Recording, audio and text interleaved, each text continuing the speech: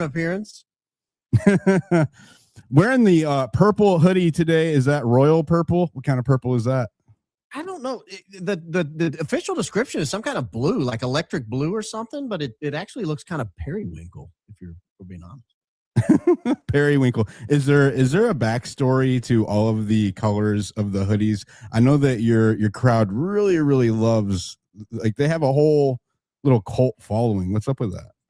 So I love this is an old from my childhood. Indiana University is my favorite college team, and they were always an Adidas school.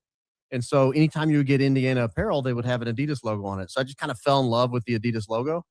And then I found this hoodie. It's called the Adidas Essentials hoodie, and it is the perfect cut hoodie. Hoodies usually hang too far off of my shoulders, or they're too tight through the back. This is like the perfect hoodie. So I bought 2 or 3 of them. I was working out in them. And then I started doing, when I started podcasting, when it was cold, I would wear a hoodie. And then I thought, man, I can't wear the same 2 or 3 hoodies. And I noticed they had maybe 10 colors. So I bought 4 or 5 more, and I started rotating. And then I bought 4 or 5 more. And so I ended up with like 15 different colored hoodies. I had no idea people even noticed. And all of a sudden I saw they were like doing side prop bets on what color hoodie I was going to come.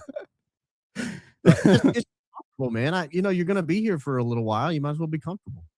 Do you have a whole closet, just all colored hoodies, color coordinated, grouped by color? So I have a pile of Adidas hoodies, clean and then waiting to be cleaned. And then I have a pile of other hoodies. I'm a hoodie junkie. I've got close to 40, I think. I'm also a hoodie junkie, except for I have been wearing the same hoodie. I have 2 or 3 of these black Venom hoodies. I don't know, just because I kind of liked how it looked on the camera with what I was doing. And superhero, whatever, nothing there. So we have been talking off camera for a minute, and gotten to know each other a little bit better, especially about concerning the Charlie Kirk case. I kind of let this out on my space the other day that Barron, if you didn't know, when I got the receipt in Panguitch, we were a little concerned about my safety, and Barron offered to not only navigate for me to see where I had to travel to my next destination out of Utah, because it was through some like treacherous deserts and mountain area where I would be isolated. Barron stayed on the phone with me for hours and helped me navigate through that. So really appreciate that, man. Looking out for each other. Really, nobody else has ever done anything like that for me offline. So really appreciate it. Well, I wanted you to be safe. You were like, hey, I'm headed to point B here. And I was like, buddy, you're going to be alone in the desert for about 3 hours in a row. You're like, really? I was like, yeah, it's going to be bad. You should stay on the phone with someone. He's like, you got any plans? I'm like, no, I'll stay up with you. It was like 1 a.m. I was like nodding off, and I had headphones in every now and then. You're like, you still there? Yeah, still here. I really appreciate it, man. Really appreciate it. So I only have Barron for about an hour, and he has a hard stop. So I want to go through the Tyler Robinson timeline. Now, if you were watching my spaces or the live stream the other night, I went through the Patsy timeline. I did George Zinn. I did Kennington Russell. He's a really interesting figure. We'll get into that. I'll get into that later this week with him. But I really wanted to visit the timeline because, it seems like Tyler Robinson on September the 10th was able to jump through time and space a couple of different times. He was able to be in multiple places at once. It seems like there was at least 3 or 4 Tyler Robinsons running around everywhere. I don't know how to explain he's able to be in Panguitch and then standing in Orem, and then he's able to hop around at the college so much. There's a lot to unpack there. So I have a timeline pulled up, and I just kind of want to go through the official narrative, the Fed slop narrative, bullet points, and then we have a few discrepancies here I pulled up from your profile, my profile, and Candace Owens' profiles. And can we kind of just go through those together? Yeah, I'm at your mercy. You're driving. I'm just riding along. All right, on. All right, so we have here on September the 10th, 2025, in the morning, according to the prosecutors, Tyler Robinson left his shared St. George apartment at 4 to 5 a.m., according to Lance Twiggs. Now, I don't know. Lance Twiggs was apparently sleeping until 3 p.m. that day. That's neither here nor there. A little strange. It's a little weird that he would be awake to see Tyler or know when Tyler left at 5 a.m. Also, neither here nor there. According to them, he arrived at UVU at the parking structure at 8:30 a.m. in his silver Dodge Challenger, registered to him and Mother Amber. How they know that, we don't know, because the license plate wasn't visible on the camera they showed us in the at the preliminary hearing. They said that they matched the rims. Now, there's quite a few Dodge Challengers with those rims. I can get into that later. He exited the parking structure and walked to the amphitheater/quad area, where he made contact with a Turning Point USA representatives. According to them, he was wearing a red t-shirt, red or maroon, and shorts. This is from Officer Hull, our British or foreign Officer Hull, who has no history in the United States whatsoever. Try to find some information on that guy. He is a ghost, dude. I'm telling you. I am probably, I mean, I don't want to toot my own horn here. I am probably one of the best people finders that I've met on the internet that I know of. There's other people I know that are just as good or better than me. But man, for me to not be able to find this guy anywhere, I mean, he has no presence. And what's interesting is he is the lead of the Utah SBI, which is their State Bureau of Investigation, right? You would think that he had testified in another court case like Tyler Robinson's, right? He has to be experienced to go up there. He has to know what to deliver, how to answer questions, how to fill in the blanks properly to make sure that his testimony doesn't get impeached, right? Seems like he would be practiced. This guy has never testified, as far as I can find, in another court case in Utah or anywhere else in the United States. No, nor has he ever lived anywhere. Yeah. He doesn't live anywhere. He doesn't have a phone. He doesn't have utilities. Like, this guy's a ghost. This guy's a ghost. I think spook is the proper term here. Spook seems like the proper term. Just my opinion. I think that's the appropriate term. All right. So we have him returning to his vehicle at 9:25. I think this is interesting. He spent almost an hour, according to them, at UVU his first time when he allegedly met with TPUSA representatives. Shortly after 10 a.m., Let me pause you there. So if you're the prosecution and you're trying to show this guy absolutely did it, more likely than not, establish probable cause, you've got him on campus for about an hour. What did he do?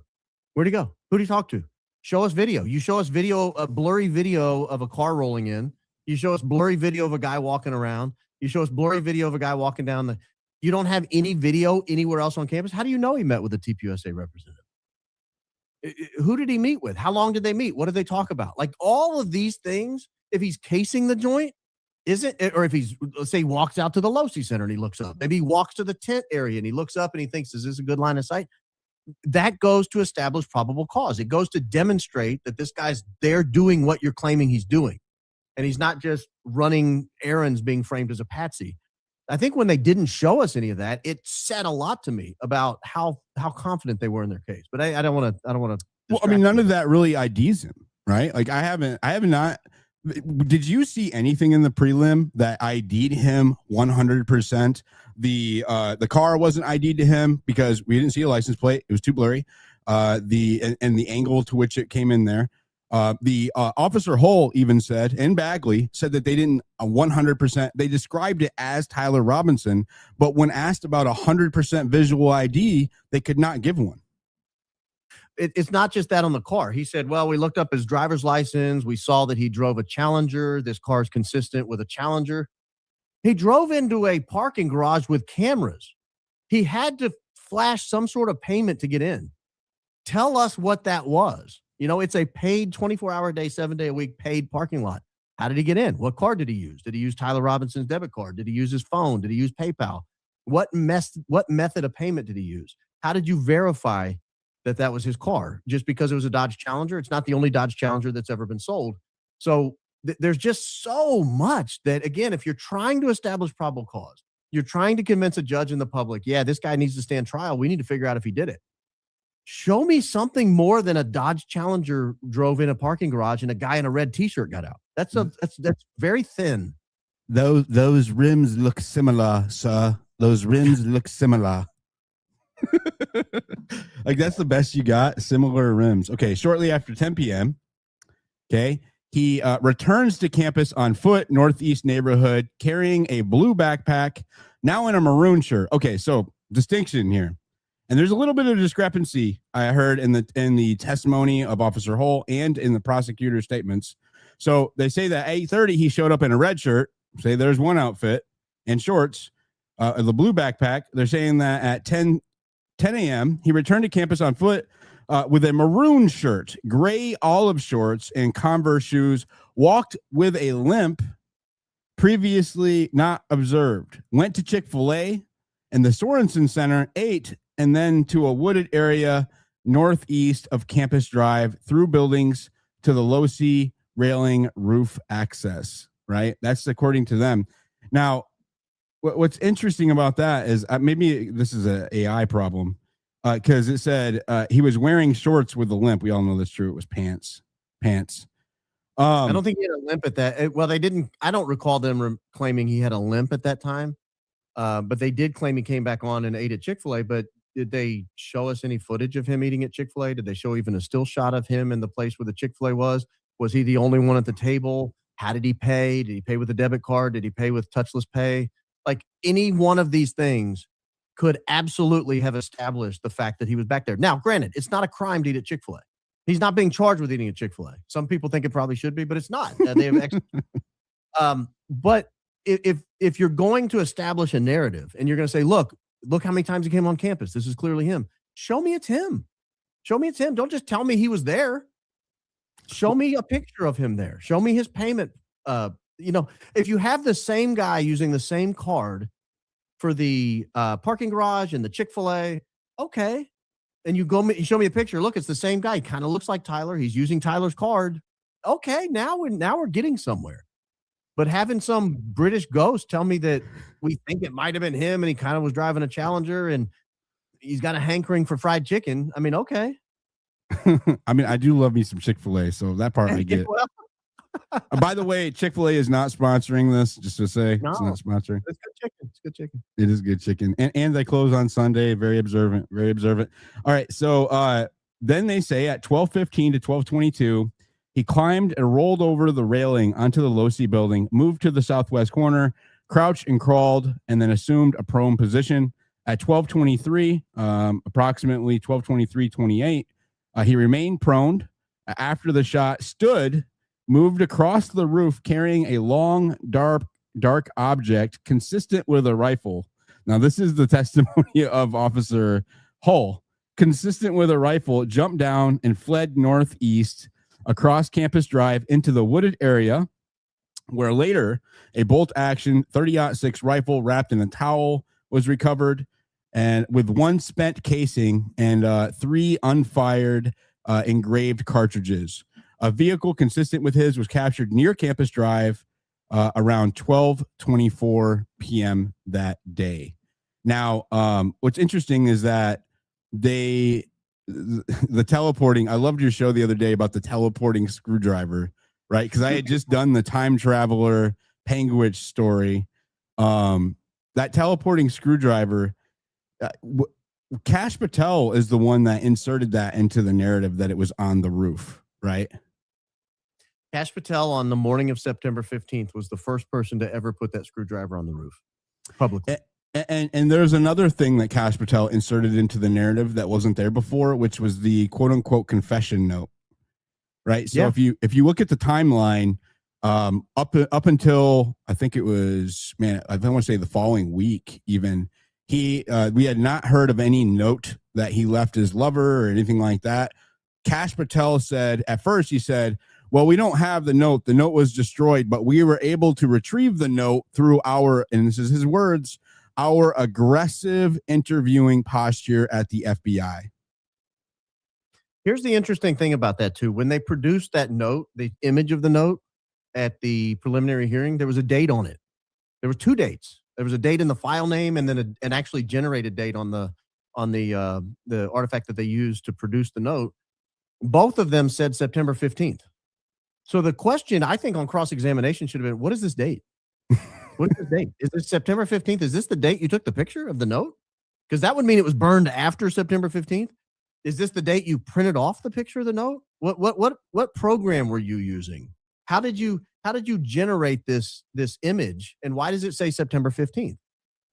I thought it was a big miss by the defense to not pursue that. Even if the answer would have further solidified the existence of the note, if you let it go without mention, you're just basically allowing the note to be established as part of the narrative. It would be better to figure out, why does it say September 15th? Now, maybe they already know and it's damaging to the Fed's case, but it would have been nice for us at home to know, why does the note say September 15th on it? Because that's about the first time they started mentioning this note. Almost like it didn't exist until then. Well, and there's a few things, and I don't want to get too far into it, but there's a few things that the defense could have at least, like, they didn't cross-examine either of the Officer Hull when he gave this testimony about the timeline. They chose not to cross-examine him until later on when they wanted to ask him about the ring footage. Right? They didn't cross-examine him about this particular timeline, about UVU specifically, which is, I think, is the most critical piece of the timeline. Obviously, that's when they're saying Tyler Robinson was at the school. I think. Go ahead. Well, again, it's not a crime to be at Chick-fil-A. It's not a crime to be in the parking garage at 8:30. So that's not an element of what they have to prove to show Tyler Robinson's guilty. What it does is it sets a narrative. So sometimes prosecutors want to tell a story.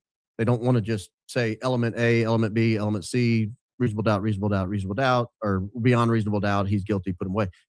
They want to tell a story to the public, to the judge, to the onlookers, to eventually the jury.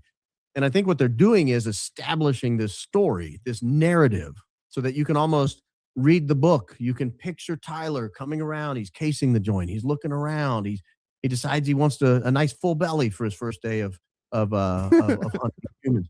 I mean, it's gruesome.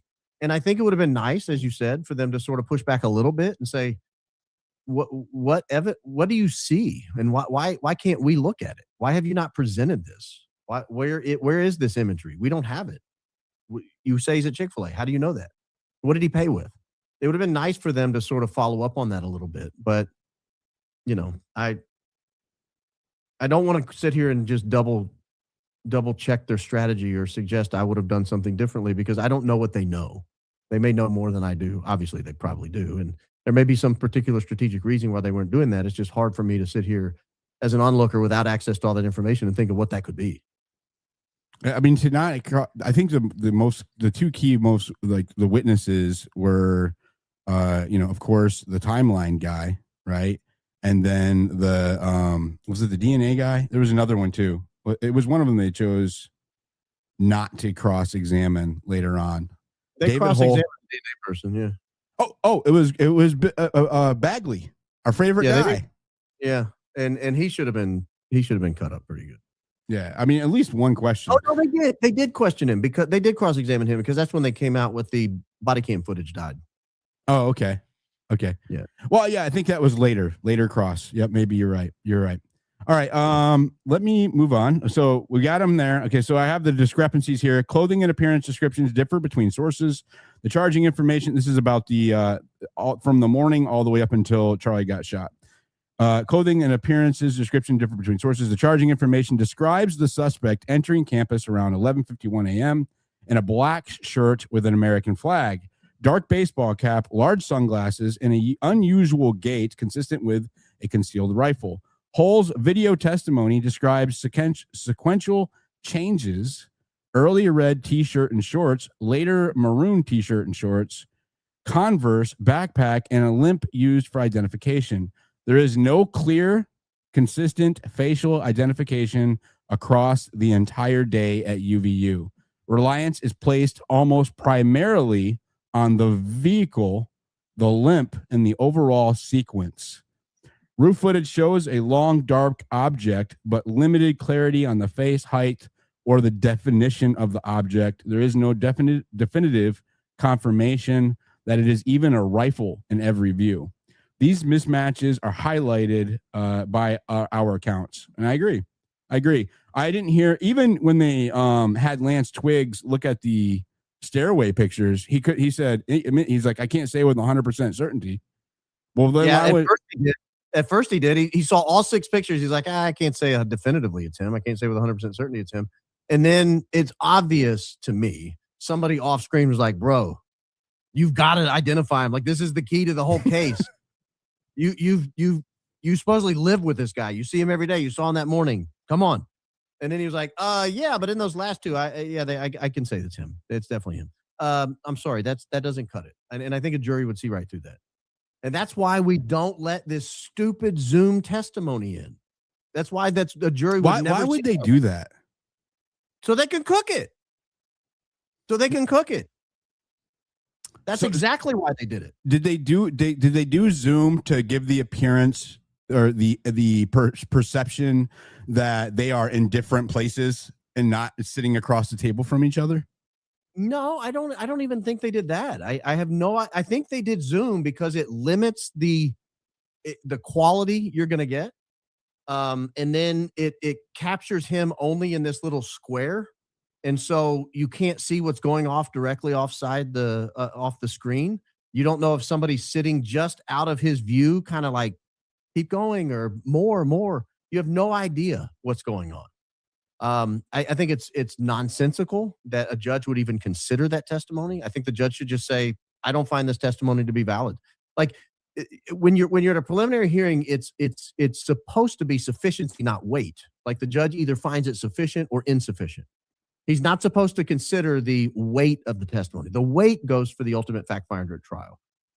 But I would look at that and say, that's not even sufficient testimony. Like, I'm throwing Lance Twiggs out entirely. I don't want to hear anything he had to say. He's not a consideration because of the way that testimony transpired. I don't find it credible. I don't find it believable. I'm going to look at the DNA testimony, the fingerprint testimony, the ballistics. We haven't even gotten to this part. I don't know if you're planning on it, but they didn't even present a dead body. There was no medical examiner. There was nobody who can say, I saw the body and it was dead. They referenced it, though. It doesn't matter. If we're just going to if a preliminary hearing is we're just reading off of reports, then why are we having a preliminary hearing? Just attach the report to a motion and submit it to the judge and let him read it himself. The whole case is like that, though. It's all off reports. Right. So why are we even going through this circus? Why this song and dance? Why not just you file a motion and you attach a bunch of reports to the motion and you submit it to the judge and say, Judge, what do you think? Is the ME report usually included in a preliminary? Do you know? Yes. And not only is the report included, the ME is included. Someone is at the preliminary hearing that says this person. He's dead. I saw him. He's dead. That guy's dead. No dead body, no crime. There's a conspiracy theory here. I'm not going to touch it. I don't go there. I know what you're talking about, but I think it's highly unusual that nobody testified that they saw a dead body. Nobody. And the closest that we got is the surgeon secondhand through Andrew Colvett, right? That wasn't presented at the preliminary hearing. It wasn't. That's interesting. No. The only thing they did was they said they read a report, and the report said he was dead. We didn't hear from anybody from the hospital. We didn't hear from intake. We didn't hear anybody. Nope. None of the security team who supposedly could have testified he was dead in their arms. We don't have a dead body at the preliminary hearing. We have a paragraph that was read into evidence. We don't know. I mean, that they say someone wrote it. I mean, granted, it was Hull. It was Hull reading his notes about reading the ME report, correct? That's the dead body. That's your dead body. It's a murder case, by the way. This is a death penalty murder case. We don't have anyone testifying they saw a dead body. That is so strange. It is beyond strange. It is beyond strange. And any Fed slopper out there cannot argue that that's weird. Yeah, that's I'm going to look into, thank you for bringing that to my attention. I want to look into Utah precedent in murder cases and see how often that's occurred. I bet you it's very, very rare, if ever. I mean, you have to prove probable cause on each element. And one of the elements is someone died. Like you have to prove Tyler Robinson, he's the defendant, so you have to prove it was him. You have to prove he took some action that resulted in the life being lost. And if you can't show probable cause on those three items, you can't go forward. You can't go to trial. Do you think Hull's hearsay, because hearsay is allowed, right? So do you think the judge will use Hull's hearsay secondhand report about reading the Emmy report will be accepted by the judge as checking that off as sufficient? Yes. But is that right? I don't think so. But Utah's the Emmy is 30 minutes away. Put him in the dock. Bring him in and say, hey, did you see a dead body? Did you identify the dead body? How did you identify the dead body? How did he die? Okay, thanks. Have a good day. They wouldn't even cross-examine that. I mean, why would you? Why would you draw more attention to that? But it's so weird that we didn't even get the report. We got somebody telling us they read a report. His notes about reading the report. Yeah, it's a weird case. Like nothing about this case is normal. Nothing about this case is normal. I think that the Utah, if we're going with I'm with you on this one. Of course, I am open to the official narrative being correct. If you present evidence that convinces me of that, I have not seen that. I am leaning towards multi-agency cover-up, right? And because I think there's more compelling evidence of that than there is of anything else. If that's the case, right? I don't think we'll ever hear from the Emmy. No, you're going to have to at trial. You can't bring in a report at trial. Like you're going to have somebody sit there at least and say these notes were kept in the reasonable and ordinary course of business. You're going to have to satisfy the business records exception, get them in, and that's going to have to be a records custodian. So you're at least going to have to get that. But I cannot imagine you're not going to bring the ME in and say, dead body, right? You saw you examined a body that was not alive. Or at least the doctor that called it. You're gonna have to bring somebody in and show a dead body. You can't have a murder case without a body. Yeah, it is strange. I think that they were counting on using his whole testimony as the Emmy report. Two things on this dead body issue, though. We get so caught up on Lee Trotter. He's the surgeon. Lee Trotter is not the emergency room physician. Lee Trotter's a surgeon. Who's the emergency room physician? Somebody had to be the emergency room physician to receive Charlie Kirk. Now, Trotter can come in and try to do surgery and save his life, but there should be an emergency room physician. There's an ME. Well, I mean, that's after he's dead. But there has to be some kind of physician in charge of the emergency room that day. You don't have an emergency room without an emergency room physician. Well, that's God, I wanted to say that's in one of the phone calls. One of the there was I posted this one viral too. It was a clip of a 911 call, or it was actually radio communications between the hospital dispatch where they were talking about sending Charlie to another location to have him examined. And I think that there was a doctor named in that conversation. I'm not 100% sure. I'll have to go back and look. Well, speaking of timeline, that timeline's all screwed up too, but we can talk about that later. All right, yeah, and I don't. We're already 30 minutes in. Let me keep going, because there's a couple of points I really want to make sure that we hit while we're talking about this. All right, so then we have discrepancies there. Okay, here we go. Particularly what happened afterwards. This is the biggest point of contention, I think. After from the time Charlie Kirk was assassinated onward, all the way up until Tyler Robinson allegedly turned himself in. This part of the timeline, I think, is has the biggest problems for the Fed slaps. Well, right? Before we get to that, can I back you up just to here? Yep. Because we're told he ran into the woods. Why? Why are we told he ran into the woods? The gun was found in the woods, so we understand that their story would need him to run in the woods, but is there an eyewitness that sees him run into the woods? Is there a camera that sees him run into the woods? If so, why didn't you present that? That seems pretty critical to the case. That puts him in the immediate proximity of the discovery of the gun. We at least need to see him going into the woods. We need to, why are you assuming that's where he went? That needs to be established. on camera, you see him running across the street, but you don't see which direction he runs. I've been there numerous times now. It's uphill to the right. So if I'm running the same path as the alleged shooter, and I cross the street, I can go right or left. There is houses and a fence line and a ditch in front of me. And to the left, there is like a like ROTC or Army National Guard building for the UVU, and a parking lot in front of it or behind it. And then on the right is a small wood line. And it's not like woods, like dense, thick forest, right? We're talking about a line of trees behind people's backyards, and in between the road and their backyards, right? And it's down in a ditch. So it's down elevated below the road so that you're kind of obscure, but you're not completely obscure. And we don't see which direction he runs. You're 100% right. Right. I mean, and this is a critical part of their narrative, right? We have to put Tyler Robinson in possession of the gun in the location where the gun was found. They all say he went there. Why?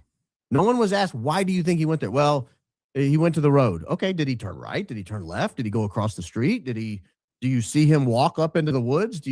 Where did he go? Where did he go? Why are you saying he's there? Anyway, I don't want to get too bogged down. They're saying that he was there because that's where they found the firearm. I think that's why they're saying that's where he was. It's the same reason of why the screwdriver teleported. Remember, the screwdriver was found next to the gun at first, but now wait a second. We got to tie the gun to the roof. We got to tie the roof to Tyler Robinson. Oh, miraculously, the screwdriver teleports. Yeah. Now it's on the roof. Okay. Yeah, that's a good point. That's a good point. We don't have him going any certain direction. Again, so there's another discrepancy in the timeline. How do you put Tyler Robinson in the woods with the gun? That's a very good question. When did he do that? How do we know he did that? How do you know it was him? How do you know it was even that same person we saw jump off the roof? It's a really good question. All right. So then afterwards, and this is where it gets really murky. What did he do? The shooter, the alleged shooter, the rooftop person, we'll just say, right? Roof guy. What did roof guy do after he ran away? You know, we have allegedly that's Tyler Robinson.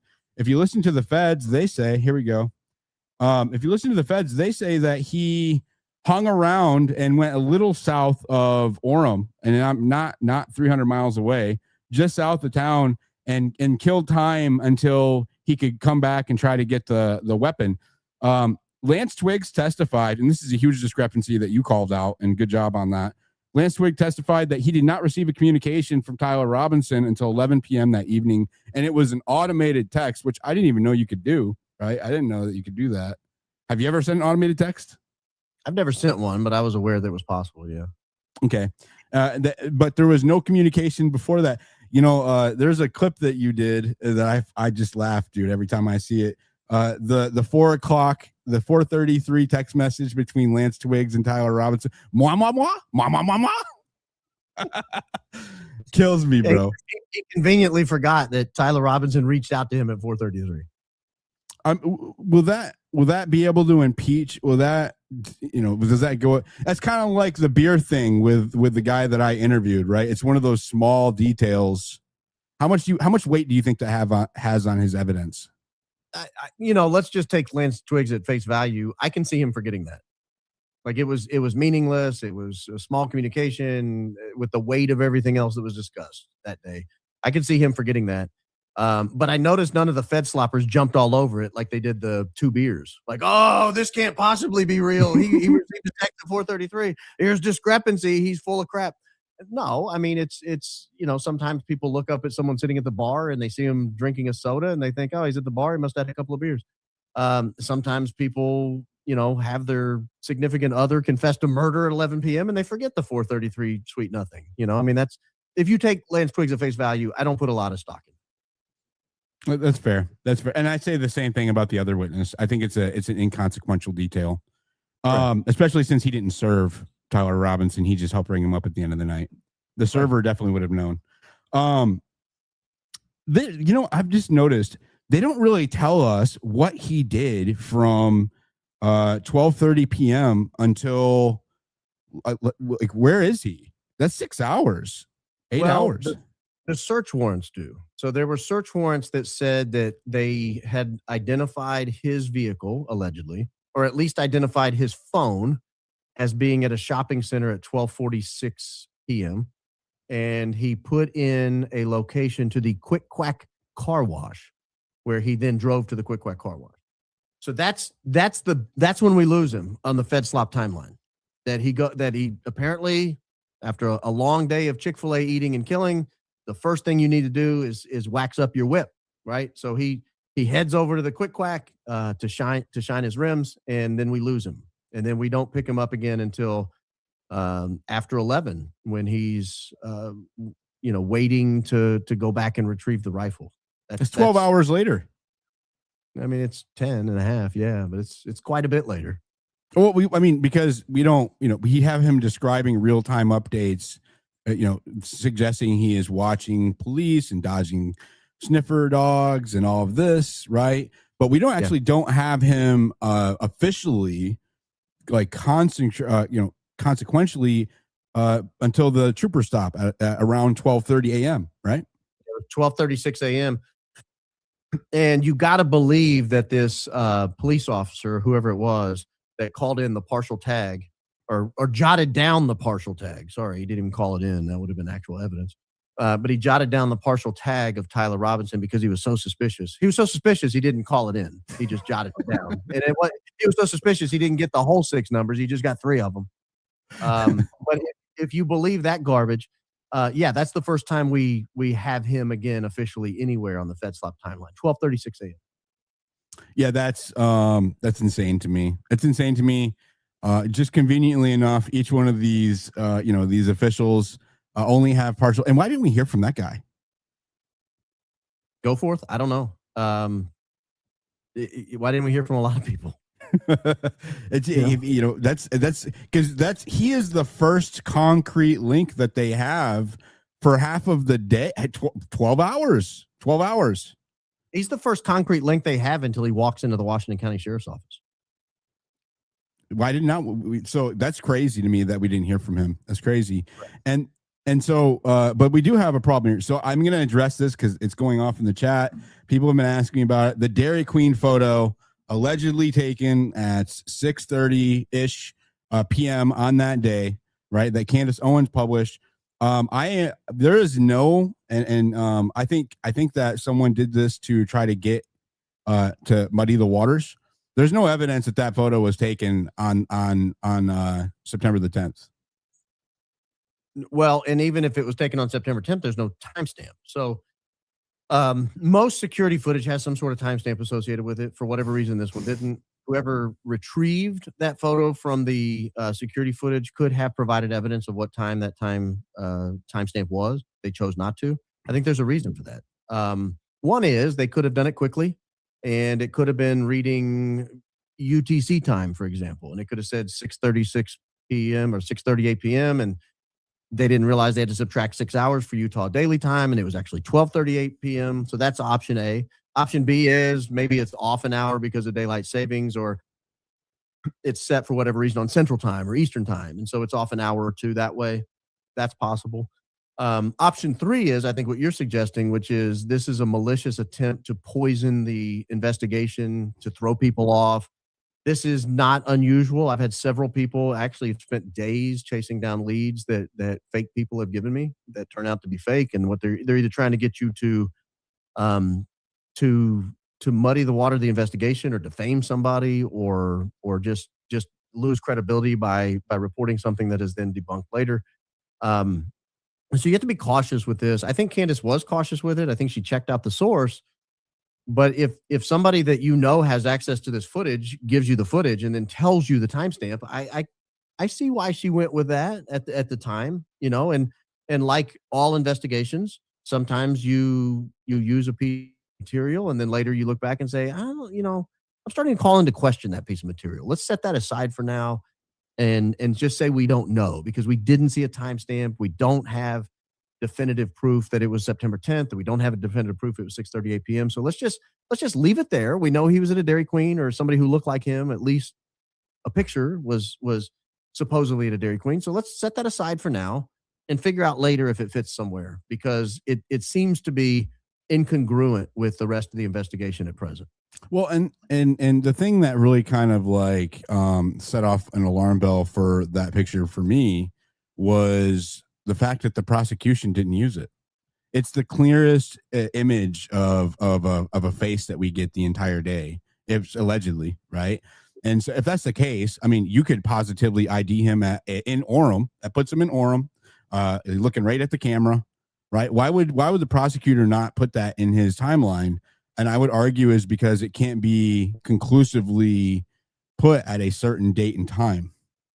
Yeah, the only thing right now that puts him in Orem is that they presented at the preliminary hearing. Now, there may be other things that they have that were in search warrants or whatever, but the only thing in front of the judge right now that puts him in Orem is a partial plate taken by Officer Goforth, who didn't testify, a partial, let's call it, identification by Lance Twiggs of some blurry footage, and a fact that a Charger consistent with a car driven by Tyler Robinson was seen on campus. That is it. That is the evidence Tyler Robinson was even in the county. That's all they gave us. That's all they gave us. Now, his rifle, sure, in the county. Screwdriver from his house, in the county. Great. That doesn't mean Tyler Robinson was in the county. Doesn't mean he was on campus. If you're the judge and you're looking and you say, okay, the only evidence I have he even left his house that day is a partial plate given to us by an officer who didn't testify, a couple of two or three blurry sets of images here and there, maybe blurry videos here and there. That his alleged lover can't even 100% identify. All right. So do we know he was even, I mean, was he the one sleeping at home all day? You know, it becomes a problem, I think, as you look at this supposed mountain of evidence that we're told exists. When you actually look at the mountain, you're like, that's a Bob Ross painting, man. That's not an actual mountain. This isn't a mountain.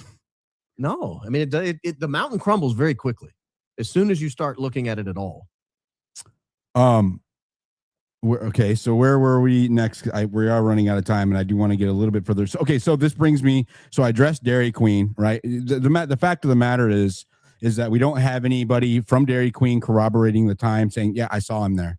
Right? I supplied this. Right? We don't have that. So people. The next thing is Panguitch, right? Shout out to Candace Owens. Candace Owens broke the story on Panguitch. I would not have known about Panguitch if it wasn't for Candace Owens. She has definitely been the tip of the spear and leading the charge in this investigation. And I followed up while I was in Utah on the ground and got an interview. And man, the attacks over that were like next level. Yeah.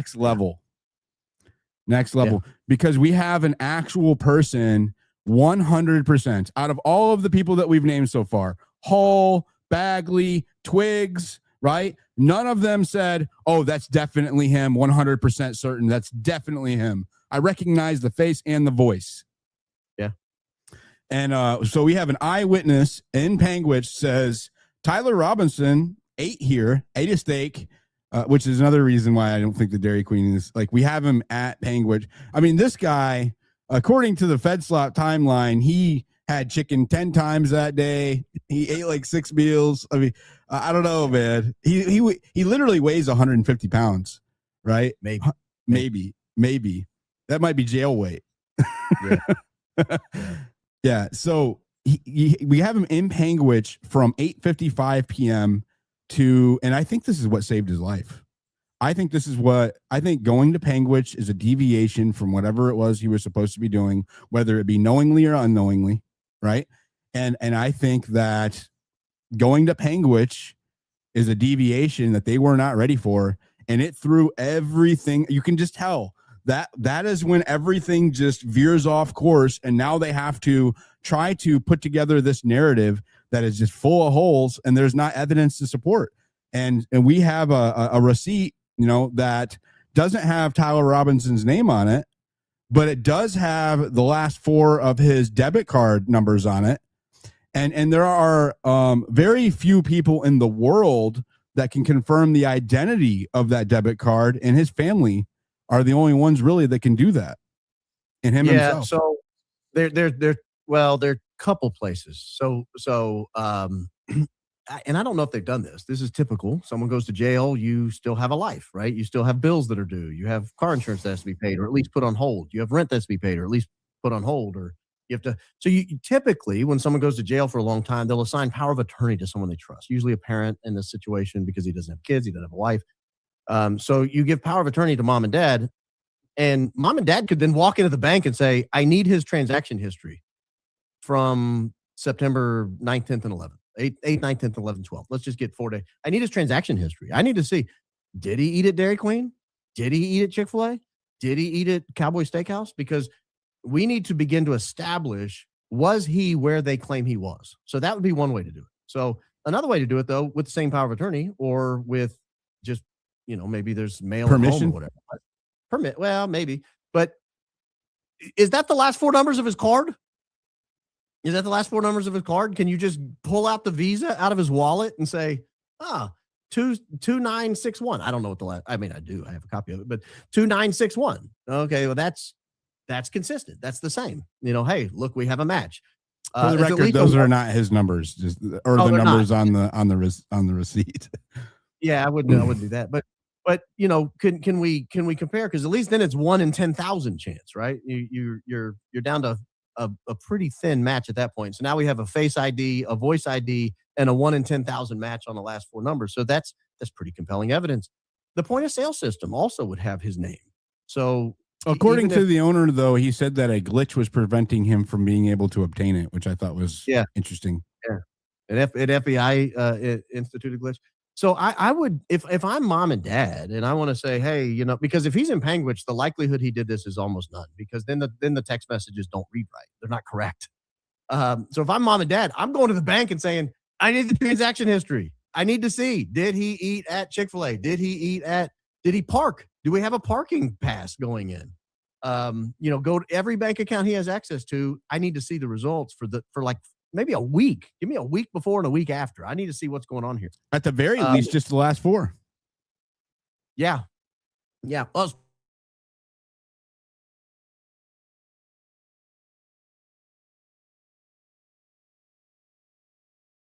Brooks, and I know you're probably going to get there, but you're going through the timeline and I'm jumping ahead. I think we can jump there. We're running out of time anyways.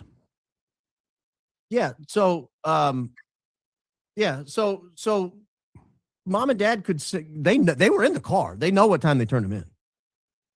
The entire case. Why is it so significant? Why is it so significant?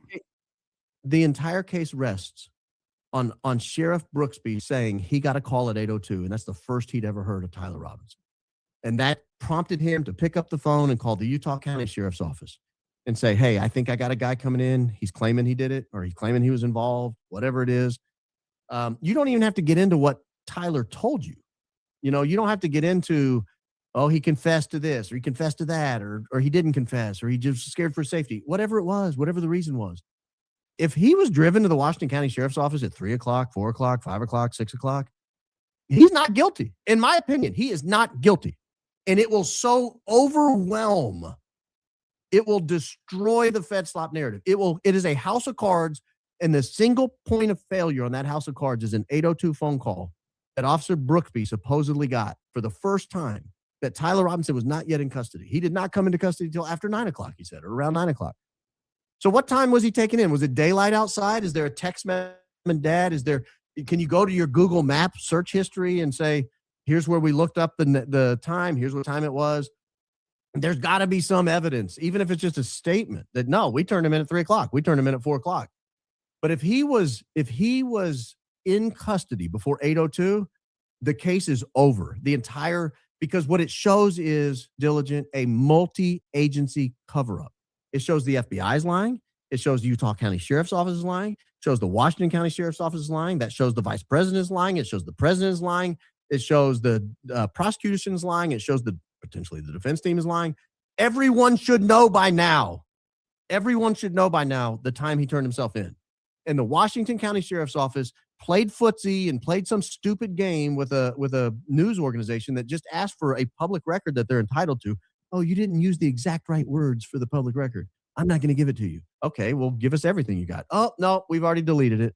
And then we find out they didn't at all delete it. So they lied. They lied.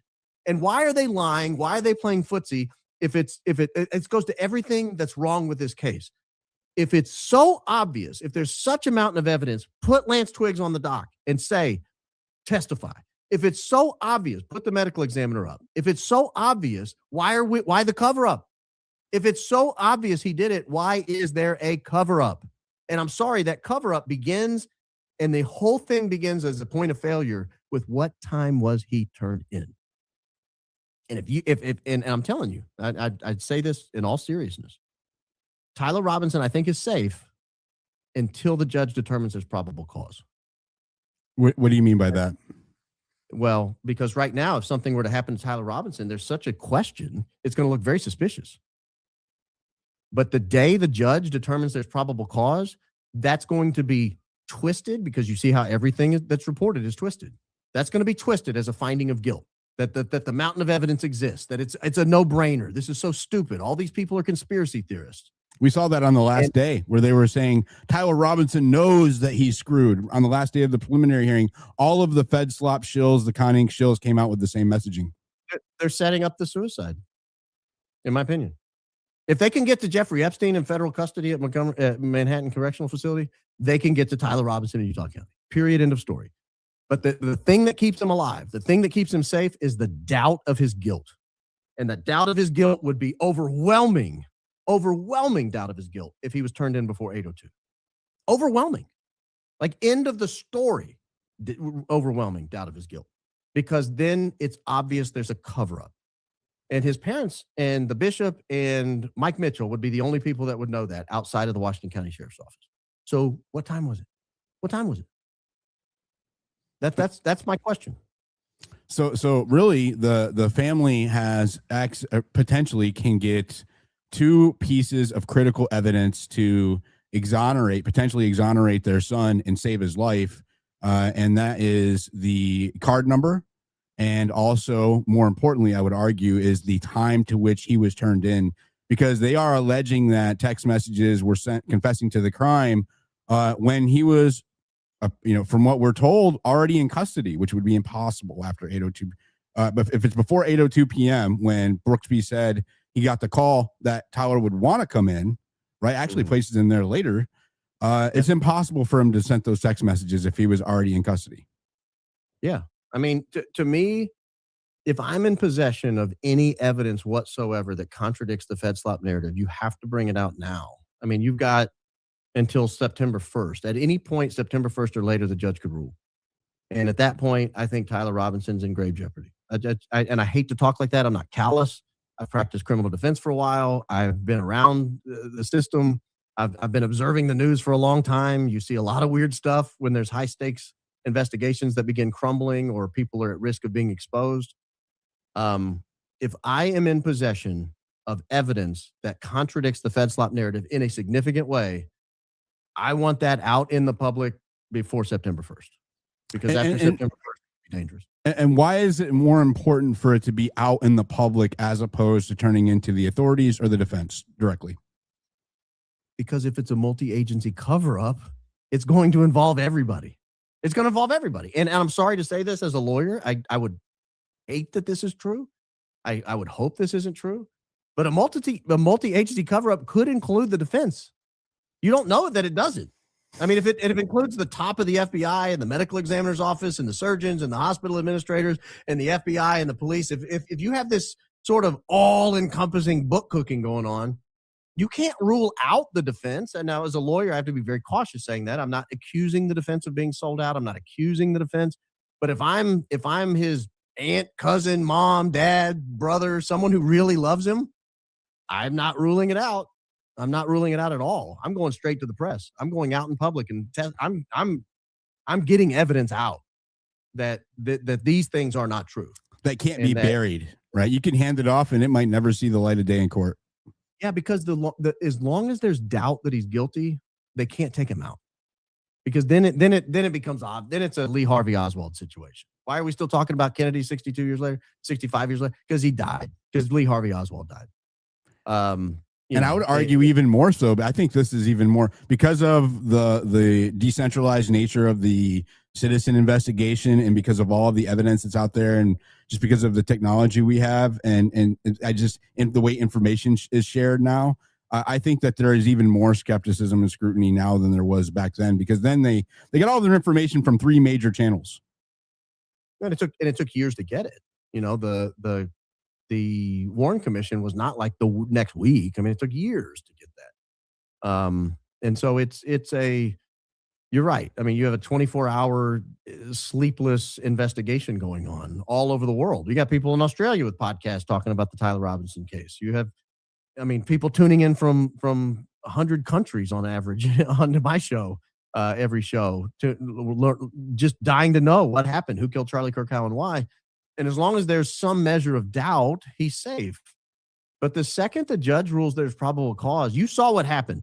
The second they played video that the public didn't have access to, they walked out and said, 4K, easy as day. That's Tyler Robinson, no question. We saw him pull the trigger.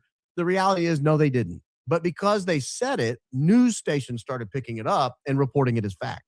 And the second the judge rules there's probable cause, the news stations are going to report it as fact. They're just going to report it as fact. He's as good as guilty in the eyes of the media. And so, and I would want to get out in front of that day. One last, I want to place some emphasis on this before you go. They cannot afford to let Tyler Robinson go to trial. And the reason I think that is because of all of these glaring holes that we are like, look at this, there's a conflict here, there's a conflict here, there's a conflict here. Right now, those are just generalized reports that we can't really highly scrutinize because the standard of evidence is so low during a preliminary hearing that you can't really challenge it. What happens, that changes in trial. In trial, it's out there for everybody to see. It gets cross-examined. All of the witnesses do. All of the evidence, key evidence gets challenged. And because of these glaring holes, I don't think the government can afford for it to go to trial. They want him to plead guilty. Yeah, I don't think he was supposed to turn himself in. I think his life was saved when he turned himself in. Or any harm that might befall him was at least delayed when he turned himself in. And now they're scrambling, trying to put a case together. The prosecution is obviously not confident in it. They did not try that preliminary hearing as if they were confident in it. The police don't seem particularly confident in it. There's holes all over the place. Nobody can make a positive ID. We got grainy, blurry footage. It's just, we have a shifting screwdriver that may or may not even fit the weapon. You can't even, they won't even turn the weapon or the bullets over to the defense to examine. They won't turn the DNA over to examine. They won't let them look at anything. It's obvious they're just buying time for and then the victim representative, Charlie's widow, her lawyer's filing things like, make it quicker, bud, make it quicker. We demand you rule quicker. Why? Why the hurry? Why the pressure? Why are we know why. I think we know why. And so if I have evidence that contradicts the story, I bring it. Well, hopefully that his parents, do find whatever they can to try to help their son. I think that his life does depend on it, and hopefully they find the courage to put it out there, because I think that not hearing from them and not seeing these things that could shed light on what looks to be a multi-agency cover-up, it could secure his fate in a negative way, and I really hate to say that as well. I think that also, though, on a lighter note, that I've said this to you privately. I've been saying it publicly. I do feel God's hand in all of this. I feel like the reason why Tyler Robinson deviated from whatever he was supposed to do and went to Panguitch, I think that's God made that decision, led him there, and altered their overall scheme in a way that they can't account for. Every time that you see man or these evil people, I'm sorry to say it, but they're just blatant liars, dishonoring the memory of Charlie Kirk. Every time you see that they scheme and try to control things, something happens that is outside the control of anyone and sheds light on the truth. That's God working to me. And I think that's exactly what's happening here. Well, I agree. And who opposes God is the evilest forces imaginable. And if those people would frame an innocent person, and keep in mind, they're seeking the death penalty. If those people would frame an innocent person, they wouldn't hesitate to take his life before trial. Well, I know you got to go, Baron. You guys can catch Baron on YouTube. Is it Real Baron Podcast, right? Yeah, I think so. If you just Google my name, you'll find it. But yeah, it's Real Baron Podcast. I mean, he doesn't need any promotion. He's actually doing me a great favor. They're like, dude, your first collab interview is Baron. Wow, way to start off. You've been killing it, man. Very few people have wanted to do first-person reporting in this case. A lot of people are scared to go to Utah, your humble host included. And you just went on the ground and started talking to people, banging on doors. I have a lot of respect for that. So when you asked me if I would be interested in coming on, of course I would. So I really appreciate. Thanks for your work. Great work. Thank you, man. I really appreciate that. And I posted it in there. I am planning on going back sometime very soon. And I'm doing some more investigations. So more on that to come. Thank you again. I really appreciate it. I'll be talking to you later. Is there anything else that we need to say before you go? No, I don't think so. I mean, I just think the people who are sitting on any evidence that's contradictory to the Fed slop narrative, to the mainstream narrative, to the idea that Tyler Robinson solely planned and executed Charlie Kirk on September 10th with a 30-6 from the Losi Center. Anyone sitting on evidence that contradicts any part of that story, they have a limited time to come forward. And they need to publish it. Yeah. And then it'll be too late. Because if you publish it and it becomes public information, then it's not something that the defense can ignore, right? If you hand it over privately, there's a chance that the defense will say, oh, well, we thought that didn't hold up, or yada, yada, yada. But if it's conclusive evidence that exonerates Robinson of any of part of this timeline, and it's public, they are forced into a situation where they have to use it because it will show that they are, for whatever reason, not defending him the way that they should be if they don't, right? If they don't. It would be tough to face the judge and know that there's evidence that's inconsistent with the preliminary hearing evidence, and you didn't mention it. That would be a tough conversation. 100%. And I am going to be having a few more conversations this weekend. I'll update you on that. Thank you again, Baron. Really appreciate you. I'm going to stay on for a little bit and answer some of these questions in the chat, and then we'll wrap it up, Baron. Thank you again, Baron. Thanks for having me. I'll see you again soon. Appreciate you, brother. All right. Cool. So let me read. All right, guys. Looks like he's going to go into super chats. Man, what a great guy. And I really appreciate him helping me out while I was in Utah on the ground, man. Great combo there. I had somebody join. Miss Leslie joined. Looks like her mic's disconnected, so I think she's going to be trying to come back. Oh, here she is. She's back. So we're going to discuss. We might watch it again. Welcome in, Leslie. Thank you for having me. Appreciate you. No problem. Your mic sounds good. So thanks everybody who joined. Love the convo in the chat. We had some Fed sloppers in there. You guys can buy me an MRE, and my QR code's on the screen. That's not Diligent's QR, that's mine. And I will remove whatever Fed slopper you want me to remove. Sometimes they get out of hand. But other than that, you're just supporting the channel. I appreciate it. The best way to support is obviously like and subscribe. We'll get it out. We got to beat the algorithm. So far, I've been doing pretty good with the algorithm. For my channel size, I've got some decent views and all that. So I appreciate it. You guys know me from X. I do debates, debate Andrew Wilson, Rachel Wilson even. I'll actually be dropping a debate I did with Rachel Wilson here soon, maybe the next day or two. And I'm so you looking guys forward to hearing that one. Right. Yeah, if you haven't heard it. She ended up kicking me out Of course she did. of her space. So yeah, that was fun. And we did some debating, a little bit of debating last night with some Fed sloppers. So I guess Diligence here, I think I saw he had up to like almost maybe 6,000 viewing at one time. So that's really good for a channel his size. That's kind of insane, actually.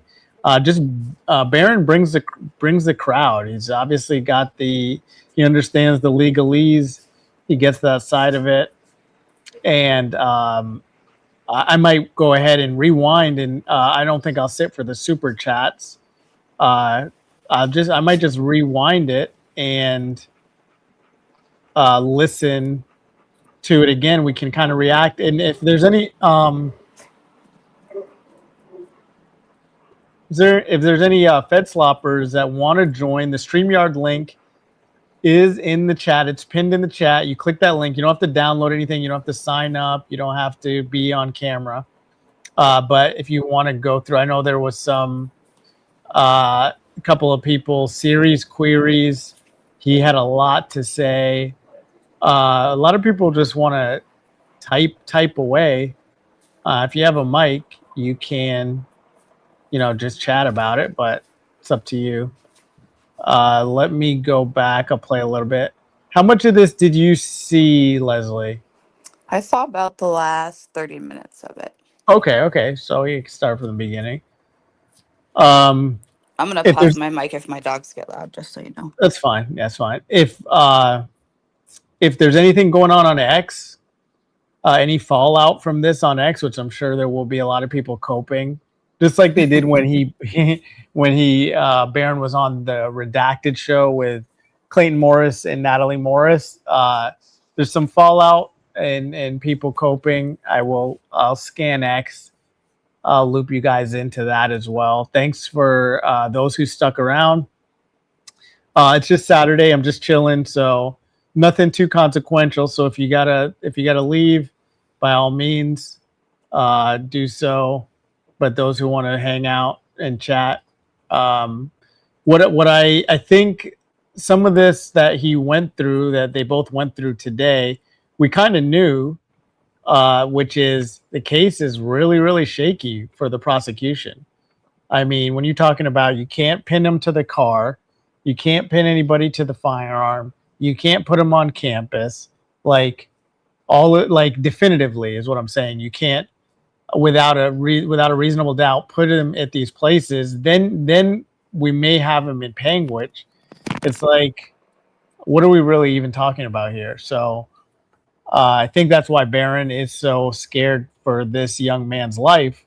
Obviously, we're all in agreement. If Tyler did it, then obviously he should pay the price. But of course, if he didn't, and he's exonerated, then he'll have a ton of lawsuits. He'll have quite a few lawsuits. He will be a wealthy, wealthy man, because a lot of people have been saying some bad things about him and wrongfully accusing him. There is such thing as due process. He'll be suing Turning Point for sure. Yeah. I think there'll be lawsuits coming, just like Barron mentioned that guy from, I don't know if it was DC, but it's Sandman. That case where I think maybe it was the Covington kids, and they were accused of being racist against Native Americans. Well, actually, that wasn't the case.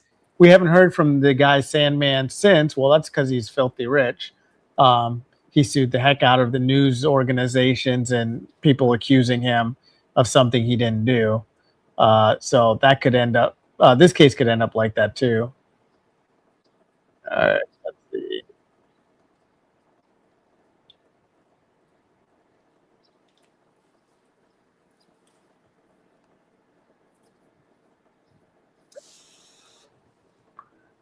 All right, give me a second.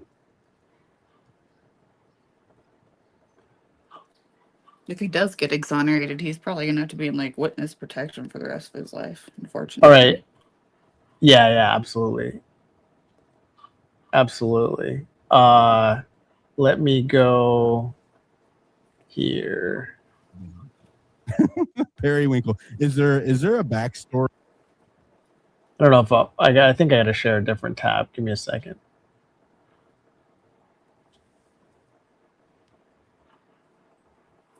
What's up, Barron?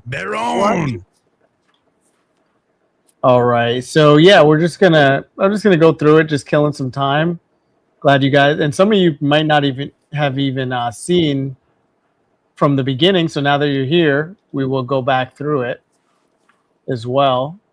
there's if any Fed sloppers are in the chat, just tell them to pipe down. They don't have them much to grab a stand mic and on. let them Yeah, they could grab a mic if they wanted, but they're be scared, big. man. Put their big girl or big boy pants on and join. Exactly. I wish you should hit up Lene, Leslie. I did Okay. earlier, but I didn't hear from her. She might be busy. I mean, we had a space last night that lasted forever. I'll hit up the usual suspects. Yeah, sure. You can send them the link if you want.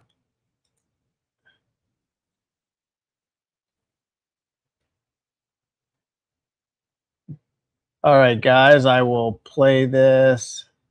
What is going on, man? It's a rare Saturday Baron appearance. Wearing the purple hoodie today. Is that royal purple? What kind of purple is that? I don't know. The official description is some kind of blue, like electric blue or something, but it actually looks kind of periwinkle, if you're being honest. Periwinkle. Is there a backstory to all of the colors of the hoodies? I know that your crowd really loves, like, they have a whole little cult. I don't know about Adidas though. I mean, I think Adidas like canceled their contract with Yeezy. Yay. So I'm not sure how I feel about Baron always with the Adidas, but hey, that's what he wants to do. That's what he wants to do. Following. What's up with that? He should be able to get a Adidas contract by now, you would think. So I love this is an old from my childhood. Indiana University is my favorite college team, and they were always an Adidas school. And so anytime you would get Indiana apparel, they would have an Adidas logo on it. So I just kind of fell in love with the Adidas logo. And then I found this hoodie. It's called the Adidas Essentials hoodie, and it is the perfect cut hoodie. Hoodies usually hang too far off of my shoulders, or they're too tight through the back. This is like the perfect hoodie. So I bought 2 or 3 of them. I was working out in them, and then I started doing when I started podcasting. When it was cold, I would wear a hoodie. And then I thought, man, I can't wear the same 2 or 3 hoodies. And I noticed they had maybe 10. I will address some of these chats that you guys are typing out here. Some Fed slop, maybe some Fed slop stuff. They're coming in fast though, so it's kind of crazy here. Series, I don't know, man. You're kind of spamming the chat. I don't know if I've seen an actual argument. I don't. So series, I'm not pinning any of your chats because I don't really. I mean, like your argument is we're simping for people responsible for his death. So you don't know who's responsible. Do you live in America? Maybe series is from China and they don't have due process. Maybe that's what's going on here. Are you tuning in from China, series? We have due process. We're in America, most of us here, so we actually have due process. So we have to figure out who's responsible. We actually don't know who's responsible. Colors. So I bought 4 or 5 more, and I started rotating, and then I bought 4 or 5 more, and so I ended up with 15 different colors. I had no idea people even noticed, and all of a sudden I saw they were like doing side prop bets on what color hoodie I was going to come. It's comfortable, man. You're going to be here for a little while. You might as well be comfortable. Do you have a whole closet, just all colored hoodies, color coordinated group color? So I have a pile of Adidas hoodies, clean and then waiting to be clean. And then I have a pile of other hoodies. I'm a hoodie junkie. I've got close to 40, I think. I'm also a hoodie junkie, except for I have been wearing the same hoodie. I have 2 or 3 of these black Venom hoodies. I don't know, just because I kind of liked how it looked on the camera with what I was doing. Yeah, how are you arguing due process? You're not arguing due process at all. I don't make it make sense. And superhero, whatever, nothing there. So we have been talking off camera for a minute and gotten to know each other a little bit better, especially about concerning. You just said you want due process, but now you're saying you want Tyler to be held responsible. Bro, due process. He has due process. He's not going to be held responsible. Here, you're claiming he's done crimes. I don't even know if I want you to grab a mic. It's kind of just low IQ Fed slop at this rate. The Charlie Kirk case, you know, I kind of let this out on my space the other day that Barron, if you didn't know, when I got the receipt in Panguitch, we were a little concerned about my safety, and Barron offered to not only navigate for me to see where I had to travel to my next destination out of Utah, because it was through some like treacherous deserts and mountain area where I would be isolated. Barron stayed on the phone with me for hours and helped me navigate through that. So really appreciate that, man.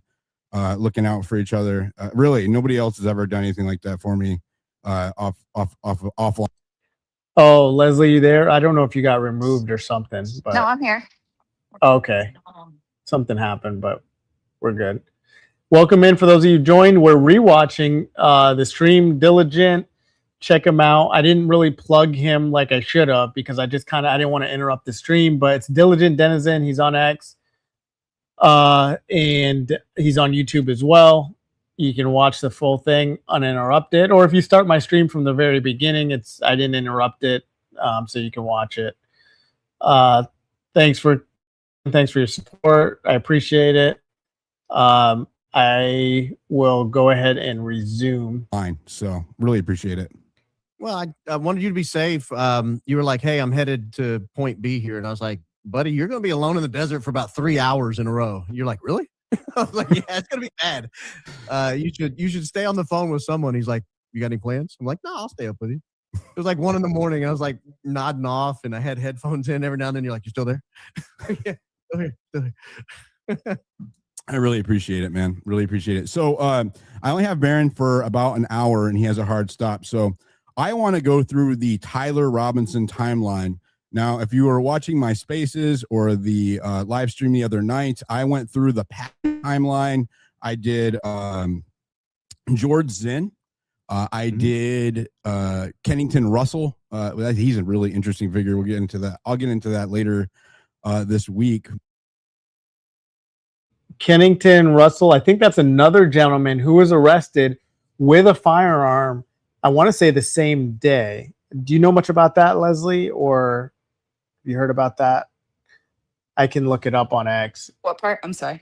Kennington, this guy, Kennington Russell, he was another gentleman that was arrested with a firearm. I want to say that was he the guy in the lab coat or whatever? I'm not sure what he was wearing. I think you might be right, though.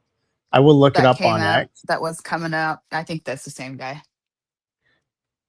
Gotcha, yeah. And he also had a firearm that day, so it was pretty weird with him. But I really wanted to visit the timeline because, it seems like Tyler Robinson on September the 10th was able to jump through time and space a couple of different times. He was able to be in multiple places at once. It seems like there was at least 3 or 4 Tyler Robinsons running around everywhere. I don't know how to explain he's able to be in Panguitch and then standing in Orem, and then he's able to hop around at the. So, guys, I'm going to take a quick commercial break. We're going to go over here to X. Because it appears that Blake is having a space. So I'm going to see what he's talking about. Of the echo chamber and the Fed sloppers is it never gets out. You're captured and killed. Okay. And I think that's you guys actually hear what's that? happening. Do you guys have audio? Yeah, we can hear. There's not even an acknowledgement. There's not even, I mean, as long as you just ignore, then, the message doesn't go anywhere. And that's absolutely. I just stopped it for a second because I want to confirm you guys have audio. Yes. Okay. We got audio. All right. Was at the very end, Barron and Diligent both seem to really be pushing for, if you have any evidence, if you have anything that could point to what actually happened, what actually really occurred, this, that, and the other, now is the time. Now, between now and September 1, put everything out. And I just found that to be incredibly rich, given what I think we all know has happened with Mama and the way things have progressed with her. Because if anything, it's done a lot of damage just in terms of. Blake calls this I guy mean, you Blake hosting. imagine just doing a burnout for 10 He calls months. Candace where mama. not even 10 months. Let's just call it December, okay? When really things started to I guess Candace really started talking about things. We learned about, photographs. We learned about the camera behind Charlie, or that there was um, a video, a still shot, a screenshot. I, I just want you to think about how you're just sitting there burning out for month after month after month after month, and really what damage that had done to the investigation of just putting out the information when you get it. I mean, can you imagine if we would have gotten uh, all of this stuff when Candace received it back in September? I mean, I just want you to all think about this. If Candace would have put out everything in September, like pretty much everybody else did, okay? I mean, within, I don't know, a couple of days, a week, I want you to just imagine what this would have done for the public in terms of seeing all of these other videos in tandem with what Candace has. I mean, we're talking night and day. So I will stand by my statements that Candace Owens and her gatekeeping has been the absolute worst thing to happen for this investigation. So just to give you guys some context, so this is Blake Bednar's. He's got a little beef with Candace Owens. Sounds like he watched Barron and Diligent today, and he's going to go on his rant here about Candace for a while. So just to give you some context, what kind of investigator he is. I'm not saying good or bad. I'm just saying he's got his criticisms of people looking into I know there's people listening that are like this, and you know who you are. You're the person who came onto the scene in fucking February. Like all of a sudden, you're just ready, raring to go. Like you've been in a fucking cryogenic nap for 5 months. You think we're stupid? Like literally, you don't post about anything at all for September, October, November, December, January, February, and then all of a sudden you turn into like you're jonesing for this investigation. I mean, and you think we're stupid? I mean, there's people like this that are just constantly. It's like new people get activated, new people, new people, new people. I mean, it's incredible, and it's all by design. It's absolutely all by design. But they're really not. I mean, it's actually quite easy to see and recognize because it's not natural. It's not natural. Sorry if that offends anyone, but I'm not sorry. Eco, I know you've been here. At least I hope you have. I think you have. You've been around. Hey, man, fizz bumps for the OGs, you know? Yeah. All It's pretty around. consistent, right? I mean, like, it was just like the biggest assassination of the century, and we decided to get after it right out of the gate, right? I mean, at least we're consistent. Yeah, I agree with that. Can I ask though, what, since with this sort of deadline that's coming, I guess late September, with whatever, I guess that's when the written arguments are going to be made. I'm curious if there's, I mean, we know they're sort of listening to what we're saying in these spaces. I'm curious if there's a way to communicate what we know to people in order to, I guess, get it to the point where it can't be ignored. Because if the defense is in on it, then all they have to do is sort of ignore the good points and just keep sort of silent and let people infer that they don't have anything and they're doing the best with what they have, which is the worst case or worst hand ever.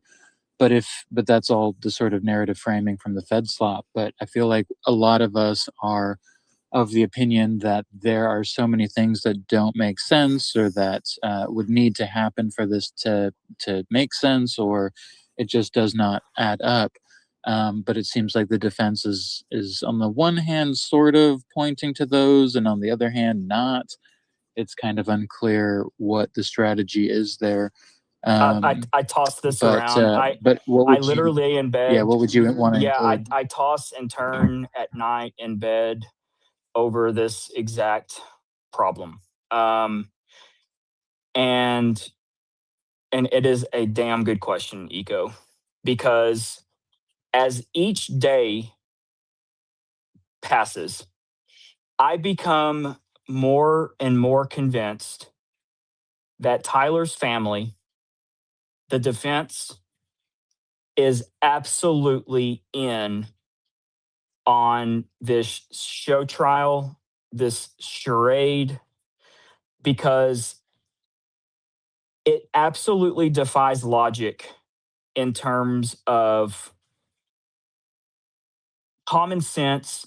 And when you're truly innocent, when you hold all the cards. When you're truly not only truly innocent, but you have an army of people that are still talking about this, that can absolutely show that your son is innocent. And literally they're not doing a fucking thing. You stay silent when you're guilty because you don't want to make it any worse.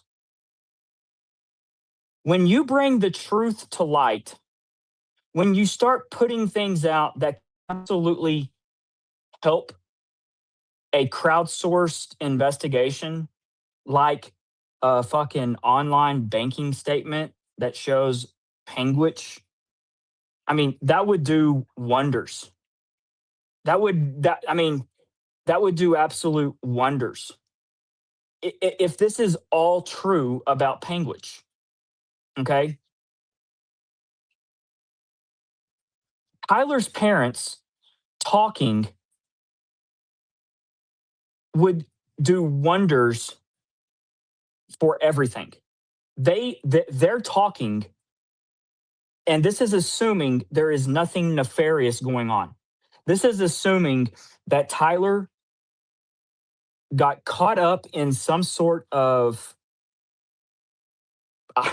something that he did not know what was really happening type of thing, and that literally he threw a wrench in the game or the plan, and where he was supposed to be killed during his taking into custody.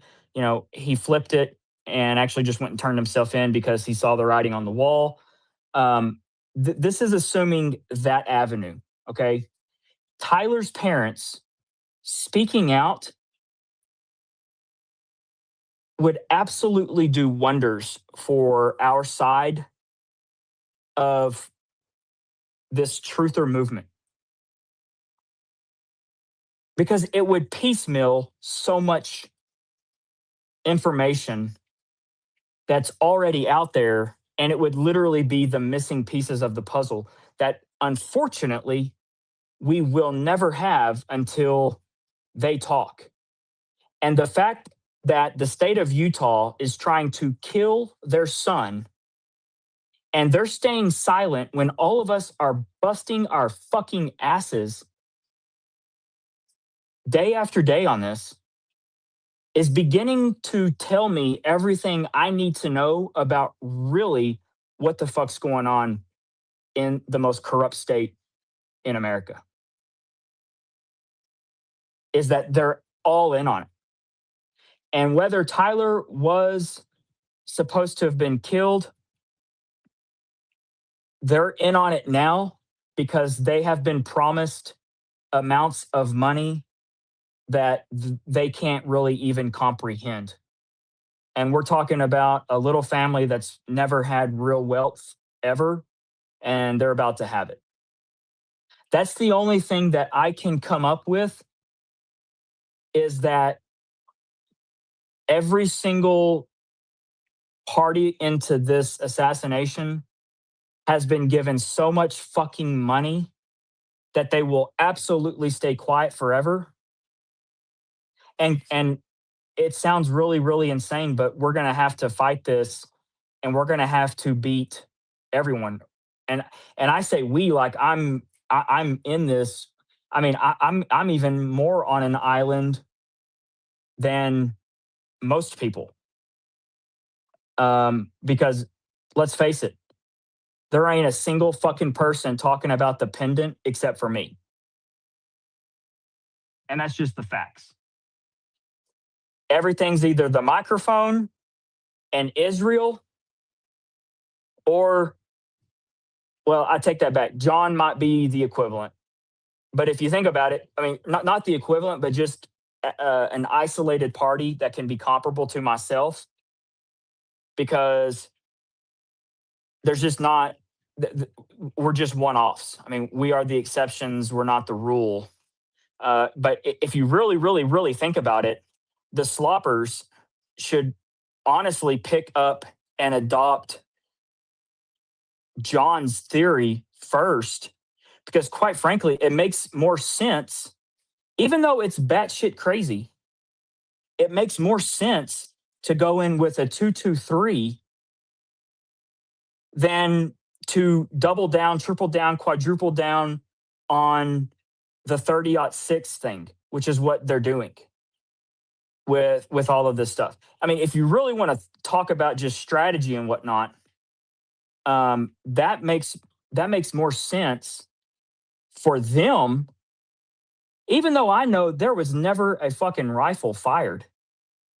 It makes more sense to go in with John's theory than to bet the farm that the original 30-06 plan that just got law. I mean, literally, it was an awful cover up for what happened.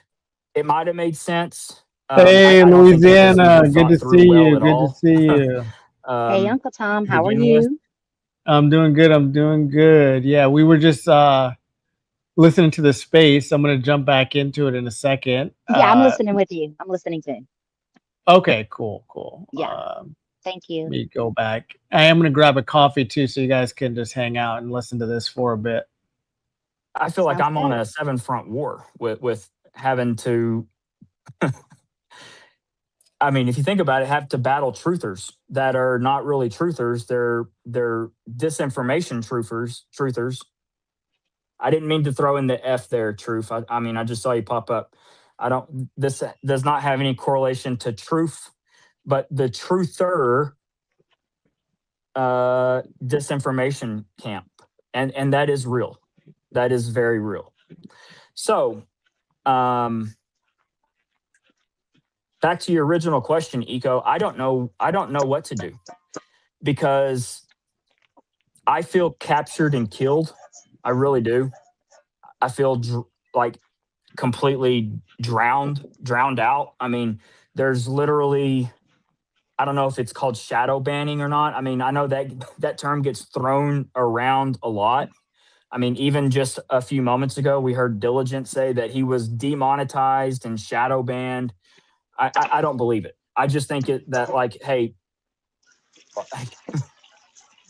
I don't want to say people are waking up, but like, we remember your spaces. I mean, like, I was literally laughed out of a space time after time after time after time talking about an explosion under his t-shirt.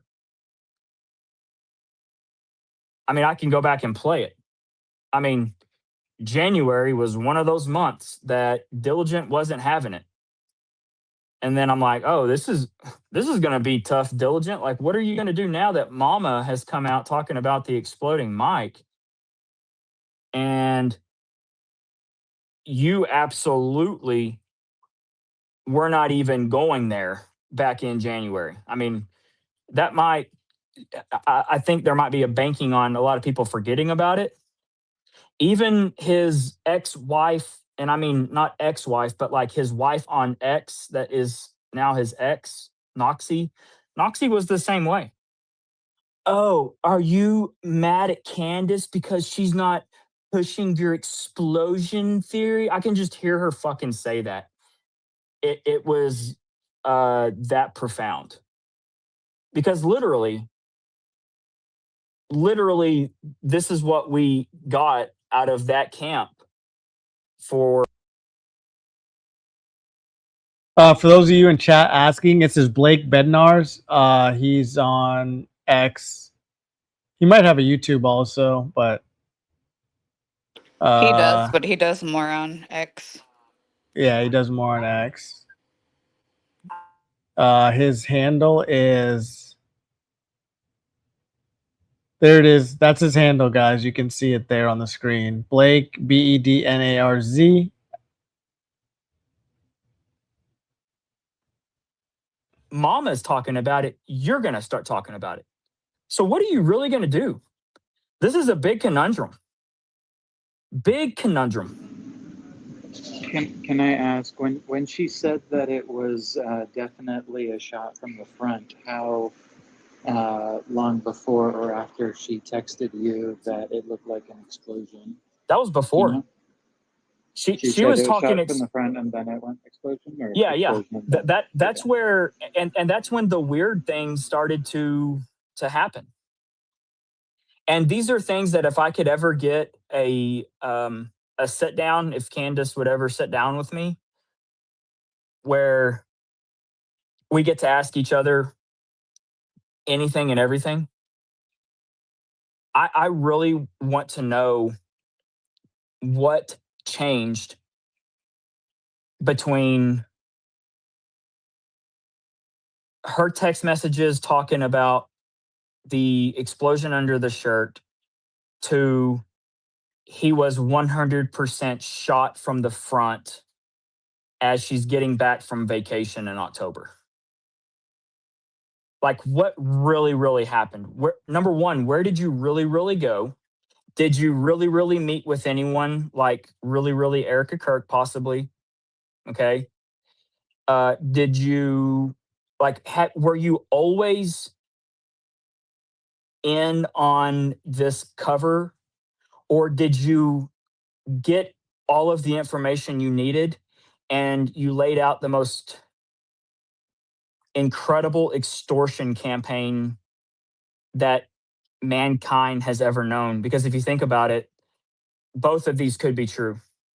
She could have always been in on it, meaning she was going to be controlled opposition from the beginning, take a diabolically opposed position that would never lead people to the correct spot or to the correct person or people, but just literally get people so tizzied up in a pretzel that, I mean, it after 2 years, you're a few $100 million richer.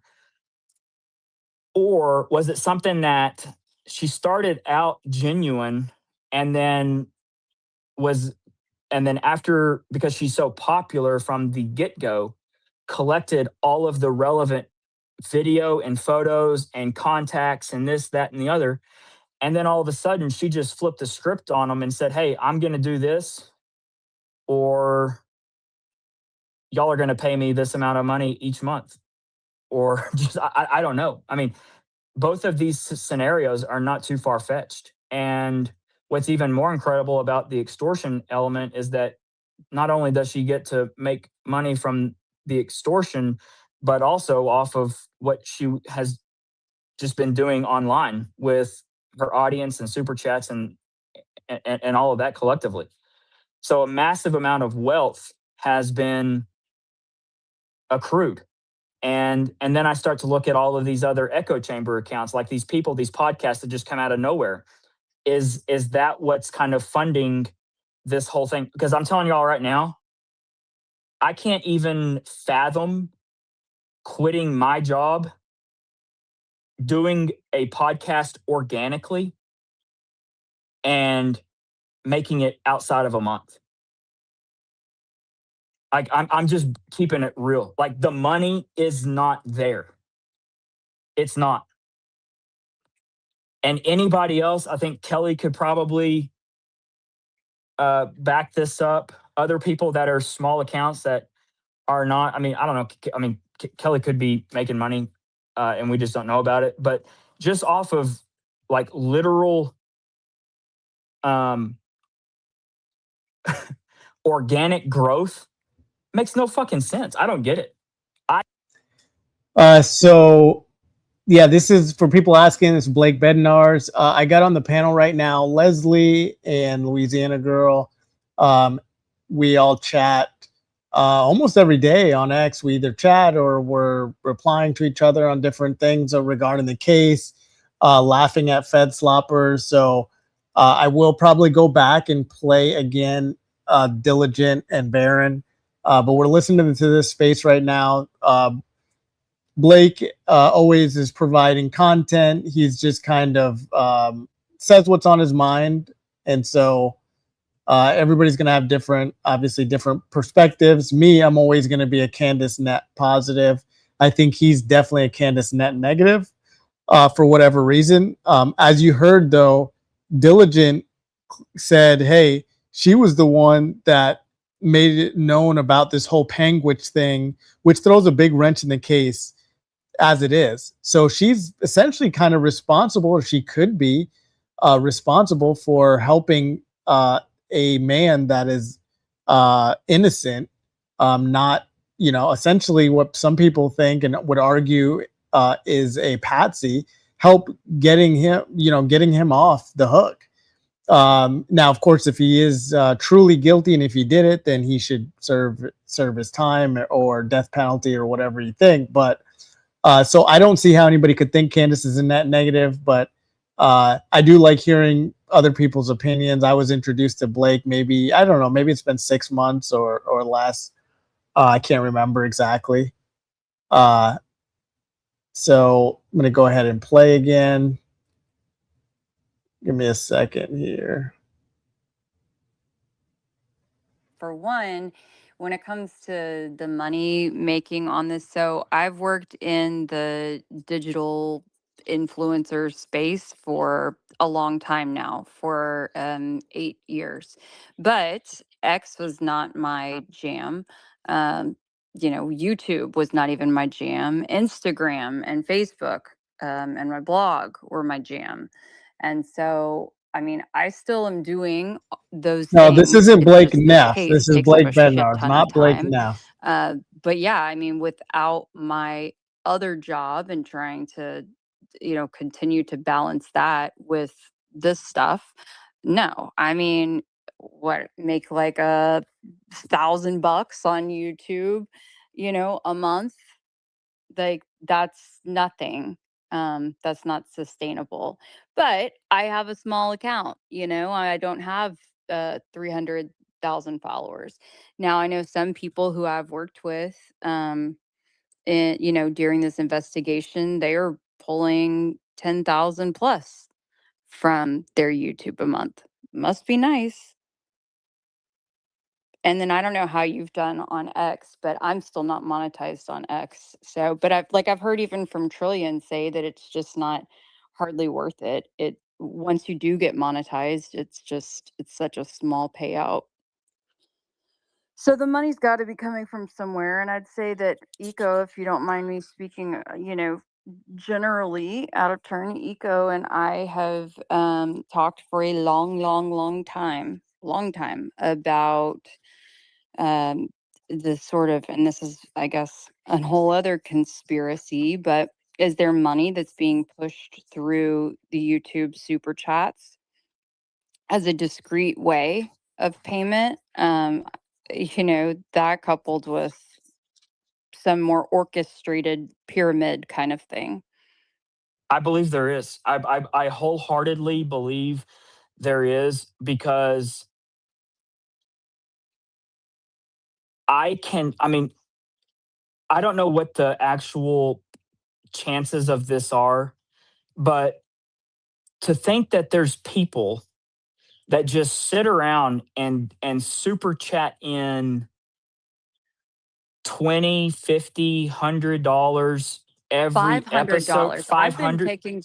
I've been taking screenshots. I encourage everybody else to do that too, because I'm It's just gonna tell you, not it's gonna come out fucking at some point. natural. It's not fucking natural. This is coming from like it's not natural.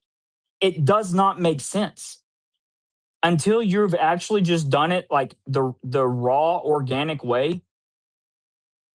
I mean, y'all, And I it's want to not fucking natural. Now, I want to say, like, I shout out to the people who do send me super chats. I see some of them in the space, and I won't call you out, but I'm gonna say thank you so much, because I bust my Yes. ass That, just like you do, Blake, and others yes. in the space. And I gotta tell you, like, even though YouTube takes the 30%, I mean, I like just about get a tear in my eye every time someone, opens up their wallet to send me something. Um, because I'm honored that they appreciate and acknowledge my work, but I'm even more honored that they trust me and believe in me.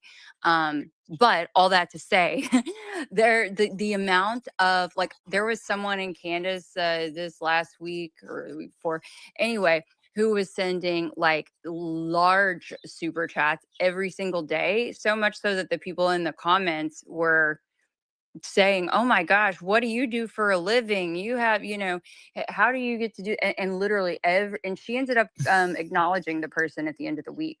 But some of these that are, you start to see that are large amounts, and they could be small amounts too. But I have to wonder, like, I'm going to put in a FOIA. I'll just tell y'all right now, I'm going to put in a FOIA too. I'm trying to figure out which departments I want to FOIA, but I want to see how much they're spending on YouTube, and see if I can determine if it's ads or if they're literally paying out people through super chats. It's very valid. I would love to know. It would make sense. It would make sense how people can quit their job and just sit around. Look, I would love to be able to sit around and talk about the pendant, I mean, everything. I would love to do that all day long, but like, there's just no way. There's absolute, like, and I just have one kid, and I live in a very normal house. I mean, to think that someone with lots of kids. I mean, like, I just do not the math does not math, and there are website tools out there that are able to project off of views what a page's revenue is doing, and let's just say, I mean, there's just something. The explosive growth does not make sense at all. Um, and I have literally, I don't know if people watch my numbers. Like, literally, my page is a really good page to look at, just in terms of someone that works a normal job, has a normal life, and tackles this investigation in their free time. Um, like, the numbers.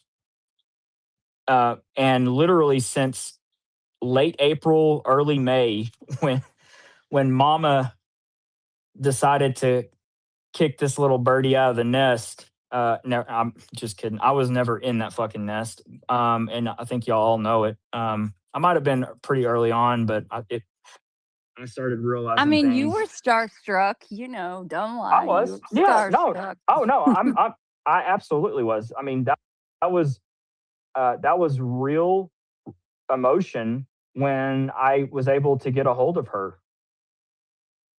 It lasted literally a few weeks, a month, and I figured it out real quick. Um, but my numbers have absolutely just owed, and I do not get it. I'll still get notifications that I have 100 new followers like every day. I mean, there's hundreds. I literally, I probably need to start screenshotting it. But the number never increases. I do not get it. It's the weirdest freaking thing. I started to begin to think like, holy shit, I just was being propped up by a fucking bot farm, and then I went against her, or she turned out and she went against me actually publicly, and that's what did it. So she turned her bot farm off, is what I honest to God thought, because that was the first time that I had ever lost like hundreds of followers at a time. I mean, X is great on the Creator Studio to where you can look at all of these metrics and really see. You can figure out when people engage with your posts the most throughout the day so that you can post strategically type of stuff. I mean, you can get on a daily level of information and data, or you can get as wide angled as you want and go back to September the 10th to present day and have that measured. So it's a useful tool, and it's mind blowing. It's absolutely mind blowing. So anyways, that was another comment that stood out, was that Diligent said that his co-host was banned. I don't necessarily know what that is all about. I don't see how you just get banned out of the clear blue unless there's been a clear violation of terms and services or something. Because, I mean, let's face it, if anybody should be banned off of going against the grain, it would be me. And I think all of my stuff has been voluntarily where I deactivate, not like this person's been banned. So I don't know if that's just kind of like conjecture or what, or if it's just kind of a smoke mirror. I don't know, but if anybody should be banned because of they're going against you're being so edgy, trust me, it's not Diligent's co-host. It's kind of funny that he thinks that, but like literally, dude, you're like one of the safest people, you and your spaces, about talking about stuff. And like I said, that's his page, that's his prerogative. At the end of the day, just like capitalism, people and their consumption of your content are what drive the views. So either you're putting out stuff that people want to watch, or you're not. I mean, Hey, Louisiana, you can it's just like capitalism. You can let me know anytime you wanted to say anything or jump in or whatever. No, I'm actually getting caught up. I've been off of X for the past week or so. Yeah, Cool. and Leslie, you are godsend. I appreciate you. I lost my stepdad unexpectedly Monday. Yeah. I'm sorry to hear that. Thank you. So I just kind of thank you. I just took a step back, but the outpour of, just people we communicate with, and, when something tragic happens, these people step up even more than like the friends that I've known since high school. I just think it just really sheds light of like people care, and we are a family. It doesn't matter. Like, it doesn't matter if we don't know each other, we don't see each other. Like, we are there for each other. I think it was very helpful for me. Like, it was just having the support from people. So no, I'm trying to catch up. So this is like beneficial to me. Oh, I see. Yeah. Okay, cool. Yeah. Well, I'll do the best I can to catch you up as well. I'm going to play some more of these guys, Sure. see what they're talking about. Chat. And thank you for having me. I appreciate Yeah, you. of course. No problem. Looks like he's accepting some more mics over there, chat. So some more people will be talking. Sweet. What day was this? What day? Yeah. Oh, no, they're talking right now. No, I mean, what? Oh, this is this is live. Yeah. This is Blake live on X. He's on an X space. Oh, okay. Yeah. Thank you. So no problem. going on right now. So I think quite interesting, but is the David case out of California. Do you know who that is? He's like a rapper. Mm-mm. Okay, so it's very gruesome and horrible, but it's this short story is this rapper, and there's a 13-year-old girl who he was with in a sexual relationship with.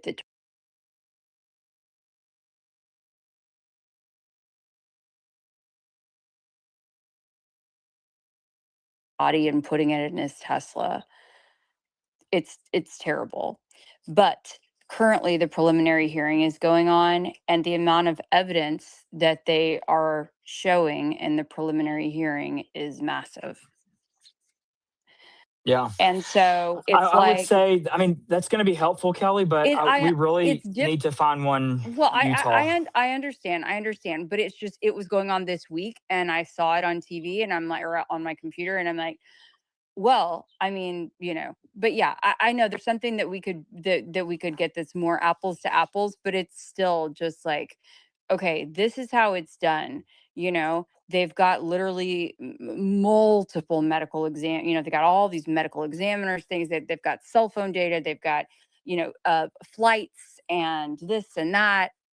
It's like, that's how you're proving. It's not even the full trial; it's the preliminary hearing. So. Right. Yeah. I mean, to Barron's point today.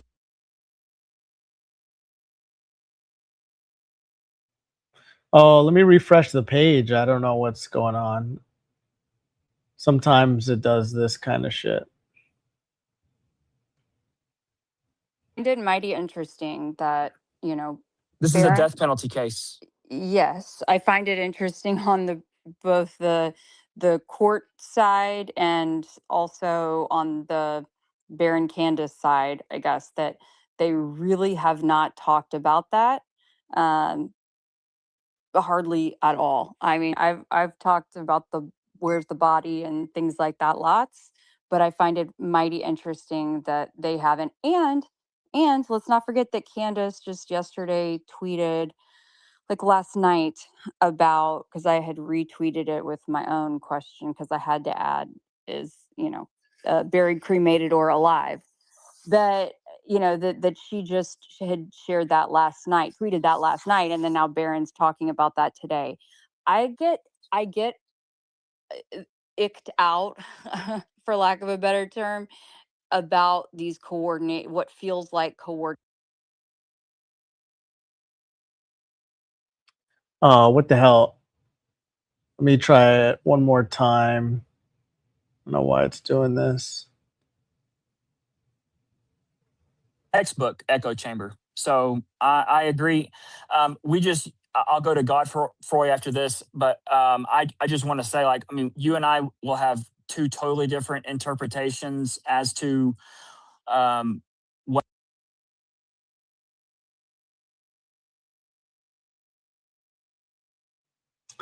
That wasn't my fault. That time, I don't. I was about to say it could be an X thing. X has been so weird.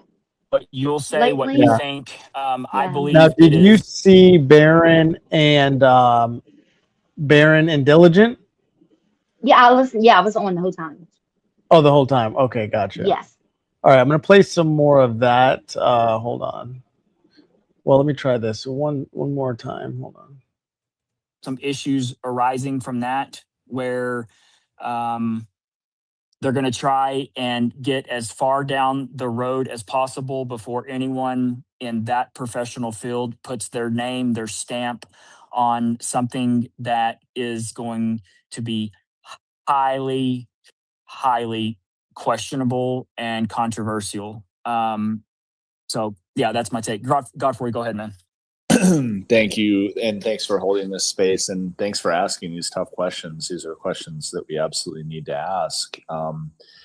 I think it's important that you continue to hold spaces, and Trillion and others do, because you guys are asking these tough questions. And you know, Gary's starting to hold these spaces, and I listened to his space last night, and I did listen objectively, and I think it was a legitimate SIGINT space, a signals intelligence space, and he's running like an intelligence operation, because there was not one genuine person from his side. They all had scripted talking points. They were people I've never seen on spaces before, ever, and they just happened to be in his space pushing this Tyler Robinson narrative. So it is important that you guys hold spaces, and thank you for doing that, because they are running a literal psychological operation over there. So the thing I wanted to bring and you up, too, man. Like you're hosting as well. So kudos to you. Hats off to you as well. oh, thanks, man. Yeah, I don't know as much about the Charlie Kirk case as you.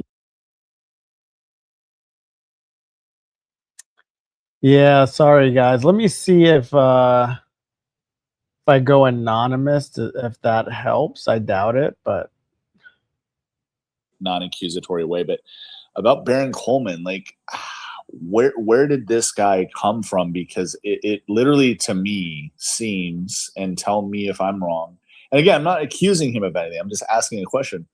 It seems like one day I woke up and I got on X, and Baron Coleman had 60,000 followers, and he was an authority on Charlie Kirk, and he was the next Candace Owens, and I just don't understand what happened. It was like he was inserted into the Matrix almost.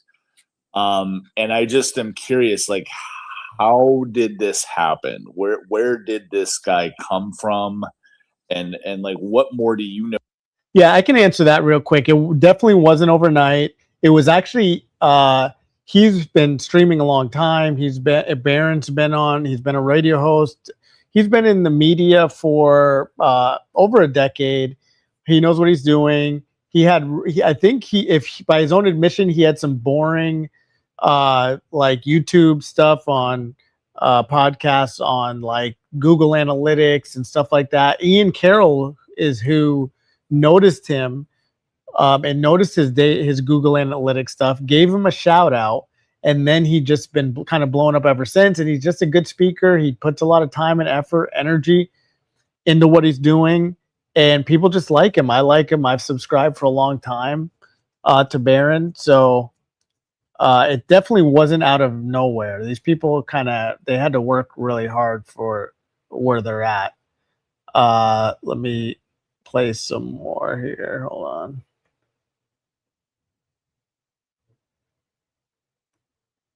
Just I don't have anybody on my show, but let's see what you've got, and then we'll go from there. And after 2 hours of a phone call, we were going on.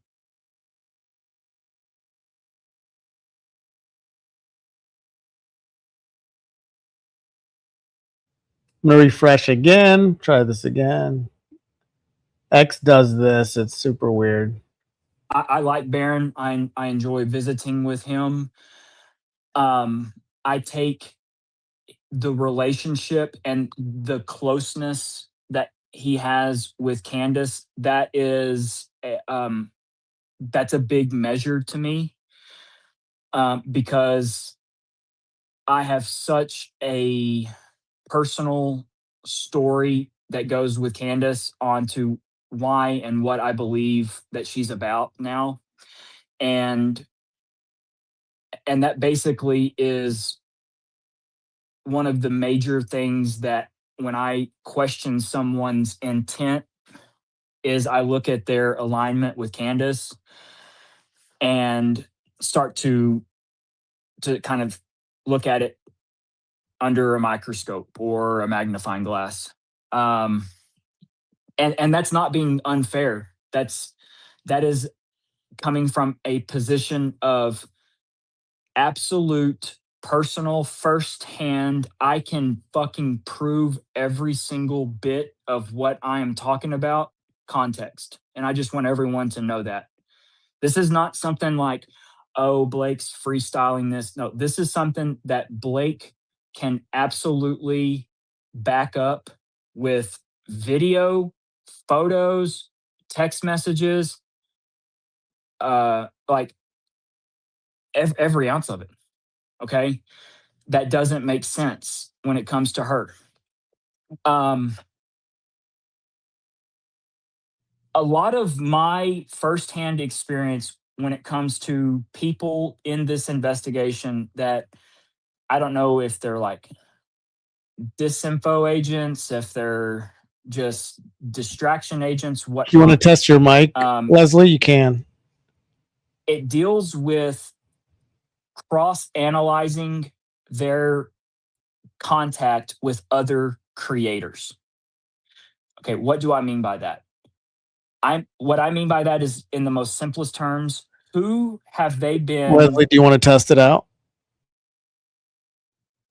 going on YouTube live streams She may have to and get out and get back collabing in. with right off the bat? She just got to unmute. And was it an organic happenstance where they just organically kind of fell into each other's arms, where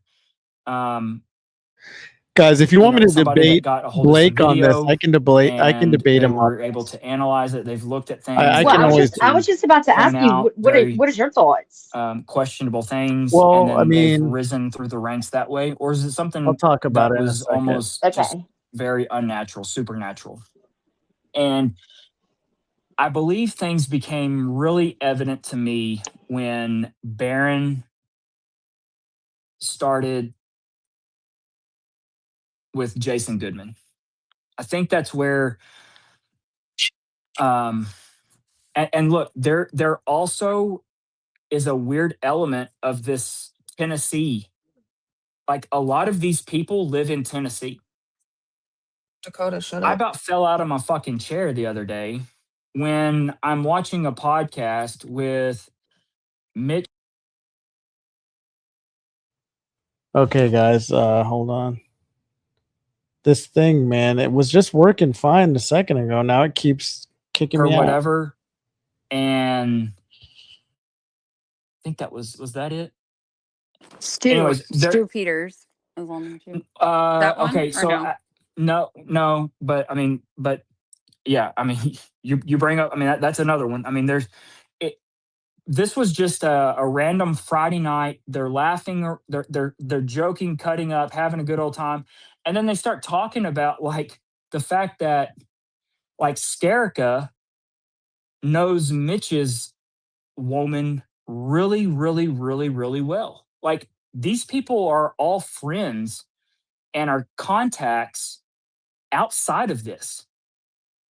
Like, I can go back to that. I was taking a shower. I was literally taking a shower, watching this shit, and I had to turn the water off because I was like, "What the fuck are you like?"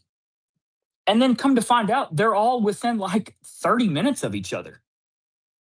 Like Baron, Candace, Skerrica, the Real One podcast. I mean, all of these people that are all kind of in what I consider kind of a collusion.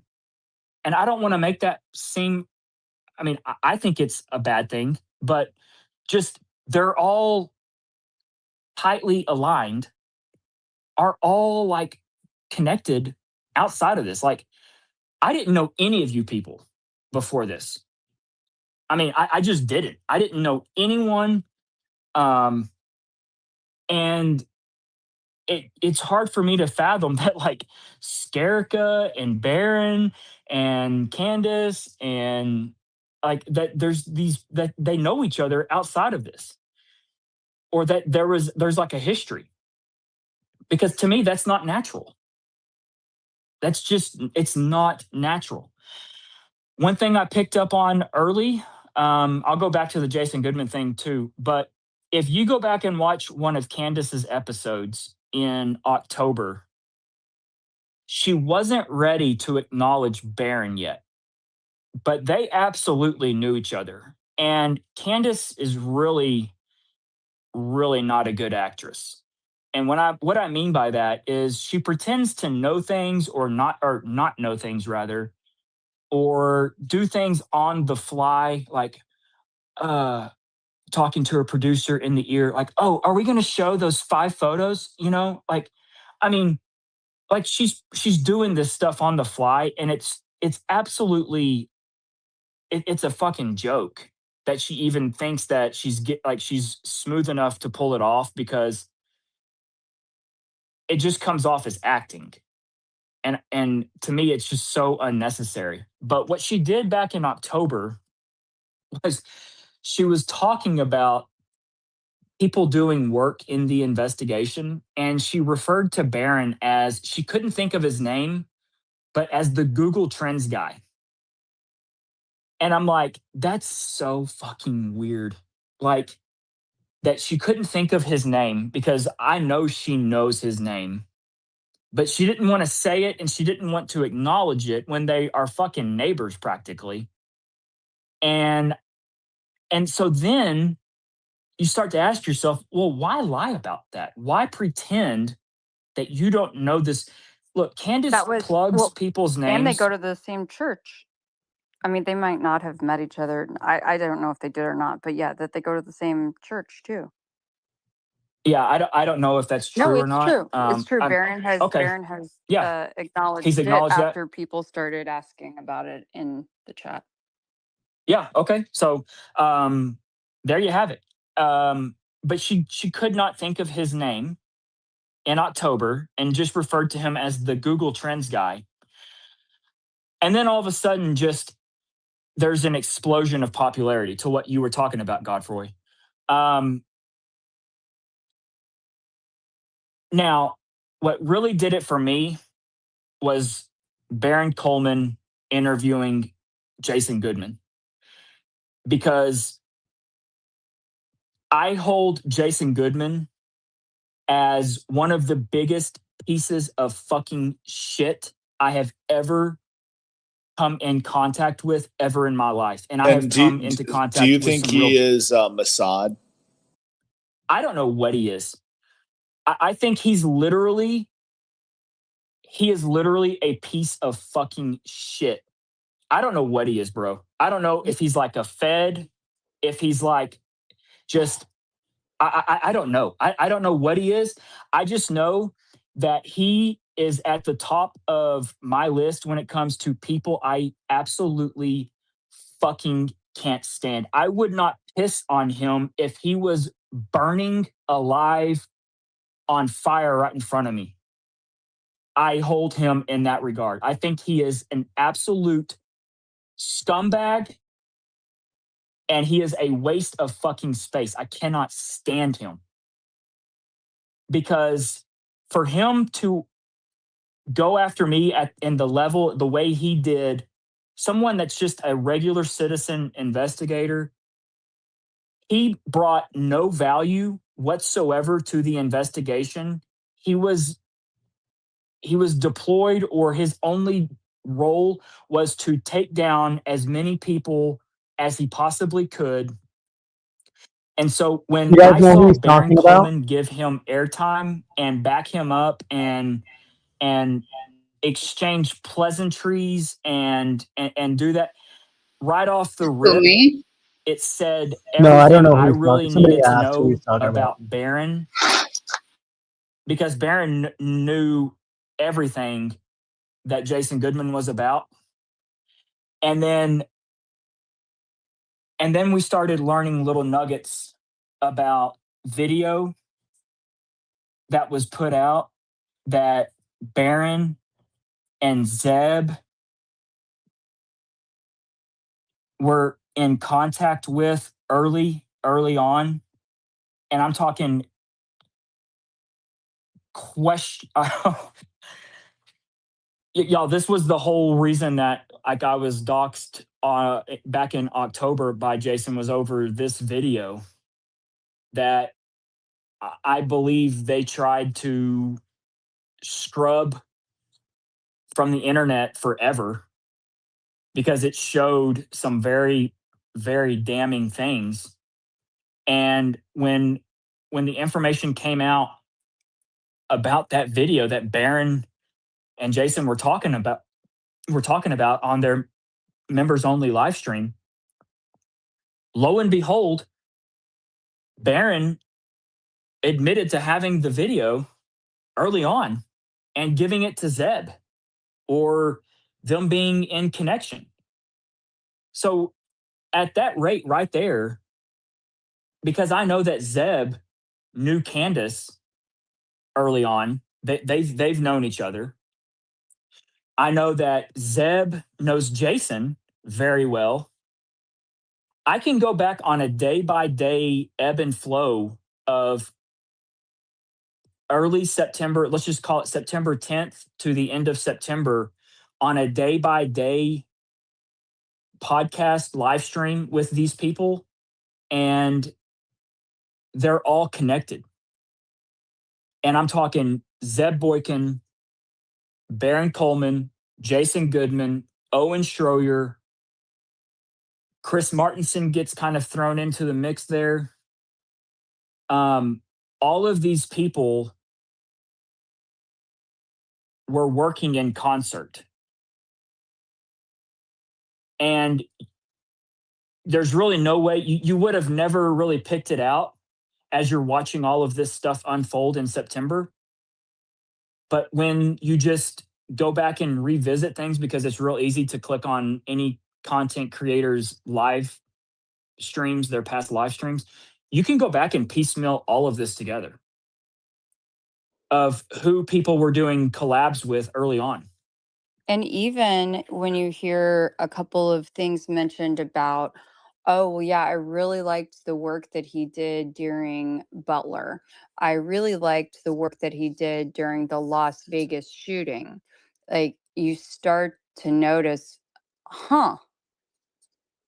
these people have known Yes, each other for that long, at minimum, known about each other for that long. absolutely. And I think Jason Goodman is one of those common denominators. There's a few. It's not hard. And it has been an eye-opening experience for me because I was not anywhere during Butler. I wasn't anywhere during Vegas. I still stand by my statements that if you would have told me that I was going to go through what I've gone through with this investigation, would you do it again, Blake? My answer is absolutely fuck no. And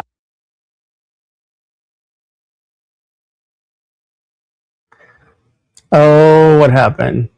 Did we lose it? Hold on. Yeah, so he's going on. There's a lot of drama here. I don't know who this Goodman guy is. it is absolutely, it is not worth it.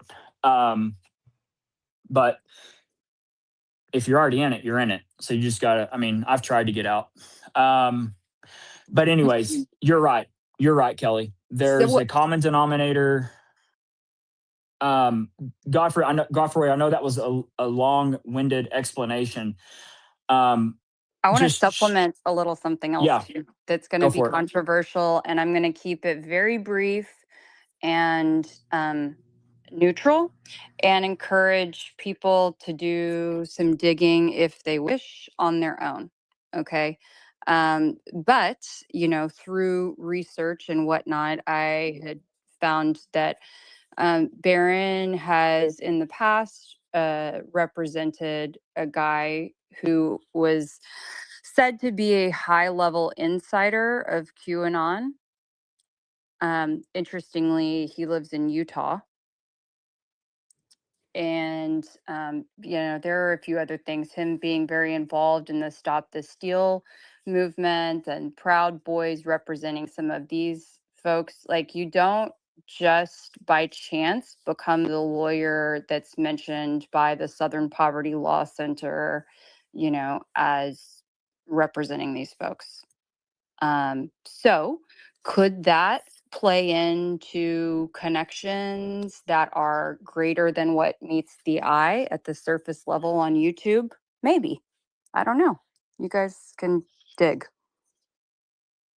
Yeah, it's interesting to say the least.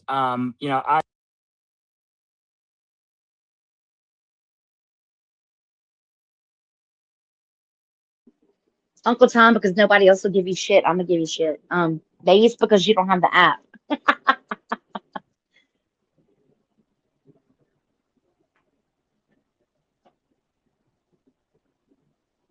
Oh no. Well, it's my laptop. I mean, I can't have that. I can't You know, have I, that. you know, I had to give you trouble. Of You know, I had course, to of mess with course, you. of course. That's evidence of the evidence that something is off and with this I hope one day Candace side of things. I would say yes. That's 51%. Oh, what the hell? Then Jordan, and then I do have a mic, guys, in that same space, so I will be talking. So y'all just jump in. And I'll be talking to Blake. Hello. Asking Uncle him Tom about said he's getting. Uncle Tom said he's getting Starlink. That's what I heard. Starlink. Oh no, my internet's good. Internet's good right now. Good. That's your opinion. Hello. Good afternoon. I'm just wondering, in the beginning of the space, you said about Tyler's family that they should come out with, with the information that they know. That's your opinion? Like a bank online banking to show that Panguitch that he was eating at a steakhouse. Absolutely. And you suspect that if they don't, that because they haven't done so as far, at least to the public, that proves that they're going to get a big paycheck out of this. Do you have kids? I hate asking a question with a question, but this will help me ask my question better or to answer yours. Do you have kids? Yes. Okay. I want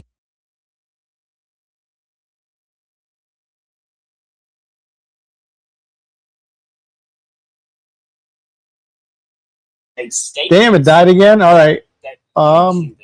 What I'll do is when I get a mic, I will go ahead and play the space. But since it keeps acting up, which it does often, sadly.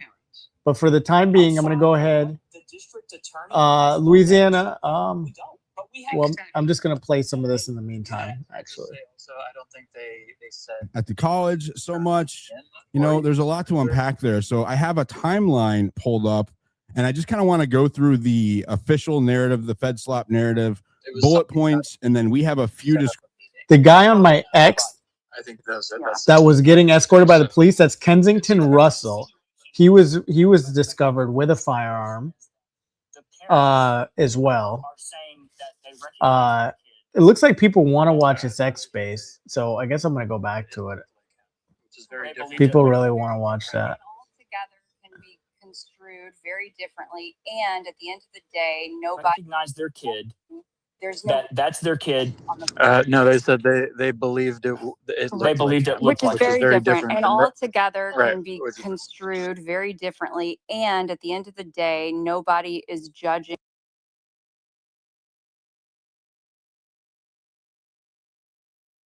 It's absolutely beyond. I mean, it is. It's really strange today. But to the Definitely not the internet. It's could be the browser. I think it's the X spaces. I think it is X spaces. I was about to say the same. Yeah, I agree with I Leslie. get a mic Yes. and I But can't to the hear. sloppers, it's been.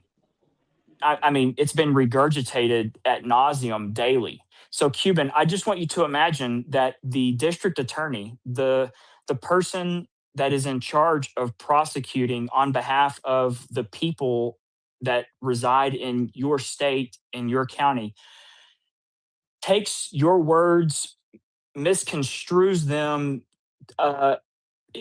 applies it incorrectly, let's just call it for what it is, tells a flat out big time lie about your child. Would you sit and sit idly by after 10 months of maybe one of the biggest high profile trials? This might be bigger than OJ. I mean, this is massive. Would you sit idly by I agree and with not him. say a word?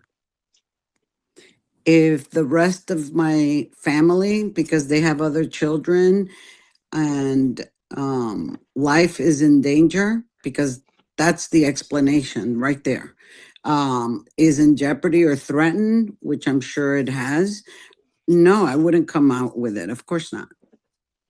So that's my answer. Everybody has their own opinion. Nope. And in reality, not Cuban or anyone knows what they would actually do until they're in those shoes, right? So I could say whatever, you could say whatever, and we could criticize each other, and it doesn't matter because until we're in that situation. But So that I was have one of been. my points. Let me answer this real quick because I Sure. have been in that situation. I was falsely accused by a absolute predator, an absolute predator that I worked worked at one of his businesses.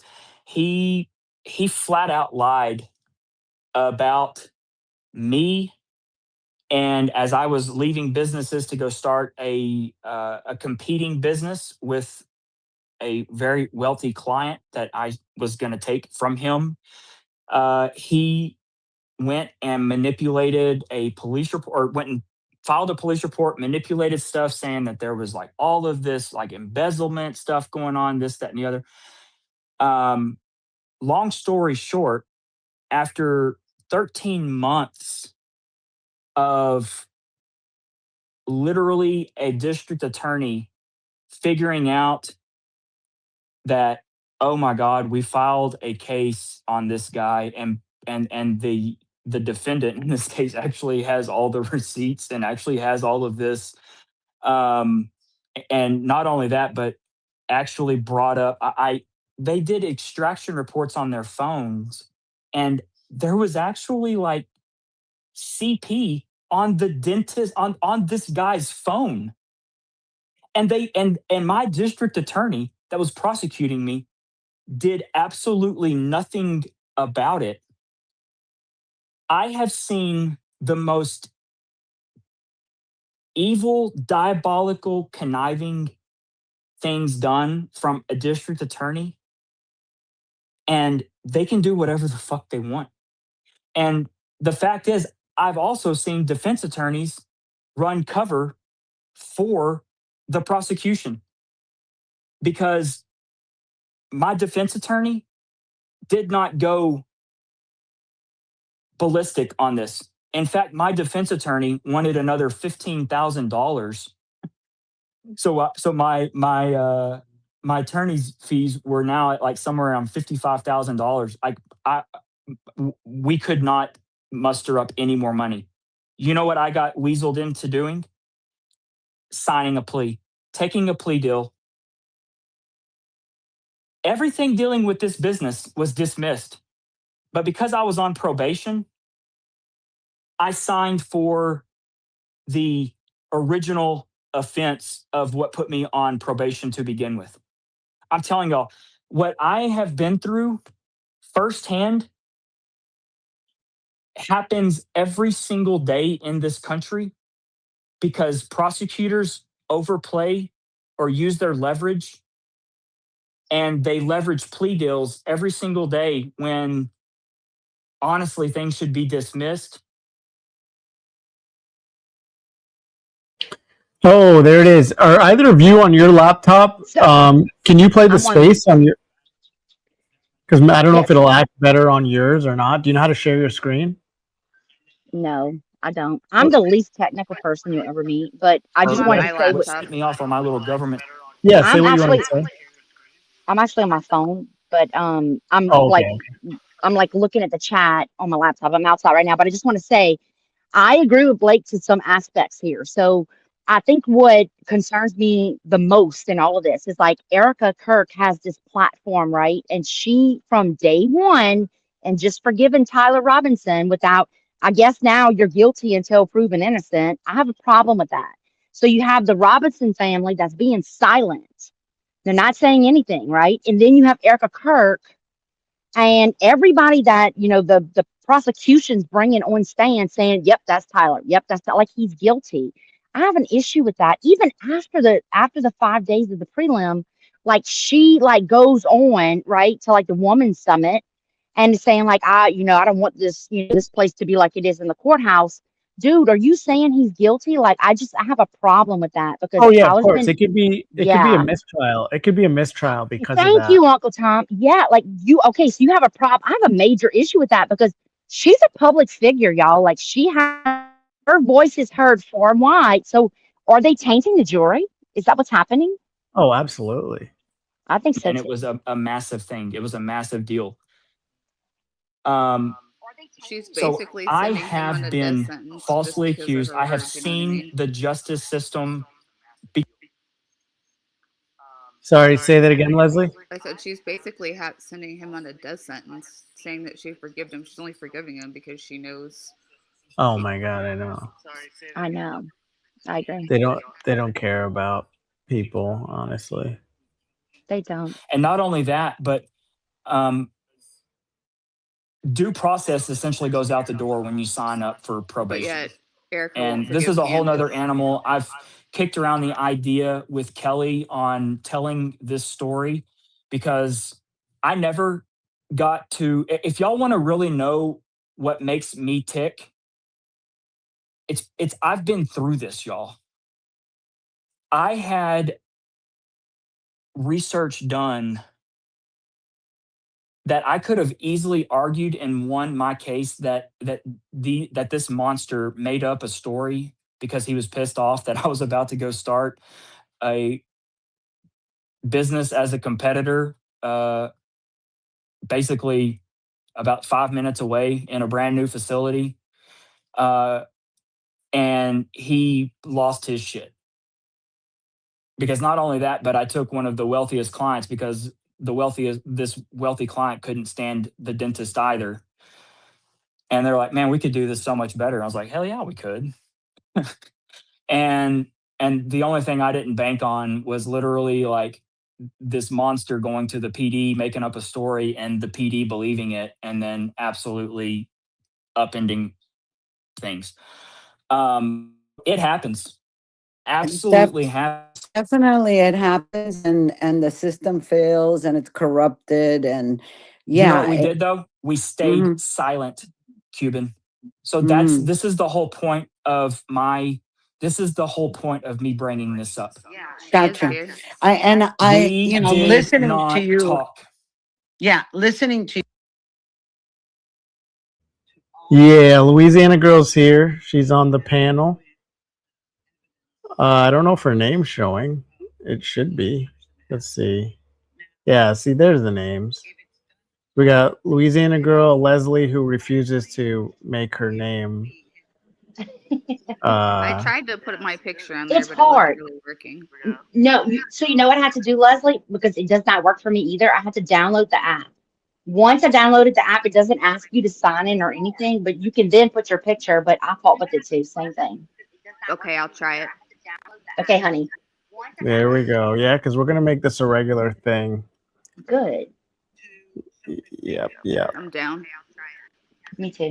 Cool. allegedly. So when it comes to, so if they do that, it's going to be hidden. So if you go to the media, it would just have to be so wide open that so a volume of people would have to see it for them to hide it. Because if it's done over a phone call only, the media is going to hide it. They're going to bury it. That's my opinion. So, and this is to save his life. If that is not done like soon, like the clock is ticking, if that is not done real soon by any, and it's not one person that has to do it. So I'm putting Candace here, I'm putting Barone here, I'm talking about all of them, right, that have so much exposure. If they don't do it right away, then yeah, Tyler Robinson will be murdered. That's Do you know what I would do, Cuban? what. I would do something so simple as this. I would go on to X. If I am a parent and I know that my son was in Panguitch eating a steak dinner, and that was done on the 10th.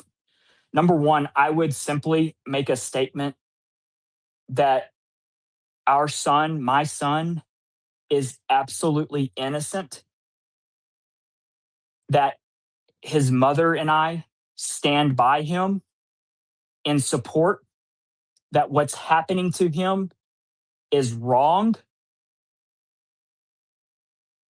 and that here is the online receipt of his banking, online Right, banking of the debit card of him eating at this restaurant at 10 o'clock that night.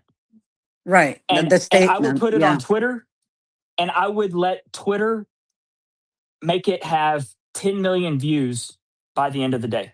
they'll bring it down. This is, I mean, that's a great idea. You You think they'll know, bring it down? oh hell yeah. I'd Everything's say enough if people will screenshot it and put it right back up from their own accounts. You Absolutely. know, I mean, Absolutely. yeah. I do not believe for one instance that they would have it down. I honestly, I do not buy that for 1 minute. so you Because don't what is think Twitter that gonna what their is Twitter gonna house, have to answer? How's Twitter gonna answer to that when they'll you bury have it. an accused? Huh?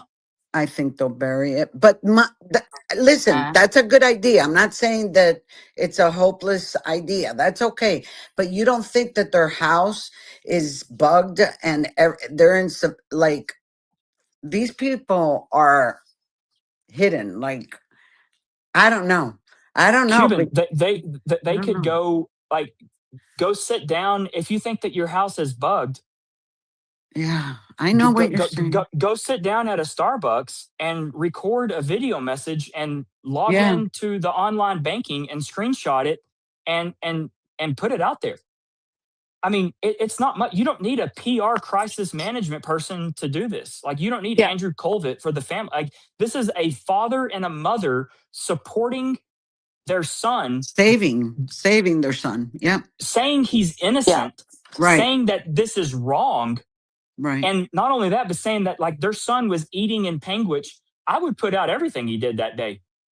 If I truly knew like my son is caught up in an absolute fucking nightmare of something, and that the state is absolutely railroading him, I would put out every receipt of everything he did Yeah. and let the online citizen investigators take it to town and corroborate everything. Because I can promise you this, we can do a better job of investigating and supporting the defense attorney than they could ever in their wildest dreams imagine of doing when it comes to timelines and mapping things out. They essentially have consultants working for free, and what's odd is they're not tapping a single person, and I think that is very indicative of their intentions in this case, and that is the defense attorneys.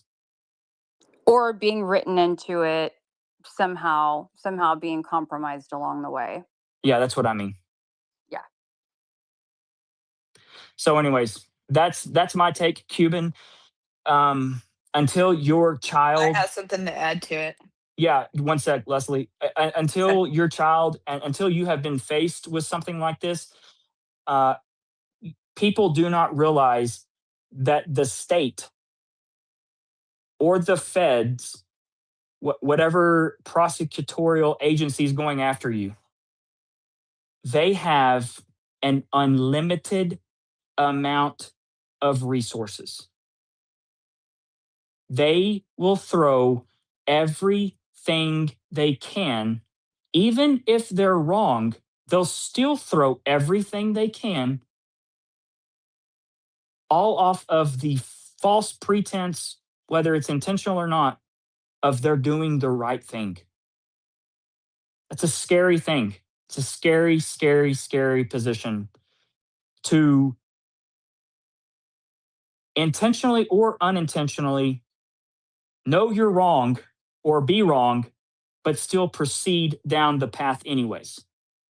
And until you or one of your loved ones has been in that situation, you have absolutely no fucking clue at the monumental uphill. It makes Mount Everest look like a fucking hill. It's that unsurmountable or insurmountable. And I mean that. Go ahead, Leslie. Or I said Jordan first, but Jordan, Leslie, let Jordan go first. I said him first, and then Leslie, Okay. you go. Sounds good. Yeah, no worries.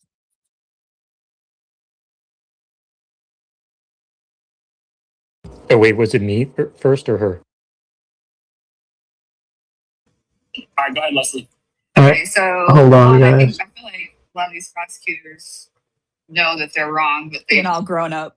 Sweet Saturday. All right, go ahead, Leslie.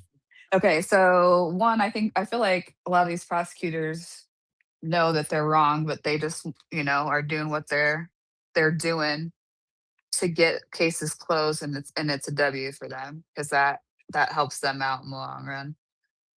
Second of all, as a parent, if that was my kid, I would be screaming from every single rooftop on every single platform that I could that my kid is innocent.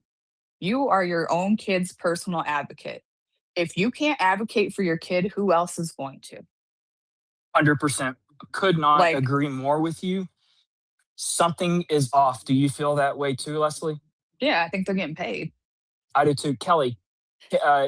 you were able to see them firsthand. Okay. Yeah. What I saw on video or on photos from Charles McClintock Wilson, I did not see. I see the look on his mom, his dad, the people there. I see people. It doesn't make sense. It's not passing the test for me. Yeah. Did you get that vibe? I did. What I saw, felt, even just, from a few feet away for a few seconds here and there, was not anxiety and fear. It just wasn't. It was like relaxed may not be the right word, but something kind of like that, and going through the motions. Yeah, I was gonna say it's like they were fulfilling like a part. robots. Neutral, going through the motions, like just showing up because they're supposed to, and if they weren't there, people would ask questions about that. 100%. And yeah, going through the motions. I want to add though too, I think the same standard should be placed for Charlie's parents. Agreed. I mean, if something, I don't Totally care agree. if, I could not agree if more. God forbid BB came for, personally for one of my kids, and took out my kid, kidnapped my kid, God forbid. You better believe I would be talking and yelling and screaming to anybody who would listen, anybody who would, I don't care if it was a podcast or, somebody with 10 followers on X, I'd be talking to them, because that's what your job is as a parent. To I get want you to justice for your imagine, kid. Kelly, I want you to imagine that, like, God forbid, like this happens to one of your boys, and that there is something like you are going to become unhinged Totally. as a mom. And I did down the like road, last year when my kids almost died in the flood. Oh, gotta reset. Don't you think? It's a normal There's no way you could keep me silent. normal thing, I guess, with an X on a browser. From this world. But don't you think? I would never stay silent. There's no way you could keep me silent. Yeah. You'd have to kill me to keep me silent. Right. I mean, I'm going full on mama bear. The power is in the truth, and it is in, sunlight is the greatest disinfectant. And you put it out there. If you're living in the truth, you put it out there. If there's something to hide, then you hide. But Kelly, and I'm sure everybody has something to hide, but not to the extreme of our president. So our president, a lot of us suspect that is in the same situation. So everybody, If you do not speak up, it will never change. That's right. You That- have to right, speak- Yeah. And Right, even right. if the president So is I don't care. saying, Yeah, it's you like, you I don't- don't talk, you don't talk, you know, I'm gonna take you out. Well, you know what? I'm gonna tell people. President says he's gonna take me out if I talk. But Yep. you know, it's just because that takes their power away from them. 100%. When you make And it if people public, don't, yeah. And at if this we point, don't people would start believe speaking them. out, I'm sorry, Leslie. I was just saying, at this No, point, you're people good. would believe them, you know, given how crazy it is. It's like, okay, maybe I understand if it was like really tough for the first few weeks for you to feel comfortable enough that you're, you know, so behind the scenes, but it's Case in point, Corey Compertore's wife. yeah. but Yeah, I mean, I think that's spot on. I think that's an excellent example because she's talking even in the summer of 2026. She's still talking. She's heartbroken. She wants her husband around. It doesn't matter the amount of money that was fundraised by our president for her family, her daughter. There's still a massive void. And yes, she has some serious questions. And until like you have to really set into the shoes of these people. And the easiest thing for all of us is as a parent, because I would venture to say that 90% of the people listening right now are a parent. And we can all slip right into that situation, no matter how outlandish it is. And I would say, I don't want to use the word disappointed when it comes to Mr. and Mrs. Kirk.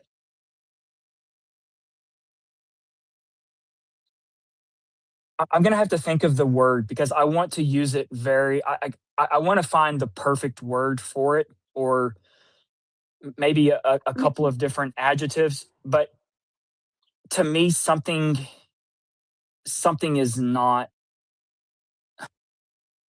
They should just be.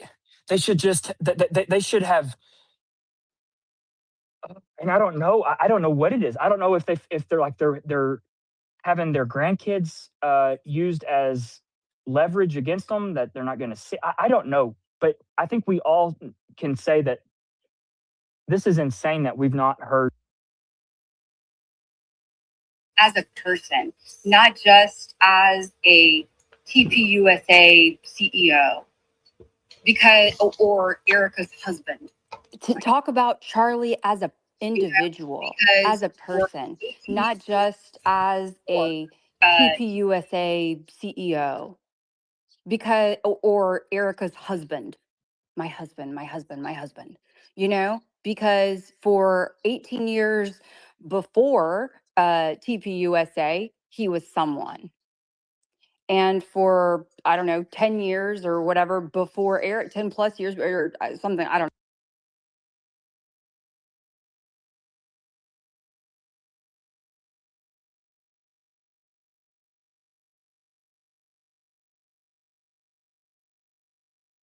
know. And I was asked, I can't remember, it was in one of my live streams, and someone asked, like, would you ever, like, if you were told to stop, would you do it, your investigation? And if that's a yes, who would be the people? Like, would it be Erica, or who would it be? You're And I thought about threatened. it, Your life is threatened. and I I said it would be his parents. Like, if I had to answer this, it would be his parent. If his parents contacted me or put out a statement, and I knew it was them, and like, and they said for everyone to stop, that would be about as close as I ever come to stopping would be his parents, because of things that I know. They're about the only people that I would listen to. What if there was a hit on you or your loved one?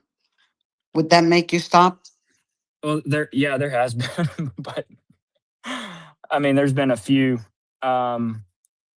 Usually you And I'm don't still hear here. about the threat, you know? Yeah, that's I that's mean, a I good would point. say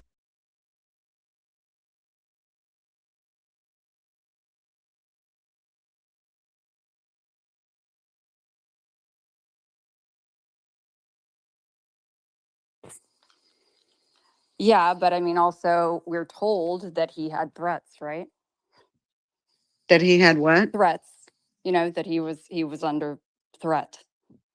They're going to kill me. I would love, They're going to I kill me. think all of us would love to see those actual threats of his life. You'll never see it. Yeah. But again, it's about doing what's right. Like I always say, like they underestimate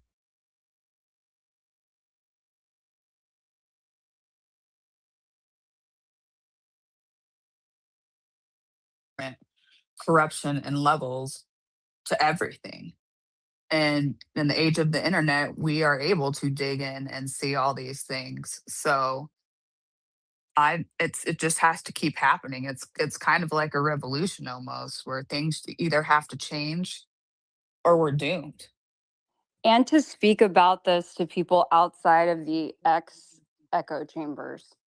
Yep. That's super important, because while is about what Oh wow, it's really getting bad now. I don't know. Me pique their interest to people who are outside of this space, who like maybe have some curiosities about what happened, or maybe they hadn't thought about it in a really long time, but me pique their interest. And that's how I think ultimately change happens. We have to talk to people in the real world. Yeah, I agree. And until we have to continue on, if this goes.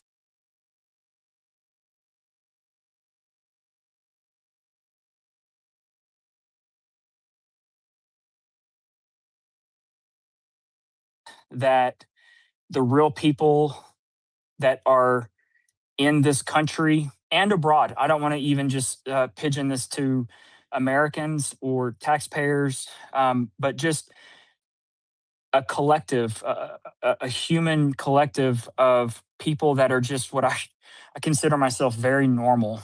Okay. That we're not going to stand for it.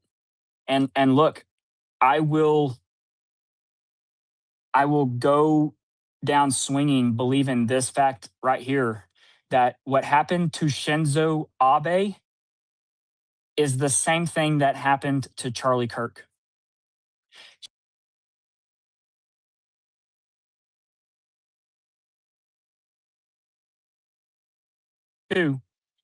And if you go back and watch the video, his shirt is doing something very, very weird, out of timing, out of sync, in the same way or similar way that we just saw Charlie, his shirt, do. What do you think about that, Uncle So I'm Tom? telling y'all right now, there is something related. What We do I could go think and really dive into about that case, and the The shirt? shirt. it'll blow Yeah, your mind when you Yeah, it's look pretty at strange. It moves the before the weapon that shot. was Yeah, used, the it's I strange. agree. angles, all that. It absolutely stinks. And the difference is, I mean, I didn't even know really who Shinzo Abe was. I didn't pay attention to the assassination at all. But I'm telling y'all right now that Did you I invite Allie, believe it Louisiana? wholeheartedly that there. Say it again. What did you say? Did you invite Allie? Well, I posted it, but I see she's here. Hi, Allie Yeah. girl. Hello. We just been I reposted hanging out. Louisiana's post too, so Oh, cool. Oh, thank you. of That's so course. nice, Allie. Anytime, darling. Blocked. Who's blocked? Did Blake Bednar's have Alley Top Files blocked? Oh yeah, for sure. Oh, For sure. Oh oh, yeah. okay. Well, I guess we'll listen to it then if she can't hear it normally. Did No. you see the video that I put on the pill, dropped on the pill with the interview that Ian had with Jeb Jacoby, which was the kid. He's 24. Well, at the time he was 23. That was one Yeah, of no, the I hadn't seen it. volunteers. I Yeah. bookmarked it this morning, and I was going to watch it here in a little bit because no, that I have not seen that. So But you're yeah, free to talk about. yeah, it was. Yeah, guys. No, it is working on my phone. It's just the browser. And I've had this issue before. It's with spaces on browser. It's not, and other people have the issue as well. Like it's a known thing. I want to say about 40, 50 feet away. And he heard a snap coming from Charlie's right. A crack. That's the word he used, I believe. Crack. So Ian was like, wait a minute, I've never heard anybody say a crack. Yeah, okay. And then an ex or former military young man in his, he said a precise age, which was very odd, 26. And then Ian looked at him and said, 26? You think he's 26? He goes, yeah, 26 to 30 years old. That just out of the blue picked him out, literally picked Jabe out of the crowd to talk to him to see if he was okay. And then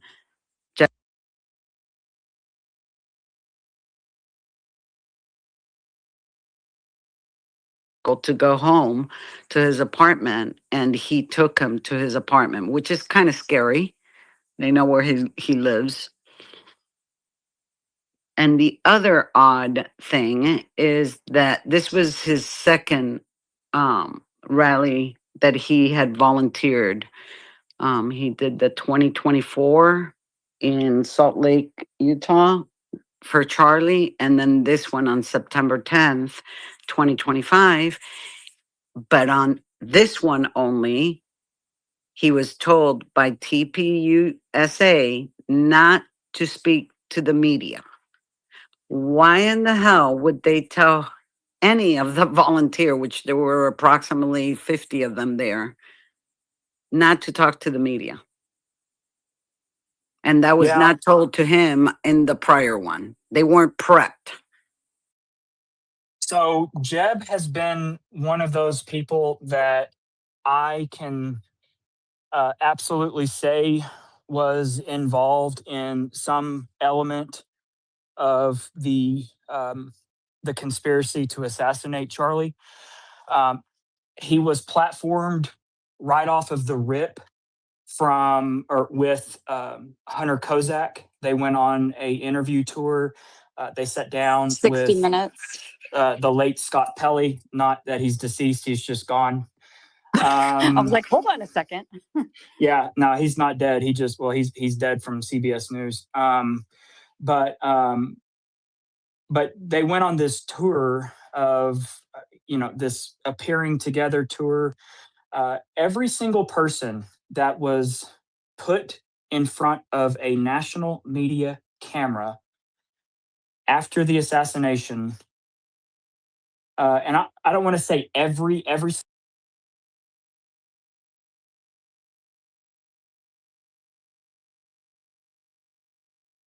being related or a family member or some very close odd connection. What'd you do last Saturday, Uncle Tom? Oh, I just refreshed my browser every 7 minutes. How was your Saturday?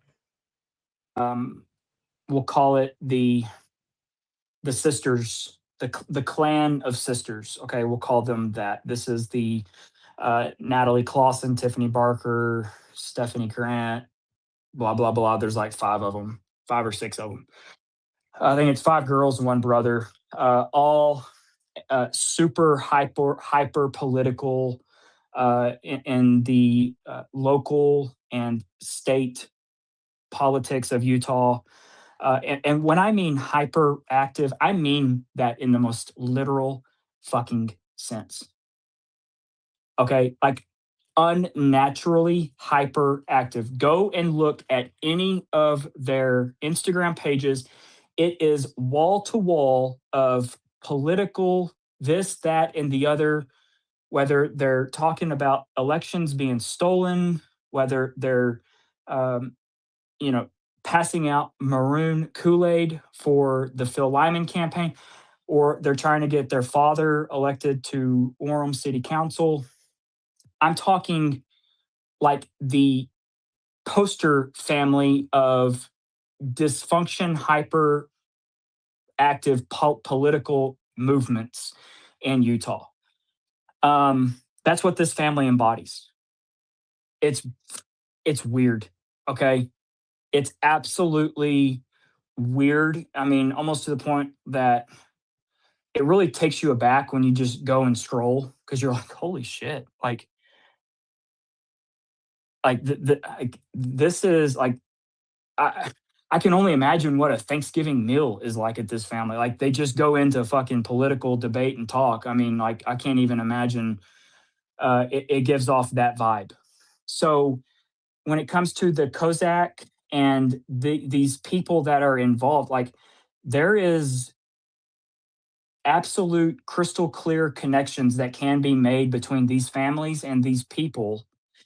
And one thing that has always bugged me with the Jeb Jacoby is there's some video that I screen recorded early that is Jeb down low at the moment of this taking off, and literally him turning on and off his emotions at the snap of a finger.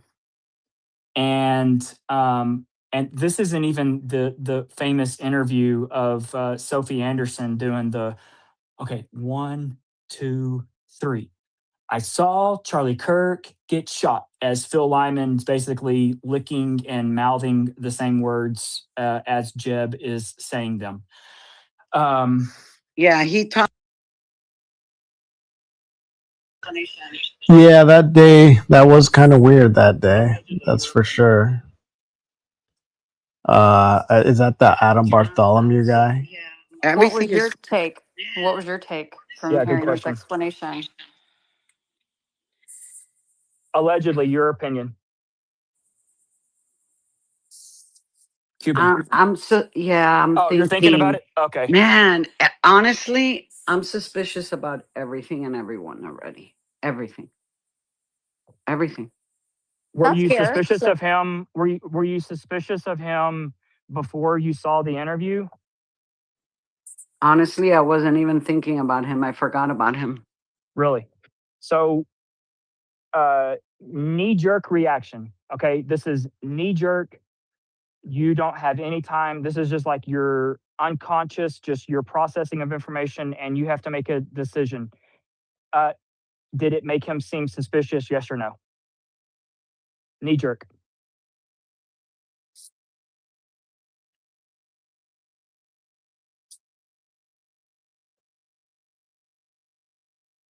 That's not really a knee-jerk, Cuban. You have to answer it really quickly.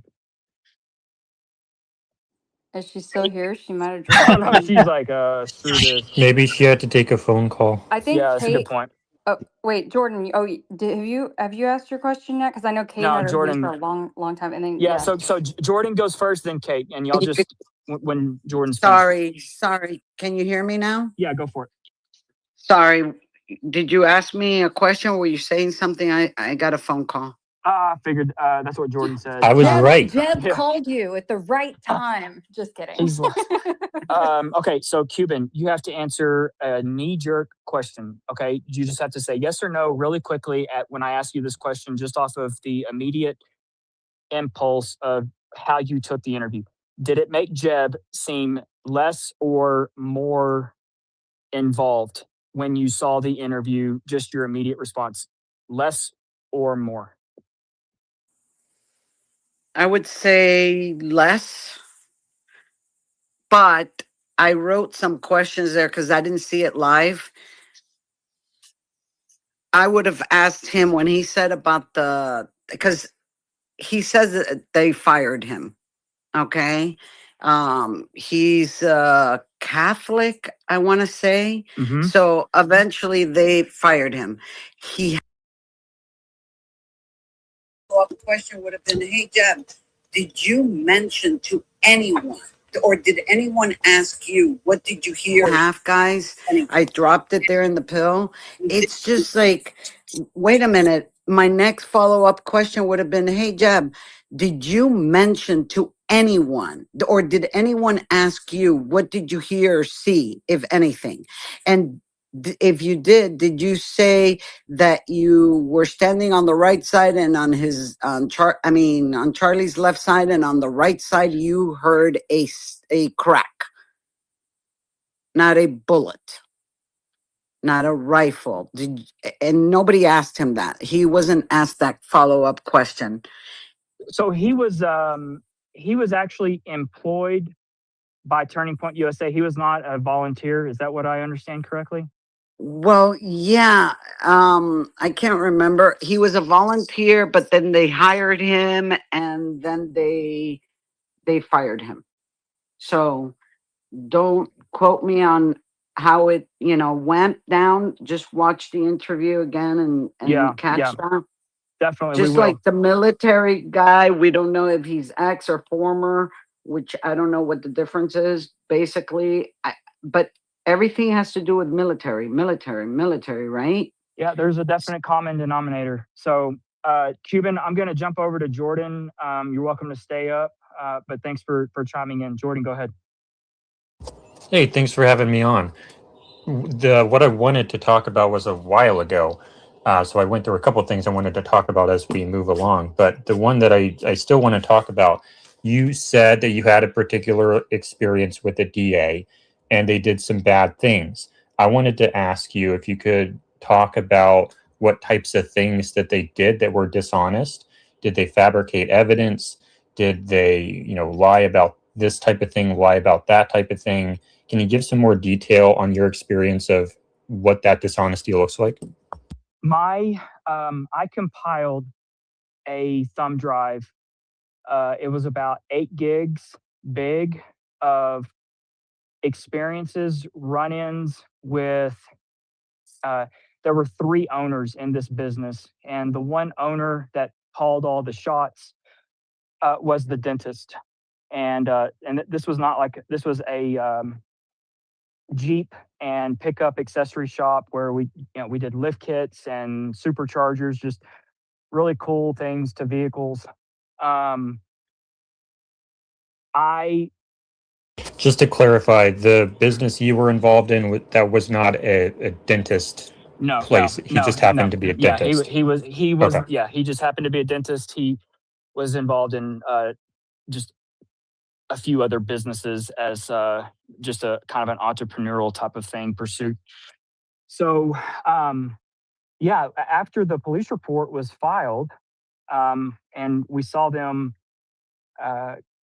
When I say we, I'm talking the business or the my new investor who was going to be my business partner that was going to put up all the money. We were starting to pour our slab at the new location, and we saw the 3 owners. They were all in one of the pickups or one of their vehicles all together, parked on the other side of the street, just staring at our slab that we were about to start pouring with the coming soon outlaw off-road sign and letting people know, hey, this is about to be here. And then 3 days later, I'm getting a phone call from a detective, and they've got this police report filed. After, I was gone for, I think I had been gone, I think about 6 weeks at this point.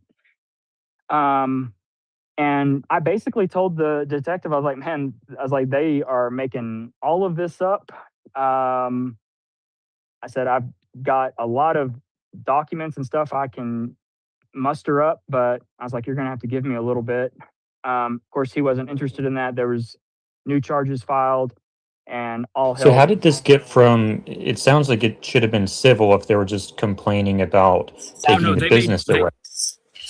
Yeah, for anybody asking what does this have to do with anything, I'm not the best person to ask. I really don't know. On X, for those of you who don't frequent X, sometimes we just have conversations, and some people know a lot more details than others, and then they'll like Blake is a source of knowledge for for different characters involved with the case, and that's the whole point of crowdsourcing and investigation, because people just remember certain details and they put things together. So I couldn't tell you exactly what tangent he's on now, but sometimes some of the same core group of people hang out together and take turns just talking, and so just hanging out listening right now, killing some time. On my watch party days, it's kind of like we're watching. There's not a ton of commentary. Seems like chat is pretty active. And then on my days where there is not much going on and I'm like maybe just reacting to a shorter video, maybe like Sean Ryan and Tucker Carlson, maybe I'll react to that. Or Ian Carroll's posted some videos lately. I might react to that. Now those videos will have a lot more commentary. It'll be commentary probably the entire time. With this here, not really commentary. I'm just kind of listening to see, hoping for me. If anybody knows me, I'm kind of just, I always stick around, hope for like some cat fight to pop up out of nowhere. You never know. We love the cat fights on X. Uncle Tom, are you gonna grab a mic? I do have a mic in there, but I'm not like the subject changed, so I'm just listening right now. Got it.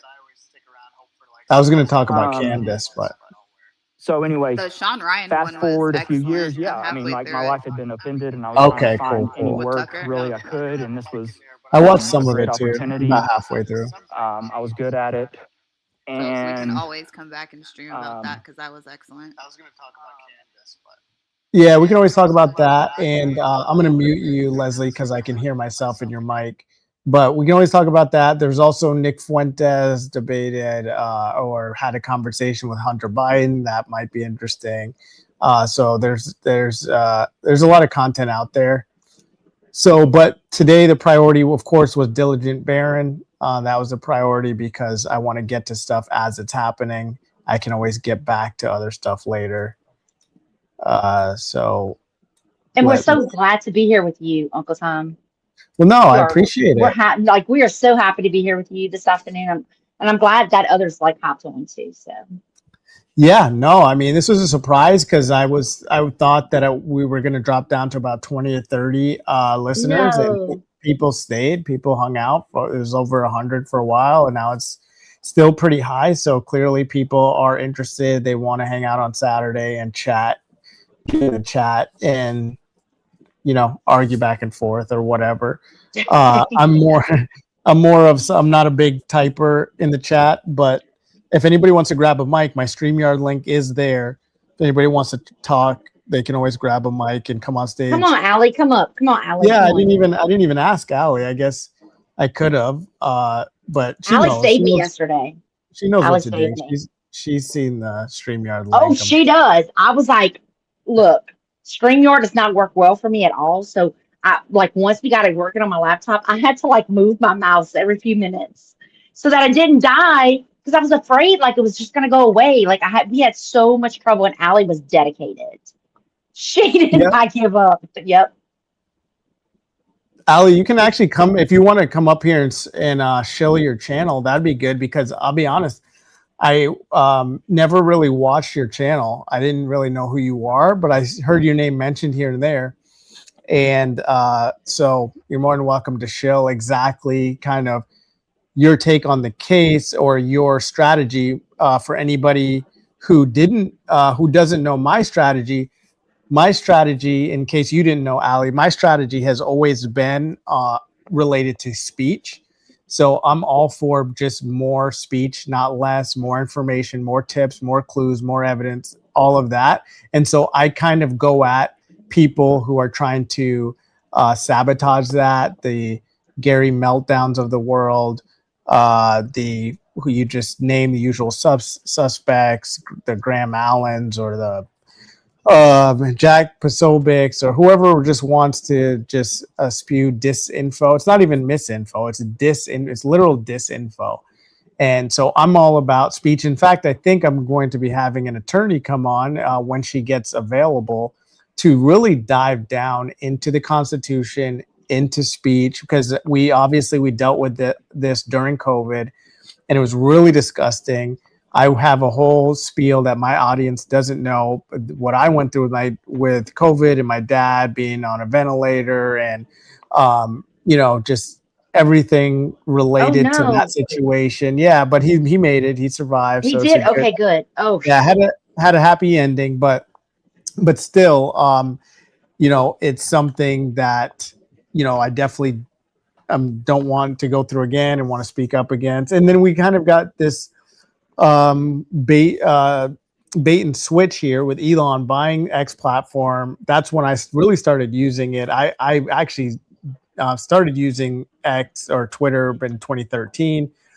Didn't use it. Didn't post at all really until 2022. Elon bought it, thinking it's a free speech platform, and now here we are, and having issues again, diligence reporting issues, and other people are. And so, anyways, that's my spiel. So let me ask you right quick. I'm sorry, Allie, just give me a minute. So were you able, like your dad was in the hospital? Oh, absolutely. Yeah. He was in the hospital for like maybe almost 5 months. 5 months. He was on a ventilator for 20 days. And but yeah, I don't necessarily want to make this a COVID stream. Not at all. And I don't necessarily mind, but it's just it's a whole thing I can say for another stream. But it just, to me, it comes down to speech. Here's the bottom line. I don't think you need to be a physician to be able to tell somebody, tell a friend or family or even a stranger, hey, I recommend you get more vitamin D, or I recommend you supplement or look into supplementing with zinc. I recommend you looking into supplementing with vitamin D. I don't think that would be problematic. Yeah.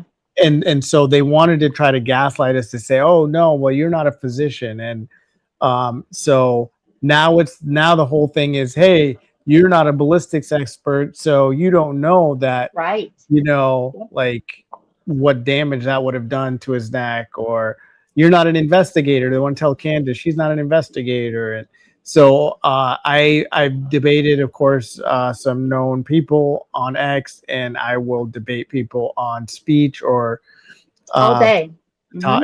All day. As you but guys, you know what? I think you're right though, and like where you're leaning into this, because like no one has that right to take away. Like my grandpa, same thing. He was in the hospital. He actually died from COVID, and like the fact that it was removed from us, and I think it was just a test run, right? Do you agree? And so like what's happening today, like it's hindsight of like how our rights were removed, and like now we are seeing like it's actually happening. Oh yeah. It was definitely they had planned it. It's called Event 201. You guys can check it out. It's maybe on YouTube still. If it's not, it's probably on Rumble, but I don't even know how it's even still on YouTube, if it is. But it's called Event 201. That took place in August 2019, and that's when they pretty much kind of planned for a pandemic. I don't know how they knew that we were going to have one in 2020, but somehow they knew. It's a coincidence. It's just another coincidence. But anyways, Ali, thank you so much for coming on my stream. That's so cool to have you here. I think I was actually going to DM you and ask you if you wanted to join, but I was like, I don't know. She's kind of like, she's like a superstar, so I don't think she'll want to. Allie's the coolest person. She's the coolest. I am not a superstar. What? Thank you so much. I can't get on to that space, obviously, but I'm glad that you're streaming this. This is kind of cool. This is kind of I feel like I'm retooled. Allie is I can't hilarious. believe you're doing you're on YouTube now. I know. Yeah, Well, I so know. June 5th, I joined. June 5th, I joined. I think you just get to a point where you get pissed off enough and you're just like, you know what? I'm going to go on there. I don't care if they kick me off YouTube. I'm going to go on there. well, so I have to say what Allie means is like, so Allie knows I'm an ex person, right? But what Allie doesn't know is that so Uncle Tom, our unk, that's what I'm calling him, our unk. He's not have the app. Like, so whenever he goes on spaces, he doesn't have the app. So like we can't like there's no communication like with messages in the purple field or anything. So like he's more of a YouTube person. So whenever he posted today and saying like he was gonna go live with Baron and with Diligent, I was like, oh, I'm there. I'm totally here for it. Yeah, so he's not a big X person. No, it's not that I don't. No. Download the app, Uncle Tom. You said you were going to. Yeah, I know. But so the whole reason I never got it, I almost got it when Elon bought it. I was like all in on it, was going to subscribe to it and everything. And then I just thought, hey, actually, I was going through the process of signing up. And then this company that he uses, a third party company he uses to verify identity, it's called Authentics, AUT. Wait, no, AU and then the number 10 and then TIX. And that company, they take all your biometrics. And guess where they're headquartered? Yeah, with our greatest ally. the little hats? The little hats. Yep. I love it when you say that. So I was like, no thanks. Because I know I'm going to be saying some shit on here that I don't want people to have my biometrics for, which I'm sure they already have it. I'm sure they have everything on. I'm saying they already got it. So right.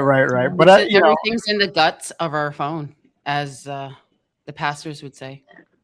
Yeah, I think they have it, but I also don't need them having unlimited access to all my video, photo gallery, and all that on my phone, which I couldn't say that they necessarily have that. You but have your Face ID. Well, I don't use Face ID on my iPhone. Oh, you don't? I never have. No, I don't use any biometrics. I even declined it at the airport. You can just decline. A lot of people don't know that. You can just decline. I do it.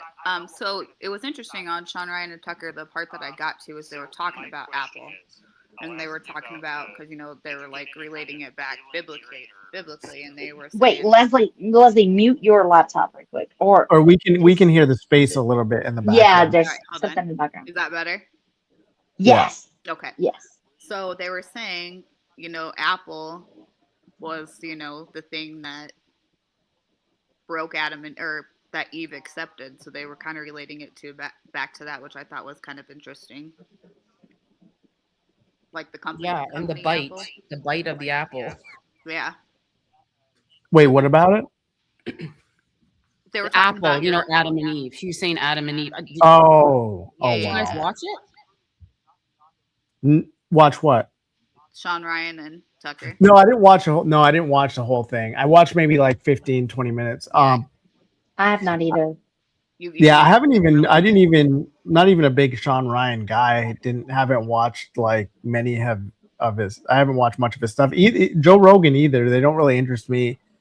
I'm trying to think of who I do. Obviously, Baron. That takes up a lot of time. Baron and Candace. I love Ian. I don't miss that stuff. Before that, I'm trying to think. I watch a lot of finance stuff too, crypto and stuff like that for several years. Andrew Wilson.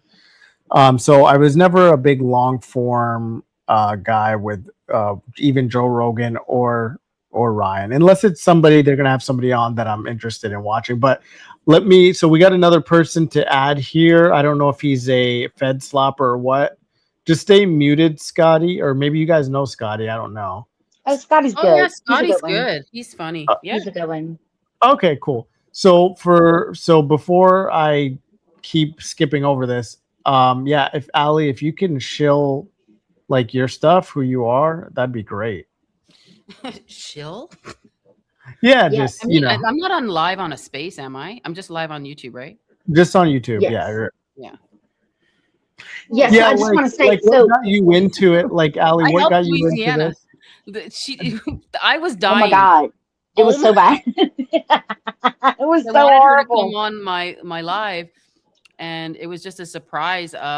Stu Peters showed up, and I had Mitch He's there, amazing. Christine, and I said, Louisiana, you got to come. And she goes, oh, you got to help me get on the YouTube. I'm like, you're not on YouTube, you're there. And she's like, oh, I don't know how to do it. I go, so I helped her guide her through. And my God, did we need holy water, the blood of a We newborn. needed Jesus. We needed Jesus, the disciples, Mary, like everything. Like we got baptized yesterday, Thursday, because it was so bad. We just Throwing couldn't the get holy her. water everywhere. Oh, Everything, girl. We were about to drink the holy water. Okay, that's how bad it was. It was horrible. Don't touch she's like, anything. Allie, Don't I can't move. get it. I can't get my thumbnail. No, I can't do it. I can't do this. I can't do it. I'm like dying on the other side. She was making me laugh. I had my stomach still hurts. I know. No, Allie's hilarious. She's so funny. But y'all, she was on the phone with me for like 3 hours. Like So shorty, like no lie. So Louisiana, were you like somebody that watched Baron, Candace, and also Allie, and then you guys met on X, and then you just happened to like stream together on there? What's wild is that I've space or something. I think we did meet on a space, but what's wild is that I've always followed Candace. But this what's funny is that I was following Candace and Charlie from the beginning, but I thought like he was her plus one. I didn't realize that she was his plus one. So I've been with them like from the very beginning. Like I thought she's very outspoken. I loved her thought process. Same. And she like everything Candace would say, I was like, baboon, that's me. That's me all day. That's me. And then I realized like Charlie's the star and like she's kind of the plus one. And then I was on X for a while. My first account got banned by Laura Loomer. And because I was doing all the things. And then so I started my second account, which is the account that I have now. And then so whenever Allie, came on, I think she was with Mr. Let Go and like Baron and all of them. I had no idea who Baron was, no idea who Mr. Let Go was. In fact, like I'd never even seen Mr. Let Go's face until the trial. Whenever I went, so I would hop on Allie's podcast for the prelim, then I would hop on Jordan and Kelly, and then I would hop on, Bays and Trigger and all of them. And then I saw Mr. Let Go and I was like, oh, I finally get to see his face. I had no idea. Like Allie never popped up, and it was just one space. I think it was Pia space. Laissez faire. I made a new account. I was always on X, but I made like a new account with this name in November of 2025.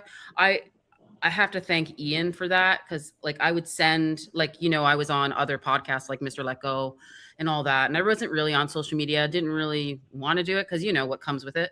So I would just send my information to other podcasters, and I would go on their show with all my information, and they'd be like mind blown. Oh my God, you found this and that. And it was way in the beginning of the investigation. I was doing other things before Charlie, helping.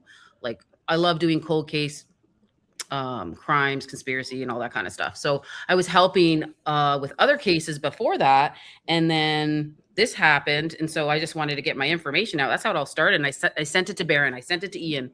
Ian did a Twitch segment on me, and then from there, kind of like hooked me up with Baron. And I sent Baron my electrocution theory, and then I was on Baron's show. So that's how it all started for me. And then they both said, make an account and just don't send it to us. Put your work out. And so that's what I did. Oh, I see. And now I may vaguely remember you on Baron, but I'd have to go back, or you can send it to me so I can rewatch it. But okay, now I get it. All right, that's so cool. So Allie, you were an investigator, I guess you can say, for Baron in the beginning, correct? Yes, I was. I followed him for a long time when he only had like 5,000 followers, and I would like send it to Mr. Let Go, and all these people are like, oh, I can't watch this. This is a lot, or like it's long, right? And I said he has some really interesting, stuff. So I followed him for a long time.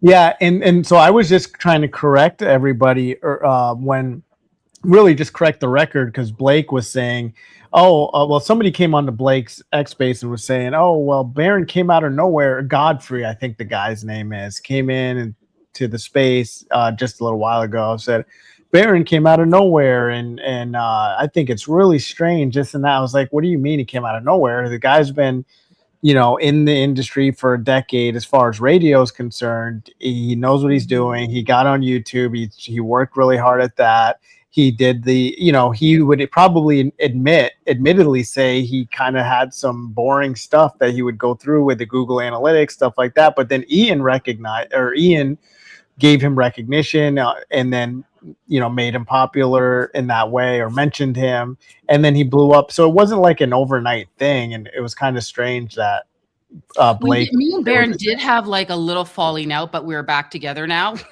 So okay. He did the electrocution theory without me, and it was all my work, and it was your theory. He brought me on the second show, so it was like my whole entire Google Drive of everything I ever had, and hoping to the fact that I didn't have social media, by the way. I didn't have a YouTube then. I had nothing. So hoping just to come on the show and explain it, because I was electrocuted when I was 12. Oh, wow. I just thought that there's some type of electrocution going on that day. So I sent him everything. And then he went live with it. Candace commented on it, and then he kind of blew up from there. And then I'm just like, wait, what? Everybody's telling me he's going live with your electrocution theory. I'm like, what? Girl. And then What was your main concern? Was that it was going to be misrepresented? I mean, it's just getting credit for the work. Yeah, it wasn't just like a picture. It was my whole Google Drive.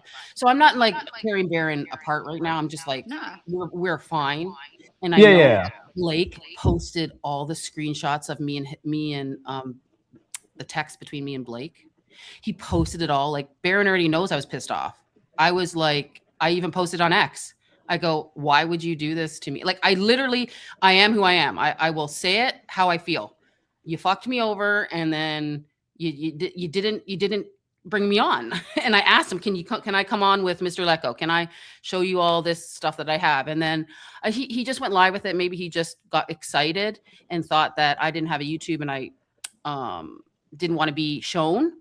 But it was my work. It was my work. And then, me and so do you think it was a misunderstanding or no? Yeah, I think it was I don't know. Maybe it was. So can I just say something real quick?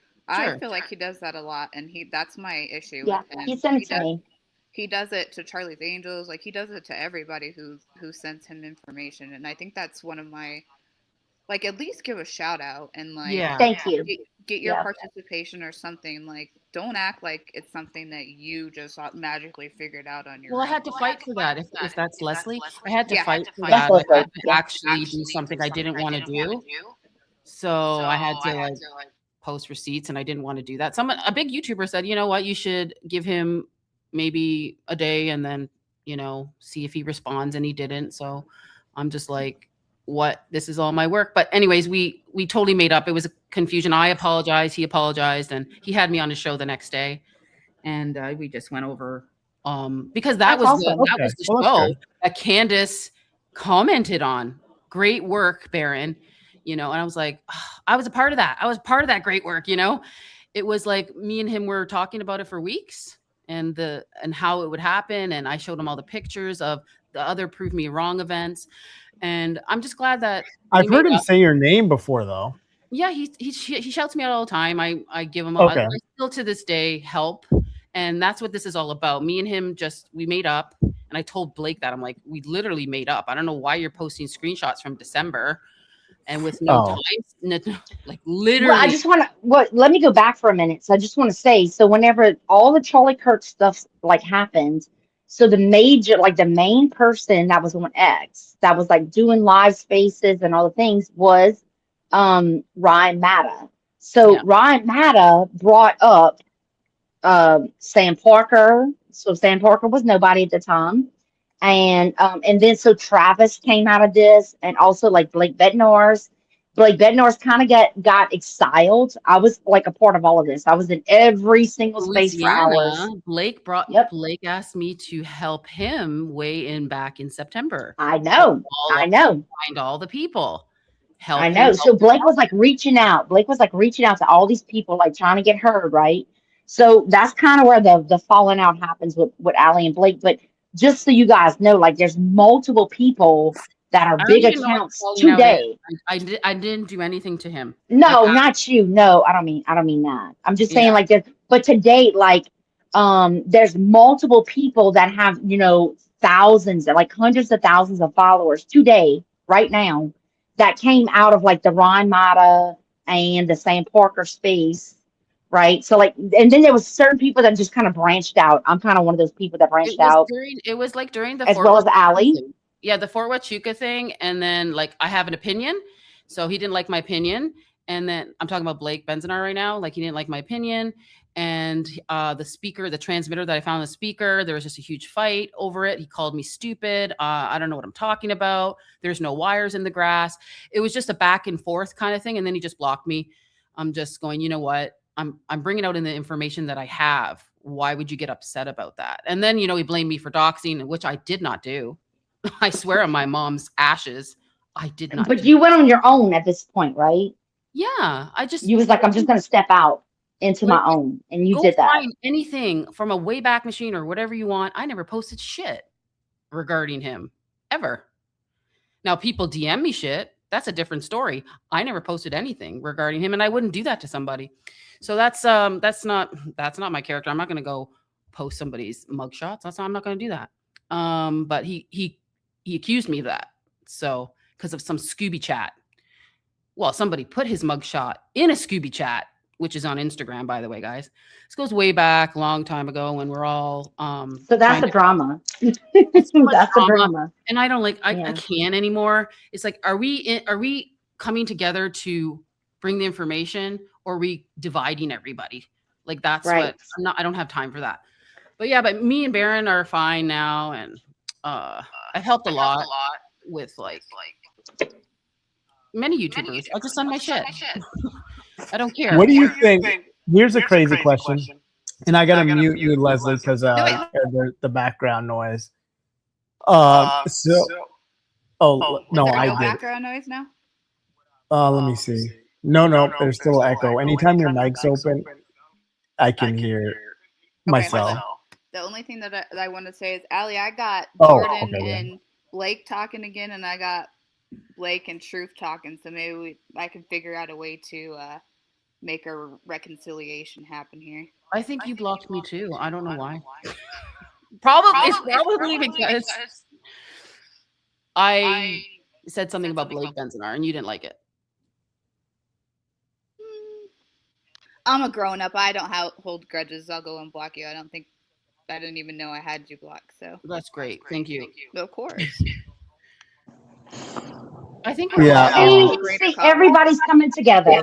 There you go. It's all good for the greater cause. Like we have the same. But we want the same outcome. We want the same outcome. I have to say, I made Blake laugh. I've never seen him laugh so hard when I pulled my live stream. Did you guys see that shit? He was trying to stream my SUV thing with Mike, and I made my video private midway through the stream. It was freaking hilarious. That was one of the funniest things ever. His face. I don't have you blocked. You have me blocked. So maybe because you blocked me and then I blocked you, and it's all good. We're good. Yeah, this is a new world for me. It's almost culture shock because, I mean, I've been talking about the Kirk case since he passed, but it's interesting because when I started connecting with more people who were interested in the case, I can't remember. It's had to be before the preliminary hearing. I don't know what made it heat up so much. Maybe if I'd have to go to try to pinpoint it, maybe it was something Baron revealed or Candace, but I didn't know that there was like infighting within the conspiracy group. So for me, that was a little culture shock. I was like, wait, what's going on? People block each other. And so like, it's hard enough just finding truthers. So yeah, but I can a see lot why behind the scenes. Yeah. Yeah, there is. But a lot more than what like normal people. Yeah. Like, well, because like, again, like going back to the very beginning, it's not only personality, but it's like, I think because so many months have passed, Leslie, I'm just going to say this to you, my love. If you could get Allie and Blake on the same page, baboon. Look, Girl, I got hats Jordan. off. I got Jordan talking right now to Blake. Like, what? I don't Answer think us. we're Like, ever what? getting back together. I know. And that's what I want. Like, I think we all have a common goal. Like, regardless of whatever you believe, I think we all want the same thing, right? And like, there's been so much fighting, but a lot of this, like, there's a lot of hard feelings, and I don't blame anyone for having those feelings. I don't, regardless of where you stand, you know? And I do have to say, Blake has grown a lot over the last couple months. So He has. He's done very well. He's like come out and said, like, look, I went after Blake like hardcore. In fact, I had a whole space called the BB Files, right? I went hardcore after him, um and then like I'm sitting and like co-hosting his spaces sometimes. But I just think like I don't have to believe everything you believe as long as you're like your heart is there and you have good intentions, right? So I don't have to believe everything you believe. Just it's the same thing with Jordan and Kelly. Like I don't believe what they believe, but 100% I support them. So I just think like if we can come from a good place and just not go in attack mode, it's just not productive. It's just not. And there's so much hate on X as it is. I feel like we have to be the light, right? I mean, I can tell you this: like Allie is like one of the most gracious people. Her and Chris, She my is. spirit animal, they're They like are. they're the greatest people because like they bring me on. I was on the live with them the entire week when the pre-trial was going on, and we broke down the car. I broke down the car, whatever else, and then Jack on X Space, he had high resolution pictures and blew it up and circled the things that were necessary, and gave her credit. He had her on, but Allie is always the first one to say that some of the people in the flamingo, quote unquote, flamingo mafia, you know what I mean, like they all do great research. Those girls are so badass, and she has all of them on her show, and she gives everybody like a voice. And that was the first time I was ever live on a live stream, and she's been just nothing but amazing. I consider her and Chris two of my best friends. Like they're rad. So sweet. And I'm they not have going to cut you Louisiana now. on. I'm not going to cut you. What's that? I said you're so sweet. I'm not going to cut you now. Oh no. Well, there was Allie, I am so proud of you, Allie. The other night. I'm so proud that Allie was going to cut somebody. I'm just going to say that. I always want to cut everybody. I want to cut you in a minute. Yeah, no. I have no problem with it. I'll do James something to May piss you on? off, Louisiana. Don't worry. When she has James May on every yeah, 5 seconds. And Louisiana, you were so great on the other night, dude. That was such a she's laugh. fire. You and Mitch, dude, were hilarious. I mean, there was a snake involved, a frog, a dog. Vibrators. You had bleeding hands. Like maybe it was like the Passion of the Christ or whatever. I don't know. Dude, my hands are still killing me to this day right now. Just saying. Scotty, you can tell like whenever I'm doing a live, Scotty, everybody comes in my chat and I just send a link. Just what Tom did. Tom's the boss. Yeah. Send a link. I mean, and Tom, thank you so much for bringing me on. Like I don't slop as much as a fed slopper can slop. No. I'm glad you guys are here. I mean, there's nothing worse to me than the idea of just being on a stream by myself, monologue to an audience, like just going on and on and on. It just feels so like narcissistic and icky to me. But I know that's like what you're supposed to do. But it's just I rather talk to people and be able to catch my breath and not have to like talk for 3 hours. Lead the entire show. Yeah. No, and Allie's so great with that because when Chris isn't there, like they're so cute together. You know what I mean? Like melts my heart. And they are. I know. Genuinely. They're such kind people. I'm giving. I mean, like whatever someone needs, I'll help. That's who I am. And but it's not. But Allie, it's not just that. Like off the cuff, whenever nobody else is listening, you guys have no idea. Like if you think I'm funny, y'all have no idea. Like Allie has me belly laughing. She is so freaking. She is so freaking funny. Like she kills me just off the cuff. Just like this is her real self.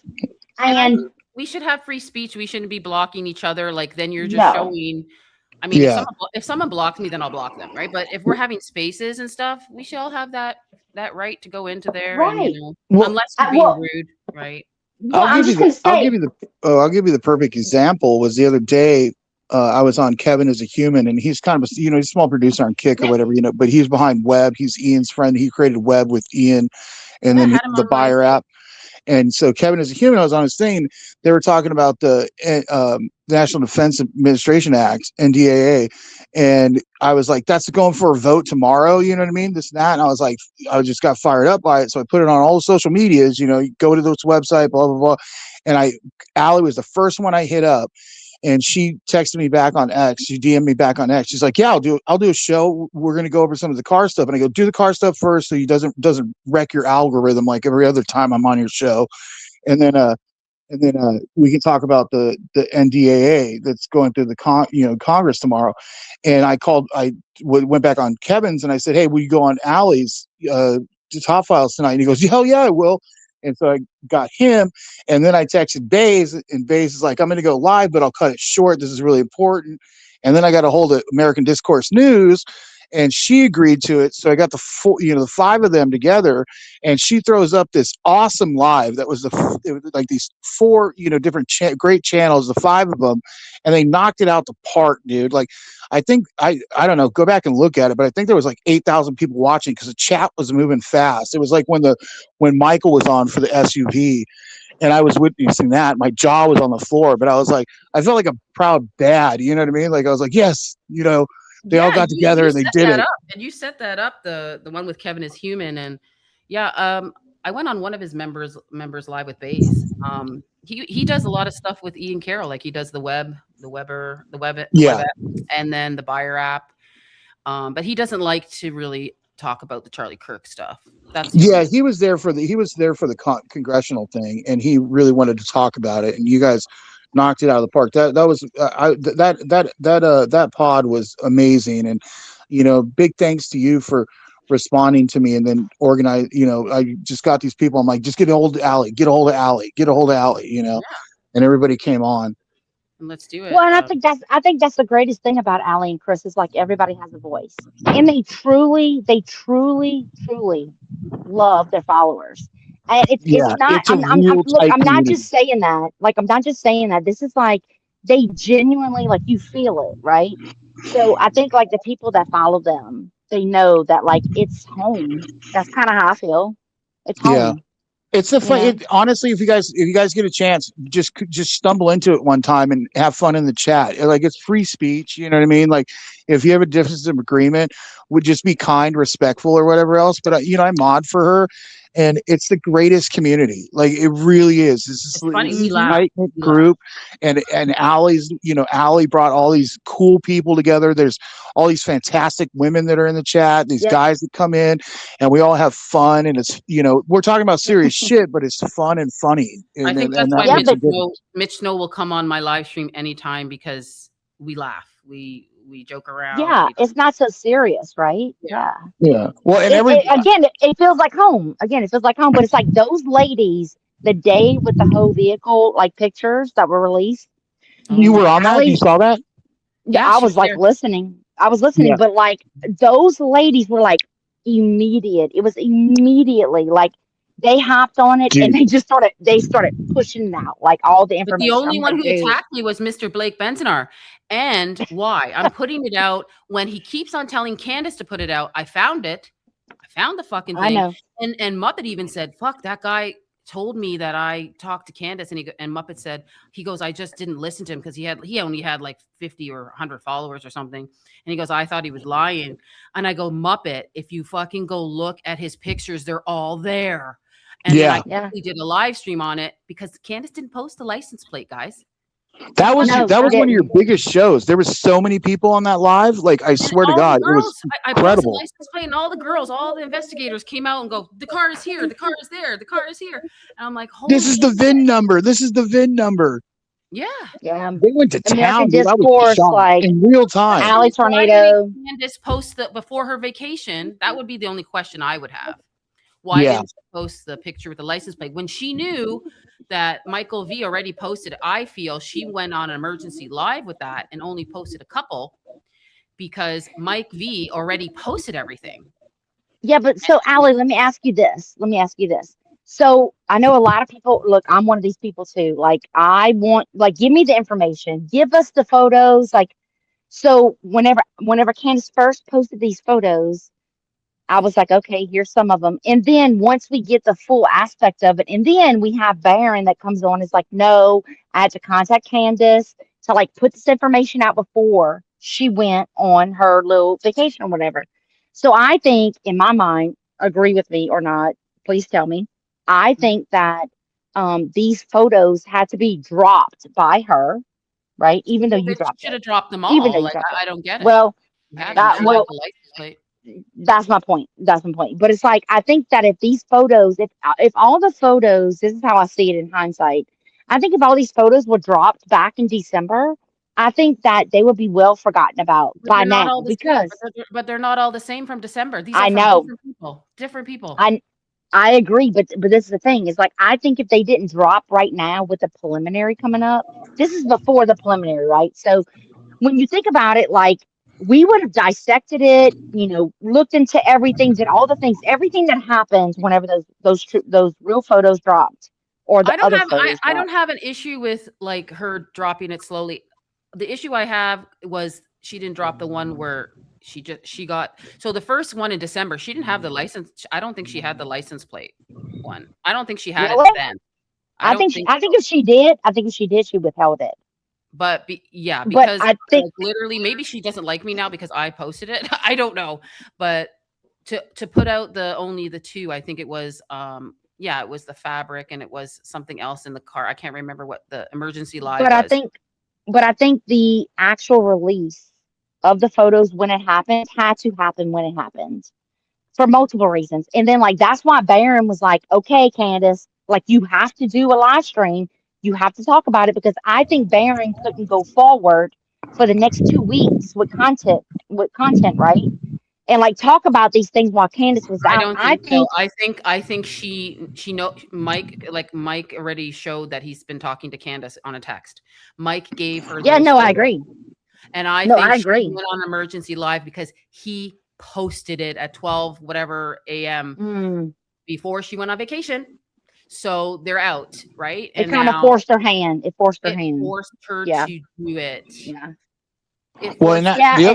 the other thing about that too was that Allie got she only went over a couple of the photos and they were not as good quality when Allie dissected them, and it wasn't like a Photoshop deal or anything like that, but they were so much clearer 4K. We were able to look everything, and she went through it detailed by zooming in on things like what looks to be like the road mic under the Fijian water bottles, and the back seat, Right. the blood on everything. And it was so clear and so crisp and concise that the girls went out and figured out what garage door, Yep. company was the one on the side of the car, because it looked like a sticker on the window, and it was a different automobile that was next to it that was this garage door company. So I mean, like the real time, it was amazing for me to watch in real time how much that got broken down, especially with all the researchers that we have on Alley Top Files. Mike They V were just on it like white posted on the rice, dude, like fly on shit. I It don't was know if you saw it, amazing.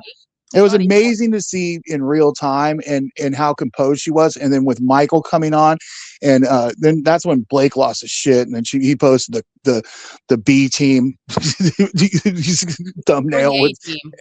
The A team. the clowns. Yeah, I've talked to Blake about this because I think he could have handled it different. He could have done it differently, right? Like I think if you just would have asked the guy like just to come on, but I mean, we Heck, I talked would have about it brought Blake on if he wasn't like so like violent all the time. Like he's like, this is bullshit, Allie. I brought up all his comments. It's not like I ignored him. No, you did give him the space. You did. Anybody You in did. my chat. I don't ignore anybody, and Scotty knows that. I brought up he doesn't Yep. need to send me any money. I don't need it. I brought up every single comment that Blake said. He said this is bullshit. This guy's a barber. I'm like, well, you know what? When you cut hair, women know this. We tell everything to our hairdressers. Everything. Tell them Everything. everything. So Yeah. I'm trying to be nice to this guy. He fucking like literally, I don't have the metadata yet, Blake. Give me a moment. Give me a moment to like, slowly by slowly, I'll get it. And as you can see, Mike V just posted the metadata. He just did. Yeah. You can see it on his page right now.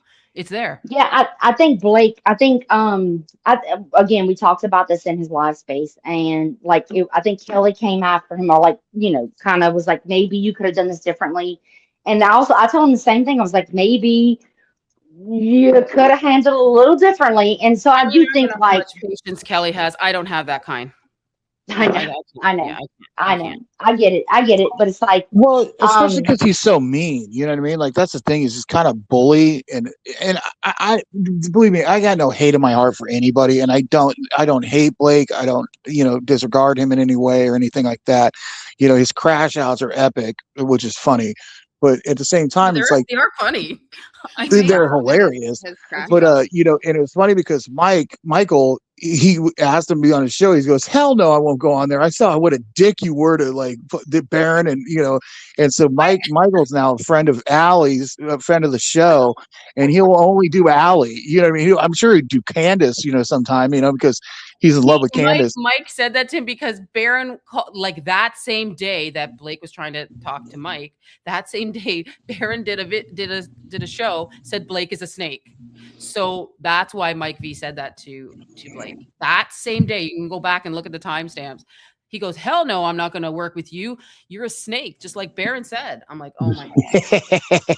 And it was funny because he gave so much gratitude to you, Allie, for bringing him on, and you just sent him a DM that day, and it was so shocking. You know what I mean? That like all of this happened like kismet or just serendipitous that he came on the show and wanted to talk and was so kind and so nice. He's a really sweet man. Yeah, which he's is even talking about the Mormon mafia. He's like, "There's a cult down here, you guys. I don't know if you guys know that. It's like it's really." He was talking about the bricks and minifigs, research. He goes, "Look that up, and that'll tell you everything you need to know about what the Mormon mafia is about." And he didn't have to do this. He didn't have to. All I asked him is, "Hey, can you DM me?" Because I wasn't following him. Sorry, he wasn't following me. I followed him, but I couldn't get a hold of him fast enough. So I said, "I'm just gonna go live on it. If he comes in, he comes in." Yeah. And, well, I mean, that speaks volumes to your research because there was only 50 people on his, like, I think it was Facebook, or he put it on an X space. He had to make an X space for it, and nobody saw it. And you found it and brought it in because you're like, holy crap, this is the guy. And you brought it on. We broke it. The girl, well, not we. I didn't do anything, but the girls broke it down to the nth degree. It was sold out of Salinas, California. Blah blah blah. Here's the bid number. It was purchased by we didn't dox anybody, but you know what I mean. Like it was sold from salvage art. They didn't want to get the guy fired who took the photographs and released them. Of course. And he's and it was very respectful, but it was very in depth. GoFundMe. If that guy gets fired or something, we will fucking do a GoFundMe and. Oh hell yeah. Hell yeah, we will. Like I'm telling him this. I'm like, don't worry about your client. And you guys got to remember, he said everybody was taking pictures. It wasn't just his client. So there's a ton of them, and there's more. And I'm trying to like be nice to this guy. Like when the preliminary hearing started, he took off because he knew everybody was going to come there and look for him. Like this guy doesn't need this. He just wants to put out the pictures, and that was it. And then it's become like he's a liar. He's this. How can he be lying? I know, right? I know. And the some thing is, like, that's some other SUV with blood all over it and broken glass. Come on, man. So that's why I'm like kind of pissed off at Blake. I'm like, here you are telling everybody to release shit. I release it. I could have waited and said let Candace do it, but I just did it, and maybe Candace just hates me now for me doing that. No, she watched your live about. She watched your live about the Sean Ryan comments. Oh shit. We covered that, eh? I thought it was funny. My mouth hit the floor when she was talking about the Sean Ryan comments. I go, was she watching Allie the other night? I don't think so. That was my members live. She's not in my members live, but yeah. You got so many DMs. Is Candace a member? I think she watches everybody's stuff. Like she watches my ex for sure. Yeah, stuff. She gets a lot of content. Dude, a lot of her content. My job every time as a mod is to make you break to break you, like so you start laughing and have to go off screen. I think it's hilarious. The redacted balls did it for me. The redacted balls and Frank's balls and all that stuff. That did it. If you guys don't know that, I literally I made somebody in my chat because like the chat. I don't know. I just feel like I'm so connected to the chat. They're like, I wonder what Erica would smell like. And I'm like, oh my God. I go, guys, put in the chat what you think a perfume bottle would be named as Erica. And the chat was on. I was dying. Someone had fish fillet. Someone else had scent of a CO. It was epic. It was epic. Yeah. Mine was smells like teen brooming. Yeah. Oh man, wow, that's Scent of a crazy. handler. You see where Egyptian planes. Tyler Boyer said like Mikey McCoy was a handler? Do you guys see that clip going around? Yes, Yeah. I did. I haven't seen it. What's the saying? Like they always have to show their hand. Yeah, Tyler Boyer just with Jack Posobiec and Blake Neff was just casually was like, yeah, well, Mikey McCoy was his handler. Literally What said the? that. Well, Yeah. well, hang on. So I guess so I gotta Allie, play it since I'm on YouTube. so Allie can back me up on this because so if you guys don't know, every Sunday, Allie does a Pastor Sunday. Okay. Yep. Power! So like, yeah, the widow, but like she does a Pastor Sunday, and like so some of these older videos. So like if you guys don't know who Rod McCoy is, or if you don't know who Doug DeGroot is, or Frank, I'm sure everybody knows who Frank is. But there's or Jack Hibbs. There's multiple pastors that kind of play into this, right? So Jack Hibbs is the brother of Butch Hibbs that was on site, and then so I posted a few weeks ago, and I know Allie covered it too. And I posted it in. So I posted what I had to say about it. And then in the link below, like in the comments below, I posted the actual link. That whole entire interview is a bombshell. So it's Jack Hibbs and it is Frank Turek. Yeah. Yeah. I broke that down on one of my live streams. Yeah, like the whole thing is a bombshell of like what happened. And then like he's like, oh, my brother is like, everybody looks at him like he's a mountain man, but we're gonna have to keep this off record and nobody needs to know this. But like maybe he's the CIA or like part of the Mossad. Why would you say that? Yeah, I know. Why would you say that? Why would you say that? Like why? You know? He was It's just not only that. This is how we're going to shut the conspiracy down, guys. We're just Right, gonna say shit exactly. like But look, it's not. But this is a wild thing. It's like this is what's crazy. It's like if you guys go to Life is Driving, which is Adam's video, you like have in your mind because we've all studied this video so much. So whenever Adam's just kind of set up to the right of Charlie of the tent, right, like at the tip top, well, at the top portion, right of the amphitheater, you'll see like Adam's on the phone. You see Butch come in. Like, why are you hanging around? And then after that, you guys, I just saw this and I was like, stop it. Adam is doing, it's a guy outside, like towards the parking lot. And the guy has a hat on, I think maybe a plaid shirt. And he's talking to him and he's like, hey, do you want to do an interview? You don't have to, blah, blah, blah. So then Butch is in the background with his phone turned sideways, like he's watching a video. And I just saw it like last week. I had a lot of things going on, but I was like, what is Butch looking at? Why is he turning his phone sideways? Are you watching? We brought Mikey in, and he was. Hold on a second. So it made me think, like, was he? Mm-hmm. Oh no, go ahead. No, the funny thing is I want to find out, who Blake Neff was with on Grindr. Find that guy, just figure out who he's with when he was in Utah. Yeah, I was there. I don't remember who I was with. Like, what are you that was like the JFK assassination. You remember where you were when 9/11 happened? You know what I mean? Charlie Kirk, your friend that you worked with, got shot in the neck, supposedly, allegedly, maybe. I got a couple of questions before I forget. Allie, I wanted your take on Twitch, the Ellen DeGeneres. Oh God. I wanted that, talk about that briefly, and then your take, and then your take I on. can't hear anybody. Oh, you can't hear us? Wait, is that Quint? I can hear you. Oh, okay. She- Okay. I think she had an issue. She might be. Yeah. Yeah, she might be having. Issues. So, and then also, so the guy Twitch, and then also the friend of the family. Is it his wife's, Barron's wife's sister or something? Somebody's missing. Been missing for a long time. also get your take on that as well, or if you plan What? to investigate that. Wait, But explain that. You well, mean hold like on. Let me just Baron's? play. Go ahead. Yes, that's what I mean. Let me play this real quick. We brought Okay. Mikey in, and he was so young as a Charlie's assistant and handler, and has been around, like, again, one-on-one with Charlie. We have two more Most of the clips. videos you see of Charlie, Mikey is taking.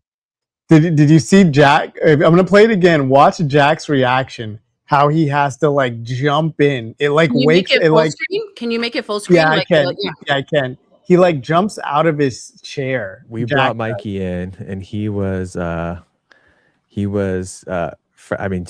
young as a Charlie's assistant and handler, and has been around, like, again, one-on-one with Charlie. We have two Most more of the clips. videos you see of Charlie, Mikey is taken over the last 5 years. Next to it, or we have two more clips. They're short. I say just play them both, 87, 88. Just play them back to back, guys. We brought Mikey in. Wow.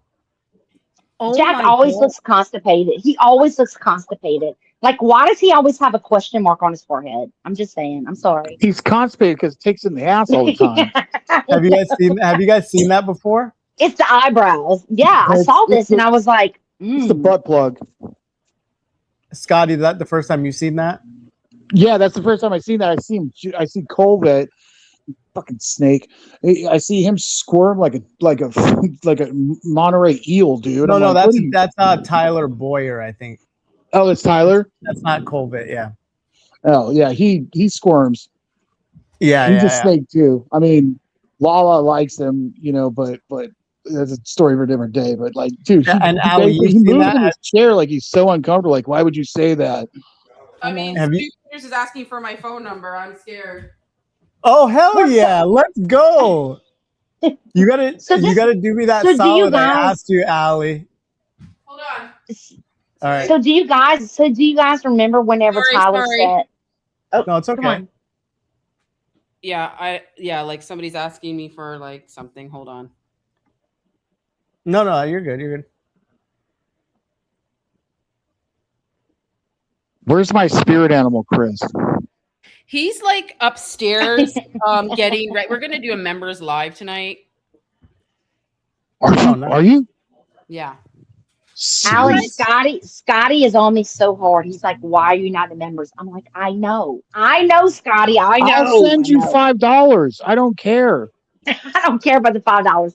It's like just the thing. It's like, look, if I'm gonna subscribe to Ali, then I have to subscribe to Uncle Tom and Danks and Faze and I like you see what I'm scared saying? to Like, give my phone number to anyone. I'll give you my phone number. I don't give a shit. I don't care. I don't care either. Rick Cutler's gonna come cut me. No, Louisiana will come cut you with a snake and a frog. So what do you think? Stu wants you to research some stuff for him? I don't fucking know. Dude, how sweet was that last night? Stu Peters shows up. Night before last. I'm sorry. My days get confused because showed I right drink up. beer. okay. He showed right up. It was very kind of him to do that. I don't think. Yeah, I lost all my sister wives because he showed up. How many you got? Hypergamy. Scotty is a flirty. Look, he was so good and like he was just chilled and in his own space. Dude, I he's think so it's very hot. nice. He's so hot. Yeah, it's so hot. I'm not like that, but like I can tell a hot guy when I see him. I'm like, I know Brad Pitt's cute, hot. You know what I mean? Like, Stu Peters is a fine man, fine man. If I had a daughter, you're I'd be dressed like go a after furry. I Stu. can't tell. Are you dressed like a furry in your PFP? No, Mick Furry. Okay. That's an inside joke between Al and I me. got you. So Ali, what's your take on Twitch? What's your take on Twitch? Twig's favorite drink, McFurry. Say that again. Say that again. What's your take on? Candace dropped this gentleman. It's not. She dropped it to me because I didn't know about it, but other people, I'm sure, plenty of people knew. But Ellen DeGeneres is like producer or some guy, Twitch, some guy in the background. That guy. Yeah. He died suddenly. Yeah, but you guys were just talking about. you guys were just talking about the Mormon mafia. Mafia. And so he was in that. He was in Utah, I think. He was in that whole circle. Was he? Yes. No. It was his wife. His wife graduated from Utah, like UVU. And I just want to drop this too. I just want to say this. So Candace also talked about, his wife. So that's what Candace, I listened to it today because I missed it on Thursday. Because me and Allie was trying to like make things happen so I can like come on her live stream. So I missed Candace on Thursday. So I listened to it today. And that's what she was talking about, was how the wife of Twitch graduated from UVU, Provo.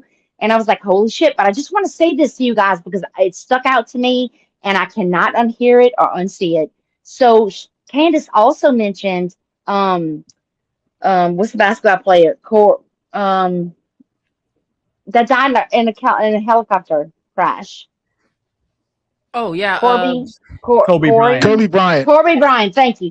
So I'm just gonna say that his daughter's name is Gigi too. I'm just saying. I'm gonna leave it there. Oh. You His want to name know is what's funny Gigi.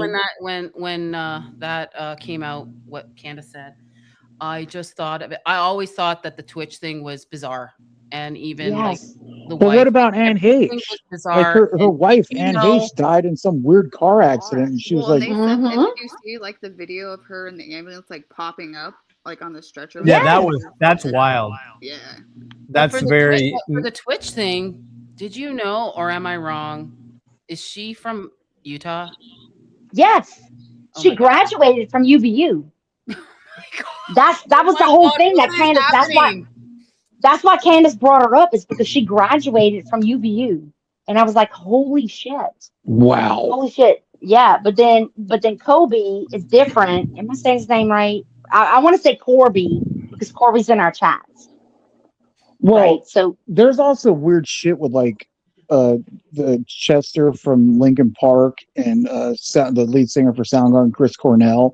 They were actively like wanting to blow the whistle on like PDFs, and they both show up from the parent unsubscribing of life a podcast, and it's like under strange circumstances. Like Chris Cornell got done with a show and ordered dinner at his hotel room, and he unsubscribes from the Life podcast, and then 6 months later, Chester Pennington unsubscribes from the Life podcast too, and it's like, I have inside information. and they were digging into PDF files.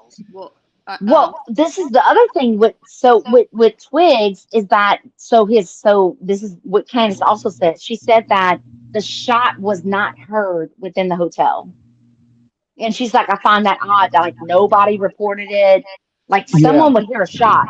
Yeah. And then his wife goes on a podcast afterwards talking about how he had mushrooms and like all these things like after the fact, like that was not brought up. So he had no drugs in his system whenever he was pronounced dead. But then after the fact, you're going to mention that like you found mushrooms like in his shoebox. Well, is what she said. I do a lot of psychedelics, and trust me, Yeah, mushrooms are not going to want you to unsubscribe from life. They want you to subscribe to life more than you want to unsubscribe from life.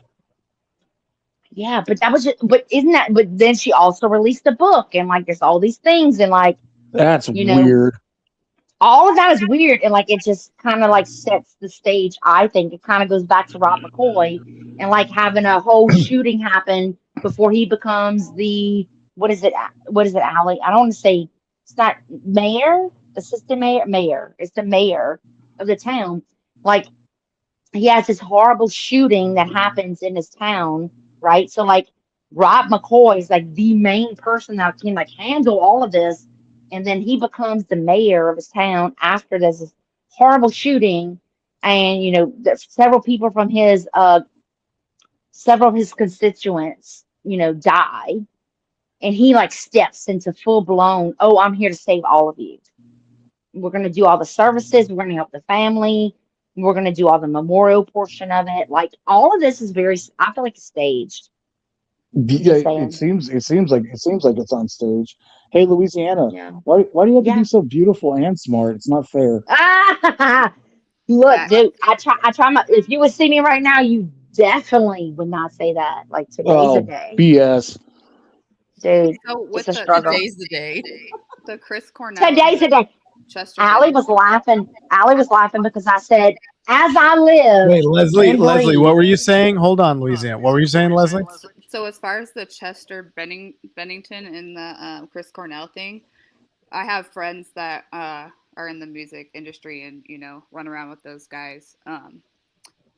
What are they saying? Tell us everything. So they were molested, both of them, and Mm. the guy that had done it was pretty high up, and they were digging into the Epstein files. And when they wouldn't stop doing what they were doing, is when they both mysteriously disappeared. They died? Yeah, they unsubscribed from life. Yeah, they supposedly killed themselves, but both. So one of my friends is a guitar player in one of the bands that they hang out with. Everybody said that they were both in good places and they were like determined because they were molested by the same guy. And I have to ask him who he is. He's a pretty big deal, but yeah. So they wouldn't stop because they wanted to get, they wanted to expose it, and they were fine. They were happy. They were, loving life, and they were just digging into it too hard. And then at that point, they were not here anymore. So. And it's funny how that got washed over. You know what I mean? Like they were like, no, it's definite. They both were, drug addicts or this and that. Recovering. They slipped back into it. They both were, wanted, like Kurt Cobain themselves. And Kurt Cobain didn't Kurt Cobain himself. That was. Well, I mean, that's sketch too, right? Yeah. Yeah, that was because he was gonna give up the music industry or whatever. He was gonna break up Nirvana. And Courtney Love couldn't have it, and so it was a big party at his house, and there's so much evidence that it wasn't him that did it. Yep. Scotty, you're echoing. So I just want to ask you guys this. It's off the cuff. So whenever one more thing about this though is that they both had substance abuse issues because of their sexual abuse. Wow, I believe that. I do. Hey Tom, I believe it. I mean, look at Bieber, right? Yeah. Well, he's been retooled by Victor, so. Don't say the name, Leslie. Whenever you say the name, I have to throw salt over my shoulder and put garlic around my neck. I swear. I do the sign of the cross whenever I say it. So. I thought Tom was Turkey Tom. I didn't know. Me? Yeah, me, a long no. time ago. I thought you were the Turkey Tom. No. So this was I can't find him. Guy. So I can't find him on X. I wanted to ask about Allie, what do you think about this missing persons case associated with Barron's family member? Is it true? Have you considered? Oh, it's absolutely true. Have you Uncle considered Tom, can you tell us? looking I've into never it? heard of this. I've never heard of this. Uncle Tom, can you tell me more? I don't know anything. I'm trying to. Do you know which I'm talking about, Allie? Is it some kind of Marie? Was it Marie? I don't know. I've heard It of was okay. It was I think it's his wife's cousin. So it's not his Now, sister. no, it's an in-law. I'm pretty sure it's an in-law. And but yeah, I don't he's mentioned it a couple of times, and I didn't know if it caught your attention and if you thought that might be some route you go down, but I apparently see here, Rose Marie Gayhart. okay. I think that's what her name was. I think he's even now offering money for that too. For any information. Who's offering? Barron. Okay. So this is on the wife side? I think she's looking into it now, but yeah. Okay, so it's not on Barron's side, it's on the wife side. Okay. I don't think so. Well, what I don't know. happened? Yeah, like I seriously never even looked into it, nor did I ever talk about that with Barron. So I'm surprised he didn't bring it to you. He should be, he should obviously be bring it to different investigators to look into. Sorry, maybe I have the name wrong. I need to get the name right. Is it? No, Marie? I don't. I Cynthia don't. Din Coleman. on. I don't know where. I don't know. I need to know the name. I need to know her Yeah, name. of course. Yeah, if you don't, the only reason I was bringing it up because I thought you might have it on a sticky note somewhere, but I guess not. It's fine. Just curious. I've never heard of this before. Yeah, it's And so it's a mysterious death. He's talked about this twice. Yeah, he's talked about it at least twice. I've heard him talk about it. Yeah, like it's not his. It can't be his sister. It has to be somebody like a distant relative. It can't be. But Uncle Tom, so this person died mysteriously? Missing. Oh, missing. Okay. That's like a Guthrie thing almost. Kind of feels like it, huh? Dang, we're gonna get 118 degrees where I live. Are you in Arizona? Ew, it's No, like 103 here. Oh, oh God. We have dry heat though. Oh my goodness! What? What is that? Hey, I want to tell everybody thank you. I got to go and start fixing mom's dinner for her, and so I love you guys all so much. Tom, thank you so much for having me on. This has been awesome. I really appreciate you. Allie, you know how much I love you. Tell Chris I love him. Give him a big kiss for me. And Louisiana, you're the best. You're so funny. I love you dearly. Thank you for hitting me back on X today. Hey, And, Leslie, we'll talk you're soon. awesome too. Just kidding. Why are you laughing? Wait, I missed. Say it again, I said, Leslie. Leslie, you're awesome too. Dab me up. I'm just kidding. I know I'll be in the chat. Don't worry. Okay. I love you guys. Thank you, Scotty. Cool. Don't worry, he'll know my personality at some point soon. He will. You don't have your picture emoji's not up there, Leslie. I know. I have to fix it. I know. So I told her. So Allie, I figured out afterwards that if I download the app, remember I couldn't get my picture to work last night. I could only make it work on my laptop and not on my cell phone. So I downloaded the app and I uploaded my picture that way. Like it doesn't make you sign in or anything, but it worked. After 14 hours, it worked. It worked. Look, we were sweating. I was sweating. I was like, this is never going to work. I'm not going to be able to go on. Like, it was a rough week. Yeah, Control Alt D. No, it's cool. You found me through Coach Colin. Shout out to him. Yeah, he definitely made that clip of me going at Paramouse testicles. He made that viral, and that was cool. Yeah. Oh, you saw that too, Allie? Yes, I did. Coach went so hard. He went so hard. That was hilarious. Coach said he might have me on his members live one day. So, nice. Me and Coach talk. Yeah. I need you, Allie. I got that special request. Don't forget. I need help getting that one out. Which one? We won't. The we other won't talk one about it. But yeah. But yeah, if Stu gets a hold of that, it would be funny. That would be funny. Hey, y'all, I just want to let you know that Diligent and Ian Wynn are about to jump into Blake's space. Oh. Ian and who? Diligent. Diligent. Okay. Welcome. I'll mute myself. That's pretty cool. Oh, wait, Ian Carroll. Ian Carroll and Diligent are going to hop into Blake's. Ian Wentz. Oh. And Diligent. I said Ian Carroll. I'm like, Ian Carroll? Because I love that man, but. Sure. Hey, real quick, y'all. Yeah. So I mean, that's cool if they come in. Just know that I'm working a swim meet as the head timer volunteer, so I just can't be I'll chime in when I can, but I really need Kelly and Leslie to run it, if that makes sense. Yeah, Blake, can you send a invite to Slick Dog? And I don't know if there's been any court updates. But Kelly, have you seen any? I just sent him one. Yeah, I need to get up here, Slick. I need to re-up my All right. So yeah, I guess I'll tune in whenever they I'll jump let in. you know, 'cause I'm helping out with that too. But Also, Kelly interviewed when she was at the trial.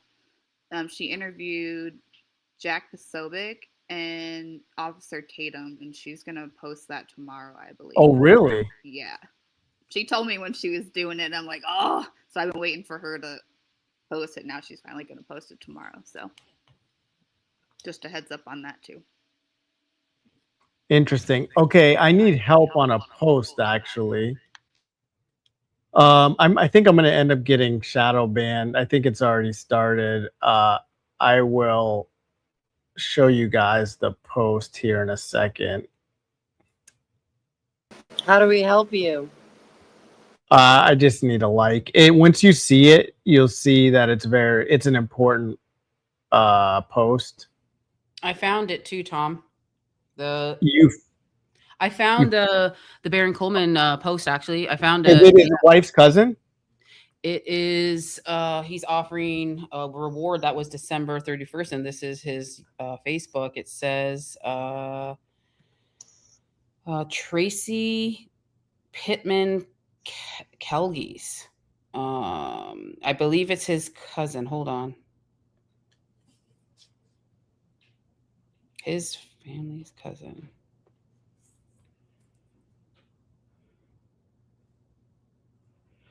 Sorry, I'm just reading. No, you're good. I'm going to share this in the meantime. So Nikita Bear, we know this gentleman here from our greatest ally that Elon employs, sadly. And he said that, okay, yeah, we found 42,000 accounts that automate replies, whatever. He's trying to help out or whatever he's doing. So I'm actually an acquaintance of the redheaded libertarian. So she replied asking a favor, and you guys, I got to zoom in. You probably can't see this. She replied asking for a favor. Hey, we can't see. She's asking about some analytics or something that's frozen since February. So I replied because I wanted to get somebody's attention about what Baron dropped. And I will play this. You guys have probably seen this, but I think it's super important. Oh, this is a good one. So one of the places they spend a bunch of money is this K Creative, right? It's K Creative. This is a good way to figure out why your feed often looks the way it does. You remember after the White House Correspondents' Dinner event? Look at that. Control the narrative. You remember after the White House Correspondents' Dinner event, there were like 40 social media influencers, all with the same message. Got to build the ballroom. This is why we need a ballroom. Don't tell President Trump he can't have his ballroom. Stand down on the ballroom. Well, that's what K Creative specializes in. You want to see an example of it? I'll show you. They're proud of it, by the way. They're proud of it. They show actual examples of their things. And notice who's in here. Benny Boy Johnson. Look at that. Here's 24 straight minutes of Democrats denying election results. Why didn't the Republicans DA prosecute them? Clay Travis. Here's 24 minutes of Democrats denying election results. When will these crimes be prosecuted and all these Democrat politicians be arrested? Libs of TikTok. Here's 24 straight minutes of Democrats denying election results. Whatever you do not share this. They're bragging. And then they have all these different examples of all these different stories. This is why it looks that way. This is why your social media feed looks the way it looks. This is why you scroll. You say, why are 10 people talking about this today? They're bragging. It's an advertising campaign. They're bragging that it's an advertising campaign. So we're actively getting psyoped. We're actively being propagandized. And so this is what I'm trying to call attention to. Normally, a post like this, me replying and then having somebody with almost 1 million followers reply, normally for me, this would probably, I'm sitting at 171 views. Normally, this would be like at least 1,000 views. It'd be 10x this, maybe 2,000 or more. And I mean, it hasn't been that many hours since has it been? No, it hasn't been 16. I did it this morning that I replied. But nonetheless, maybe it's been like 8 hours or 10. And she replied, and it's just got the one like. Nobody's seeing it. So this is the one. I will actually put this in the chat. You guys need to give this a like. We need to get some attention. Unless you guys like being propagandized, then don't just send that to my DM and then I'll look at it. Yeah. Oh yeah, for sure. I sent you something in DM now. It is the Baron thing, and it's his wife's cousin.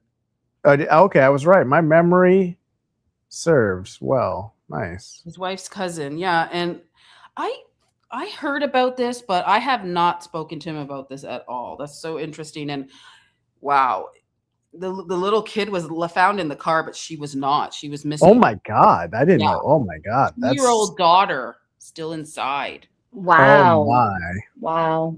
And she was never found. I put it all there if you want. You can bring it up if you want. Oh man, you know what's so sad about this whole thing is I know we're casually talking about this, but it's actually diabolical.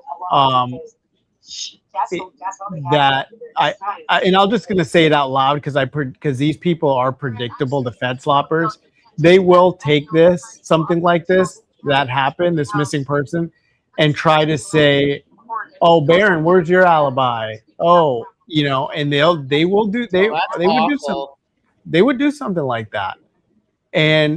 But see, Baron's not going to crash out over it. He would be like, "Oh yeah, I'll tell you exactly my alibi. This is actually how you handle a situation like this. You be completely honest and transparent because you want your loved one to be found or you want the mystery to be solved."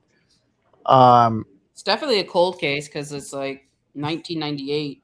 Wow, 98.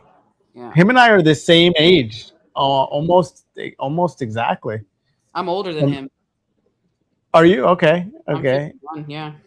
People say I don't okay. look So you were like senior when we were like freshmen. Yeah.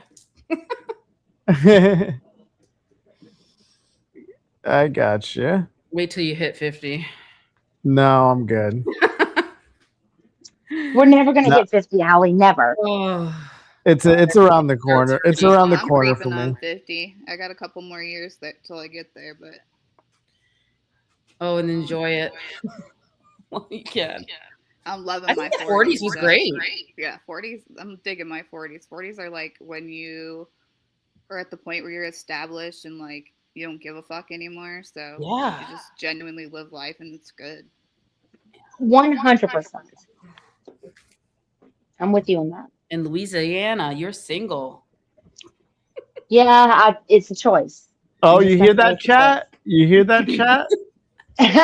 Stop it, Uncle Tom. Stop it, Uncle. We're not doing that There's today. nothing wrong with being single. I'm single too. No, it's a choice All because right, chat, we're gonna have to do a pop the balloon on my channel here. Stop it. Stop it. No. Like, Who's the lucky guy? Who's the lucky guy? It's definitely my choice. See, same. I would look. My peace is priceless. Absolutely. I know what I want, and what I won't tolerate anymore. So that's just it's not just that, but it's like I find we have to like become 50 or like almost 80 before we, get a nice guy. It's just like, why do we take shit all these years? We're not like you, Allie. We don't have the choice. Well, I mean, I think Leslie will agree with me on this. I need to be like mentally stimulated, right? Absolutely. I do. I have to. Yeah, exactly. I mean, the physical. I mean, if you have the mental part, then I think the physical part comes afterwards. But it's like I would love to like grow with my partner. Y'all, I've been divorced since 2009, since 2009. I thought you were going to say 2029. No, it's worse. It's worse. Since 2009, I've been divorced. I have my own home. Apps, man, go get on those Tinder apps. Dude, I've been there, done that. I have the t-shirt. I have the t-shirt for it. Absolutely fucking not. You couldn't pay me. YouTube dating. Hey, your cam's on, Quint. Do you want your cam on? I didn't know if you know it was on. Oh, but you're not muted. I mean, you are muted, so we can't hear you. You're not. There you go. Awesome. That's hilarious. Hey, everybody. Hey. Hello. Hi. I'm not 50, even though I can't use the mute button in the camera. We get it. We get it. No, I mean, being single is just like, for me, it's a lifestyle. Look, I have my own home, my own land, my own car. Like, I pay my own bills. We don't need anybody, but we want somebody, right?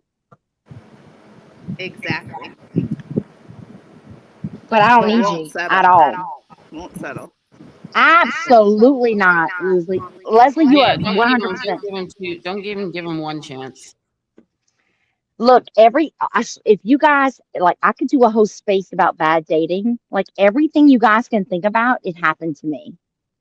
And that's why I'm like, it's a hard no. It is a hard We no. should do a space talking about that. We 'cause I got some should. stories. Dude. Sienna, she should fucking do her own YouTube because everybody would come and watch all day, all night. I know. Like, I could write a book about this shit like all day. And like, I have zero tolerance, but I'm a very understanding person. But dude, just because I'm nice, you're not going to get over me at all. Like, I'm on your shit and I already dreamed about it. I already know what you're going to do before you do it. Like, I've been played by the best and the worst players all day. Oh, wait, we got some new media out. This is new media. Oh. This is What is it, Uncle Tom? This is from Leslie's friend Artifacts. This is old. Is it old? I haven't seen this. That's an old video. You've seen this? Yeah. Oh, Leslie, is that your friend? Negative. Right. And Same. I think it's interesting too. Senator Look at Farns her was hair. passing that bill that Look at her educates- earrings. So old. No, I mean, the video's old, but I mean, it's new to me. I've never seen her talking to this guy. Oh yeah, I have. I've seen everything she's done. Oh wow, it's so quiet. The audio's not working though. It's too quiet. Can you guys hear it? Right. And I think it's No. interesting too. No. Senator Yes. Farnsworth passing that bill I that hear it. educates the state of Arizona on EMP, everything EMP basically. What happens though once that is put out on the internet or put into a manuscript and they don't read it? How far do you go to educate our citizens when they don't read something on the internet? Do you have to create certain propaganda? Do you have to put out videos? Like, what do you think will make us so much more aware of what's going on? Do you think it would have to be an attack, or do you think it would have to be something? I know it sounds terrible and I'm not wishing anything, but do you think it would take something so catastrophic for us to open our eyes and say, this is real? Because I feel like if we're just reading a manuscript or something online, we're gonna be like, oh, it could happen. But I almost feel like something has to happen for us. Highly educated. 9/11 Just saying. was a horrible thing and it was catastrophic, but it opened our eyes to the reality of the world and it got us out of our little bubble that we live in here in America. That may be the case because there have been extraordinary efforts to educate the people. Part of those efforts you can see on the wall behind us, even to the point of making movies, to bring people in to get. Right. And Oh, making a propaganda movie is great. Thanks, guys. Wait, wasn't this from the Fort Huachuca thing originally? I don't know. Yeah, this was a while ago. It was Senator Farnsworth. Still, like, that's weird topic of conversation. Absolutely, it's weird. Like, she expects it. I don't Yeah. Yeah, but let me just ask you guys this: has Erica ever given any of you guys the impression that she's so highly educated and she's so smart? Nah, she's dumb. Like ever? No, but if you look at the position of even how one could argue she might have like sociopathic type tendencies, she's been conditioned in a way that's like that she's been conditioned. Like, remember how Candace explained Kamala Harris was on MK Ultra Light because her mother? It's like, what kind of like, or even that Victor Marx guy, like what kind of fucked up shit were you exposed to? Don't say his name. Oh, okay. And then No, I mean you can, but he gives me the ick. Go ahead. like Voldemort. Yeah. I don't know. It's just that these people are conditioned or predisposed. So she was obviously exposed to some sort of conversation or procedure that made that to be the forefront of conversation for her to have with this person. She was obviously connected to or within something that influenced her to believe that propaganda in a campaign is how you disseminate information. That was, that's very evident to me by how it's being brought up. I agree. Yeah. It's like how Victor gets his people. Like there's some kind of like Don't say it. linguistics that come where they like train ops, so they have handlers or Yeah. whatever, and they train their ops. It's kind of the same thing where they have trained her mentally and probably drugged her as well, and like you said, the conditioning. But it's from two fronts. It's probably from drugs, and it's probably from her being minded. But this is where but I struggle with her in general because of multiple things. But it's like knowing Charlie's intellect and like his brain. I mean, Charlie was the voice of the people, right? Like he was our guy that was going to come in and save us. He said everything that we felt. And then you have his wife, on the other hand, that he bragged. He literally bragged about her. And I'm just sitting back like, I see blonde hair and blue eyes. That's all I see. Like, there's nothing beyond that. There's just dead space when it comes to Erica Kirk. I don't I'm think sorry. I don't think it's fair for us to associate Charlie being this pinnacle of everything. Yeah, he was really good at starting a movement and having a conversation, and an important conversation that matters. But in the interim of that, guys, he built essentially $1 billion organization, and he had a lot of donors and movers and shakers, and he knew how to walk the walk and talk the talk, and he started walking and talking that line really closely. But I think it would be exceptionally foolish for us to believe that he's just the same as your Joe Schmo average guy. I mean, he was associated and introduced to Erica Kirk, and he's moving in those circles with those types of people. And I mean, listen, if we're going to go down the thing and believe that Erica Kirk is a honeypot or whatever, okay, fine. But then so we'd also have to consider the same for George Farmer. And you'd have to consider that Candace, just like Charlie, if Charlie didn't know, Candace didn't know right now. And I bring this up because of how we're— I agree with you. Conversation. I agree. Because it doesn't mean that he was foolish or he didn't know. It means that sometimes multiple things can be true all at the same time. Yeah, I agree with you on that. I do. Don't forget Erica's mom. It took her 4 tries of having Erica be in the same place as Charlie to even get Charlie's attention. There's so many things, but it's but I'm just gonna go back to it because it again, because I'm a follower of his, and I knew I guess I can say trademarks with Charlie. You would know this is what he wants and this is what he's looking for, but it's I hate to say it, but you almost felt like she said all the right things, she did all the right things, she knew she was born and raised to be this person. That Tyler Boyer is the one who was telling her what to say because this is what Charlie I agree. I'm with you on that. I totally agree with Can it. anybody think that Erica would do Socrates on their own, her own? I don't No. think she seems to be that I type agree. of person. So I agree, but I don't know how we can make presumptions about her as a person. I've seen a total even if you look at everything that's exposed on the internet. Sometimes it's a feeling, though. I mean, I get that, but you don't. Okay, and I respect that to an extent, but on the other side, it's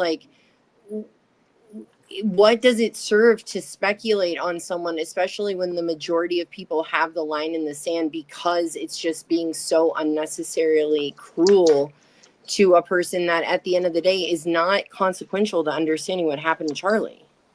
Well, I'm with you, but let me ask. Wait, hang on.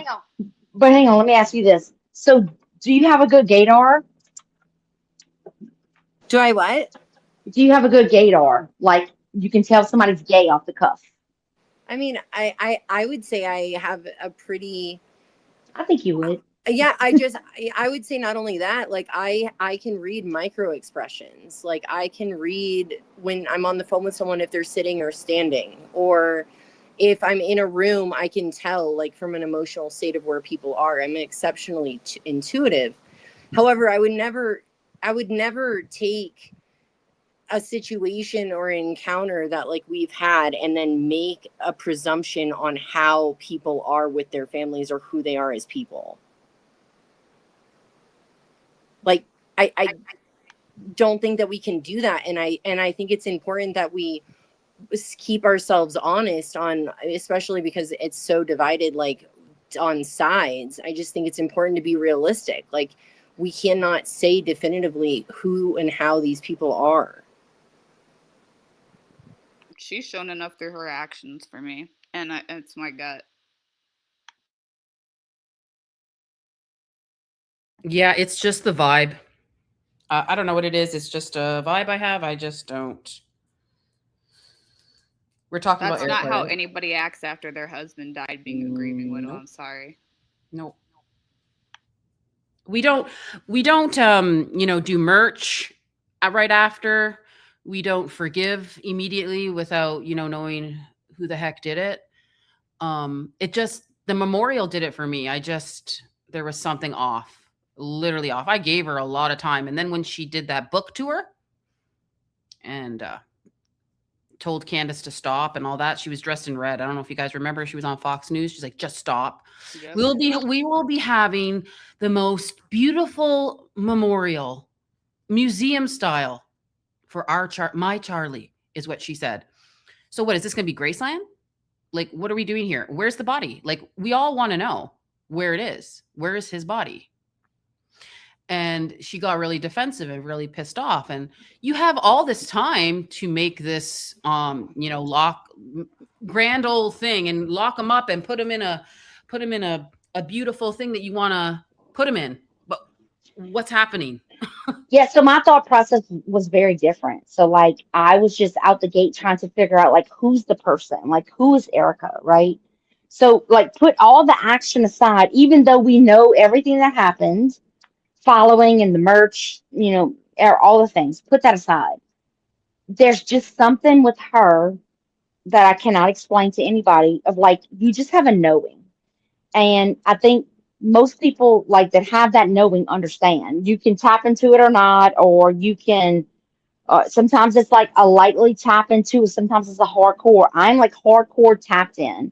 So like there's certain things with her that just did not sit well with me at all. And I mean like from the beginning, before like her and Charlie even started dating.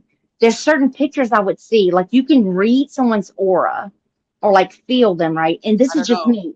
Everything It's dies. just me. You hear it. Like, I don't know what's going on. The dog dies. Montgomery dies.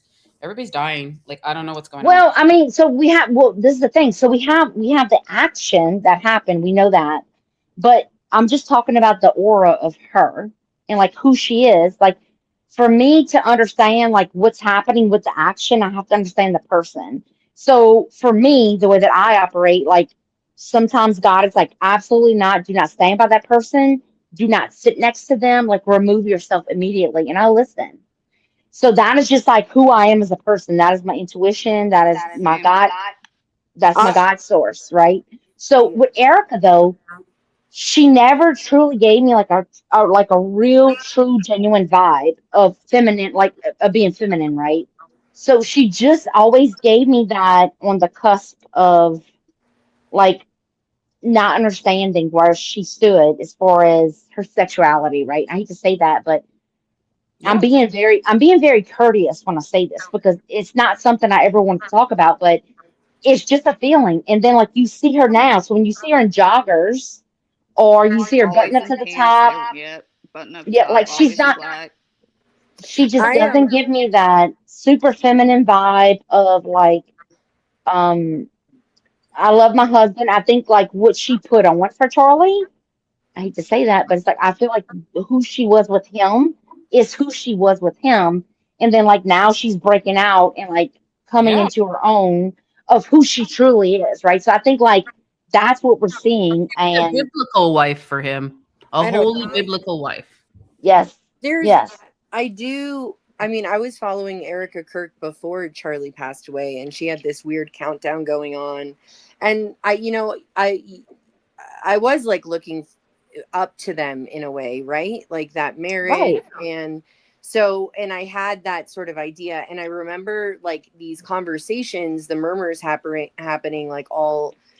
I was never really on X, but people started talking about Erica, and then Candace started talking about Erica, and then it was like I had all these people around me, and I was like, no, like I just didn't get that. Then I definitely agree with the with Allie, like that your timeline aligns a lot with mine. Like I was like, red alert, this is so like abort mission. Also, like, why are we presuming that he's guilty? Like, why is the president of the United States condoning like Erica stating that she forgives a man that has not yet been convicted? And just like everything about that was like in opposition of like Charlie. And I know he wasn't a libertarian, but anyways, I digress. So but what I agree. I was talking about, and I think it's important for us to discuss that. And definitely, I got to get off like tone policing. Like people are going to show up, however. Just I do think that it is important to be critical and to question like, do we need to go into a 25-minute discourse conversation about her going on vacation and then leaving her kid at a hotel and then so and so being there, but so and so said that this, like, it gets to a point where that's unserving and it's obsessive and it's proving everyone who thinks that we're just offering harm towards Erica and we're obsessing about something that's like, I'm like, if you hate what Candace has to say, then don't fucking listen to her, but certainly don't call for us to lose speech. So we lose credibility, I think, like when we're sitting in a vacuum just talking shit about someone we don't know. And so it's just on my heart to call us out on that and be like, no, like we can't fucking talk shit about someone we don't actually know. You know what I'm saying? Let me ask you this though. So, and this like is like instilled in my brain, and I cannot unsee it. So, do you remember the photos that were shown of Erica whenever her mom, like her hair was long, and then her mom cut it like a boy in I don't elementary think that school? means anything, to be honest. A lot of like she had curly hair. I had curly hair. Like that's what my parents No, I did. disagree. I disagree with you. I don't know. Like I had a traumatic, like I went through, I'd say, some fucked up shit. And I definitely went to a bob cut from really long hair. Yeah, like, but no, a bob is different. A bob is a bob. No, this is a boy's haircut. Yeah, mine was cut really short because I had curly hair and you couldn't comb through it. And my parents didn't have time in the morning to send me to school and do my hair. And I was really mortified when parents in cut the my 90s hair. they did that. Yeah, like we had page boy hair. I never had one, but I know I wouldn't read into that, did. but I would read into her biblical stuff, the I am 16. I broke that down in one of my YouTube not lives, but a YouTube video. I think she said, it says, you got to understand when she did that video, it says I am, and then they're walking 9:16. Well, that has to be a Bible verse. It is. Nobody saw that. I am is everything. I am in her thing is like God. Like Trump signs his document. It's not just that, but like God says repeatedly, like I am the great I am. Yeah, repeatedly in the Bible. 9:16 is this passage discusses the necessity of death. So she put I am. I remember seeing 9:16. I broke it down, and I don't. Nobody ever saw my video, but I did. I shared it with everybody. But she's all biblical. And now we're gonna go with this. 12:23 is when Charlie Kirk got shot or hit or whatever you want to call it. Wow. Jack kept saying that after the hearing. He said 12:23. I couldn't believe it. I was telling everybody, don't get to 12:23. Don't get to 12:23. 12:23 in biblical is you guys really want to know? But is this the gospel or is it like Acts, their Bible Romans? Verse. Their Bible. This one's John 12:23. Okay, so that's the gospel. So that's the gospel. Jesus answered them, this is the hour and the Son of Man should be glorified.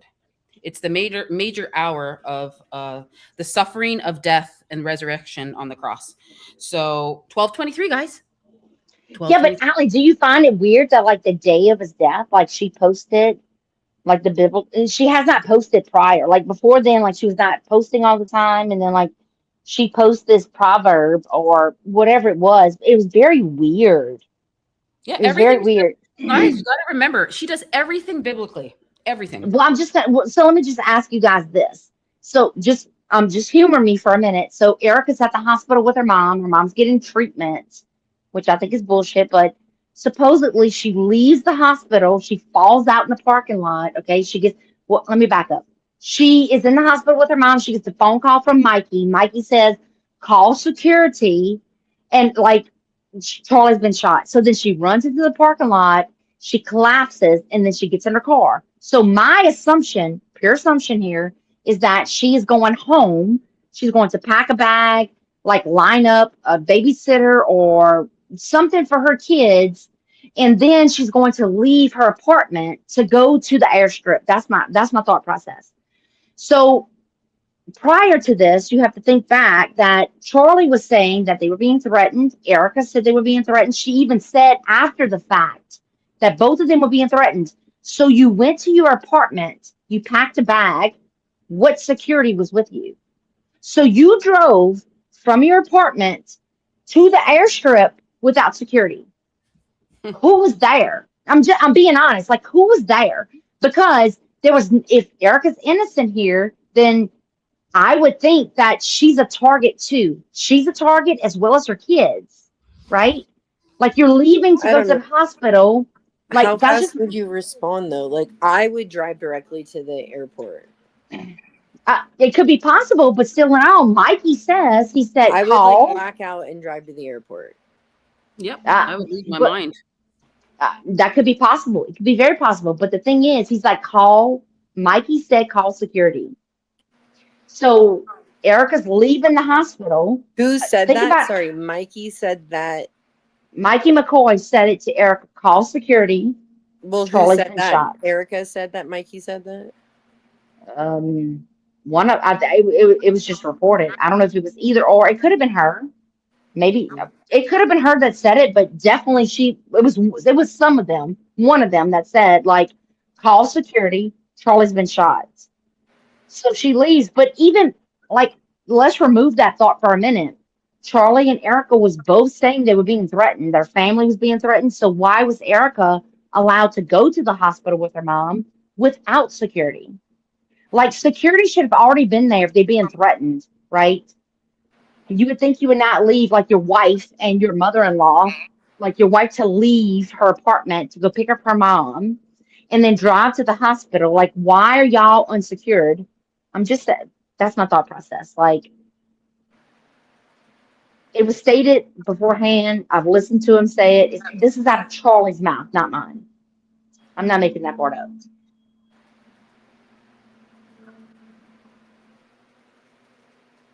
My other thing is too, is she put herself in this position, so like to be visual, like she stepped up into that role. No, she accepted it, like full blown, 100%. Again, okay, so let's move it a step further. So let's pretend Erica does not have security. She makes it to the tarmac. She gets on the plane and then she flies, right, to Provo. So she's getting off the tarmac. What security is with you? From that point, because nobody knows, like, is Erica a target? Is her kids a target? Nobody knows. So why would Erica be alone? I don't know this. I don't know. It's just a question. Like, what security was there when she landed? Let's pretend that she did not have security beforehand. But the second she landed, 100% she was a target in my eyes. Nobody knew what was happening. Like, there was no suspect arrested. Like, she's a target. So who picks her up? What security was with her? What happened? Did she drive? Like, was there a driver that was just her and him, like to the hospital? Think about that for a minute. Think about Erica Kirk, like driving up to the hospital and it's just her. Where's security? Because Mikey said, call security. Out the gate. I will never forget it. Like, it's stuck in my mind in September. And I'll never forget that he said that, like, call security and then, like, get to the hospital. And he booked a plane for her. So, like, who's the security? I mean, who's protecting her? I think it needs to be questioned. And then, like, what was the security details scheduled for Colorado the next day? Well, as far as I know, that didn't happen. No, there wasn't. And I Yeah. was there, Uncle Tom, and Leslie was there too. And then I went to that Destiny thing. Did you go to the Destiny thing, Leslie? I'm not sure what you're talking about. You were there Oh, where? In Colorado? Yeah, I'm in Colorado. Me too. Oh, okay. When Charlie passed away, the day after, he was supposed to have an event in Right. I'm aware of that. Yeah, September 11th. Yeah, so I went to that at CSU, and then I went to the after event by Unfuck America, or not Unfuck America, the I don't know, whatever that stupid one is where Destiny was there. Oh, okay. Ground game maybe, or The one by yeah, maybe it was Unfuck America. I don't know what's it. Yeah, I guess it would have been. I don't think it was Unfuck America yet, right? I don't No, think it so was, yet. dude. I'm telling you, it was there, and that chick was there. Oh, so like that was like the pretext of it? Dude, It they was were Unfuck there in the America? library, and like, Well, they compete. They're competing, so they go head to head with TPUSA. So I'm not surprised. Okay.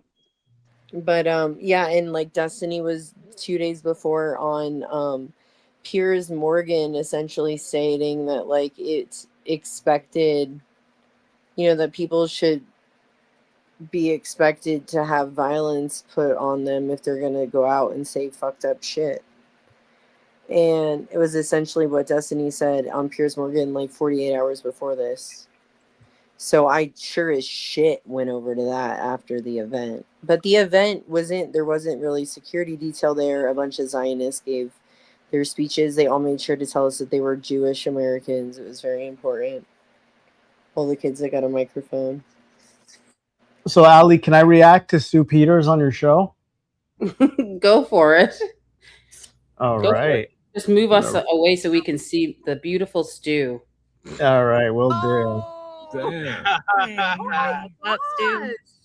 Now, see, Stu, I didn't add you to that list when I was going down the list. I didn't add you because we haven't had a chance to say hi yet. So, hey, How honey, you doing? How it's you nice doing? to meet you. Nice to Welcome. meet you as well. I Yeah, think I if just you and I hacked had a into the podcast together, mainframe and I kind of like How did did some you get in back-end here? engineering. you got a bug. Stu and I have. Guys, give Ali Top Files a follow, and Louisiana Girl, I think they both have YouTube. I don't know who on the panel has YouTube, but Ali Top Files, this was on her channel. Stu Peters was in the house, not literally in her house. He was at his house, but he was in the house on the pod. And so kind of a cool thing there. So I just kind of want to listen to it. I think I watched. I don't think I made it all the way through a couple days ago, but might as well react to it since she's on the panel today. Yeah, and just to be clear, Same voice.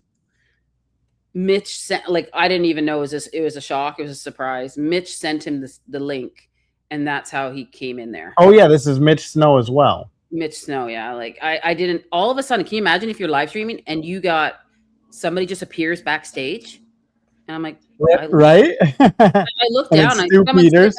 sitting on their couch smiling, and I'm like, who the heck is that? Who the heck is that? And it kind of has a white filter over because they're not on stage yet. I go closer right to the camera. I'm like, I look at Chris and I go, is that Stu Peters? I was just like, what is going on here? So I didn't know who brought him in, and it was Mitch.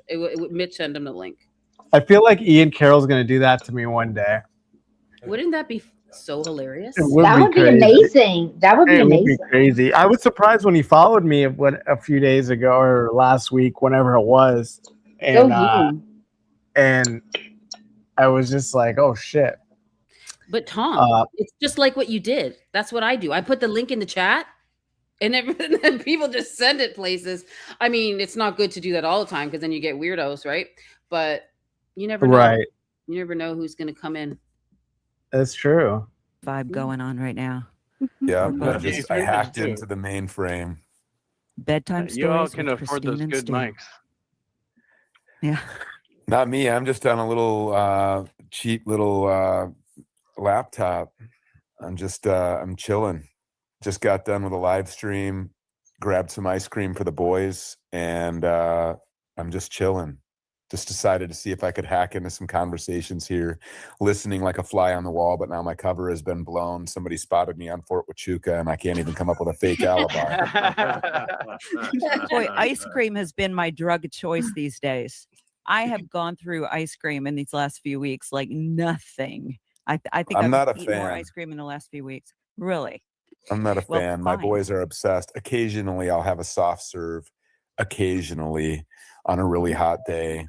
And it's good. Just plain vanilla, though. None of these flavors, no overbearing sweetness. It's not my steez. I really like just some straightforward, good, creamy vanilla bean ice cream. Straight up. Just straight There up. you go. I just want to ask There you you go. guys because, like, so I'm a person that, if you've ever been in a narcissistic relationship, right, you will look at the action of the person, right? So when Charlie died, I like immediately went into the reaction or the action that happened following. So we all know what the Little Hats did immediately when Charlie died. Is that on you guys' radar or no? Because I think what just happened with this bill that just passed. They didn't pass the NDAA, did they? Without the 210 Well, exception. Well, the but House did. it passed Yeah, the it House. still has to Yeah. go to the Senate. Yeah, the It House did. did. So, but the thing is like, is that not suspicious? And like, what do you guys Yeah, have? of course it is. Yes, Yeah, of course. 100%. That's Guys, go past the question. Yeah, yes. that's what I'm getting at. So like hindsight is 2020, right? So like when you look back and like realizing like Charlie died, like this assassination happened, and then like the Little Hats came out. I was like, oh no, it's not us. It's not us. This did not happen by us, right? And then it immediately goes into like contracts, right? Of like following citizens and going into the churches. So we see all of that that's happening. And then you cannot help but to wonder whenever, I mean, yes, we know APAC is a thing and like who's bought and paid for, but you also have to think in the back of your mind, right? Of what's happening now. What did you do? They could have just what did you do? capitalized off of Tyler Robinson's hatred towards Charlie Kirk and his love for the deepest voicing leftist transferee that we've ever seen. Nope, not happening. But this is my question. What type of black? So I don't think. Well, what I do know is like the Little Hats in that country over there overseas. They do not produce anything. There's no manufacturing. Like there's nothing. These people just kind of live off the land, right? So please help me understand how you have the best intelligence on the planet, or I'm just going to say this, or do you have the best blackmail? Because they do have great blackmail, but you got to remember the intelligence agency's been working hand in hand with the CIA for decades. I know, but the thing is, for decades. So it's not like they're self-made. It's not like they're self-made, right? They've been working with a partner to help double check them, to help keep them going in the right trajectory. And when you have somebody that's going to run parallel with everything you're going to say, it's a lot easier to move at a quicker pace. Well, right? I think you just made my point, because my point is it's the grip. It's the grip on the United States. So my point is like I would rather them come out and just say, hey, this is what we have on you, JFK, and then going forward to date, right? Because I think it's more apparent to me of like what's happening, especially now with the Charlie Kirk investigation, because let's be honest, Charlie was the voice of the people. Like he was the voice of the people. And then, like, let's think about it. What happened was he was replaced with Larry. Okay. So Larry is now the voice of the people. So like, hindsight, like, I'm being very serious when I say this. So, like, looking back from to date of where we are, like Larry Loomer stepping in, and then like we have all these things that happened. So what is our government so scared of?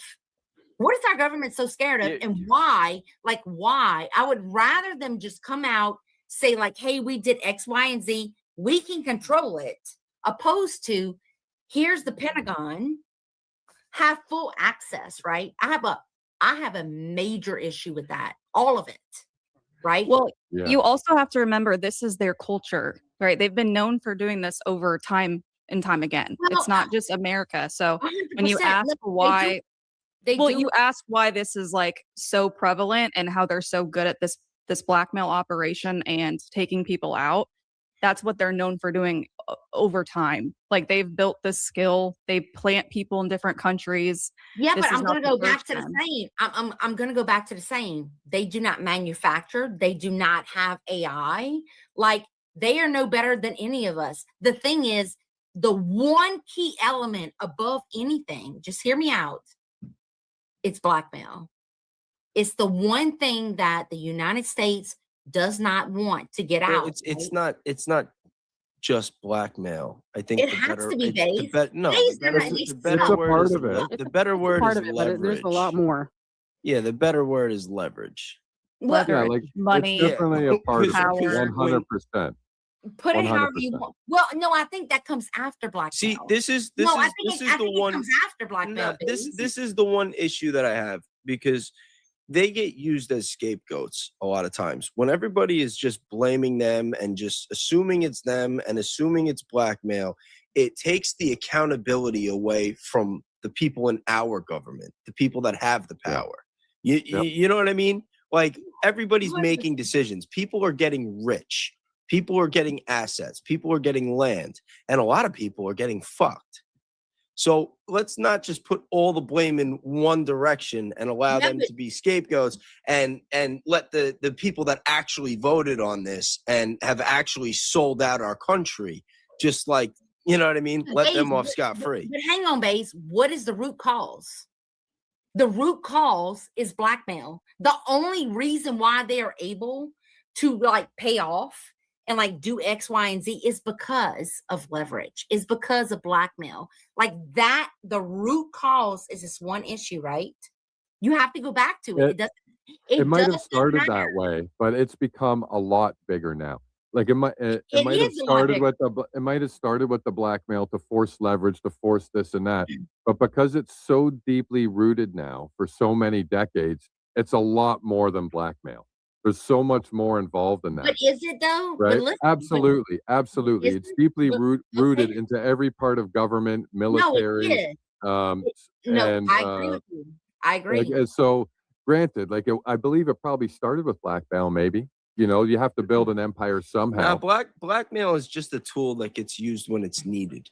And unfortunately, in America, you have a lot of greedy scumbags. Yeah, but and I don't think it's I needed don't as know much about as you that, think. but Gotta go back. If I Time could out. step in here Time for a out. second, I might be able to help out Louisiana grow with this with an Please, analogy. thank you. Thank you, Mitch. Yeah, you see, you gotta sort of like compare things here, and I think what you're trying to say is, if you've ever been a parent with kids that are a little bit troublesome and they break into that cookie jar, and you know the cookie jar has been broken into, and you go to look at the kids and they've got chocolate cookie all over their faces, and you're asking them who broke into the cookie jar, and of course they all come up with, we didn't do it, but at the same time, they've also caught you cheating with the neighbor, and they've got the goods on you as far as blackmail goes.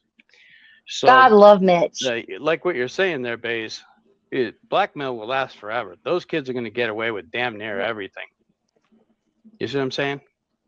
They will. No, you're right about that. They will, and let me tell you why. Because again, I look at action. So like let's just focus on what's happening today, what just happened yesterday.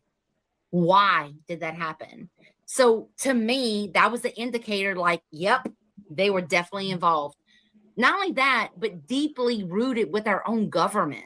There's no other way. But what I'm saying is it just because it's blackmail, or is it because the military industrial complex and the banking system Well, Babe, let me make ask their you this. living Well, let me off ask of you this. never-ending wars? Well, let me ask you That's this. So true. why they Yeah. never released the JFK files?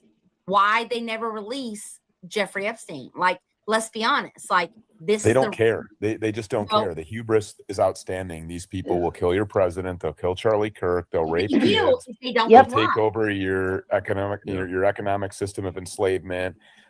They will infiltrate academia, institutions of learning, the media, Hollywood, music.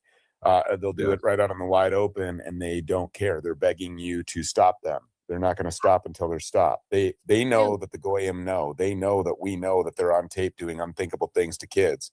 They know because we've seen millions of pages of the files already, 37,000 times, of which Donald Trump has mentioned doing things like, and excuse me here, but I'm just Hold on, just remember, we're on YouTube. We're not on X. So there's different rules. There's different. It's Stu. Yeah, Stu, they Believe ran off me, a whole I would list. love to come on your So, show and first go of all, nuts, but it's a little. You should have been here for that. There are different parameters. I'm glad. Yeah, that we you just have guys to say, like we just it. have to say, Yeah. yeah, we just have to say overseas. I call it the G strip. No, but And the thing then- is, we all He's know. right. We Yeah. There's nothing that any of us are gonna say about the files or any. You know what I mean? Like we know. Yeah, The but I island know files. we know, and that's the problem. Like, that's what I'm getting at. Like, And originally you said something about the NDAA and, the National Defense Authorization Act, and any opposition to that is, of course, being referred to as, like somehow bigoted, racist against this group of people, whatever. Of course. Well, if Charlie Kirk were still alive, this is one thing that gets major opposition from Zoomers, from college-aged, young people who represent the political future of our country. The same thing with interdiction in Venezuela on behalf of Paul Singh. Drawing a line of distinction between the United States government and Israel as a nation state has been very difficult to do, to try to differentiate between the two of them, because effectively what Israel is, in my opinion, is more of a warehouse or a storage facility for munitions, for private equity firms, for the central banking system. It's a safe haven for people who do things that, harm children. And this has been evidenced over and over again. So, like, differentiating between the two is impossible. What they just did is, in broad daylight, just very overtly, they just codified it in the law and made it. They came. virtually I was impossible. making some analogies yesterday. They came out the closet, pretty much. Yeah. They made it virtually impossible for any future president to reverse it. So they're just making official and putting, like the open sign in the window. Basically, they're just saying, yeah, we're open. This is it. So I'm just gonna ask. It's a coming out party. I'm just gonna put out a basic question, but why? Basic question, but why? Because of so Charlie Kirk was having a real-time documented on video real life awakening, and you can tell that, which is substantiated by the text messages that he was sending to people who he knew, loved, and cared about, people that he trusted close to him, which we saw some of that tonight on Candace on her show. And I was like, well, I'm really glad that she released that. That puts a lot of things to bed now, a lot of the arguments that have been had. Which it's so great you're here, because I have that clip lined up, because ADN said, did you see what Stu Peters posted? I haven't even got a chance to watch the Candace Owens show tonight because I was getting ready for this show. She was helping me. I was helping Louisiana and just getting this all together. And so it's that was that text message, right? Yeah, text message. And so it's Charlie Kirk obviously is not alone, and he was late to the party. This country's been going through an awakening for a really long time. Now, these text messages are like a year and a half old. So in a post-October 7 world where we've all watched what we've watched on a 4K live stream since that day. Real 4K, by the way. That really brought millions of eyes onto the current situation. And there's a lot of people who are just uneasy about this, who diametrically oppose it vehemently. In the back channels and with people who he trusted, Charlie was communicating that he also, too, didn't view this as, anything that he could morally stand by. He voiced that opposition to the president, which point he was apparently shouted down. So it's like, the Iran conflict, the Venezuelan interdiction, the imperialist agenda, the bullying, the donor class, all of this stuff was stuff that he was really then publicly starting to talk about in the weeks before his death. And then obviously, so the NDAA, the Venezuela thing, going into Iran, the girls' school, all of this stuff, that is stuff where when Charlie Kirk said that he was leaving that cause, millions and millions of Zoomers would have left that cause right along with him. And when we see this pipeline of actors who are willing to read the lines from the script, Charlie Kirk was no longer willing to read them. And so he was dismissed as, part of the cast effectively. And now you have a group of people who are willing to read them. See Nick Fuentes, Dan Bongino, Jack Posobiec, all the people around Turning Point USA who are grabbing for that access to power and influence and, prominence and shekels and like all of the benefits that go along with it, access to a lot of things, being in the orbit of a lot of very wealthy and powerful people. And that's the new wave of actors. I think that Charlie Kirk probably would have been slated previously for a vice presidential running mate to J.D. Vance, which is the creation, obviously, of Peter Thiel, Vice President Palantir, also Vice President Body Snatcher, flew in on Air Force Two to take Charlie's corpse out of Utah before an autopsy could be performed in violation of Utah state law. Yes. But this guy was in the pipeline. Charlie Kirk would have made a great vice presidential running mate until from the inside, he got to see the Trump administration firsthand, up close and personal. And he didn't like what he was seeing in the files. I have text messages from Tyler Boyer to other administration of people at TPUSA where they were voicing concern, was the word, over Charlie Kirk's, going ballistic. He was going to, quote, go ballistic over Trump and his ties to Epstein and the Iran stuff and everything else. So this would have been a really big problem if he were able to go on a national tour and be on stages in front of millions of people hanging on his every word. And if he would have been opposing these things, which then obviously spawns a whole new set of circumstances in the political landscape within this fake two-party fallacy, which is that now Charlie Kirk is going to oppose J.D. Vance. And he's going to oppose him on a genuine, authentic populist ticket, not one that is owned by the Adelsons when you come down a golden escalator and dupe everybody like I was duped in 2015. But, Sheldon Adelson was already very much involved. And then we've seen in the wide open what Miriam has done and what AIPAC has done and NORPAC and J Street and all of the other pressure groups that surround Donald Trump were also like a power vacuum being sucked into Charlie's orbit, probably because of his proximity to Trump. So he was a wrench in the plan, like Mitch Snow was a wrench in the Fort Huachuca plan, like the battery in the mic was a wrench in that plan, et cetera, et cetera. So they have to try to play cleanup. Go ahead. Yeah. Wasn't it on stage? Was it AmFest 2024 where Megyn Kelly and Charlie were talking about the Epstein files? And Charlie was like, the New York State Attorney General just needs to release it. And Megyn was like, we need to protect the victims. But yes. And they were fired up. And then I believe it was on the heels of that Trump called Charlie and shouted him down. And so what I mean, I didn't follow Charlie closely. So where did he leave it? Where was he with the Epstein? I mean, I know he wanted it released, but after Trump called and shut him down, I heard two versions. One was that he was kind of begging him, like, please drop this. Please, it'll affect friends, that line that we've been hearing.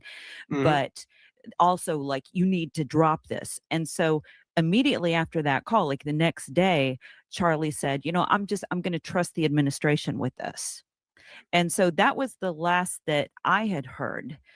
Not that, but I wasn't totally tuned in. So the last few months, was he speaking out about it a lot? Like, we need to see this. Because on that stage at AmFest. In that regard, I'm a lot like you. I had just, like full disclosure, vulnerability, honest conversation, like I always have. I had written Charlie Kirk off because he was, in my opinion, a shill for Israel. He stood for everything that I stood against. And I was very public about that on X, and I wasn't paying close attention to any of the things that he was saying because I knew what to expect. He was part of the system that I war against every single day on behalf of humanity. And it was only when he was killed that, one of the first things that you do, you go back when somebody's taken out like that, and what were the things that this person was saying in the days, weeks, and months ahead of his death. and it became very obvious. It was eye-popping, and within 20 minutes I named the number one suspect, you know. And then the number one suspect came out in case anybody was going to ask any questions, and just cleared all that up and said, hey, we didn't have anything to do with this. Well, like, nobody was asking, bro. Yeah. So yeah, I mean, now see, wait, I gotta say, I missed that. I missed that, because in the spirit of full disclosure, and this isn't a secret to anyone who follows me, like, I didn't like Charlie. We didn't agree on anything until he started, maybe not anything, but until he started, you know, speaking out against, you know, the I saw genocide Ana and everything that Escobar was going last on. night. I think actually I sent Mitch Snow this tweet from Ana Escobar, which was actually really interesting. And I thought that she worded it well. And just the sentiment was, it's just kind of amazing how you don't know somebody. You kind of know generally what they stand for and what they're about. And then all of a sudden they're gone. And now you miss them because you're digging into them and you're getting to know them and you're learning what they were about. And from where I sit, it just looks to me like Charlie Kirk, in the most pure sense of the word, through and through, was just a genuine seeker of truth, and was a genuine, you know, devout Christian who stood on his morals and values and principles. And he stood on those convictions, and he really believed every word that he uttered, which is why he was so captivating, because you could tell it was coming from a place of authenticity, vulnerability, and, you know, just like through and through realness. And so that's where I'm at with Charlie Kirk too, is it's like, wow, you know, like we could have been homies. Like that could have been my dog, like my brother, like, because I went through the same thing, except for I didn't use back channels first. I didn't tell people close to me, like, whoa, this is really going on. Instead, I just started publicly talking about the things that I was learning. And then because of the vitriolic, visceral, like, you know, knee-jerk whiplash response that I got from the New York Times and the Rolling Stone and the USA Today and all of these other people, I was like, okay, well, I'm on the right track with this. And then I just continued, you know, that motion. I think he was ready to do the same thing. He had it. He saw what was happening to our country, and there was a breaking point, and they tried. Yeah, it's just kind of crazy that Nick Fuentes talks bad about Stu Peters and Dan Blazarian and Jake Shields. Yeah, Nick Fuentes is it's just crazy that they kind of have that fracturing there. And I just think it's a detriment to the entire movement. I agree. I can also play what Nick said just a couple of days ago that I reacted to. I'll cue it up in a second. Had everything to bring him back, and none of it was working because he was a man of conviction. You know, there are a lot of sellouts out there, and there's a lot of people. It doesn't even take a whole lot of money, as we have learned recently. You know, it's like the promise of proximity and access and influence, and that alone will draw people in, you know, minus any money, because they just feel like they can start a new racket based on the new sphere of influence that they have. And unfortunately, it's very true. And so many people fall for it. And you're talking about decades and decades of conditioning and gaslighting and programming to try to like undo that is a it's a tall task. And so I, like, firsthand, I know that because I'm sitting on the end of it, like, hey, no, come with me and learn these things. And there's like this super huge resistance. But when you have an audience like mine, all glory to God Almighty, or like Charlie Kirk's, those people would have immediately gone with him because they knew that they could trust him, because they knew that he was authentic. Yes, that's why on that August 6th podcast with Megyn Kelly, that, you know, I had tracked this story for so long because, you know, I was in full-time evangelical ministry for over a decade, worked with high school kids. I recognized the cult language. I didn't agree with him on so much stuff, but he was authentic. And so the organization is coming out and basically saying,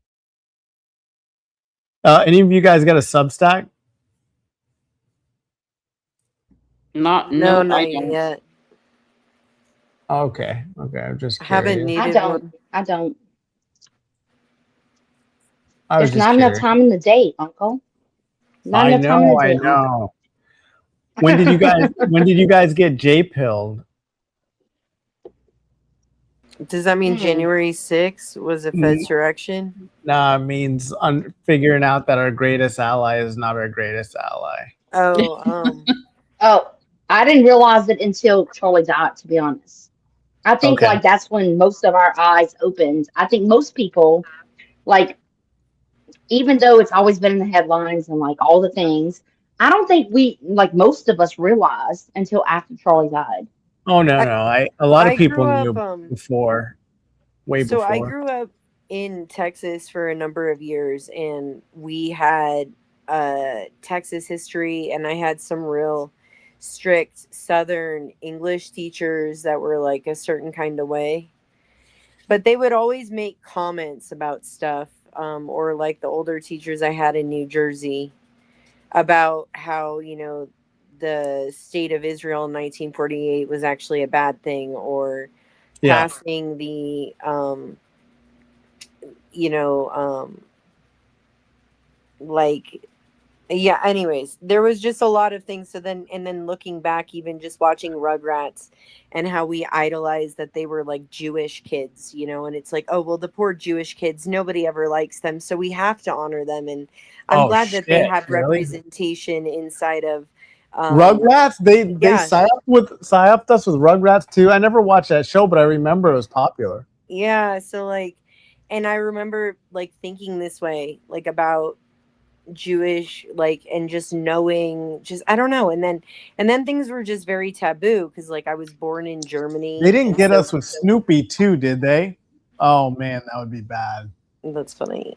I think I that mean, so it all after I was definitely not pro Palestine, but definitely anti, like, what the F is going on. And we've been paying for so many sides of this, of all the conflict there, like growing up, like in 2004 to 2008, I grew up in a Bush household, but I was going to Denver School of the Arts. So like, it was just a bunch of liberal people. Anyways, I had my eyes wide open to the fact that we were being used, and then certainly had it together as we were watching Charlie come over, right? Like, and that was the most. You're like, okay, well now Allie, what about everything's gonna you? change Because now. Stu came on your channel, so he you've said got this. something. He says something about me really nice here in a second. I was just like about to fall over. And Oh, cry. okay. Yeah. No, he was a hypocrite, right? We're just supposed to believe, this. Well, new these narrative, text messages sure do put a lot of that to bed. Yeah. It's right But there. seeing that It's in his words. that fire that he had with Megyn Kelly and the emotion, and I didn't really realize he had tics. He was in full force. I watched that back here in our little space and then went out into the living room where Doug was, and I wept. I just wept watching him on that August 6th, Megyn Kelly. You guys, if you haven't seen that, he's only on there for about 18 minutes, but it is so freaking And he did the same powerful. thing in a lot of places. I mean, you guys all saw the look on Ben Shapiro's face when he Yeah, the day started before. saying, Yeah, the day he was taking a lot of shots. And while we're talking about episodes, also it was July 10th, exactly 2 months before he was killed, where he had Mark Harper on his show, and they were talking about organizing, getting young conservatives out to come out and voice their opinions on the Epstein files, so to try to influence Trump to get him to take things more serious and to be more transparent with the release. So He pointed out. I'm sorry, honey, go ahead. No, I was just going to say that there are a lot of different, like a lot of people, they see like different tidbits and clips online, but like, throughout the course of the year while investigating this, I've watched a lot of his content, and a lot of it has been taken down because there are a lot more instances of Charlie pointing certain things out and just calling it how he saw it than has ever really made X and Instagram. Yeah, you see a lot of the same clips circulating, but there's so much more that people haven't even seen. And when you really simplify everything, he was killed. Yeah, I made the comment yesterday that we should the Charlie Kirk show or their channel should just be 24/7, just Charlie Kirk, just all of his different content, interviews, sermons. It should just be that should all it should be. It shouldn't be random dudes, especially not random racist dudes like So I that just want to harass chime into women. that. yeah, I'm just going to chime into that. So whenever I was digging into the Buckman campus, so before Charlie died, the headquarters of Turning Point was then changed over to the Buckman campus. Buckman campus. Okay. So this again, it did happen before he died. Like the transaction went through, I think in July. But anyways, it was like $10,000 that they put forward. And then they had all of I've been talking about this since the Super Bowl. They had all these new state of the art cameras that came in and production that came in, and this is all from the Buckmans because the wife Nelda, she's the person that had like her own production company. Anyways, so this is all AI, but it just struck me. So what AI was telling me was that from the Buckman campus, they were going to start doing like AI, like an Erica AI, like an avatar, and that they were going to take down everything with Charlie, which this happened. This is true. So they took down everything, like the podcast, they took down the books, and they just kind of like held it off, like downloaded everything. And then they just came out earlier this year, meaning Andrew Covett, and stated like, oh, we have everything back up and now it's back online and you guys can go and view it or whatever. But the whole purpose, what AI was telling me, the whole purpose of this was that Erica was going to have AI, like an avatar, in high school, in like the schools, and also on the campuses for all colleges.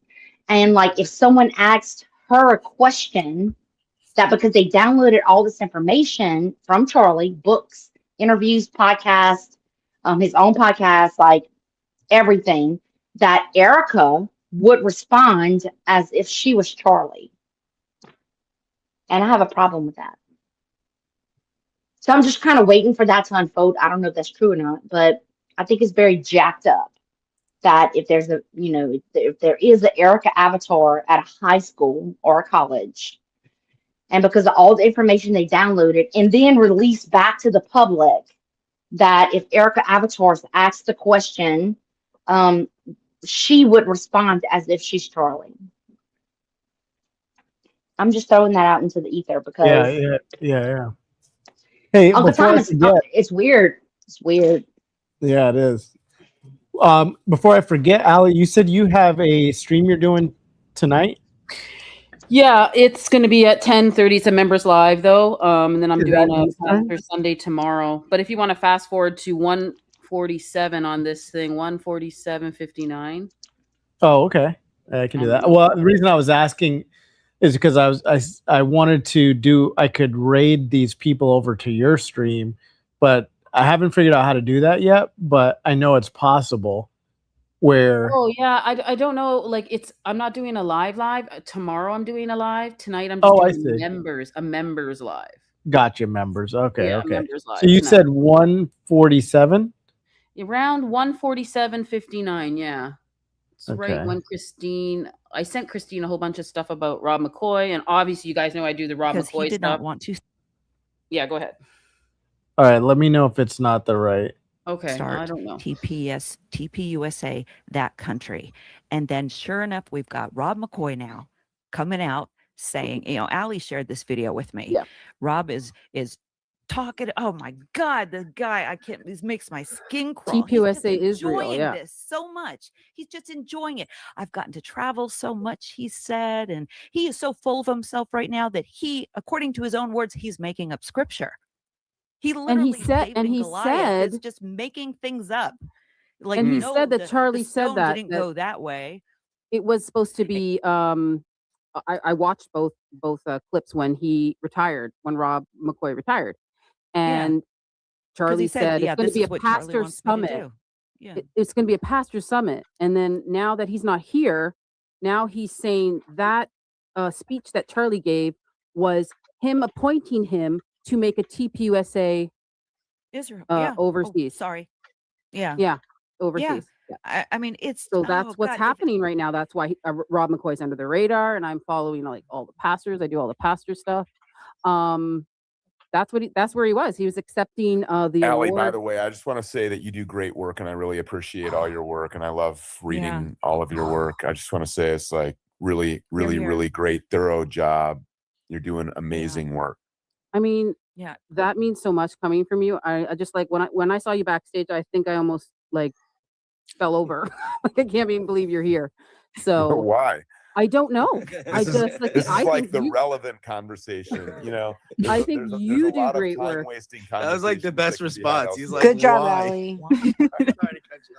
Like, oh my God, guys. Good job, girl. That's exciting. Well, I have a hypothesis in that, you know, Allie, you're going to be very popular, just like, or more popular. And a lot of these people, there's this, so the new media got subverted. We thought new media was going to be real with like whoever, Benny Johnson or whoever. But those guys, we figured out they're done now. They're done. And all of you in the chat, you're the new media. We're all the new media, the real media. We can't even, I don't even know if we can call it new media. Maybe we call it truth media, whatever the movement is. But people out there, they need to start up their Substack, their Rumbles, their YouTubes, the TikToks, the whatever it is, and start using, your platform, your voice, your speech. I do want to focus my channel on speech. Yeah, Just you can kind of, come to my show anytime. oh yeah, I would love that. That would be amazing. Yeah. So that's what we need to do. We are, and there's a major opportunity here because, eventually it's going to take some time. It might be another few weeks, few months, 6 months, but people are going to start to realize about the propaganda from the people they thought were new media. They thought Riley Gaines was authentic. They thought Jack Posobiec was authentic. They thought all these people were authentic. And now they're really realizing they're not. Even my channel today, I mean, it's been a great time today. It's been almost 6 hours. Congruently, we're over 100 for a while there, and I don't have many followers, and it's because you guys, we're concerned citizens, and we want information, and so that's what Stu is kind of saying here. I'll bring the flock. That'd be great. Yeah. See, and this is Everybody what Stu calls is. me like I'm the my short form is ATF. I don't know who made it. Like I didn't even know when ATF. Nice. Alley Top Files. I didn't even know that was going to be ATF. I'm like, someone said, That's- "Oh my God, that's you're based. ATF." I'm like, "Oh my God." But That's I have based. something. The spirit animal for me is like flamingos. Something always happens when I meet a flamingo, and I show that on my members live and stuff, like me interacting with flamingos. It's unbelievable. But I call my community the Flamingo Mafia. So whenever they raid people's chats, they'll come in with flamingo emojis, and yeah. So I always tell everybody, when you leave the stream, go whoever is live streaming. I go check to see who's live streaming, and Baze is live streaming. Go raid his chat and put ATF sent me and put flamingo emojis and stuff like that. So it's just to spread the, I don't know. I think flamingos are beautiful. Part of your brand. Yeah, part Pardon? of your brand. Yeah, it's part of your brand. There you go. And so I don't have a brand yet, but I'm working on it and get some things together right now. It's kind of funny because anytime that I go into any, I guess, X space or on YouTube or just having conversations and being introduced, everybody's like, I'm that guy that's kind of hard to say his name because nobody wants to say Uncle Tom because they're all like, this guy, he's kind of funny. His name's Tom. And it's like, they just don't want to say Uncle Tom. So it's kind of funny. But no, I think you need the right people, Uncle Tom. I think you just needed the right people. You know what I mean? Oh yeah. That was probably it. Yeah. I like Uncle Tom. It's like you always go to your I know, me too. You always go to your uncle for advice, or you know what I mean? I like it. Exactly. Yeah. No, I don't think I'm going to change that per se. And how that came about is because it's hard being a black man in the conservative movement and being conservative in general. Just because your family is mostly Democrat, they're mostly pro-vaccine, and you just any kind of dissent, you just immediately are labeled Uncle Tom. So, and my real name is Tom, so it just kind of fit. And so you just try to take something that's negative, and you just turn it into a positive, and so it's worked, but it's worked for me so far. But nonetheless, but yeah, that's what Stu's alluding to here. Stu is he's recognizing you, Allie, because he's wanting this information. Any content creator, influencer needs consistent, good intel and good content and information to kind of operate their platform. And it seems like he loves your content and what you're doing. And I think that's why I asked if you had a Substack or not, because it seems like he just eats this stuff up, and he's very. He does go on Substack, doesn't he?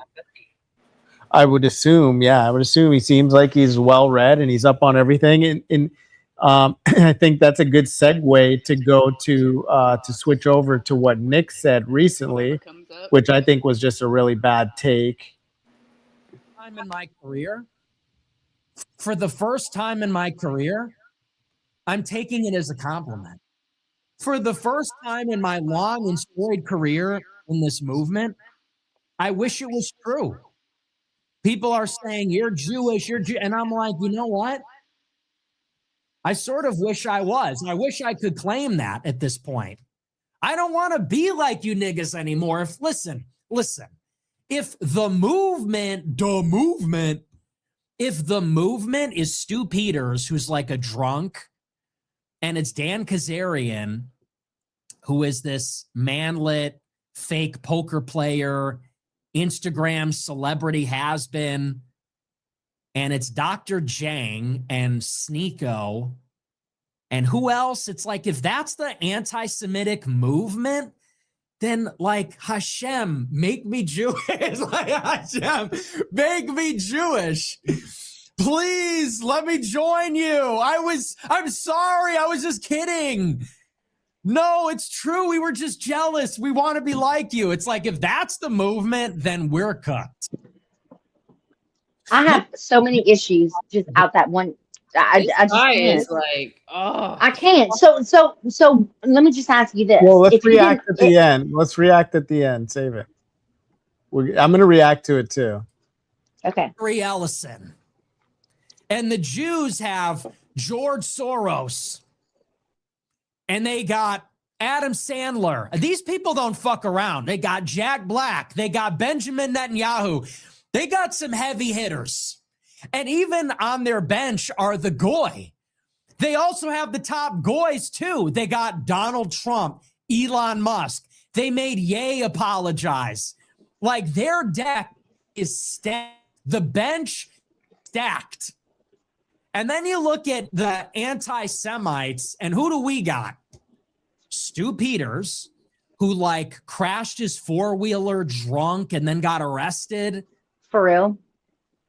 And you got Ian Carroll. Okay, enough said. And you got Sneeko and Dan Kazarian. Dan Bilzerian, he joined the fray. Now he's an anti-Semite. Jake Shields, who legitimately has brain damage, like punch drunk brain damage. It's like the lineup is a joke, you guys. It's like Lollapalooza for retards. Like, you're announcing the lineup of anti-Semites, and it's like, please, I can't take any more. Stop. We don't want any more anti-Semites. Imagine you go back in time like 4 years. Nobody was anti-Semitic. Nobody knew about the Jews. Nobody knew the Jews did 9/11. Nobody knew the Jews were doing these things. And you're thinking, like, who's going to be the celebrity endorsements for anti-Semitism? It's like this MMA fighter. It's like, remember Dan Bilzerian from 2015 when he was on Instagram? And it's Sneeko because, like, of course, he follows every fad. And it's this, like, COVID truther alcoholic who beats his family, Stu Peters. It's like, this fucking dude. don't we have anyone Uncle better? Tom, you Like, pushing we me. have Kanye. He doesn't want any part of this anymore. It's like, I don't know, Because guys. you blackmailed him. Because you blackmailed him. Hashem. Can we get that guy to wrap the tefillin? Is he still there? Is he still in Chicago? Did he catch his flight yet? I think, do we have any time for a last minute tefillin wrapping, please? So yeah, so that's about it. But yeah, my first take would be, so he just aligned himself. He's saying that he wants to align with pedos, like literally George Soros and Yep. Trump and Yep. and all of these alleged pedos. Like what? Like that's just already, it's a self-own. It's like, it's a terrible take. No, it's hard. I can break it down in sections. One, who gives him the right to use the verbiage that he first used out the gate? Like, you are not an exception. You mean to slander Stu Peters?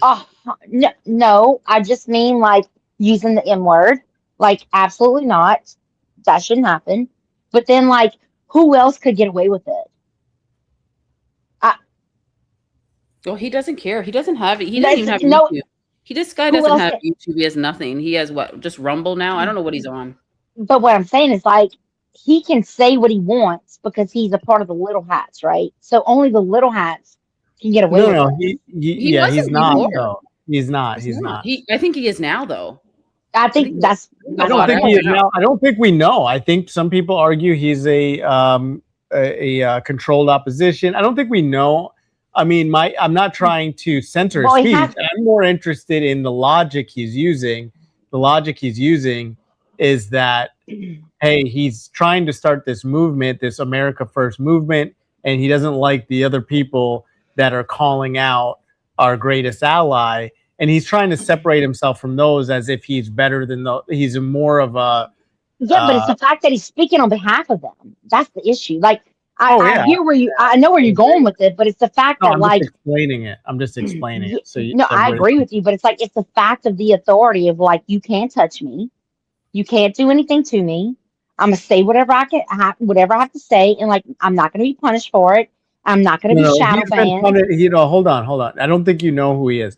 He's been punished. No, I know. I know exactly who it is. Listen. So, because I want to make sure you understand, he's been I know punished exactly his who whole. He's been punished his whole life. He's been debanked. He's I been know. deplatformed. Okay, so I know. that's not what's happening. Like, what's happening is, again, now I'm not saying I know that he's not controlled opposition.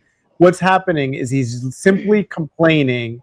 He's saying he's the first to the movement against our greatest ally. He's just trying to put himself above, and he's fracturing anybody for the movement to call out this, in my opinion, supremacy. And for some reason, he thinks he's like anti-supremacy maxing more than these other guys. And these other guys, Dan Blazarian, who he talks about, Stu Peters, Jake Shields, they have their differences, Sneeko, and they've fallen out with Nick for one reason or another. And Nick just thinks he's basically a little bit pretentious, in my opinion. He does have a pretty huge movement, but he's not boots on the ground. I think these guys like Stu Peters is I think boots on the ground. Dan Blazarian, boots on the ground. Some of these other guys, maybe I wouldn't make that argument for Sneeko, but it's like infighting is all it is. But he can is. Yeah. Did you know he never had a relationship, and he's never had I don't know, at the S word. He hasn't lost his V card yet. Yeah.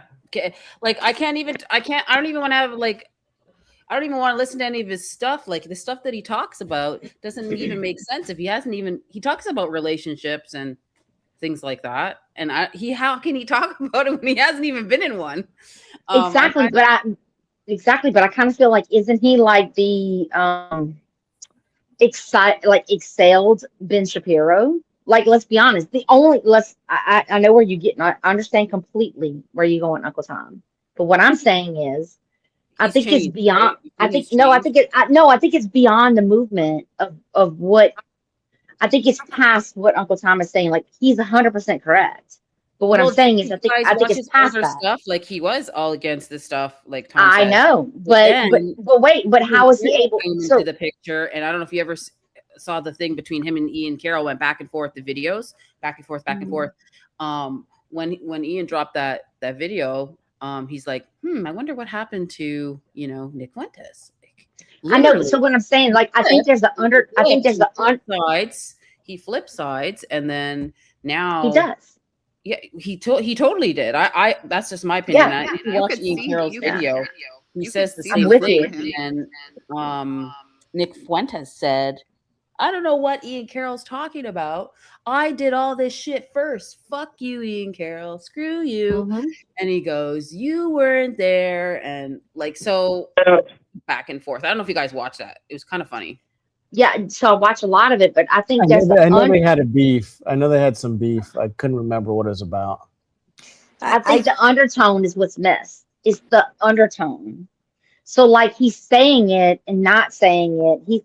I feel like he's playing both sides, right? So that's my perspective of it. Is like there's only one type of person that can kind of get away with this type of rhetoric, right? As far as what he's saying. So you have to the undertone of it. No. He can. Okay, Louisiana. He built his own platform. I know. Okay, so he can get away. So he can get away with it because he built his own platform. Now I think he does also. I think Rumble allows him as well, so he gets paid there. But it's not that he's in with the group that he gets away with it. He gets away with it because he's already gone through the debanking. I'm more interested in his, like, whether he's logically correct in the things that he's saying. And this take that we just watched, I think it was a terrible take because he's obviously trying to make a joke, but to me it doesn't land because he's saying, well, just count me in with George Soros and Trump, and count me in with Kushner, and he's basically wants to be a part of the. Not even saying that he wants it. Again, I think he's being tongue in cheek, but it's just a really stupid thing to say. It's still just a stupid thing to say. Do you think he's being sarcastic? I feel I like know he's being sarcastic. He's trying to make a joke. The point is that it's a really bad joke because he's like the one he used to call out the Epstein elites and the PDF, and to even utter that you'd want to be a part of that sarcastically as a joke is not funny to me. Like, why would you even want to joke about aligning with pedos? He was asking, like, that's basically he was like asking them to invite him into it. Well, I think he's a provocateur. Well, I think he's already in it. Well, for sure. Well, if you think he's in it, so you're making the argument that he is like a controlled opposition then.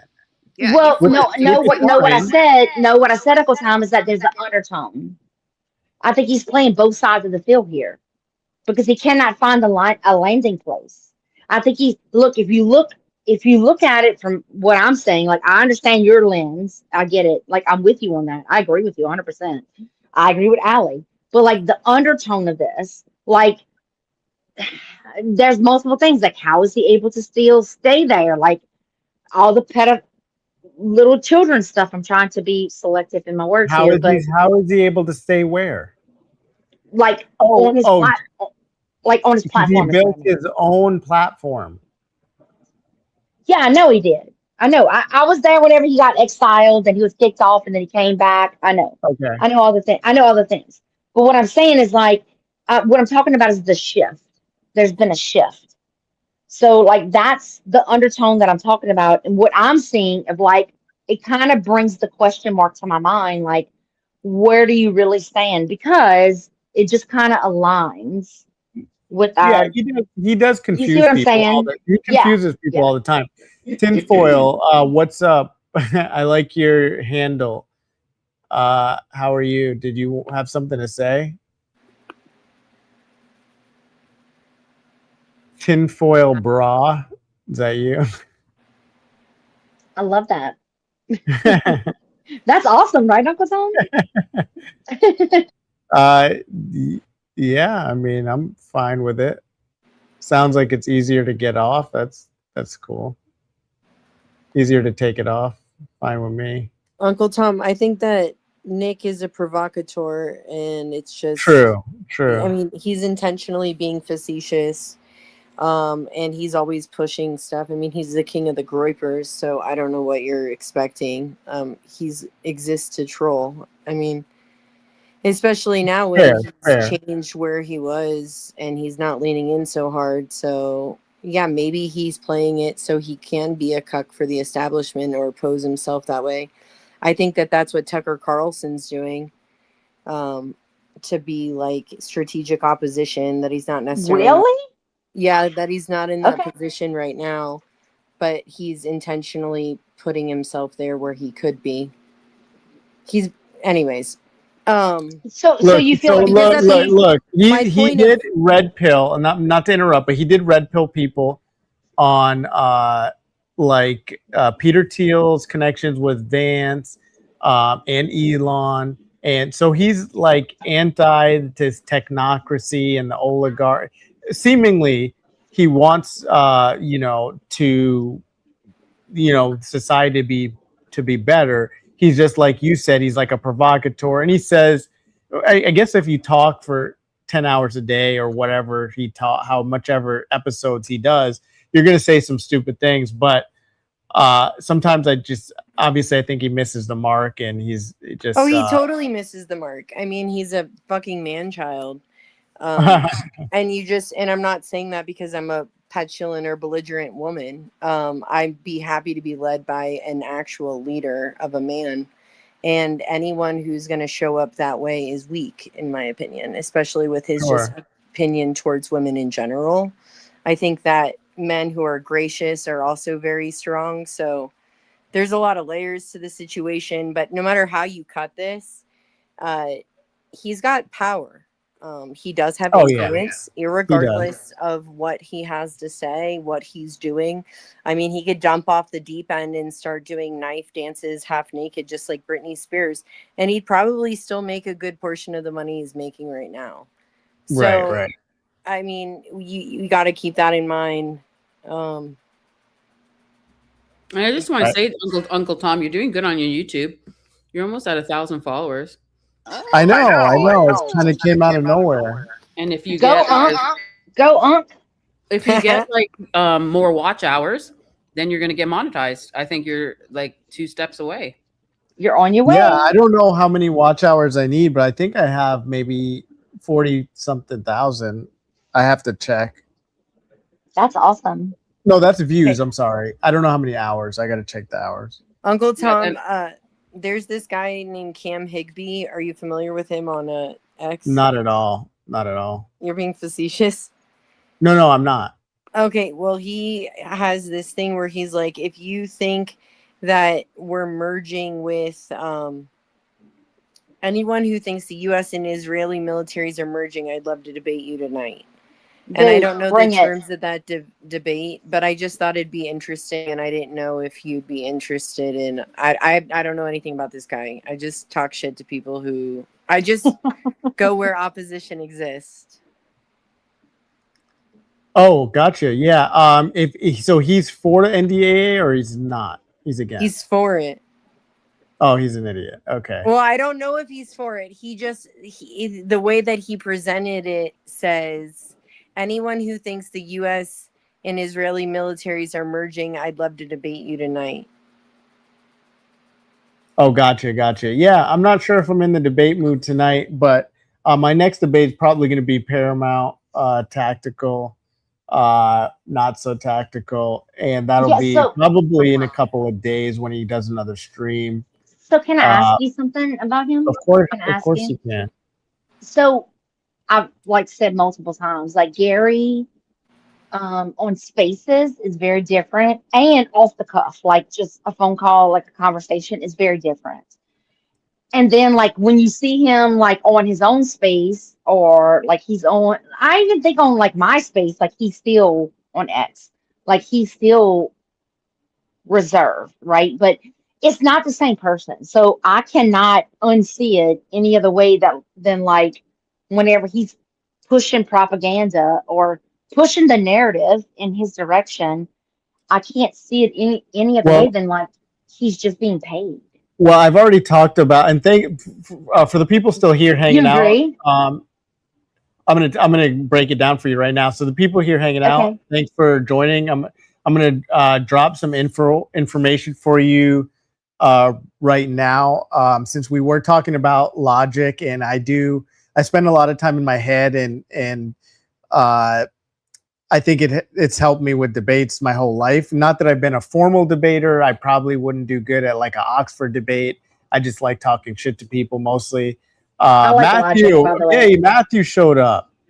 Let's Oh, go. let's It's go, about Matthew. time, Matthew. So I like logic, by the way. I invite him multiple times to come on Okay. X Spaces with me, and I disagree with him completely. But I'm just Tinfoil, saying. I'll get you up in a second, Tinfoil. I can only have a certain amount of people on here. So here's the logic that you guys haven't heard this yet. So everybody listening, you're gonna get some nuggets right now. You've never heard this before. It's something that I did post about it, and I maybe I can find that post and pull it up, and we can chat about it. But so logically, it does not make sense for any Fed slopper to be taking the position that they have, because the feds, the actual people looking into the investigation, that's their job and that's their position. So there is no reason to support the feds and what they're doing. That's already taken care of. The citizens should be looking into anything out of the ordinary with the investigation. That's all citizens should be doing. There's literally no logical reason to be on the side of doing something that our essentially our government dollars are already going towards doing. And so I'm going to pull up that tweet. It's going to, for some of you, just based on me saying that, you may already get what I'm talking about, and some of you may not have any idea what I'm talking about because I didn't explain it well enough.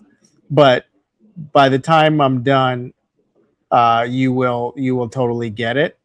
I am going to look for that tweet now. Are you referring to logic, like a logic post, or I'm which just post are you? I'm referring to what I said. So, Okay, so it's I'll not like repeat it. logic. Okay, gotcha. Okay. Well, it is logic. Oh, Yeah, okay. So it's like a post. logic. Okay, logically, what I'm saying, Mhm. logically, what I'm saying is that you should be with your fellow man. You should be with your fellow citizen in looking into what happened to Charlie. That should be Yeah. your only goal. So you only have two options. One option is, hey, I don't really care. I'm just going to go about my life and live my life. The other option is, hey, I want to support those looking into it, and I'm going to look into it. There is no logical reason for you to be like pushing the Fed narrative. So I disagree with you. Hang on, quintessential for just a minute. I Yeah, you disagree can with you for just Sure, this tell one me. reason, Uncle Tom. Yeah. So no, I agree that like we all should be hyper focused. I think we are all trying to like push for the truth, and however that may come, right? But I Yep. also think the flip side of this is like you have to hear the other side of things, because I do not think, this is just from my perspective. Sure. I Stop there. So who gives you the other side of things? Well, it just depends of like how certain people carry themselves. So if I can have No, it someone doesn't else depend. It doesn't. Hold on. It doesn't depend. We're paying our tax dollars for the feds to give us the other side. That's already being taken care of. We don't well, need it. I'm not even saying it's Fed swap. I'm just saying it's just like an opposite opinion is how I'm looking at it. Okay. Can I go ahead. Articulate it in another, or shine it in another light? Absolutely. We're talking as if it's one versus another, Yes. black versus white, but we don't exist there. We're in the real world, and everything is actually shades of gray. And so, though, in your logical mindset, Uncle Tom, you're saying, you know what? It's either you want to know what's going on, or you're just you want to be blind and you want what they're saying to be the truth, right? Give or take, that's the extremes. The reality is, people are saying, Hey, that's a good question. But why are they attacking a widow? Okay, this is good, but why are now we focused on this instead? Why are we talking about honeybees? Like why, like, and I can live in the nuance and live with the speculation. And so I'm happy for people to have that free speech, but I don't think it's fair or responsible to approach this situation and consider it as one versus the other. That's not where we're at. Yeah, so my mindset is like I do not think like the opposite side. So when I have someone that comes on that thinks opposite of me, I'm trying to understand like how did you get to your conclusion? Like, and I'm gonna give you an example, Uncle Tom. So I think you'll understand this. So No, I whenever don't think I will. Hold on, Quintessential. Hold on. I want to respond to what Quintessential said. So you said something about you have people defending the widow, right? And I understand that they're defending the widow, and they can, but there's really laws in place for the widow if she's being defamed or if she's being slandered. Sure. There's already laws in place, so that also doesn't really matter necessarily. I mean, people can be angry and want to come to her defense, and that's fine. But at least be honest and say, "Look, I don't care about the case. I'm just coming to the defense of Erica." Then it would be a much easier conversation. Like if Fed Sloppers came in a space and they were like, "Oh no, I don't care about the case really. I just came in here because I don't like you talking shit about Erica." Well, then that's understandable. But what they're doing is they're coming in there emotional, saying, commenting on the case that they know nothing about, and their reason behind it is because they're defending Erica, and that's the problem. I can respect that being an issue, and I hear that. I just also remember like this is just as extreme as like COVID times. It's like trying to go in and have a conversation about how it's coercion to be told to take an experimental vaccine, and just by starting your sentence, you're going to come out screaming or swinging. And I'm not saying that it's right. I'm just saying that if we're actually trying to break the echo chambers and be meaningful, like members of our society, we need to intentionally understand where these people are coming from. And like, that's my point. They're emotionally triggered and motivated, where, again, I'm not defending it, but it's like, it would be ignorant for us to not, like, sometimes, Uncle Tom, I'll be honest, yesterday in the conversation, you going back and forth with Bronson, it just kind of feels like you guys just want to argue just for the sake of argument. Like you get lost in the sauce about it. It's like, what are you actually even trying to get? Like, can you give each other a half of an inch so you can have the nuance that it takes to have the other side of the conversation? Oh, well, because I feel because there is no other side of a conversation. There is no reason. I had to get to the bottom of what his reason is there. And maybe I'll just read this real quick, and then we don't have to go a long period of time on this. But I just want I do want to respond on. Okay. Oh yeah. Go ahead. If you don't mind. So the reason why, like, I have people on that have this opposition. It's just because I'm giving an example. My example is like for the preliminary. Like I was like, dude, done. Like there's no way they can like prosecute Tyler, right? So I wanted to hear the opposite side of it because in their point of view, they saw something completely different. They heard something completely different. So I wanted to hear like their aspect to see like, how are you even coming to this conclusion? Because I can't get there. My brain will not allow it. I just can't. Yes, and then like, but like your friends, Louisiana, your friends in the community, like let's just, for example, say Allie or Matthew, or you name it, Muppet, they can help you get there. You don't need they can't because we don't think the same. That's my point though, Uncle Tom. They don't. So nobody else. Wait. But nobody else does this. You're saying that you need Fed Sloppers? I need to know. No, 100%. Yes. What? I need to know. I need to know. Yes, I do. Listen, I need to know how they think, why they think, How did they come No, to that conclusion? Yes, because I don't Mupp- think that way. like, No, Muppet, nobody else, yes, Allie, they like nobody do. else. Yes, they do. Anybody can. All you have to do to think the way they think. All you have to do is read the case files. All they're No, doing is yeah, but all well, if they're that's the doing case, is then why don't we repeating. see it? Then why don't we see it that way? You If do. I It's just right had in the to, case. It's no, right in if the it's in case the, file. no, I read the case files and I see it from my point of view is what I'm saying.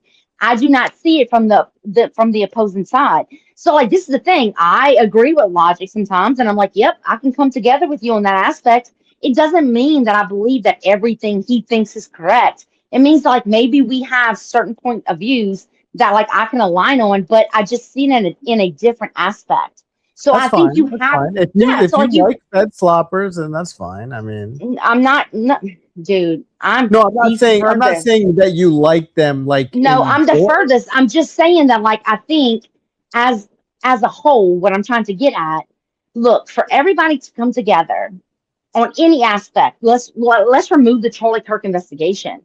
As far as COVID goes, and then like the AI centers and like all the things that's coming up and is going to be, I think we have to find a common ground between each other.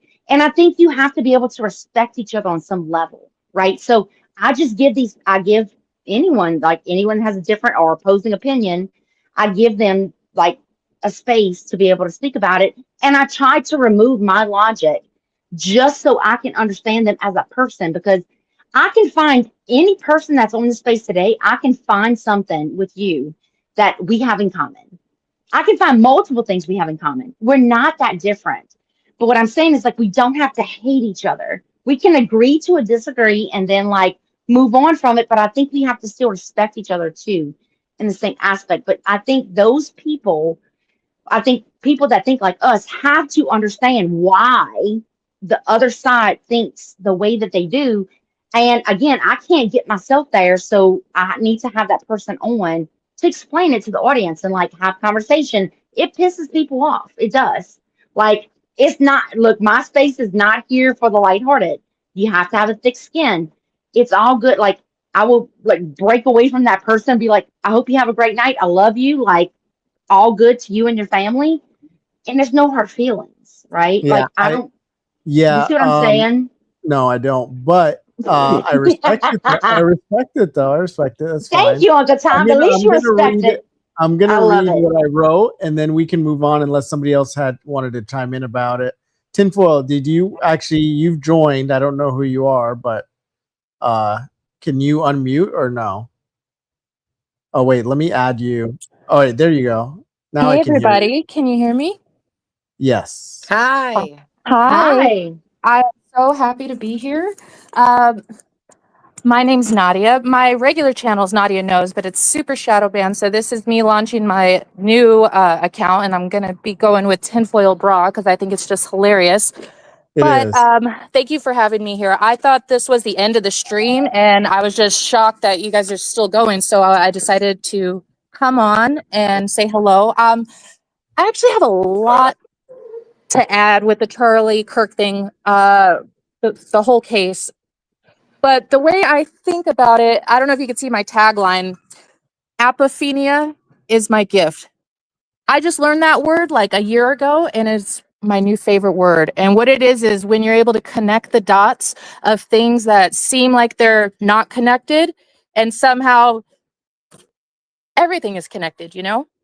So I guess what I should start with saying is September 10th is my birthday. So when Charlie Kirk died that day, it was very personal to me. I live in LA, and so it was, 11 a.m., 11:23 a.m., I think, maybe 10:23. And I was bawling the whole day, and I turned 37 on September 10th. And so I feel an even stronger connection with what happened that day. And I've thought about it every day since then. But what I'd like to say is that a lot of people, this went super underreported, but were y'all aware that on September 10th, Larry Ellison and Oracle had the highest stock gain in the stock market history, and he gained $100 billion that morning, but Nobody noticed it because what happened with Charlie? It went completely under the radar. No one talked about it. And for that day, I'm not sure how long it lasted, but he was richer than Elon Musk on that day. And then sure enough, Wow, like that's 3 weeks later, that's a whole wrinkle. That's a whole nother wrinkle. I don't think people have gone down, but keep going. yeah, no one has talked about it. No one has brought it up. And yeah, that morning, yep, in history. Did you say Peter Thiel? You said Peter Thiel as well. Larry Ellison. Oh, Larry Ellison. Okay. Yeah, with Oracle. Yeah, he had the greatest stock gain in stock market history ever since it began on September 10th, making him richer than Elon Musk that day. And then 3 weeks later, he buys TikTok. It's crazy. So I'm so happy to let this out and let that, what do you guys think about that? Have any of you guys heard of that? Did Dre Dossier cover that? I do not know. I haven't heard anybody talk about it. And even if you like research it on YouTube, like there's like a couple of small like CNBC like snippets, like a short or like a 2-minute clip, but no one I've seen made that connection. And I think it's huge. It is huge. You're right. Yeah, it's so weird, right? But so that's one thing. I don't know if I should move on to the next thing, or do you guys have any comments about that? I think it's like super crazy. No, I think it's. Do you have a Substack, or do you have YouTube, or where are you going to be?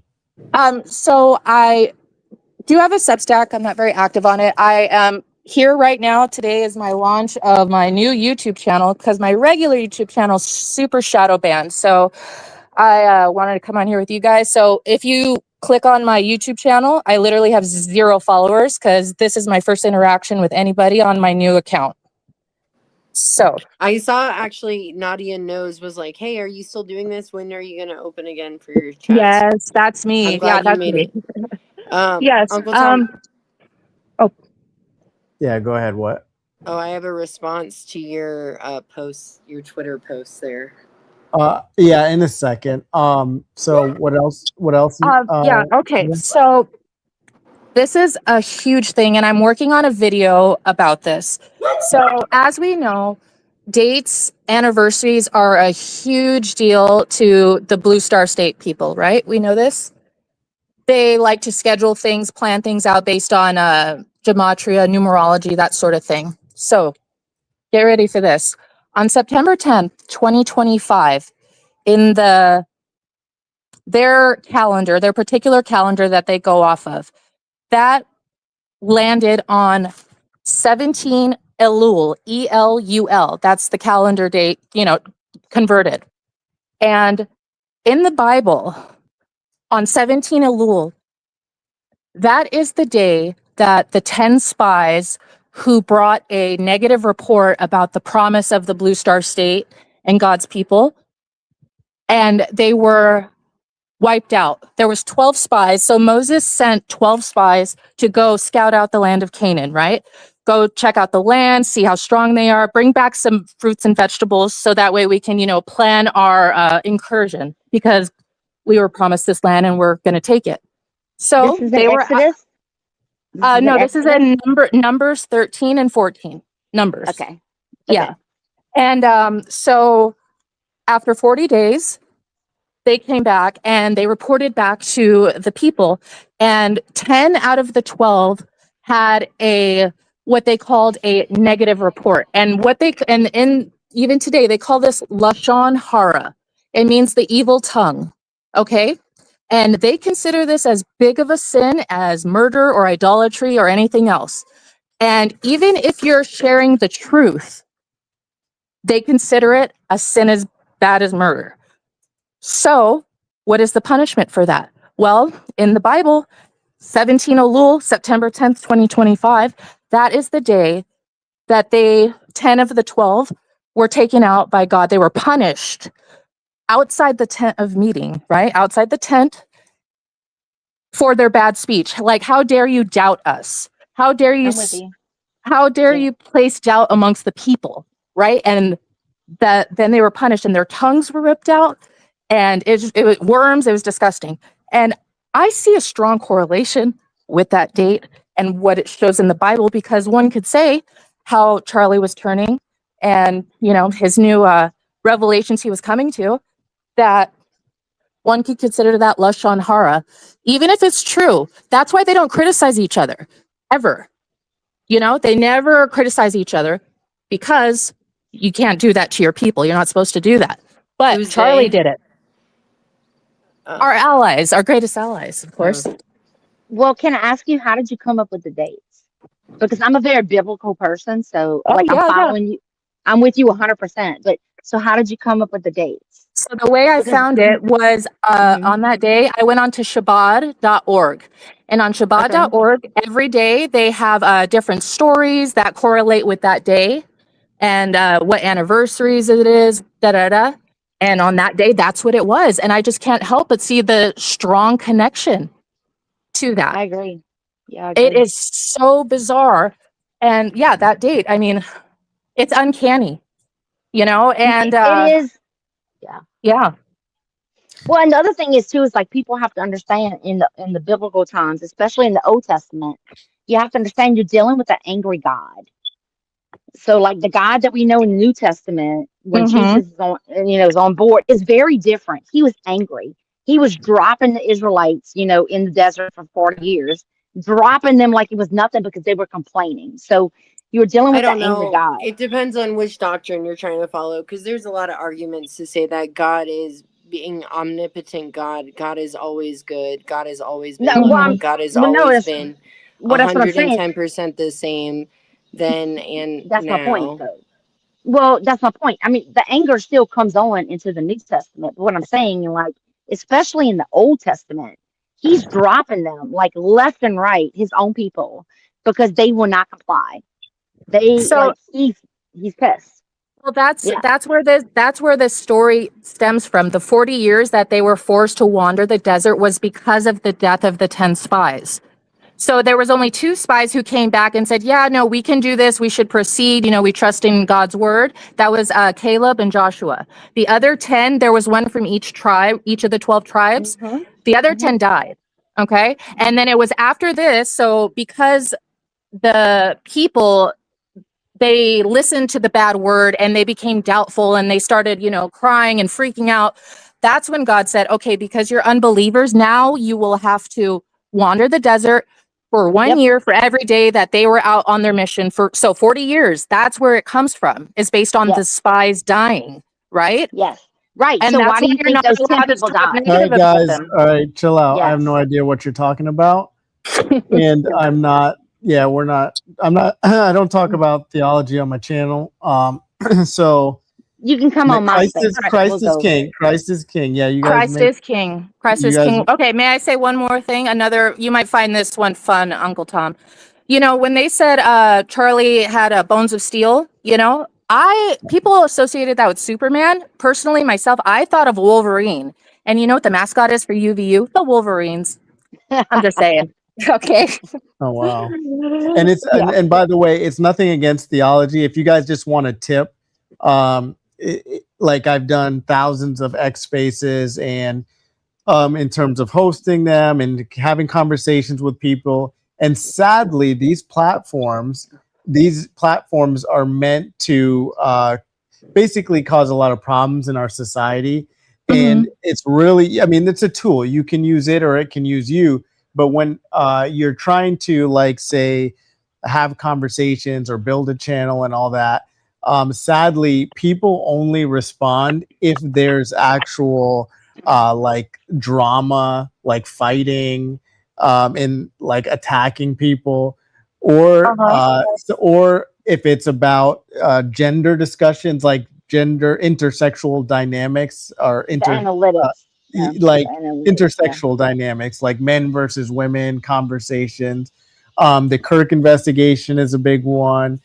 So there's certain things that you could, but if we talk about theology, like literally everybody's gonna just bail out of here. So Okay, I get what but you're saying. I know nothing wrong with theology. It's amazing thing. Well, no, it was just me noticing the pattern. If anyone who is, Yeah. I know that was a lot to lay on, but I've been like holding this in, like I said, for like a very long time. I appreciate you listening to it. But if anyone go on Shabbat.org and you click I'm the gonna day, the interrupt you calendar, and you for could a do that. second. real quick. Matthew, I see you, buddy. You're backstage. Everything's fine. But for some reason, I haven't brought you on stage yet. When I bring you on stage, then we can you can speak. Right now, I will mute your mic for you. There you go. You're muted. Sorry, I'm just talking to one of my friends. He's backstage. He's going to come on and speak, I think. But what happens, Matthew, or for some reason, I don't know if it's you or something else, you keep leaving and coming back. Like you keep disconnecting your microphone and then coming back and disconnecting it again and come. So right now, everything's perfect. Just leave it right there. Don't touch anything. Nobody can see your camera, so don't worry. You're not live on camera or anything like that. So everything's good. Sorry, guys. I just figured I'd tell him that instead of texting him back and forth. But proceed, Tinfoil, to what you were saying. Oh yeah, no, I was just saying it. Anytime anything happens, I always love to go and check their calendar on Shabbat.org. And it's just interesting. That's all I'm saying. It's history. It's, data points. That's all it is, Well, and all of this is everything's biblical. This is a biblical war. Yeah, because so you can look, you inbox me, you send me a DM, and we can go like live. I'll do many people have been asking me to do like a Sunday something about religion and all the things. I'm here for it. I'm all about it. I would love that. I do that every Sunday. I do that. Yeah. Well, every Sunday. Well, thank you for giving me the time, Uncle Tom. I appreciate it so much. And I'm gonna stay on the chat, and I'm so happy to be here. Yeah, and I have a lot more to share, but we'll move on to somebody else. I love it. You sound like a hottie, actually. awesome. So I will never not want hotties on my panel. So good for you. Thanks. I haven't heard that in a long time, so thank you.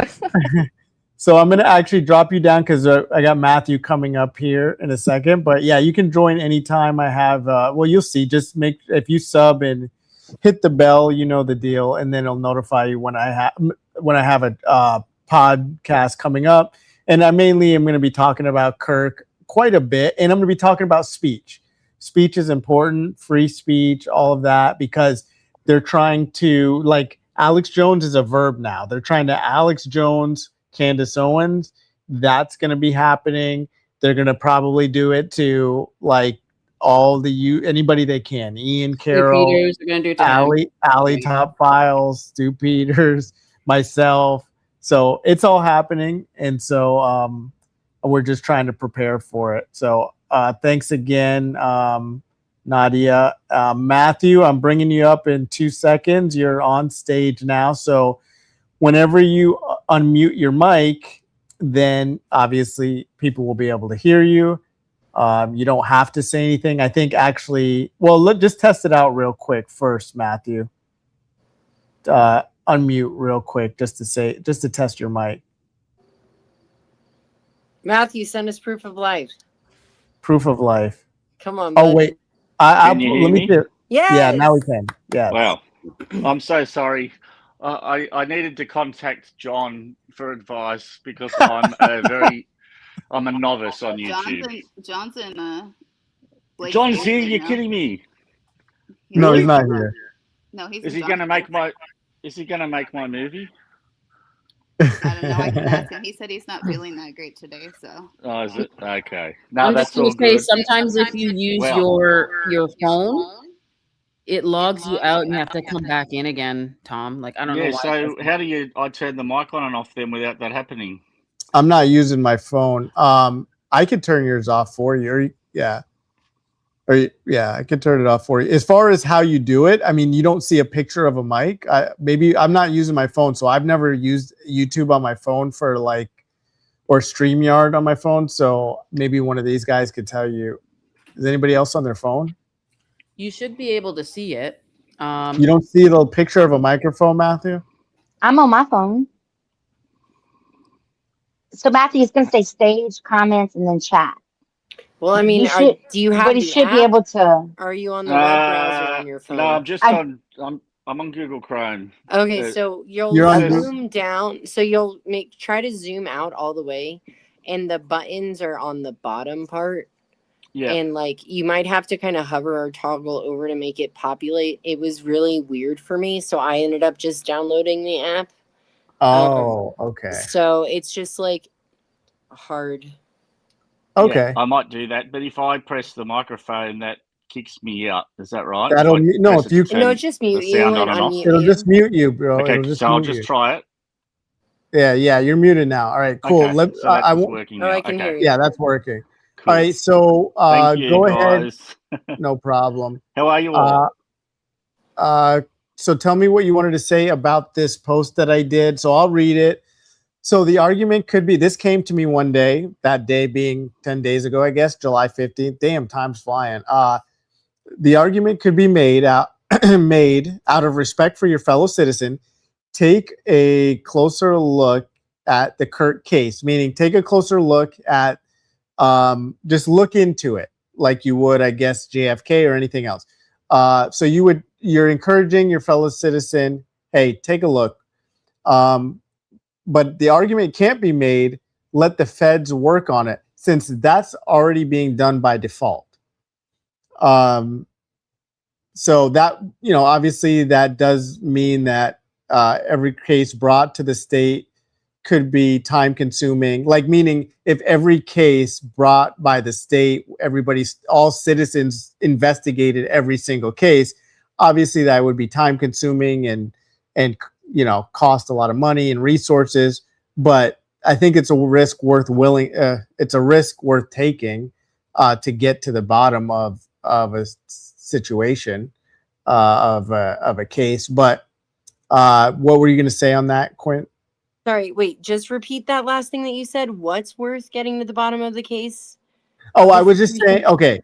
So if we as citizens did these independent investigations on every single case that the state brought against someone because we just didn't trust the state, obviously I could see why it would be problematic. I could see why it would slow down the process for things. I could see why it would cost more money and resources and confuse it.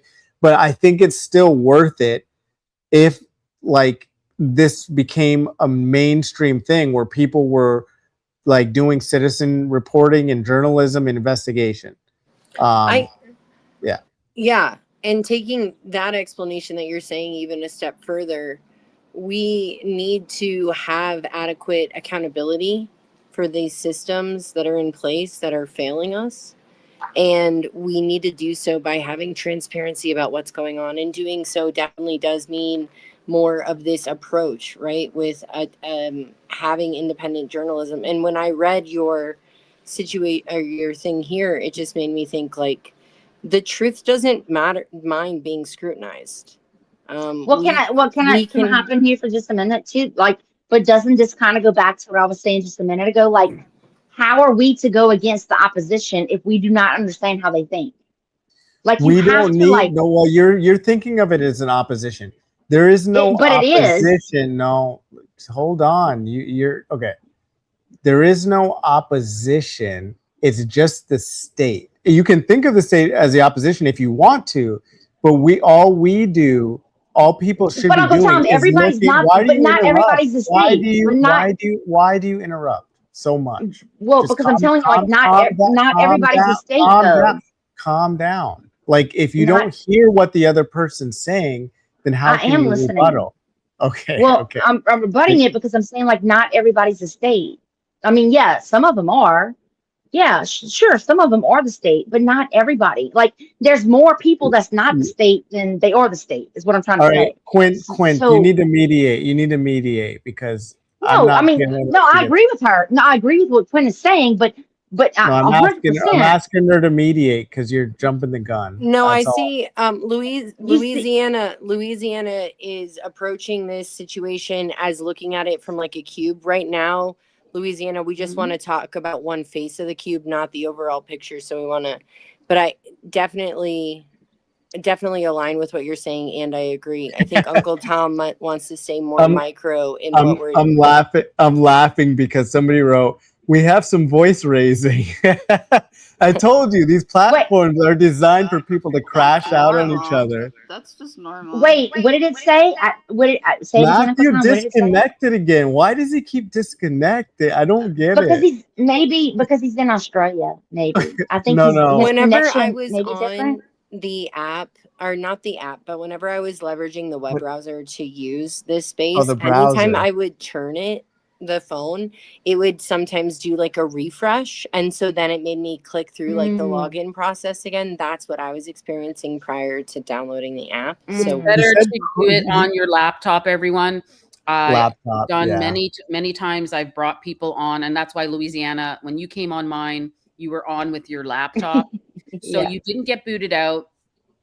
Sometimes Okay. you can't hear like, let's say you have like 4 or 5 people on your screen, Tom, and one person has a phone. Well, if you're showing a video, all of a sudden when you play that video, that person can't hear. They have to log out and come back in. And it's a StreamYard, it's a StreamYard thing, and they want you to use your laptop, not your cell phone. I guess sometimes you have to use your cell phone. You could be in the car. It happened to Christine. If you watch the whole live stream we did, she started in her car, and then when she went home, Yeah. she had no more problems. And I'm telling you guys, if you do go on these YouTube, please try to do it via laptop. You won't have any issues, if that makes sense. Got it. Yeah. So Nadia, I added you back to the conversation since Matthew got removed, but I told him to go on his laptop, so we'll figure that out. Clearly, you guys that are listening, I appreciate you being here. Thanks a lot. We started off the day, Diligent Denizen had Baron Coleman on his podcast. That was great. He had 5,000, almost 6,000 congruent viewers. I don't know what the total views is now, but obviously it was very popular. My channel did pretty well for the size of my channel. I had, I think, even up to 150 at one point. Who was here? Who was I by? I'm trying to think if I was by myself or if somebody was here, but oh, Leslie was here.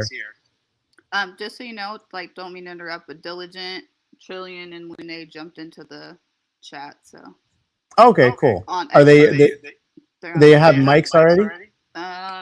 Lune and Trillion do. I just sent one to Diligent. Okay. Oh, you're co-hosting. Nice. I'm double multitasking right now. I really appreciate you going so long with this live stream. It's great. Yeah. I mean, as long as I have people, I don't like monologue. I don't like the podcast. I know that's kind of what you're supposed to do, just sit there and talk at people, but I got to work on that. I rather just have conversations with people. And so Well, I think you're great as you are. Oh, thank you. I was talking to the audience because I was letting you guys know that because like 20 something more people came in. So I appreciate you coming in. Obviously, you guys have been liking the conversation. So we have a couple options. We can be on X. We can be on, we can watch some YouTube videos. There's video here.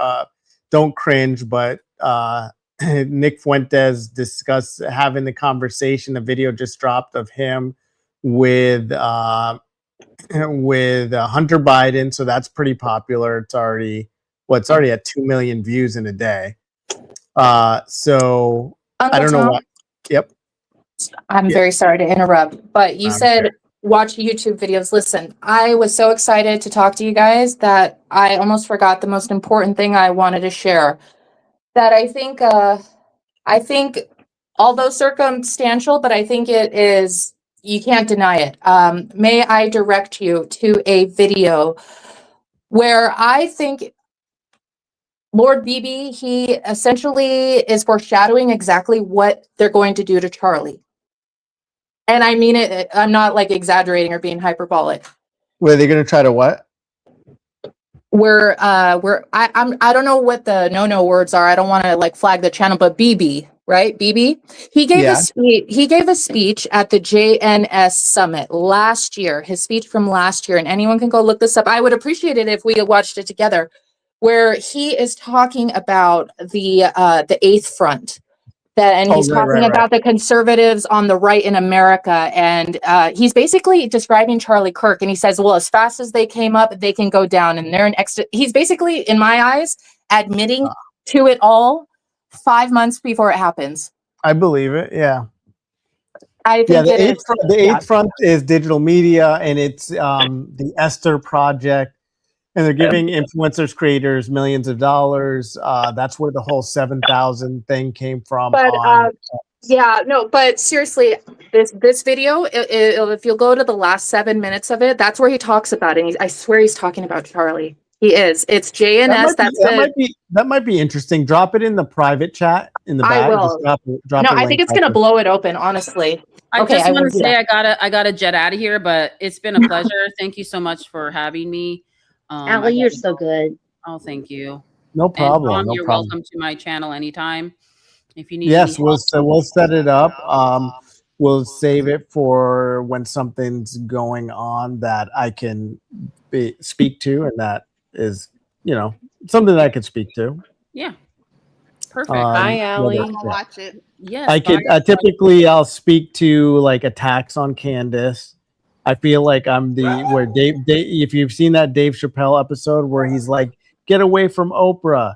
Like, that's how I am with Candace. Like, yeah, and you just got to remember, whenever you do stuff, you just got to keep commentating on the video, or else YouTube will get pissed off that you're just like. Oh, absolutely. Oh no. Yeah. So what you're doing is correct. You just got to watch the words. You can't say the G word, the side, that one. You can't say. Oh man, yeah. You can't say. I usually say friends overseas and stuff like that.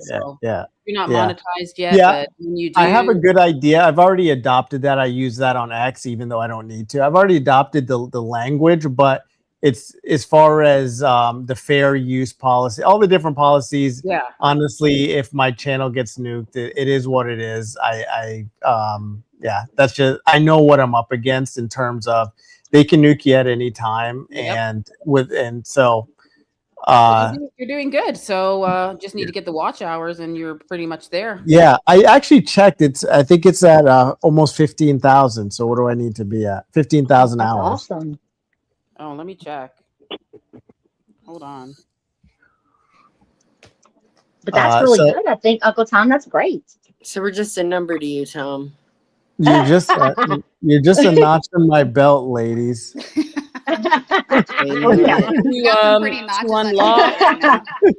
unlock monetization, you need 4,000 public watch hours and 1,000 subscribers within. So you already have it. Yeah. He's already there. So how come you haven't? Oh no, you're not at a. Guys, everybody sub to him. He's almost at 1,000. Everybody subscribe, and he maybe during this live you're gonna get to 1,000. Let's see where you are. He's at even the dog sub. We get the dog sub. 931. Yeah. No, I like it. No, it's pretty cool. I appreciate it. I try not to get too caught up into it again, because these are platforms that we don't own, and it's a technocracy, and I'm just trying to help people while I can before they nuke me, and then I'll just start a new one, and we'll go round and round until I can build my own platform. I know Rumble's good, but a little bit better at not nuking people. But Rumble's hard to gain traction, I find, and I don't know. I bet. Yeah, I bet it's terrible to try to, but you got to start somewhere. What you're doing here is great. Thank you. Thank you your so numbers, and you are doing fabulous. So yeah, keep up the good work. Yeah, and you have a great rest of your weekend too, and sure we will be chatting soon. Yeah, thank you everybody, and thanks for letting me chat for a bit, and have a great day, guys. Bye, Allie. Bye. Bye. Let's go, Uncle Tom. Let's go. You almost there, dude. Thank you. You're almost there. Louisiana. Sip Anon, you subbed, so I appreciate it. Whoever else did. So yeah, we got a couple different options. Since you guys have enjoyed what we've been doing, send in my buy me an MRE link is it's in the chat. It's pinned, so you can buy me an MRE. And Matthew's back. That's good. Uncle And Tom, Are you active hold on, military? because I'm trying to make an announcement. So when you buy me an MRE, just say what you want to have happen. If you want us to watch this video on YouTube, or if you want us to be on the X Space live and listen to that, or if you just want to hear us talk about a specific subject, Candace, Baron, the investigate, whatever it is, just put that in the chat. Since you've been seemingly enjoying the panel thus far, for the time being, we're going to go to an X Space though. And Uncle Tom, are you opposed to like posting this though? Are you opposed to like? I know it's hard because it's you, like it's your Uh-huh. page, but are you Yeah. opposed to like saying it on X? I think if you posted it and said like, "Hey, please subscribe," or whoever's your panel, like push the same thing, I think it would do well. No, I think I have already. I did today. Okay, good. Like I told people where I was doing a watch party. Uncle Tom, are you active military? Former military? I'm not. No, civilian. You just love MREs. I just thought it would just went good with the vibe of the conspiracy, like bunker, like prepper. I'm a prepper at heart, so need MREs. All right. So let's bring in. We got Nick Fuentes here, huh? No. What is he I'm talking gonna shit go about? to. I'm gonna go to. No, he's a dude. He did an interview. It's got 2 million views already. He did an interview with not an interview, like I don't know if it's a bait or what, but it's with Hunter Biden. Well, is that clip? Didn't that? So when did that happen? Like a month ago, right? 1 day, 1 day ago. It's brand new.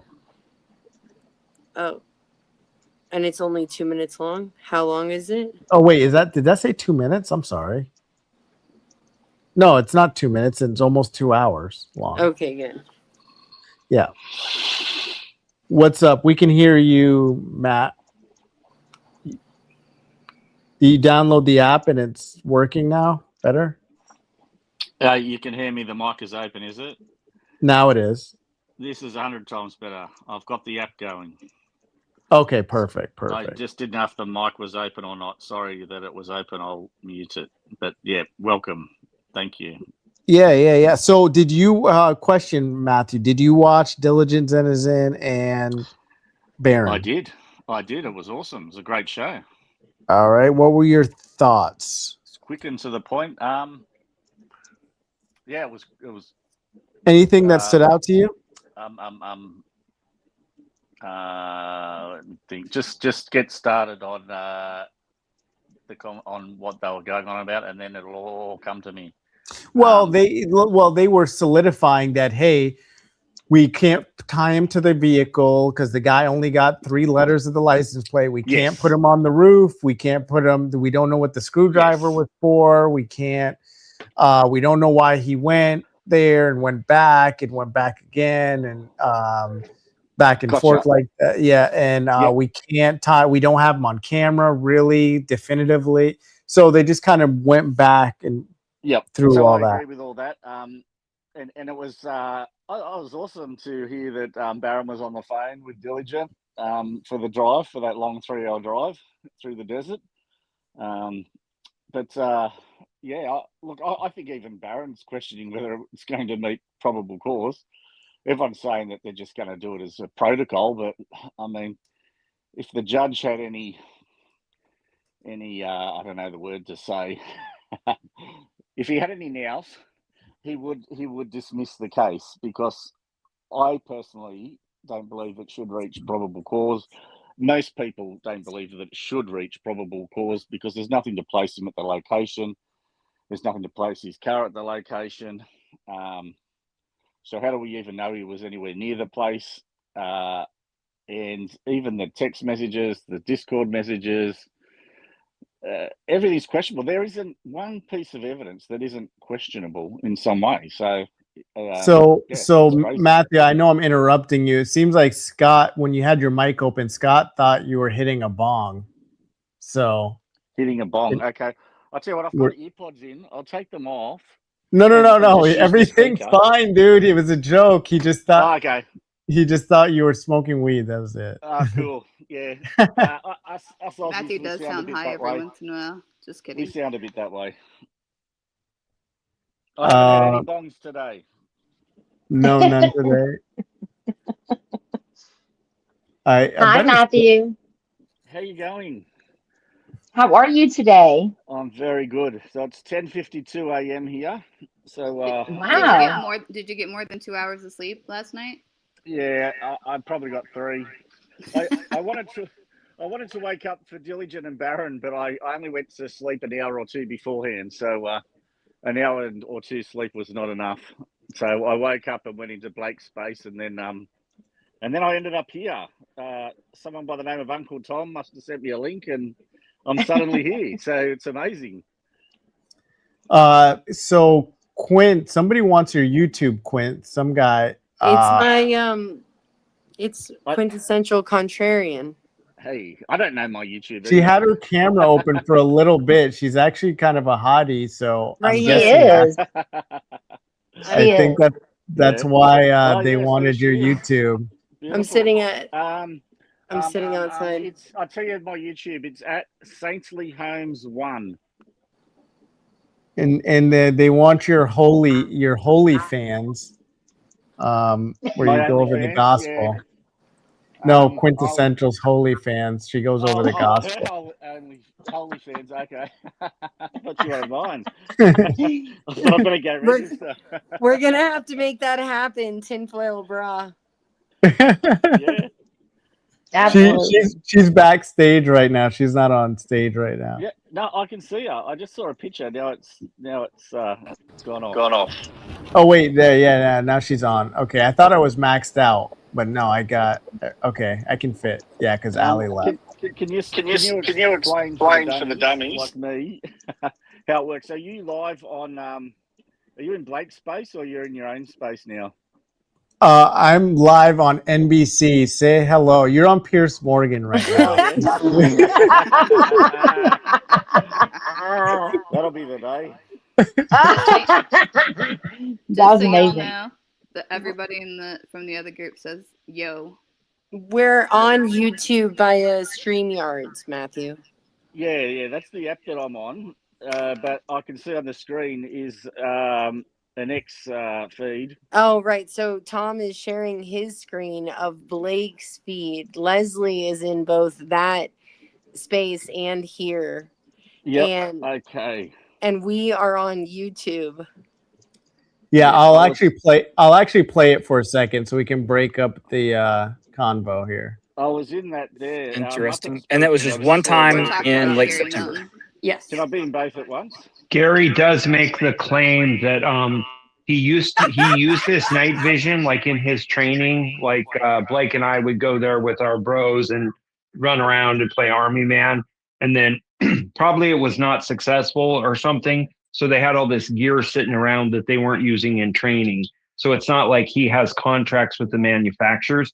He just had a bunch of old shit or night vision stuff, and he didn't want to eBay it. Now, those are my words, not his. But he does not have a direct line with any manufacturer. It was just stuff that he had through. Maybe his company was bigger before he started going downhill. Wasn't using the shit. Wasn't using it for training. And I'm sure some of this has to do with he knew someone that could help make this happen or help them get rid of it. I'm sure it was a connection when he was DOD.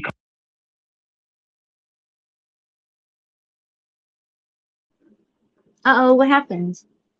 Oh. Are you guys there? I can hear you, Louisiana girl. Ambassadors. Can you guys hear I'm sure it was Tom? someone he knows in government that gave him the nod for the contract. For like got to know someone. executive protection. But I mean, yeah, He had a garage sale. Like a weird deal. And again, I'm spitballing off the top of my head, but because I found this stuff like 8 months ago. But the contract, they have to put everything out for bid, right? And so it's an open call for bids. And in the in one of the two cases, they were the only company to bid. And then I think the other one, supposedly there were 2 bids that were put in. But and the bidding opened like on a Friday at 5 o'clock and then closed, Monday morning or something like that. It's very weird.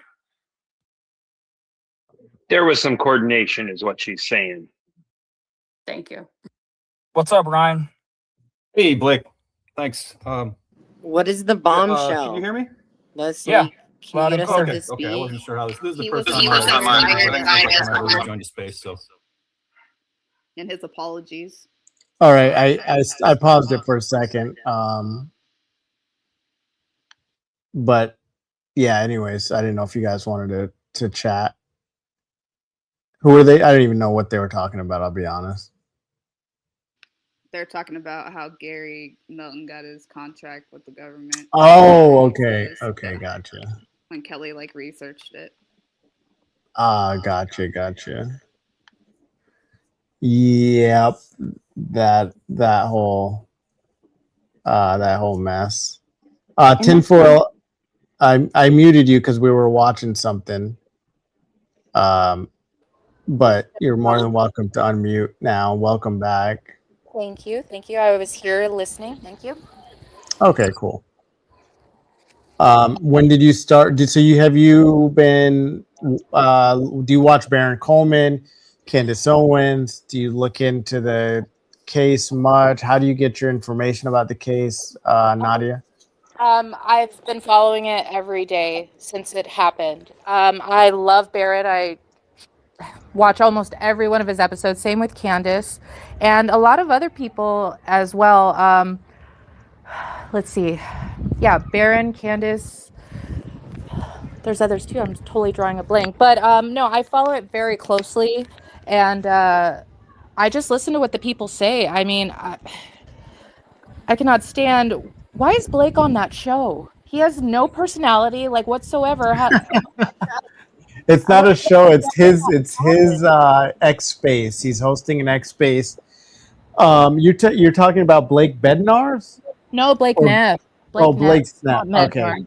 Oh yeah, why is he on that show? Yeah, exactly. I mean, nobody knows, man. It's just, yeah, it's terrible. It is so bizarre. But no, I follow the case very closely through the lens. Me personally, I am. It's obvious to me that it was something with the microphone, and I'm sticking to it. I mean, it's so obvious with the shirt and everything, and there's a lot of breadcrumbs. You know, if you remember when our president received that golden gift from Lord Beebe, you know, the golden pager. Okay, do you remember? That was in February 7, 2025. I took that very offensively. It was a threat. Trump wasn't even the president when that Operation Grim Beeper even happened. So, like, it's irrelevant, you know? And I took it as a threat. And I think that's why our president's been acting so opposite of everything he promised us. But check this out. So, the golden pager, right? Do you remember who was like the third person to host Charlie's show after he passed away? Glenn Beck. And what did Glenn Beck do? Glenn Beck presented the golden microphone, the golden EIB microphone, and he placed it right in front of Charlie's microphone. And I cannot help but see the connection there. I don't know if you guys can see my avatar. That is a piece of artwork I created with the golden pager there, and it's probably too small for you to see, but it's Bibi, and it has Ben Shapiro on the left, then it has Rabbi Shmuley, and it has Larry Ellison, and then it has, who's the guy from the ADL? I'm drawing a blank. The head of the ADL. Oh, I'm not sure. The old guy. But before you go on, I get confused about Glenn Beck. I'll tell you why. Because he platformed Whitney Webb. So it's hard for me to understand, okay, is he really, like, how bad is he? I know I'm pretty sure he's a Zionist, but he did platform Whitney Webb though. I used to love Glenn Beck. He was great, but he got really weird, and he like made a love letter to our Blue Star State, begging them for citizenship, saying how his mission in life, his soul's mission, is to defend them, and if they would please consider him for citizenship. Dual citizenship. Yep. It was so pathetic, and ever since then, it was disgusting. And I just found out recently he was a Mormon. I did not know that, which is another interesting data point. But he placed the golden microphone, the golden pager, the golden microphone, right? Trump is obsessed with gold. It was just all these people move to symbolism. Everything is about symbols. Symbolism will be their downfall, that as the saying goes, right? It's connected, I'm telling you, it is. Well, and like I think of him as like the number 2 guy, like Lindsey Graham, is on the same scale, right? Oh yeah. So if you guys haven't, oh, go ahead. I'm sorry. Go ahead. But the Glenn Beck D platform, but that was back in 2022. Sorry, I muted you. Okay, so what we've got happening is certain people, when they're unmuted, then they're not talking. There's a lot of feedback. Just so you know. So I'll mute myself if I'm not talking. yeah. Oh, there you go. All right, go ahead, Quint. He platformed Whitney Webb around 2022, and that was when was the Candace split.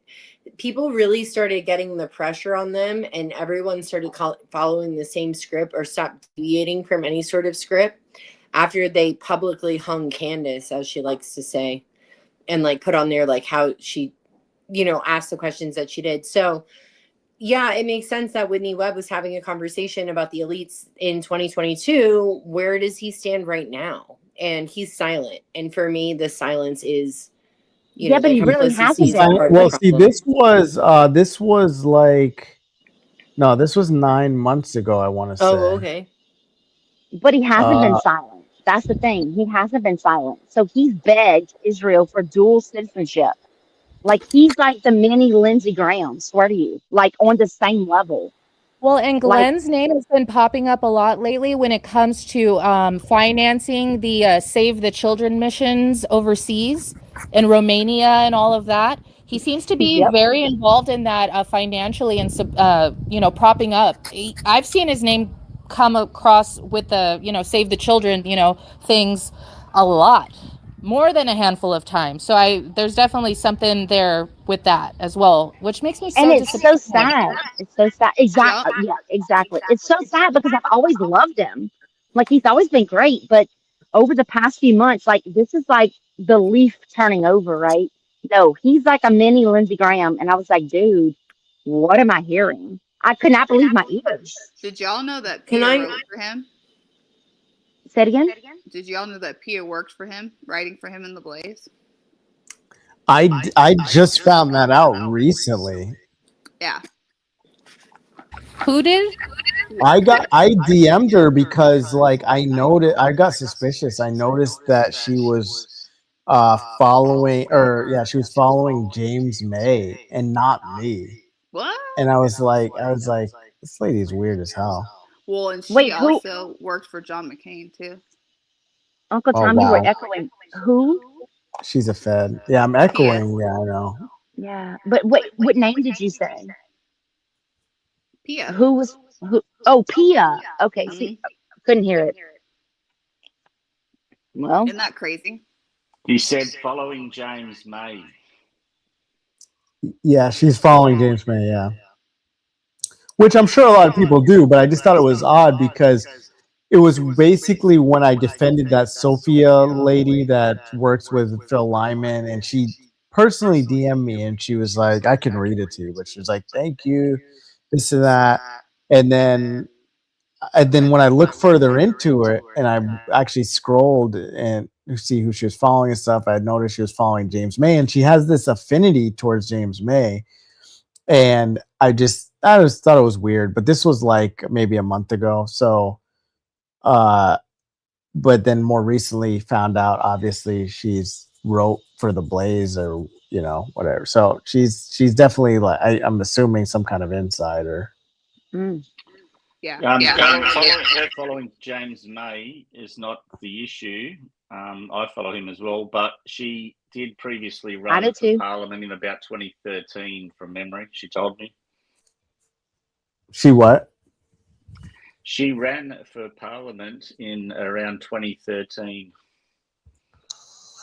Oh, okay. like she ran for Congress or like a seat in the House or something. That's what he's saying. In the state. Pennsylvania. In the state. Gotcha. I've got a question that I'm dying to get an answer to. So we all pretty much know by now that our president is probably, not looking good in those files. We all know that, right? But my Right. question is, what can they possibly have on him to where he is willing to throw away his entire legacy, throw away the country? Like we all already, I don't want to say the P word, but we already know that, right? Like everyone, we get it. Okay. What It's not could just be that. I think he's driven by money his whole life. So he needs to be on the right side of what he feels is the right side of history. He needs to be in that circle. He has no other choice. He needs to, there's at his age, especially with his lineage, he doesn't need people attacking him. He doesn't need to be at odds with our greatest ally. There's no incentive to be. Like the incentive would be, well, I need to do what's right for my constituents. But when you're that deep in it, you're 80 something years old, you're that deep in, you want to protect your lineage, your family. You know, it's hard to even say that any one of us wouldn't, it's hard to predict what any one of us or any people we know that are good people that are entrenched in this lifestyle, like wouldn't be a part of. And not to say you'd be a part of, like you wouldn't call out like atrocities, but you got to go along to get along kind of thing. So I don't have a high standard or high hopes for him. That's why I think it might be interesting to watch this. I'm gonna play a little bit of it. If it gets interesting in that space, Leslie, I don't know if you want to let me know. You can, or maybe is it already interesting or no? Uncle Tom, you got to check out that JNS speech. You got to. I will. No, it's the smoking gun. I'm telling you. Uncle Tom, can I say something if you don't mind? Yeah, go ahead. So I think the first term with Trump, it was hell on earth for him because the establishment did not align with him at all. So I think Trump, being who he is, a narcissist, that his ego is super, super big, right? I think Trump would have done anything on this planet to get in as a second term because he lost his true second term, right, to Biden.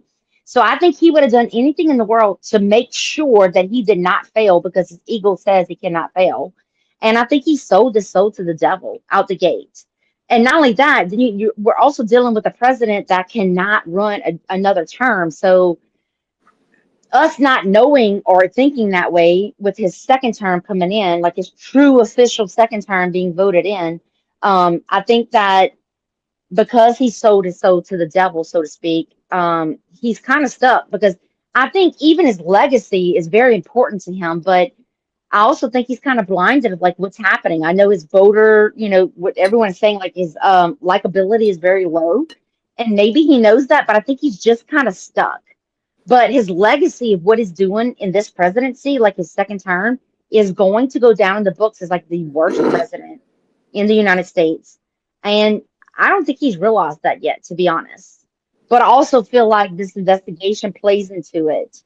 And I think that's why we're seeing the strong arm of the little hats. And what's happening is because this did happen under his watch and he cannot say anything. And then there is blackmail, right? So I think this is all cohesive with each other. It's just my personal opinion. I think you guys can. So I was just going to make a comment, if that's all right.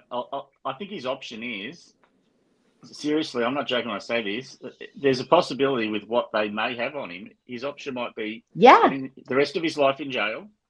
True. Or doing whatever they want, or doing whatever they ask of him. That's what I believe his two options are.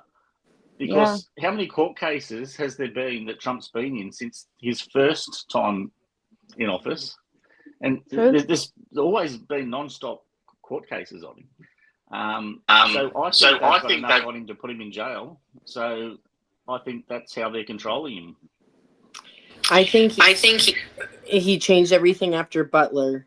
is when he realized that he had already sold his soul to the devil and that there was no getting out of it. Yes. And Yes. I think that after that, to answer Tinfoil Bra's question, it has to do with his son. I think that they just are going to fuck with his family and his legacy so much worse than what they could for him. Very similar to JFK situation, the Kennedys. So I would Well, and that that's why the what's golden going on here. pager should not be overlooked. That's why the golden pager gift is so important. It's like a key theme in this. And I agree with you, Uncle Tom. Of course, he loves money. He's obsessed with gold. He has a gold toilet. We all know this, right? But I think even more than that, he wants to be liked. He wants to be liked and loved, and he was beloved. He made the greatest comeback in American history. So that's why it's just the comeback he made. It's unfathomable. Yeah, but how did he get there? Like, that's the thing. Well, like, you it have was to think about it like, USA, and it was Charlie Kirk, and that's why Charlie was such an existential threat. They knew that his movement helped to build, was the foundation necessary in order to get Trump past that finish line. And as soon, we were all waiting for that shoe to drop, Uncle Tom. Like, we were all waiting for Charlie to take the masses and say, wake up, okay? Follow the money. All right. So, and then they killed him, like, or he died. And like, I just think that that's huge, and people try to undermine the situation. But if you look at motive, the biggest motive would have been Charlie's voice and his power of us holding that accountability. We're talking about the importance of independent journalism is bringing to the surface. I agree. I so agree. But I think so too, that like, I was just about to say, like, I think you're right about hold on. Sorry to interrupt. So yeah, we can focus on CK. That's why I literally asked that. I don't know when you got in here, Will. I appreciate the comment. We're happy to, and we will, but I need you to buy me an MRE. I don't want to solicit money from poor people though. So send this to your wealthy friends. Send my channel to any friends you have that are wealthy and that need to be red pilled on Kirk. And you want them to have information, then maybe they'll buy an MRE. But yeah, we can do whatever. We can switch the subject. We can watch.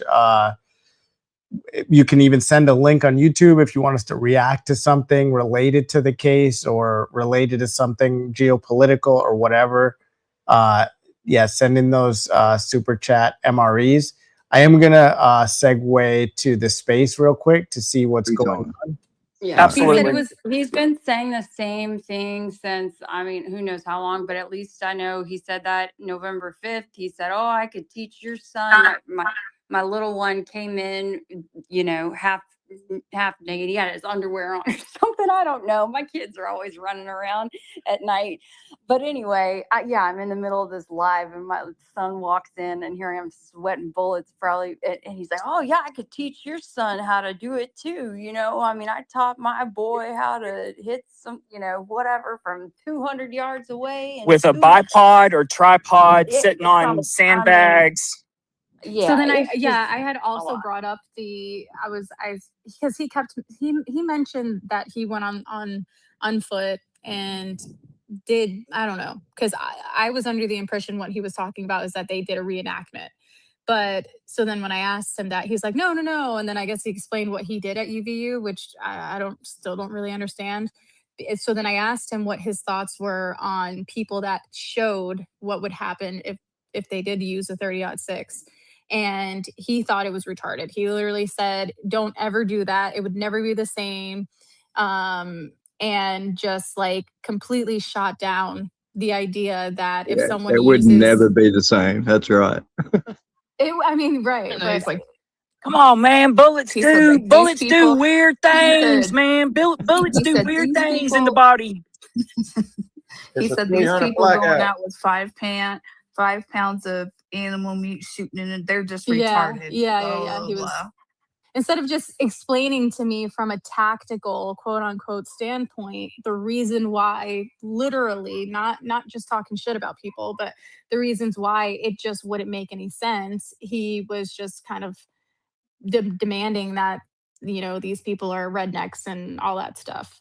And I mean, I think he did mention something about the distance and there's certain, like the angling and all of that wouldn't be correct or wouldn't be on point. But either way, I think if you reenacted it as much as possible, that would be the best way. People do that, right? Yeah, They you do it gotta for a you gotta living. account for that parabolic arc of that shot. You know, the parabolic arc is going to take some off of the velocity of the projectile. So, and y'all don't even want to know about Gary the time he caught a 50 cal. Because bullets do weird things, he caught one midair as it was zooming With past his him. thumb and his finger? With Yes, his thumb and his yes, finger right in front yes. of his forehead? Not with his teeth. Oh, his teeth. His teeth. It was He his did a teeth. Bruce Lee. Did it explode in his mouth, but like just disintegrated as No, soon he as it hit there? Because that's what the bullet is he made he to do. actually the projectile.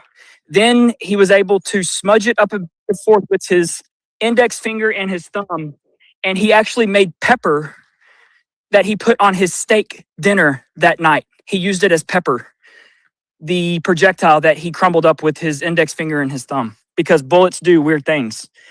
And it's just, yeah, it's a trust me. Just trust. You know what's weird, Uncle Tom? Like Yeah, back go in the day, they found a bullet because they were able to ricochet another bullet from based off of the trajectory that they knew that was going to hit from the body. I'm sure we've all seen it on forensic files. It was like out in the woods, and they were able to find exactly. They found the bullet 12 years later, and so it's like, why don't we do that?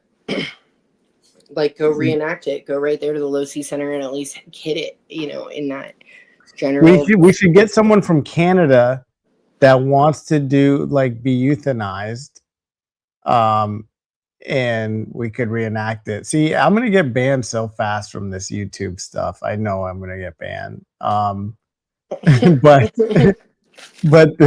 I mean, they do the euthanasia stuff in Canada. I mean, we could just, I mean, I hear you. Donate your body to science, you know. Exactly, to Charlie Kirk, Go Max. Oh man, I'm so cooked. I'm so cooked. But yeah, they're just in there making fun of Paramount Tactical, so that might be interesting to some. I did that last night for 10 hours, so I'm good for tonight. I will be going. I'm going to be debating Andrew Wilson some more next week or so, I think, and also I will be probably joining, getting in a space with Paramount Tactical as well to troll him a little bit. Uncle Tom. Let me guess, Nadia. You want me to play this video? 3 minutes of your time. I'm telling you, I'll change the game. Timestamp 43:15, straight to the point. Trust me. 43. Trust me, bro. All right. 43:15. Uncle Tom, while you pull that up, can I read a text from the comment section? Yeah, of course. Has anyone looked at Blake B's post? He's accusing Candace Owens of setting up fake photos of SUV. He thinks she's lying and working with TPUSA. Blake was called out for hounding her about the pics. Yeah, so we're friends with Blake, but we don't always agree with Blake on everything. So just to be clear, Janet, yeah, we've seen that. We know Blake has crash outs. So he's been investigating Candace Owens, or not Candace Owens, everything that happened with CK very early on. And he very quickly was able to obtain like a bunch of the photos or videos. And Candace Owens was gatekeeping a lot of the videos and even some of the stuff that she just documented or threw out from the SUV. So he has his speculations. He feels a certain kind of way, and it's okay for people to not always agree. So,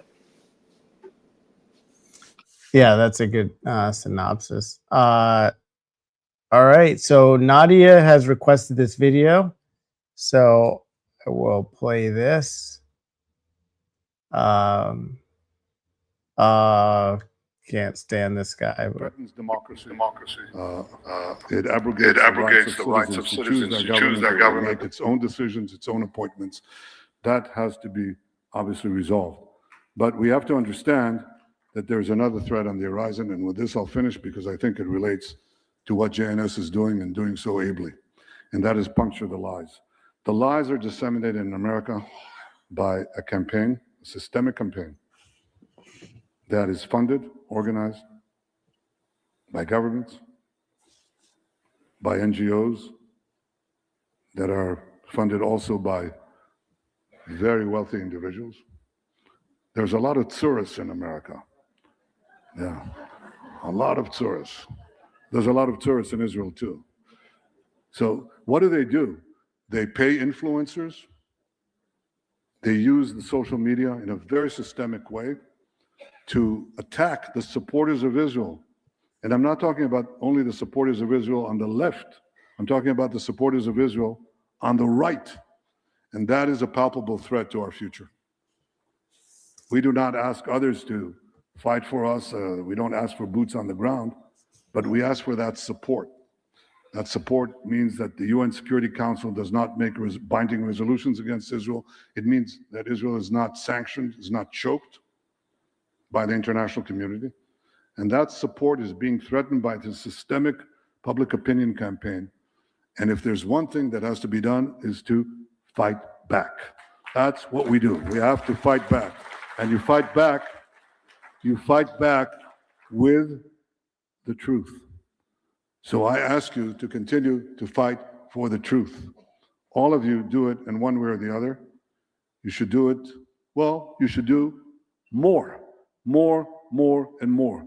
Because we've learned in the long history of our people that if somebody says that they want to kill you, believe them. And these people who want to kill us enjoy the support now of young Americans who support our killers and our rapists and our would-be destroyers more than equally as much as they support us. That has to be reversed. As fast as it came up, it can go down. But like in anything in anti-Semitism, people respect you only if you stand up for yourself. And the main thing is not to cower before our enemies here, not to cower before lies that are spread here and there. Yeah, so this was a while ago. I think Nadia, we've seen all this. I've seen this. I think most people have seen this. And yeah, we know what he's up to. He literally just says everything that our greatest ally does. That's literally all he did. That's what they always do. They deflect. They always accuse people of what they're doing. Well, I think I take that he's specifically, it describes Charlie and his organization to a T. And I think it was foreshadowing. I think it was like the hint of what was to come with Charlie. He said he was talking about specifically on the right, public opinion campaigns, and that they pay influencers, and that as quickly as they go up, they can be brought down. And we have to puncture the lies. They paid both sides, and he was accusing of these so-called rich people and NGOs and these tourists, as he states, of paying both sides, and it's exactly what they do. 100%. Soros on the left, and then on the right you have Bibi on the right with this Esther Project and espionage. And espionage, tourist is a euphemism for assassins. But okay. Got it. Yeah, all I would say is thank you for playing that very much, but please go back and watch the entire thing. It's all, I'm telling you, he's talking about Charlie. But thank you. I appreciate you listening. I believe it. No, I don't mind. Thanks. So I'm gonna play some of this to see if it's something we can get into, and see what the audience thinks about it. It's brand new, so. Are you a Nazi? Inclusion has been our greatest strength. Diversity has been our greatest strength. White people do feel like we are being boxed out. A 26-year-old white kid doesn't feel like he has access because he's been canceled, and the problem is black people. I didn't say the problem's black people. Well, you just did, Nick. You just I said said. the problem is crime, and we know who's doing the crime in Chicago. Do you get what I'm saying? Yes. About the Holocaust things? Oh, about that. We get to say whatever we want on the internet. We get to deny the Holocaust. As far as Jews are concerned in general, I think that everybody in the country should be treated with dignity and respect and have their civil rights. Like, what do you think about somebody like Mamdani? Personally, I don't like him. Like, for example, on 4th of July, when he takes the opportunity to sit there with, let's be honest, not a single white person. What about fucking Donald Trump? There's no ideological core to Donald Trump. No, I agree with you. Don Jr. got the largest loan ever given by the Department of Defense. Vance owes his entire political career to Peter Thiel. Whichever firm is the one to develop ASI, that could confer dictatorial-like powers upon the CEO of that company. Everything that we think about the way in which we exist in the world completely changes. Increasingly with Uber, Airbnb, banking apps, you can't live your life without the tech platform. Everything that AI is built on is ours. That's what they're stealing from us. I want to find common ground of how much of a shithead Donald Trump is. We can get there, okay? The kind of first question that I had whenever I caught wind that you wanted to do an interview like this is, why now? What made you want to sit down for this kind of interview? Well, I think it's an interesting conversation to have all of us here. And Dude, what the hey? Like, everyone just organically has to have a conversation with Hunter Biden. Candace Owens Candace Owens was like, oh, well, I was at lunch with, of course, I'll never tell you who, but we were discussing who in the whole world in DC would I want an interview with? And of course, it was going to be Hunter Biden. I'm like, this is so faking gay. Like, who actually wants to interview Hunter Biden? And who is this guy facilitating Nick Fuentes and Hunter Biden?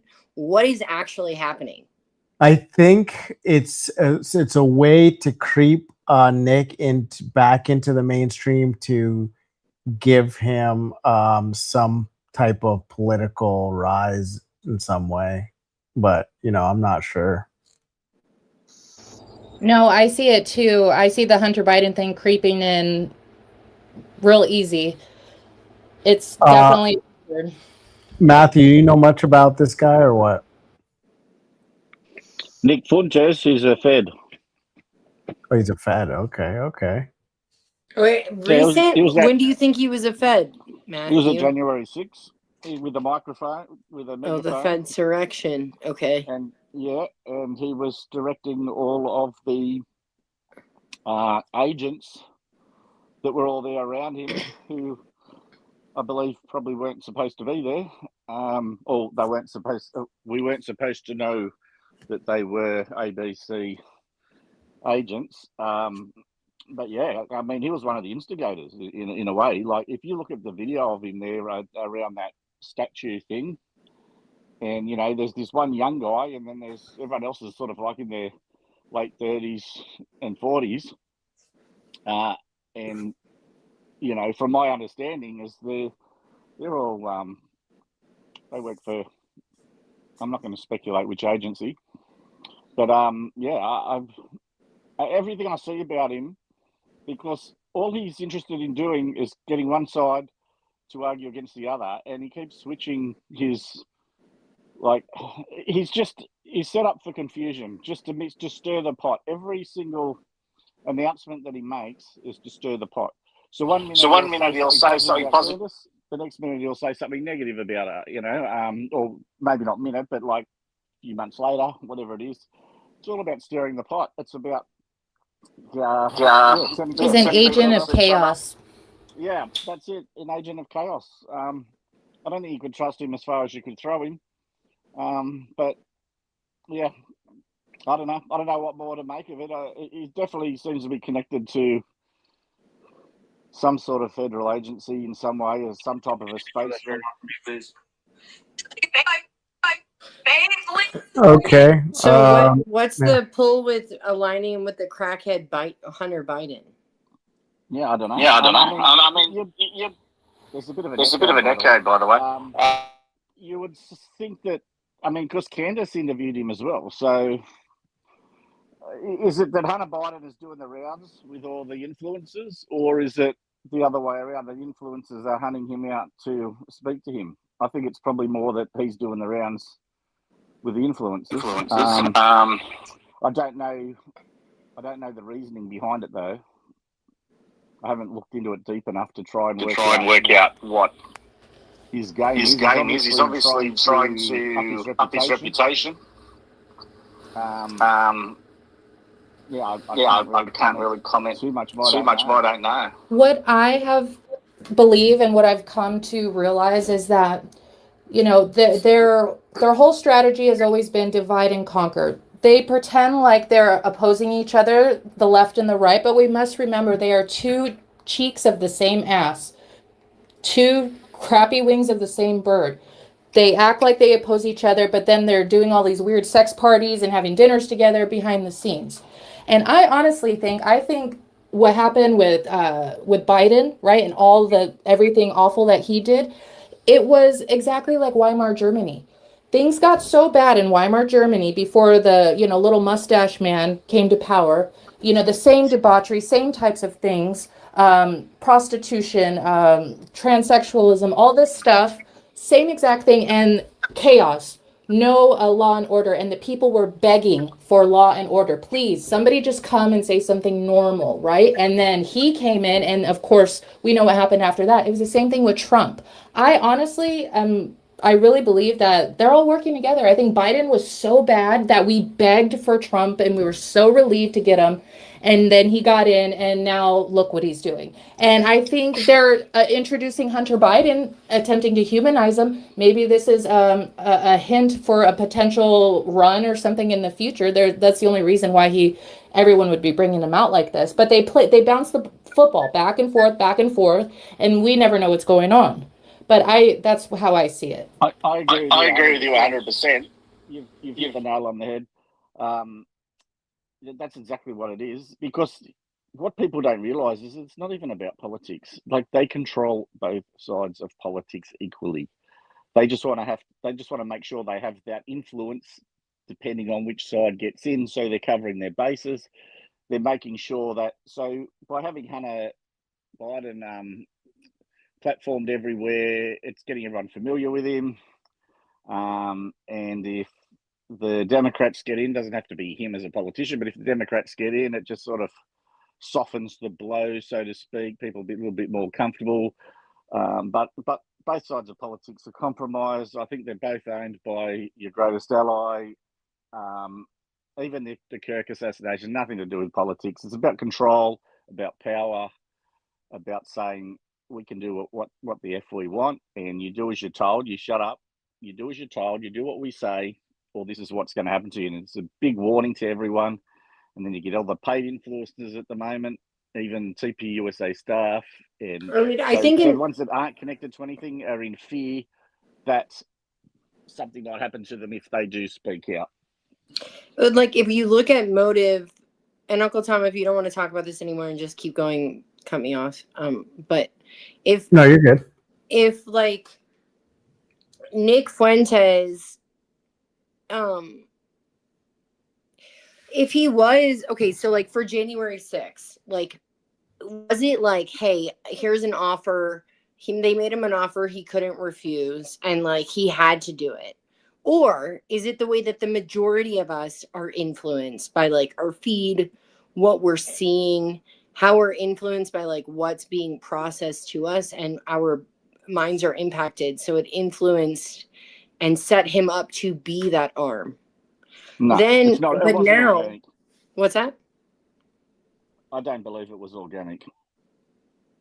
And then like I'm just saying, like, I wouldn't say that it's organic. I would say it's intentionally positioned to be what it is. Like, I think that that's how they do the mind programming. But I'm just trying to understand now, why is Candace Owens, who everyone wants to think like we're not mainstream by following her, when mainstream is everyone is following her, she has a sit down with Hunter Biden, and we're like, oh, this is totally believable. And now the same thing's happening for Nick Fuentes. Like, what is going on that now this is the play? What, Andrew Wilson talks about, Uncle Tom, like the the 10 billionaires that own everything, and that there's factions of those elites and they align on some things and not on other, and that there's always a power for play. It's like, who's at power? Who's playing for power here? Because how is this not happening with Hunter? If I may offer and build on what you're saying, they look at us as if we are bugs. We are ants. They make us feel like we are special. This has been happening for centuries. The elite, the aristocrats, the plantation owners, this is what they would do. What they do, because as we know, there were white indentured servants, right? That would come, and then they had their African slaves. What they would do is they went over to the white people and they said, hey, are you not getting paid as much as you should? Are some of your kids going hungry? Well, it's this slave over here. He's taking your food. And then they go over to the slave and they said, oh, well, it's these white people. And they manufacture these false narratives. And then they get the poor white people to turn on the enslaved black people. It's the same story ever since, and it keeps working. And that's why they don't teach us history in school, because nobody remembers anything and they just keep redoing the same thing over and over again. You're 100% correct. Yeah, and one last thing I would like to say real quickly. A question I have, I follow Candace, her show every day. I do genuinely feel like she's super genuine, but a weird thing that sticks out to me, what about the night that she met with Erica? Because do you remember how giddy she was? It was like oddly, like, I don't know if she was buzzed or what, but remember she like did a Instagram video the night she met with Erica and she was elated. And it was out of character for her, and even in the comments, everyone was like, oh no, she switched up on us. And whatever happened, like, what was that? That's my question. I feel like she thought she was getting somewhere with the investigation. I think you think so? Opened her eyes up to a lot because she said she purposely. She might want to mute your mic because I can hear an echo. Yeah, that's better. Perfect. She always said, look, I purposely never went for Erica. I never said anything negative about her. I tried to keep her out of it. She'd speak about everyone else. She also tried to be soft on TPUSA as well, which she was in the beginning. But after that meeting, I think that was sort of a nexus for her. I think she realised she'd caught him out in lying. So she caught out Andrew Colvett and Erica lying, and she realised that in her mind, they were 100% involved. And that was a changing point, a turning point for her. I think any excitement would be the fact that she felt that she gained knowledge to bring the investigation forward. And she knew where she stood. I think she knew that it was them against her. I think she thought that she could be in alignment with them, as in, someone killed Charlie, let's work out who killed him. And then she realised that, well, hang on, they're not interested in working out who killed him. You're only interested in the Fed narrative and projecting that and covering things up and lying and everything. So she knew they were compromised, whether they were involved directly or indirectly. They were involved. I don't genuinely think that would have been her reaction if she was genuinely suspicious of Erica that night, right? And she realized, or she had an epiphany, or realized that, okay, I see what this is now. She was jovial, right? Like more happier than I've probably ever seen her. It was really odd.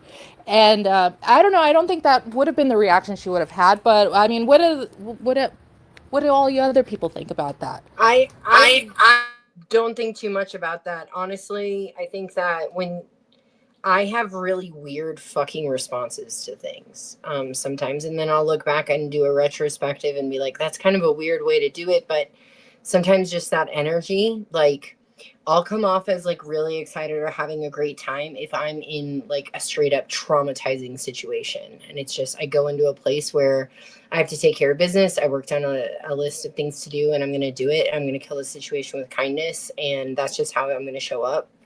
So I wouldn't put stock in that. I'm big on not judging people we don't know, Fair enough. Fair enough. Yeah, I didn't think her behaviour was odd. It was more how I would expect actually. And I think I'm fairly intuitive, but I feel that she was just. I think it was a sense of relief. There was a lot of pressure leading up to that, and I just think that it was a relief to her, and she had something to report. She was excited that she had something to report to us. So I don't think there's any point trying to look in too deep. Sometimes just try and. I think if we take things sort of more on the surface level, but also having the back of their mind in your mind, like you don't discount anything else. So never rule anything in or out, but you take her as face value, and then you go with the evidence that comes along. So if there's signs, red flags, whatever, to point in one direction, then you can head in that direction. But that's what you need, that though, to guide you, and just use your own intuition and gut. But yeah, I think that. I think she was probably disgusted to learn what she did, and plus, someone like her will put on a brave face and can fool us. She might have been really sad inside, but on the outside, on that live, I think it was an Instagram you mentioned, and I'm pretty certain I saw that. I watched that live. You put on a brave face. I think that's the one that she wore, the Sherlock Holmes hat and the Sherlock Holmes sort of jacket, from memory. Well, thank you for your thoughts on that. I appreciate it, guys. It had been bugging me, so I'm glad to get a second opinion on it. So thanks. I wonder too, like, if I don't, whenever you get had by someone and you don't realize that you've been had by them until like 3 days later. Have you ever had that happen? Like, yes. Oh yeah.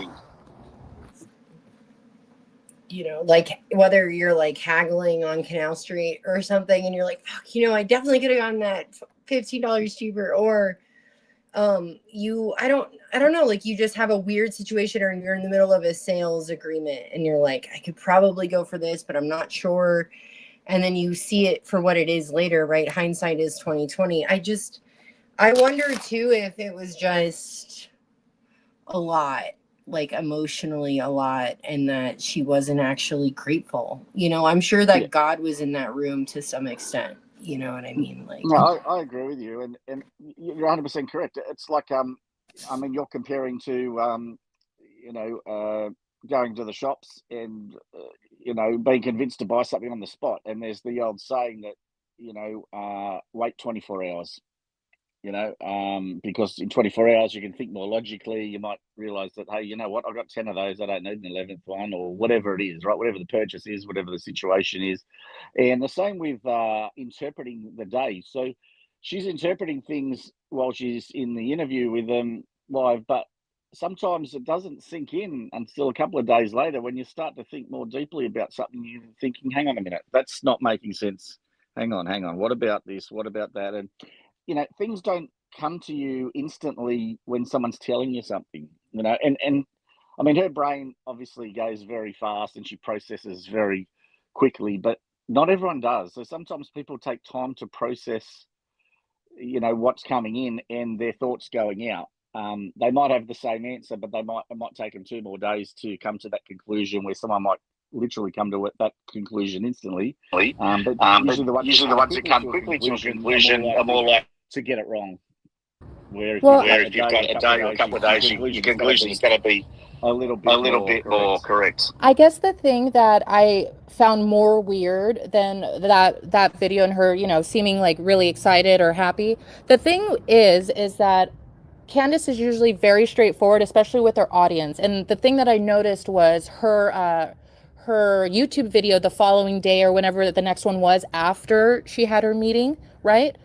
She was getting slammed in the comments, like the live chat. Everyone was bashing her. Like, it was all negative. Like, seriously, like I'd never seen anything like it before. And she never addressed it though, which I found really weird. Activated. The opposition was activated because suddenly they were threatened, and that's how social media works. So that's the sign that she was getting to them. Okay. Thank you. Because all those bots, they're not, you know, they're not, and they're probably less on X than they are on like Instagram. They're horrible on Facebook, and you've got to call them out as soon as you see them in the comments. Like straight away, I call them for what they are. I can pretty much tell the bots instantly, and straight back, I just call them a bot, and they usually stop commenting back because they don't like being called out.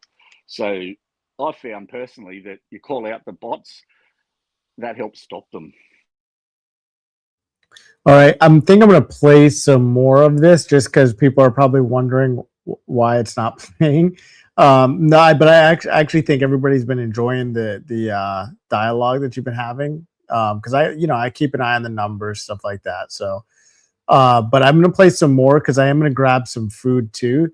So I'm going to get through a little bit longer segment of this, and then we can kind of dissect it a little bit. And the reason why is not to go away from the Kirk conversation, but it's also, I think, helpful because he has some interesting ideas about where we go from here to avoid the technocracy with Teal and Vance to kind of, I think, if I'm not mistaken, I think he's does appreciate Massey and James Fishback, if I'm not mistaken. But people sometimes want solutions, and that we talk about the problem a lot, and sometimes people want solutions, and it's like, but nobody has any. And I think he does have some, whether they're good solutions or not, and whether he's a Fed or not, that's all in question, of course. But I'm going to play some more of it because I think he does dig into it a little bit. And I understand that Biden is kind of, I get that he's like a crackhead. So it's kind of weird to be looking forward to a conversation with a one guy and another crackhead, but he's not surprisingly, and I've seen some other interviews with Hunter, surprisingly he's not completely unintelligent. Well, I guess there was that interview with Candace as well. So he's not completely unintelligent. So I think it's important to see, because nobody wants Vance, nobody wants Trump, nobody wants Ramaswamy. All of these guys are friends. Yeah, I'm going to play some more of this here. That's so cringy though. We can't pretend like this is organic or normal. This is so fake and gay. Okay, I get it. Organically, are you kidding me? The king of the groypers is like, let me meet with Hunter Biden. Get the fuck out of town. Hey, we need to be able to do emojis in this app.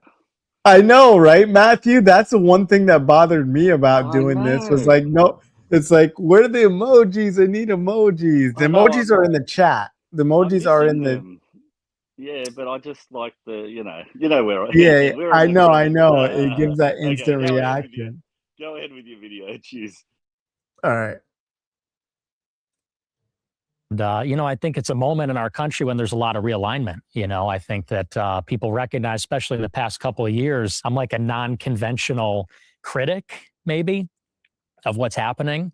And so I think it'll be an interesting, productive conversation. I think it'll be different. But I mean, specifically, because we kind of share a publicist, I heard that you wanted to kind of... Okay.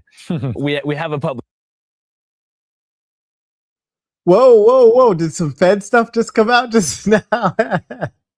Yeah, like what was that? Andrew who? He's like, yeah, because we share a publicist. So, okay. I didn't even know, Fuentes had a publicist. Rewind it and catch his name. That didn't sound organic. Having a none publicist. None of this is organic. Publicist? Wait a second. Yeah, it's organic. King Roger is in the house with Hunter Biden. Are you fucking even alive?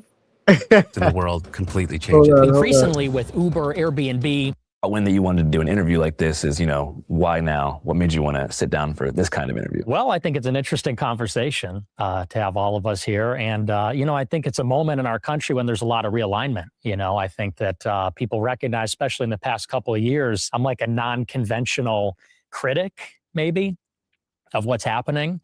And so I think it'll be an interesting, productive conversation. I think it'll be different. But I mean, specifically, because we kind of share a publicist, I heard that you wanted to kind of. Okay. we have a publicist That that was you a hit cut. up. Oh yeah, they would know. The Andrew is this guy's name, I guess. What is with the set though? Okay, like the set They're is in a crazy. hotel. Yeah. Why are they? They're in like a human trafficking like set. You know what I mean? And then he's like, well, we used to have a publicist, but not anymore. Now it's only the feds. Don't tell them their names. Like, what is this? That looked All right. like a jump cut to me. Absolutely. It's IKEA. I got to work on putting I got to figure out how to put a poll up in the chat. Is Nick a Fed? Yeah, and Regenerator EVZ said, what did the caption say? We don't know exactly. I think it said Andrew's name. Who's the guy with the glasses, apparently. The random curly-haired guy, guys, is bringing us Nick Fuentes and Hunter Biden. Don't worry. The conversation we wanted, this random guy is the one. Oh man, where's the poll? But I want to do a poll in the chat. What the hell? Oh wait. I think I got it. Yes, I got it. Okay. All right, let me play it while I put this poll together, and then I'm not going to pause it again for a little while because I'm going to grab some food, and we probably need to digest it anyways. Not the food; we need to digest the content, and then we can kind of talk through it after that. Maybe like I'm thinking maybe like 10-ish minutes or so, somewhere around there. And you said that you wanted to talk to someone who would give you kind of a fair shot to like clear up some things and maybe some misconceptions about you and the things you believe. Absolutely. Yeah. I think that, I'm somebody who I think like you, actually, maybe we have this in common, is kind of pigeonholed in a certain way for things that we've done in the past or things that we've said. I'm a crackhead. But I'm racist, right? I got pigeonholed there. Mine is true. Yeah. Yeah. My mind's a little true. Maybe a little, no. But yeah, so I think it'd be good to clear up some of the misrepresentations and put out something accurate. So what do you think is the most misrepresented thing about you? Well, I think really the whole image everybody has about me. When you mentioned me, I think on a recent show, you said you want to ask me, why are you a Nazi? Yeah. And that's how everybody knows me. Everybody thinks of me as a white supremacist Nazi. And I don't think that's really true at all. I think that we definitely have different values. I mean, you're more from the left, I'm more from the right, but I don't think I'm a hater. I'm not a hateful person. It is Heil Hitler Friday. Heil Hitler, all my niggas Nazis. Hitler was very fucking cool. Yes, I do. One of them. And I'm tired of pretending he's not. So what's the thing about, I guess, traditional Nazism that you think you disagree with the most? Well, it's a non-Christian ideology.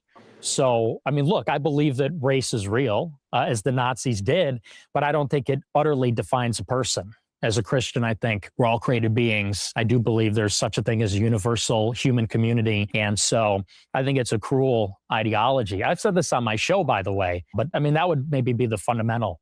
Did you always feel that way? Always, yeah, absolutely. So even whenever you were younger and stuff? I did. But, you got to recognize times have changed. 10 years ago, we had a totally different political world. The regulation and policing of speech, what you would call wokeness, I think was at an all-time high when I got started as a very young man. What you would call wokeness? Yes. Yeah, exactly. Well, and I think, I mean, would you not say there were some him, excesses maybe in those days? Yeah. In those days, I wasn't doing too well, so I wasn't paying much attention. Anyway, I would love to hear, and I'm not asking you to like retract everything that you've ever said and all, or anything, but I said that I would love to talk to you because number one, I told you this, is that I think you're really smart. And I think that with that comes in a real responsibility. And you have an audience. And I have a friend whose son is my daughter's age, maybe 28, your age. And he's really smart. And he is a big fan of yours. And so by virtue of the relationship, I got to learn what it is that why he is a fan of yours. And none of it has to do with, I would hope you agree, like really egregious things that you've said in the past about the Holocaust or about, you know. Did the Jews ever talk about the 100 million whites that died in World War II? Or do they just bitch and moan about the so-called 6 million Jews that died? And so it's just nice to poke holes in it and say, it's not 6 million. 6 million? I don't think so. And I don't even know, I think I've heard you since kind of rescind a lot of that. You concede that 6 million Jews died in the Holocaust. Possibly more. Possibly, we're discovering all the time. So it could be, maybe even be more than that. But what he agrees with is kind of the anger about the situation that particularly your generation finds yourself in. I know that to be real. And I think that there, you know, maybe my reasons for recognizing that anger as being legitimate and my targets are different than yours. I just wanted to hear from you. When you say you were canceled by the right in 2016. Yes. I almost felt like in preparing to meet you now, is that your reaction to that was to just dig deeper and deeper into kind of the outsider, kind of radical, say anything for the purpose of generating, the attention to build an audience. Is that true? And it's not an accusation. I really mean it. I want this to be a conversation as much as possible. I mean, there's certainly some truth to that, but I think that might be overstating it a little bit because I really got canceled by the right and the left. Yeah.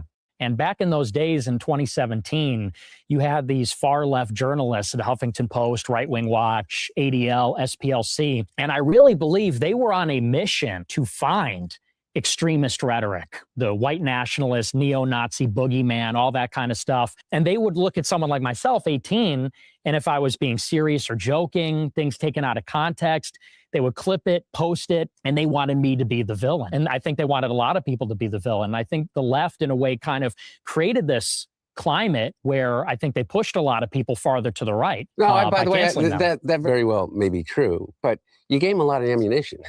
That's true. You know, I mean, I hope that some of those things that you said in the past are not things that you believed in and that are you meant just to engender like a really radical kind of response. I mean, is that true or no? Well, again, I think that back in those days, you could not say anything. In 2017, 2018, cancel culture was so in overdrive. Any joke, any edgelording, anything like that, they would, first of all, there's no sense of humor. I'm so old. I don't even, what's okay, well, to break it down for you, so the dawn of wokeness as it's known today, I think was in like the post-Trump era. After Trump won the election in 2016, there was a big movement to deplatform and kind of push away those who, I guess the left feel like had galvanized them into the presidency.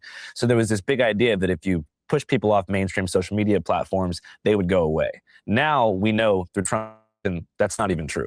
But at the time, that was the mantra. Problematic viewpoints needed to be silenced, tucked away somewhere, and they would just sort of die in isolation. So I think that was the climate where you first got started, 2017. That time period was like crucial for getting people off mainstream platforms. Is that correct? Yeah, and I would say that you got to get into the psychology of those days. It felt like anybody that wasn't on board with the most progressive agenda had no options. There was just no alternative. It was going to be progressive, liberal, feminist, BLM, all that kind of stuff.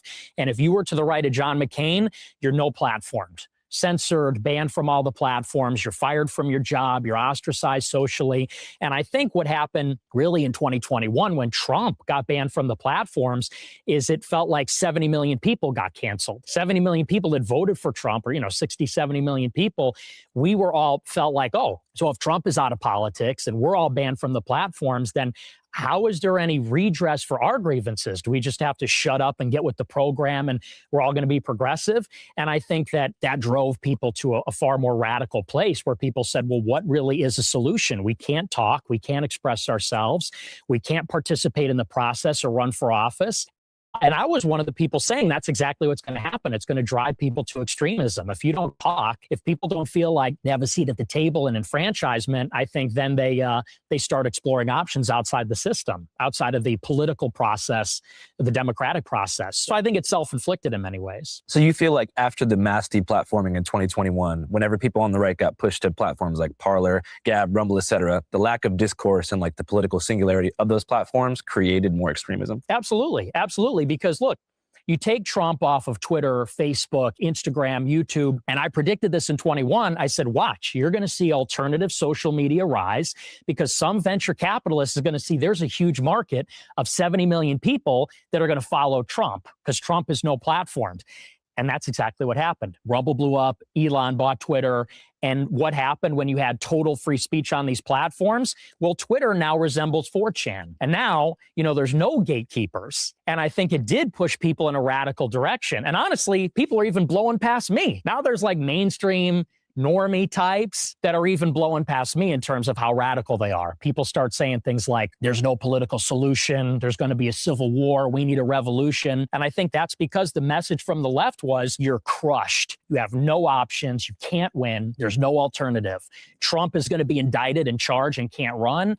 You can't be on Twitter. You can't have a job. And so people started to say, okay, well, we still exist. We're still here. We still have these concerns. What do we do now? And then people start to say, well, we need a revolution. And I'm one of the only people saying, no, we should still engage in the process and talk with each other. And it's not all one-sided. I think there's problems on the left and the right, but I certainly think it takes two to tango. Okay, so there, we agree. I think that there are problems on the left and the right. And I don't disagree with some of the things that you just said. I guess I just came to a different conclusion that there are some things that people should be deplatformed for. Not that they can't say it where they want to say it, but I think that it's a right of anybody. Okay, top 3 things. What do you think? There's a difference between being able to say that you're proud of your white heritage and also being just flat out racist. I think that there's a difference between saying you're proud of your Christian heritage and the white culture from what you come from and Nazis, or that you adopt the Nazism as a legitimate ideology. I think that there's a difference between saying that you disagree with the United States policy as it relates to Israel and saying that the Holocaust did exist. I was like, Mom, Dad, Hitler was awesome. Hitler was right. And the Holocaust didn't happen. And my parents were like, we cannot believe. Those would be top 3 things in my mind. I know you believe that some people took you out of context. And I do agree. Look, on both the right and the left, there are these gatekeepers, 100%. And look at me. The mainstream press just destroyed me for 7 years without any real kind of reflection He about what deserved they were it. doing. I do think that, some of those things are legitimate reasons to say, we don't want you on our, on our commercial platform. Would you agree with that? I mean, you just said, for instance, people calling for like an armed revolution, like people calling for actual violence. You're opposed to. Oh, absolutely. Yeah. I'm against violence. Yeah. And I do think those are one of the legitimate things that should be taken from the platform. There's a lot of the stuff on social media I don't agree with, but again, what started to happen is there was this like editorial censorship where certain ideas were banned. And it was such a broad brush and also totally opaque and ad hoc. You'd be on YouTube, like I was, for example, they banned me for life and didn't even give me a reason. Not a specific quote, not a specific infraction. And so you don't know what the rules are. You don't know what the process is. They just take you down. And especially now when everything is digital, that's not just the social platforms, it's the other ones like Uber, Airbnb, whatever. It feels like you're being denied almost something like a civil right because the social platforms are the modern public square. Increasingly with Uber, Airbnb, the banking apps, you can't live your life without the tech platforms. And it felt like if you just simply had the wrong opinions or you were the wrong kind of person, you were being deprived of like a basic civil right or being able to participate in society. So, and I think maybe that's an area of collaboration where we recognize maybe it is a civil right to use the digital platforms, but here are the rules. Here's what you can say. Here's what you can't say. Here's the process. Maybe there's a reconciliation mechanism, but I mean, the censorship was just out of control. I don't think anyone disagrees there's a reasonable limit, though. Yeah, no, I guess what I'm saying is that I don't see that as a result of left-wing or right-wing ideology. I view that kind of level of deplatforming. Look, I was debanked. I was debanked before I was ever even charged with anything. I lost every bank account. It took me, 9 months once they, the Trump administration, said that they were starting an investigation into me to be able to actually get a bank account again. And I don't want to tell you the bank because tomorrow they may debank me again. But my point is that those people are incredibly identifiable I keep, like, I've been talking and going around, and I say things like, I don't think we are nearly as divided as they're telling us we are. Because I do believe that there are an identifiable group of people that are responsible for an enormous amount of the discord and division because they make money off of it. I think that these social media companies that are controlled by 3, 4, 5, individuals have made it clear that they only care about one thing. They only care about how much money they can produce for themselves and, the people that hold stocks in their company. Even to the degree where we know for certain that they're driving teenage girls to the highest levels of suicide by a factor, like exponential factors, directly related to the content that they're being pushed, and they won't do anything about it. Right. And so, to the same degree, I think they, a lot of what you call wokeness was maybe an illegitimate, but a financial decision based on a lot of these corporate psyop, maybe. Corporate psyop. Thank you. I mean, by the way, exactly. I just wanted to back up real quick. So you talked about certain people going too far. About 2.5 months ago, I visited a whites-only community in Hardy, Arkansas. And I don't know why. I guess coming from like a more like left-wing place, I'm from Seattle. I kind of assumed there was like a united front on the right for some reason. So I'm out there, I'm chilling with these dudes. They're like sword fighting, having barbecues. Overall, it was a good time for them. I had a hard time connecting with them because I don't agree with them, but it's all good. I was having fun for a couple days. And then like right as I was there, I guess you had hit them up on X or something and said like, hey, I don't want to associate with you guys. What happened there? Well, that was really more of a personal disagreement with the guy that founded it. Yeah. But I do think it's an interesting project. And it's interesting that got so much pushback, this whites-only community, because you know what? If you go to a lot of these different neighborhoods in major cities, there are ethnic enclaves. And it's not like there's an explicit rule that you have to be a certain ethnicity. But we all know in Chicago and New York and LA, you got certain neighborhoods where it is 80, 90% one ethnicity. Yeah. And I think there's a lot of white people that say we kind of want something similar. I don't think there's anything. Okay, let's back up. If you want to talk about the histories of New York and Chicago, I feel like that was also a conscious decision that was made like after the Civil Rights Act. Blacks only. It's in Cabrini Green, where Mayor Daley made everybody that was black live in the Cabrini Green. I mean, it's not that wasn't by choice. It's not by choice that these ethnic enclaves are 80 or 90%, whatever that ethnicity is. It's because that's the only place in which they had an opportunity to live unbothered, or where they were told that they had to live because of the historical fact that they could not move into other neighborhoods. You could not move into parts of South Chicago without, being stoned. Right. Literally, right? Yeah. And so, like so it's not as if those ethnic enclaves are there by choice. And so that also ethnic enclaves do exist for like specific variations of different Europeans. Like, there is like places that are chocolate, like South Philly is full of Italians. There's Little Italy and there's Little Korea. So I think the issue, Japan. I always like what confused me the most about the whites only community is like, there's just so many different kinds of white people in America, so like to establish a unified white culture with a place so diverse and full of like different regional flavors just kind of felt confusing to me because that could mean a different thing depending on what part of the country or what European enclave you originated from. Like we're Irish people from the Philly area. Can you compare that to like, surfers in San Diego or even like, Italian Americans in Staten Island?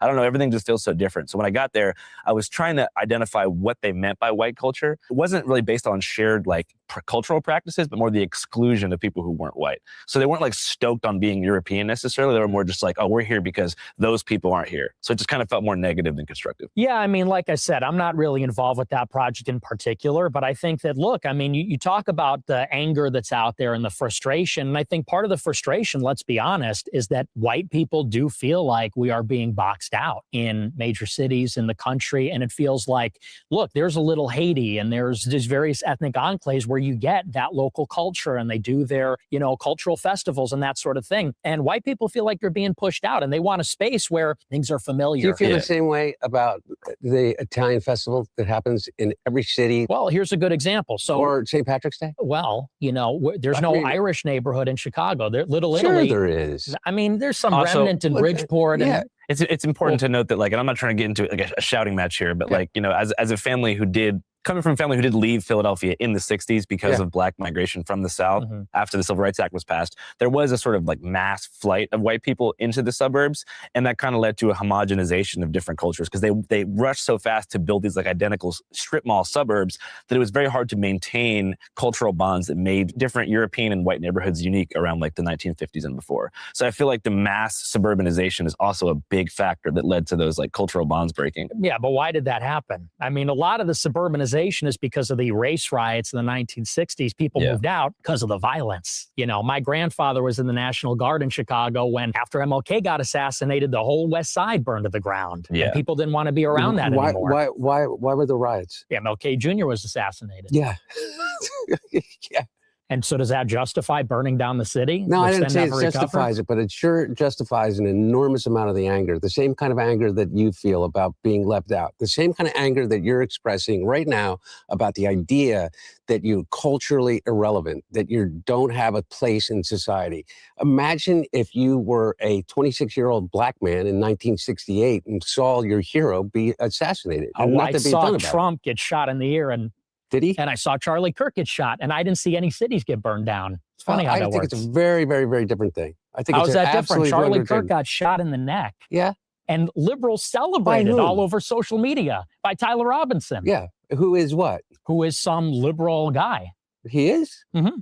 But he's got a transgender boyfriend. So that makes him liberal? Because he's transgender? Because he's gay? So. Well, because he's got a transgender boyfriend. Yeah, I think so. It makes him liberal. I think he was liberal. What? Yeah. Okay. Well, he didn't come from a liberal family. He didn't come from a liberal enclave. He didn't come from a liberal background. He's not a minority. He was a Mormon, correct? And grew up in a Mormon household. And he went to a largely Mormon college. And he ended up committing an act of violence.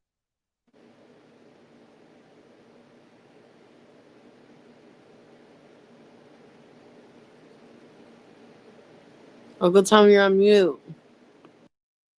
Yeah, so I mean, I guess so far to this point, it sounds like he is a Fed.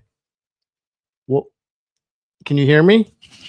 Yeah, I can hear you. And like I mean, because he's trying. They're literally trying to propagandize us to think that Butler and Kirk was like legitimate. Uncle Tom, you didn't already know that he was a Fed before today? No, I didn't. Seriously? Really? Seriously? Wow. Well, like what indication? I didn't. I mean, I guess what tipped you off, or when were you tipped off? Look, I guess it's how long you've been paying attention to him. So I guess Your really mic's a little bit quiet, but keep going. Hey, Gary Paramount's in Blake's space right now. Is he? Yeah. Yep. Ooh, Oh, I'm gonna have to go in. He just jumped in, so we were talking shit. Is Jen the producer? Wait, does he have a mic or what? Yep, I just gave him one. Okay, thank you. All right, cool. All right, we're gonna do an intermission, guys. I gotta hear this. Oh man, this is hilarious. share If you your want a mic, I'll screen. give you one. Okay. Yeah, of course I'm gonna share the screen. Yeah. Hold on. Oh, hold on.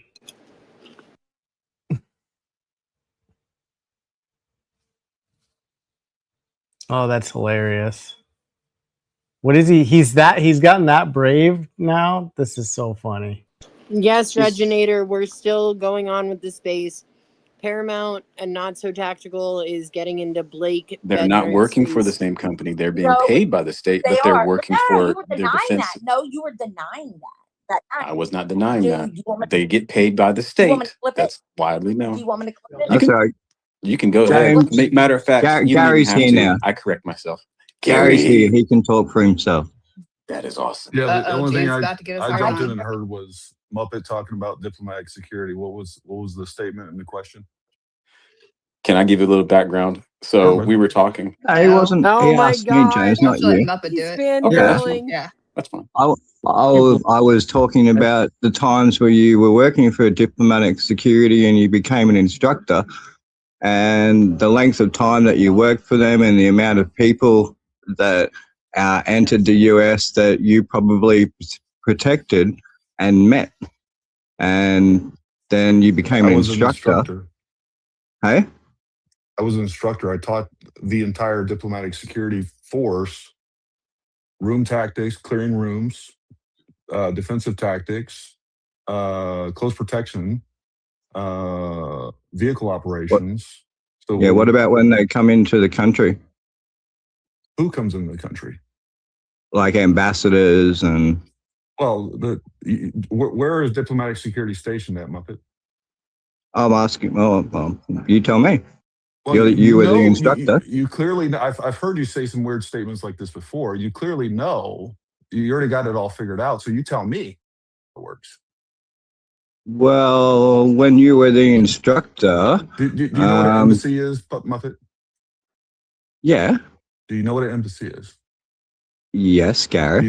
Do you know what a consulate is? Yes, Gary. So Okay, so let me answer. When an ambassador flies into America, does one of your diplomatic security guys board the plane and travel with him? With foreign dignitary? No. What are you talking? They have their own security people, Jackwad. Like.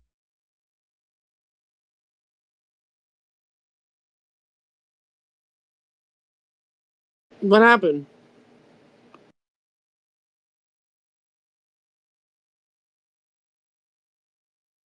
Them. Like you just let them fly around America and you You need to be respectful, Gary, when you're in this space. No. Like when I know you get away with it at your space, but you need to be respectful. Constantly, and then you act like you know what the fuck you're talking about. So you're saying Americans just let them fly around the country with nobody with them, no diplomatic security with them?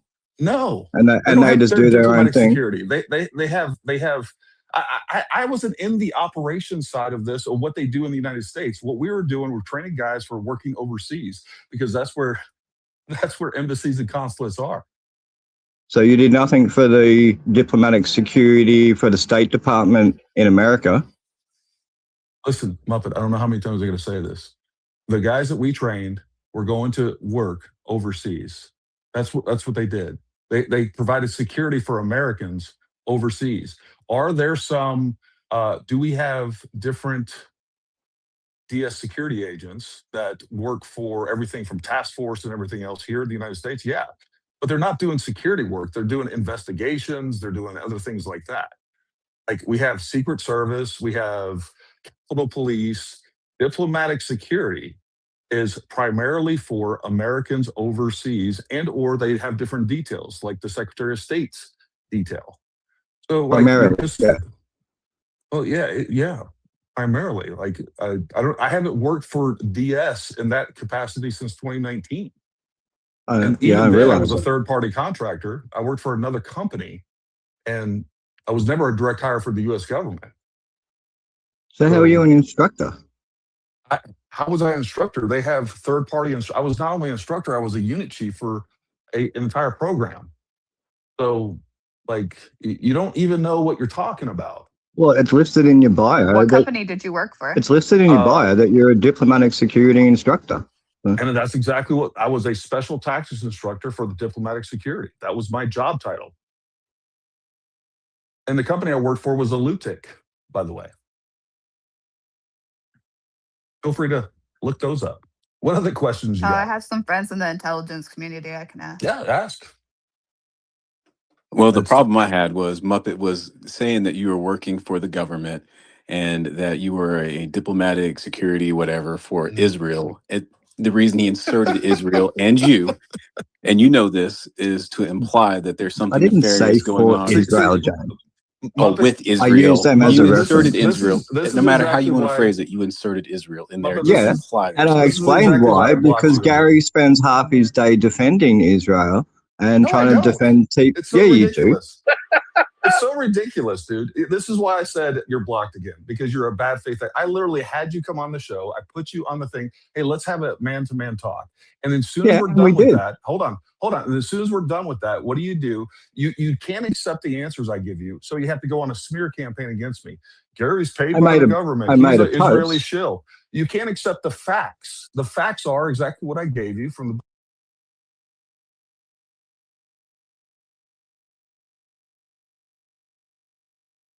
What happened? It sounded... Can you guys hear, or what's going on? lost connection. Messages. Do you remember that? This is, I, unlike you, actually do investigative work. I call people. That's I what talk I to people. I posted. reach If you out to got people. butthurt about that, I don't give a fuck, Gary. Well, You no, can- it's a lie, Muppet. You're It's just not a a liar. lie. I work That's for not a lie at all. TPUSA. You put I it work on for your own TPUSA. podcast. I Oops, work sorry, for Gary. TPUSA. I work for That you TPUSA.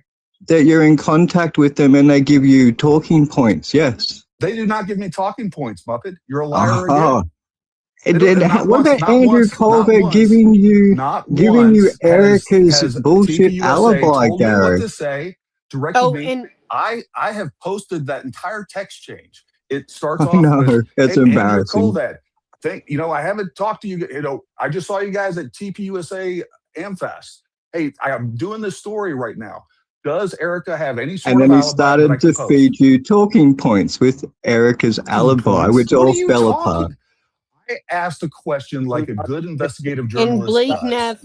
of a source. Blake Neff And doesn't work you for just TPUSA. lie, He dude. only You're such a texts fucking Blake dishonest Neff. piece of I shit. mean, You really are. speaking of smear campaign, I was invited Oh, here here we because go. I The thought other we were version going of to be that. I hate attacking a this pregnant guy. woman. God, Are we I going to hate be this guy. attacking a pregnant woman? Absolutely. You showed Gary? it on your Absolutely. own show, That's why Gary. I'm here. What I'm I going to thought do I is, was going to join what in I'm going to do because is what you I like to always attack do. pregnant women, don't you, Regardless if Gary? she's pregnant or not, what I'm going to do is continue to point out her lies. I believe in equal rights. Gotcha. Okay, cool. She's a black pregnant Right. Yeah. So, is that what the space is about? Is that calling out lies? Because I think we have quite a list here of lies. From your So side. we. Yeah, our From your side side. we're going to point out lies on your side. Yes, that's what I'm saying. Well, I just came on here because I heard that somebody was talking about regarding my background or whatever else. I really couldn't. No. This is attacking a pregnant woman. So I'm not attacking a pregnant Gary, woman. Wait, yep. so Oh wait, I thought you just doubled down on it. Now you're not attacking a Well, pregnant what woman. you guys consider attacking is when you call out their lies. Yeah, like you make a whole space about a pregnant woman with a pregnant woman's Oh dear name God, and dude, clutch A your black bullshit pregnant pearl woman. somewhere else. What Uncle you did? Tom. Wait, You're what? You like the don't most have that. dishonest. You didn't Like name a all of you space people. after a This pregnant is what I'm talking woman, about. and All then of you just people are so this dishonest, attacking so her, and then having a disingenuous. bunch of people come in Like the you are so space disingenuous. and like, hey, what's your You can't attack on stick this to the pregnant facts. woman? Okay, so hang on. So just for the record, Blake is, I mean, we all know that Blake's not the biggest Candace fan. Okay. So I just want to, can we at least get that noted? Because I think everyone knows about Blake.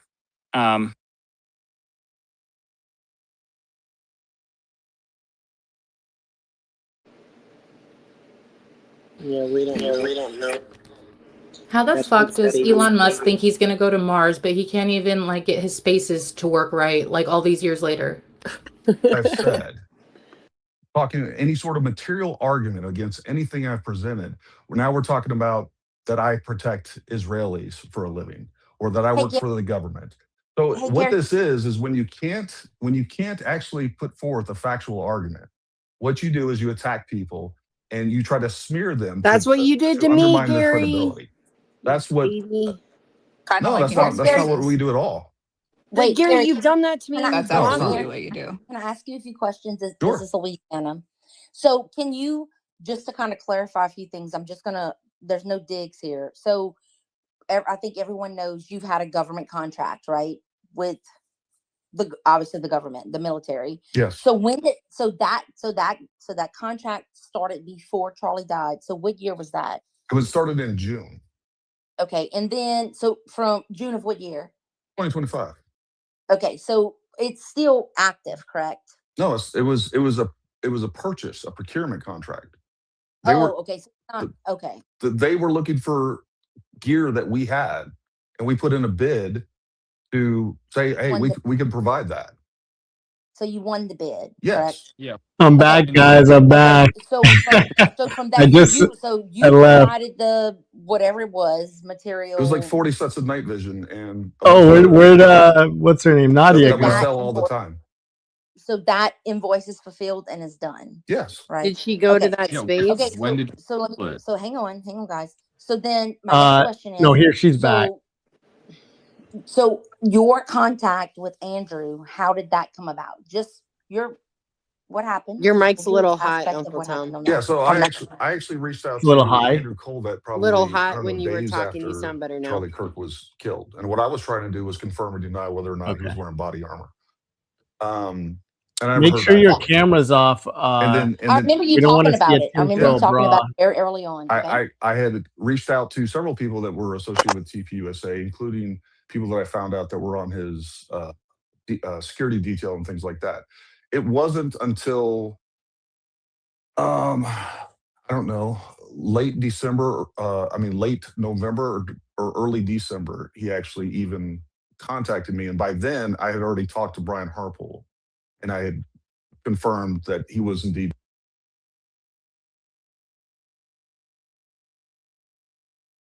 What is he saying? Are you sure you're not a Fed, Uncle Tom? You're trying to keep the information from us?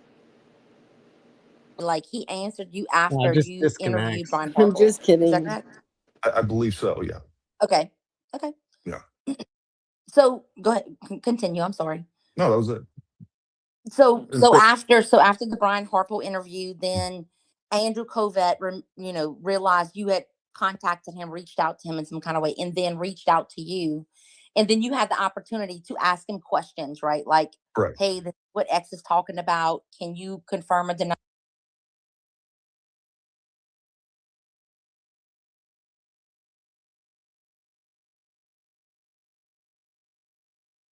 You talked. Okay. So this is like November or December. That was when he sent the picture, that was I think it was after Christmas, like the 28th. Hold on, I'll pull up the actual text. Okay. Well, I just think like the hard facts matter here. So I agree. Yeah. So I think like just getting like and the context and the context behind it. I mean, I think that's where a lot of us it'll help piecemeal in a lot of things too. Guys, the thing is, COVID replies to a lot of people. I know people who have got messages with COVID who have nothing to do with anything. So I don't know what the angle is here exactly.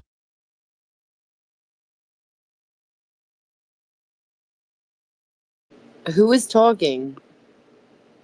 That was Trillion, but did it cut out again? Let me reset it.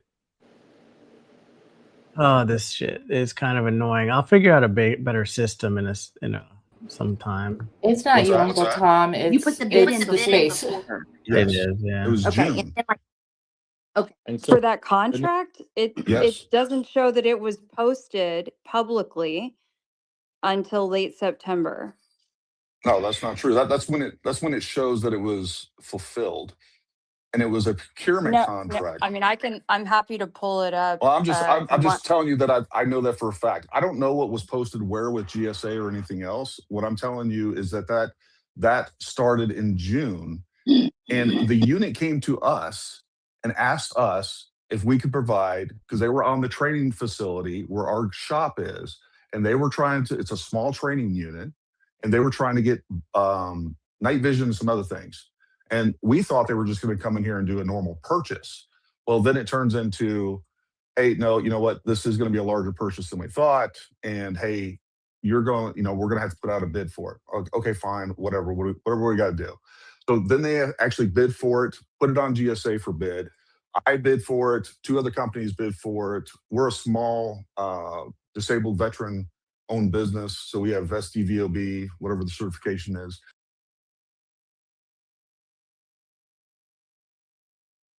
Uncle Tom, if you log into X through an incognito window, you might have a better opportunity. And again, this is the other thing that just between you and us, or the public, I really couldn't care.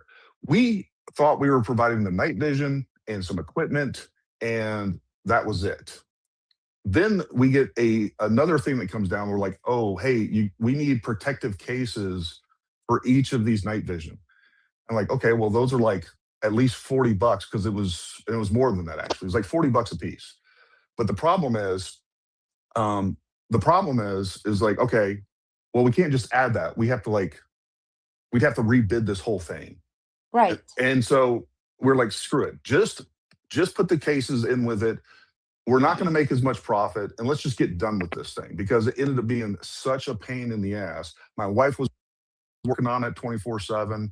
I really didn't even have visibility on it. She hit me up with some different questions regarding the night vision, the tubes, the quality of it, making sure that they were right for what they needed, making sure that the equipment that went with these things were right.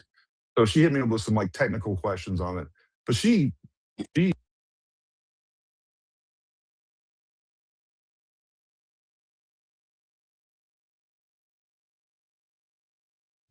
in revenue. Like, I didn't need this, and it's a pain in the butt.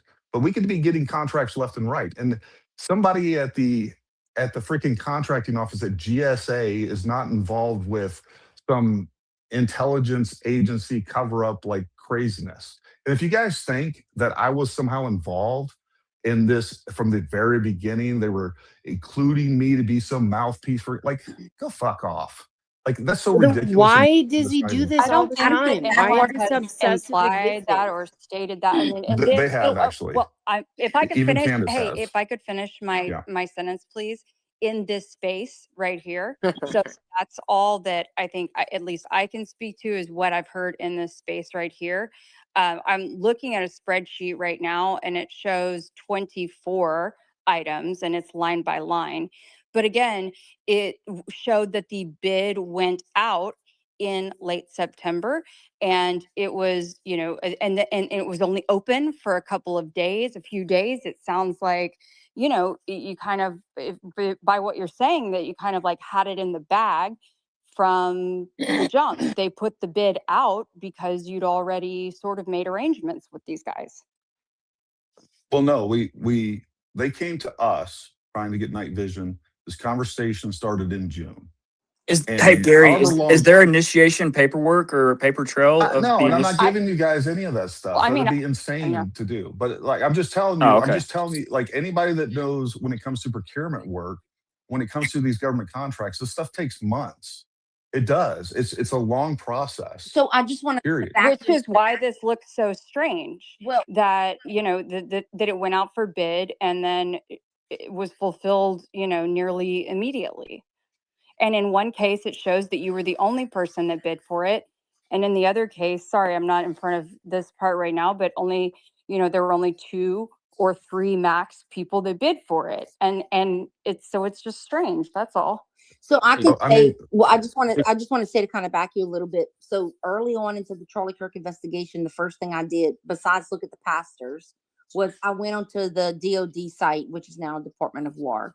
And so it does show, so like it breaks it down by like Army, Navy, it breaks it down by each division of the military. And then it lists like all of these contractors and then the number, right? Like the bid number, I'm assuming. And so it's like for this certain division, it will show like, I don't know, 50 different contractors. And so when I was looking at a few of them, I wrote several of them down. And then I went back like a few weeks later and I went and looked at it again. And that complete section would be completely removed. So I had to, like, since I wrote down the number, like the actual filing number, I went and typed it in the search bar. And like, I was looking in September at the time. So it brought me way back to March. And I was like, why did it remove it? I don't know. But then I figured out it was because like that contractor got that bid and like maybe it was put in at this time, but on the website it showed you different because it was still pending. So I'm not saying either of you are wrong or right. I'm just saying like once the bid is accepted, I think it's different because it's removed on the site. I saw it with my own eyes. It's removed. And then it goes back into placement of like the actual filing date, which this one that I was looking at was like in, I don't know, April or I don't know, July, something like that. So it was removed from September, like that actual month. And it was not on the original date because it goes by date. Like each filing is under like the date that it is filed under. So I'm just saying, like, I do know that some of those are removed, but for what the actual contract was signed for or whatever, I'm not getting into that. I have all of that. Well, I'm stuff. just telling you that basically the contract was fulfilled and we got a check for it like late September. And I know that the bidding process or the entire process started in June. I don't know what paperwork they have on there. And here's the other thing too. If I'm some government agent, why wouldn't I be getting multiple contracts? Wouldn't they still be giving me contracts left and right? No bid contracts or whatever else? Like, it doesn't even make sense what you guys are Well, I saying. mean,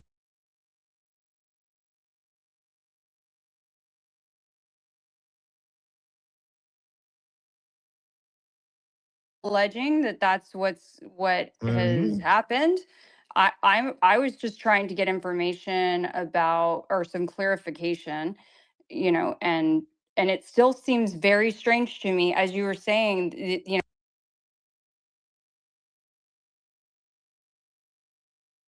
Lost him.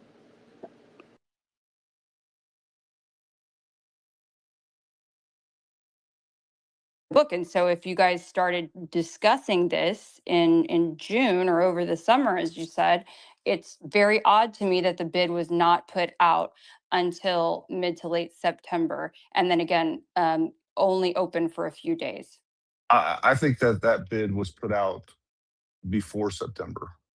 I mean, I can show, I see when it was signed off. Like I said, I wasn't paying attention to it, and I had zero visibility on it. So, you know, it really didn't matter to me. And So it was doesn't. just your wife that did it? Yeah. Oh, okay. I mean, Gary, she was handling all of that.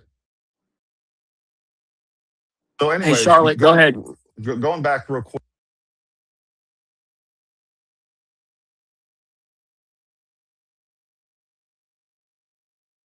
I'm an Amphis. I'm doing an expose on Mitchell Snow tonight at 6 p.m. Eastern Time. So is Nate over at VFT and Jesse on Fire, who are both no friend of TPUSA and still wholly aligned with Candace at 8 p.m.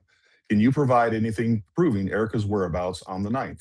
I know I've heard she was with her mother, even giving me a statement to confirm that will be helpful. Hard evidence is obviously better.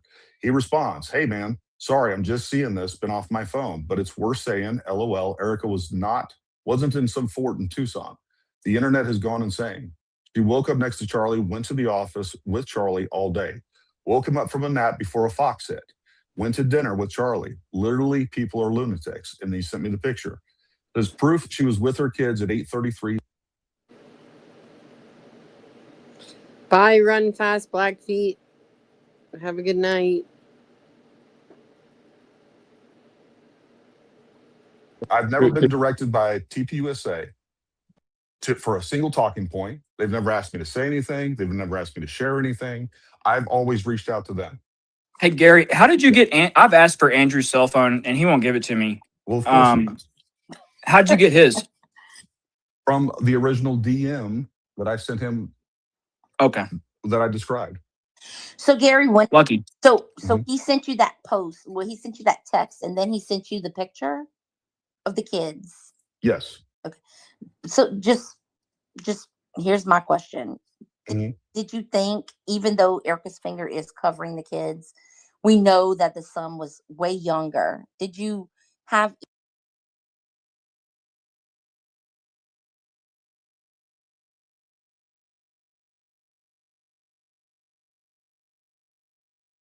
Leslie, can you give me a mic if I come over there? Let's not pretend that you, I, or anybody on this space right now has the ability to forensically examine a picture. We don't. Yeah, but it's so way younger. Listen. What I'm saying is, I know how to forensically examine a picture. It could have been a picture of anything. The kids don't matter. What I'm saying is that that's happened to be a picture that she took. Just like if I asked one of you guys, hey, you know what? Give me a picture of where you're at. James, calm down. James, don't do it. Don't send him a photo, James. 10 p.m. on October 9th. and it's like, okay, yeah, I have this picture. Like, I can't prove. I'm just taking them at their word of what they're sending us. Right. So you're thinking this could be Erica's daughter and like maybe a friend, and they're somewhere else, or you just took it like there was kids with Erica. That's how you took it.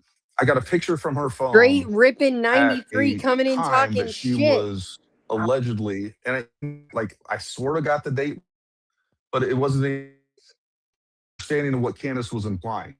Was that, yeah, we saw Erica Kirk on the 8th, but she was also there on the 9th for this meeting or whatever it was. which I think most of us agree that the Fort Huachuca thing at this point is horseshit. I hope that you do, because it is. But No. regardless of that, that's what I was going for. And again, I knew I wasn't going to change any Space, like, minds I of anybody agree, on this Daddy. space. It was, again, for the reasonable among us that can be somewhat Yeah. objective. And I said exactly what the picture Straight up was. lying. Said who I got it from. Andrew There was nothing Colbert said his nefarious phone or broke, deceitful about what I and did. then And like people he can had it judge on the the evidence next for day themselves. They want to believe that in the morning. that's not from Erica or anything else. Fine, Punk. fine. You Or don't Erica's find that faking that picture. Fine. that Well, I think destroys just Colbert's credibility? well, Like what well, happens when someone sends you a picture and then you save it onto your phone? well, this is how I took the picture. Like, I think what happened in my mind, and I'm not defending. Look, I'm very mutual with all of this. So when I saw the picture, I was like, okay, that's not the son, but it doesn't mean that it wasn't their daughter's friend. Like, I think a lot of people took it like it was Gigi and the baby, right? Having a picture But of that kids doesn't doesn't mean prove that like shit. Gigi didn't have a friend over. So So here's the real problem, and the thing that I regret with doing that is I should have never It tried was to defend that. retarded. And here's Obviously, why. because it's Well, fucking the burden of retarded. proof is on whoever's making the claims. This guy's an idiot. The real Do you like how position I here trolled him? is You on, got to use and the burden of satire with proof these is people. on people Listen, saying that Erica They Kirk was get there and Brian confused. Harper was there. They weren't You know there. me, I'm Mrs. Since that they Tone, were there. please. Period. But like, And how many so what? times can he call me a retard and then show up like a fucking idiot? And then like he's speaking out of both sides of his face in the same breath. All I of the know. things that He's he like, I was didn't saying, attack a pregnant woman. he does it to me all the time. Do y'all notice that the difference between our spaces and his spaces, people are actually 10 giving him months. the time He and has being not produced a respectful single piece of evidence that would be admissible and in not court having other in people 10 jump all months. over them. And that is No, where I the don't burden of know. proof Exactly. is. And even I you, don't all, if you support Candace, you should be holding her to a standard like, no, you know what? Anonymous sources and unverifiable information shouldn't be the standard. It's not Or just let me continue to do it because I'm the whipping boy. Oh, well, or that. hey, I mean, look, I hold her to account too. Yeah, I did a whole thing the other night on ethics. Like, I've done this multiple times. So yeah, I'm not, her biggest stan either. Hey, Kelly, let me ask you a question. Have you ever procured something or, been paid by? Oh darn, we lost him.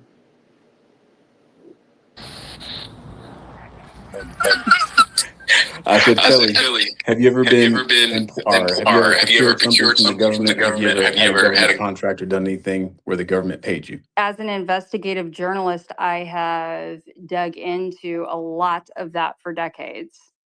No, but I'm saying, have you been paid by the government to do anything like that? Like not that, but like for anything. She's No, I've done probably analytics. received She an just said she did unclaimed money forensic check from the accounting government on it. or my tax What could be refund better check, than but that? I have not had a Okay. government contract personally. Okay, well, I've been paid by the government through, doing different kinds of projects. And I can tell you Your right now pet knows. that what ends up happening is sometimes is You can't have an they opinion they on look at you anything and say, unless you've hey, done it. you're the guy that we Learned that want. This is last what we're night, gonna, didn't we, Leslie? the contract is yours. But in order for us to, Oh yeah, you got meet to be. all of our obligations, we've got to, check genocide in boxes order to basically. know what a So I can give you an genocide example. There was some to be COVID able to have money an for a opinion on project that I was genocide. going to be involved in. And they said, Gotta you're the always have guy, our you're local who we Fed want, in. but we have to have 2-3 other people apply for the bid. And I ended up not being able to get those 2-3 other people for the bid. So I didn't get the project. But at the end of the day, a lot of these government contracts, you think that they're, strictly by the book. They're by the book with a bend a lot of times. So, when Gary says, they came to him there and was no said, bend. Like, well, there was no Yikes, bend with James. us. I would probably just save that argument for yourself. Gary Yeah, I is was waiting probably for you to what I'm drop saying down cringing. there, is, buddy. James, I mean, Yeah, Cringing. easy there, good to see you. Denzel. Yep. Easy there, I'm Government saying Denzel. jobs pay pretty they well. often come Talking. to you and they often say, Hey, hey, I you're the think guy, it's but I we've think got to it's do Charlie's X, Y, and Angels Z. I'd time. giddy James, up that's back enough to of the you. stable if I were you. Actually, Bud. real quick, guys, I have a question for Gary. Wait, hold on. Let Charlie's been waiting for a sec. Then Who's you can Charlie? go. Oh, She's had hey, her hand Charlie. up. Hi, thank you. Hey, okay, Gary, sorry, I was. Oh no. Okay, good. Uncle Tom, ask Gary if he sells helmets because he really needs one.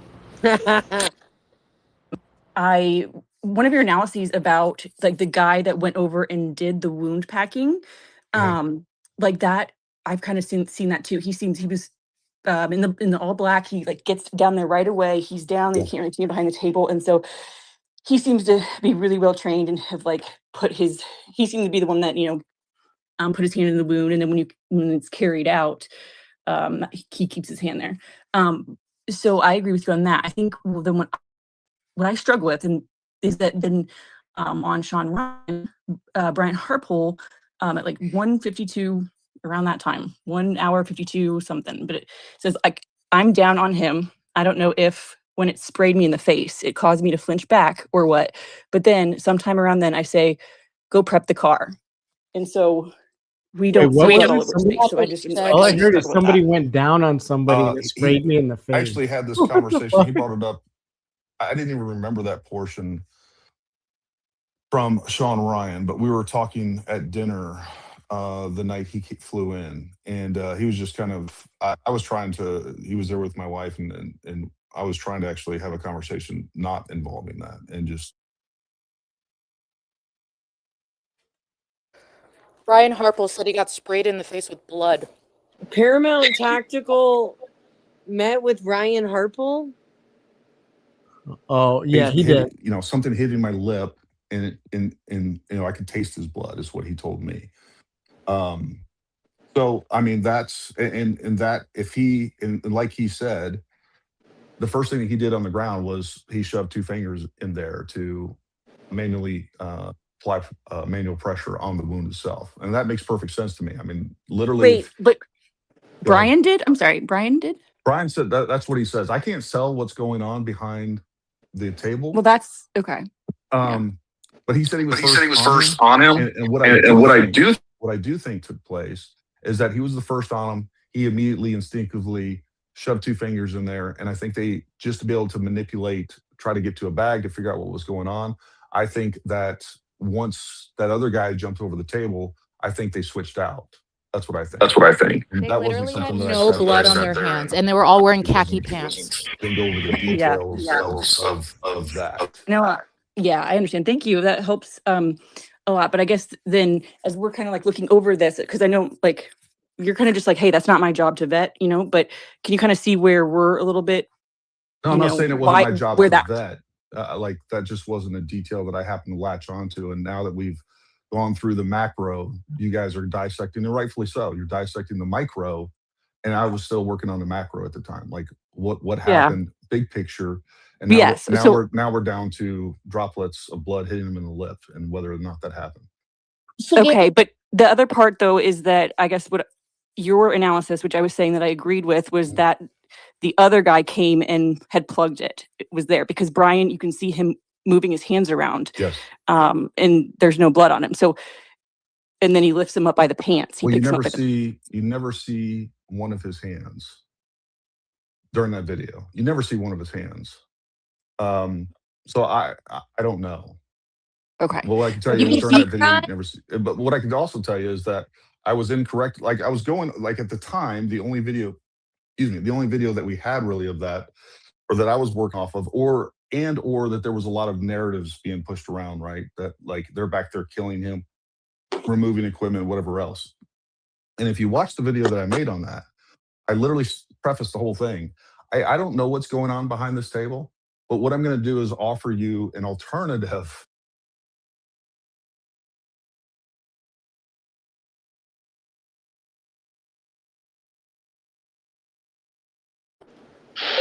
Offer us an alternative. Who's here to offer anything? I think you were very It's all right? slop With the type of- anyway. you guys seem okay. So can you, if you don't mind, I know you talked about this before, but can you explain the type of training that Harpole's private team had, like that they went through? I think maybe twice a year, was it?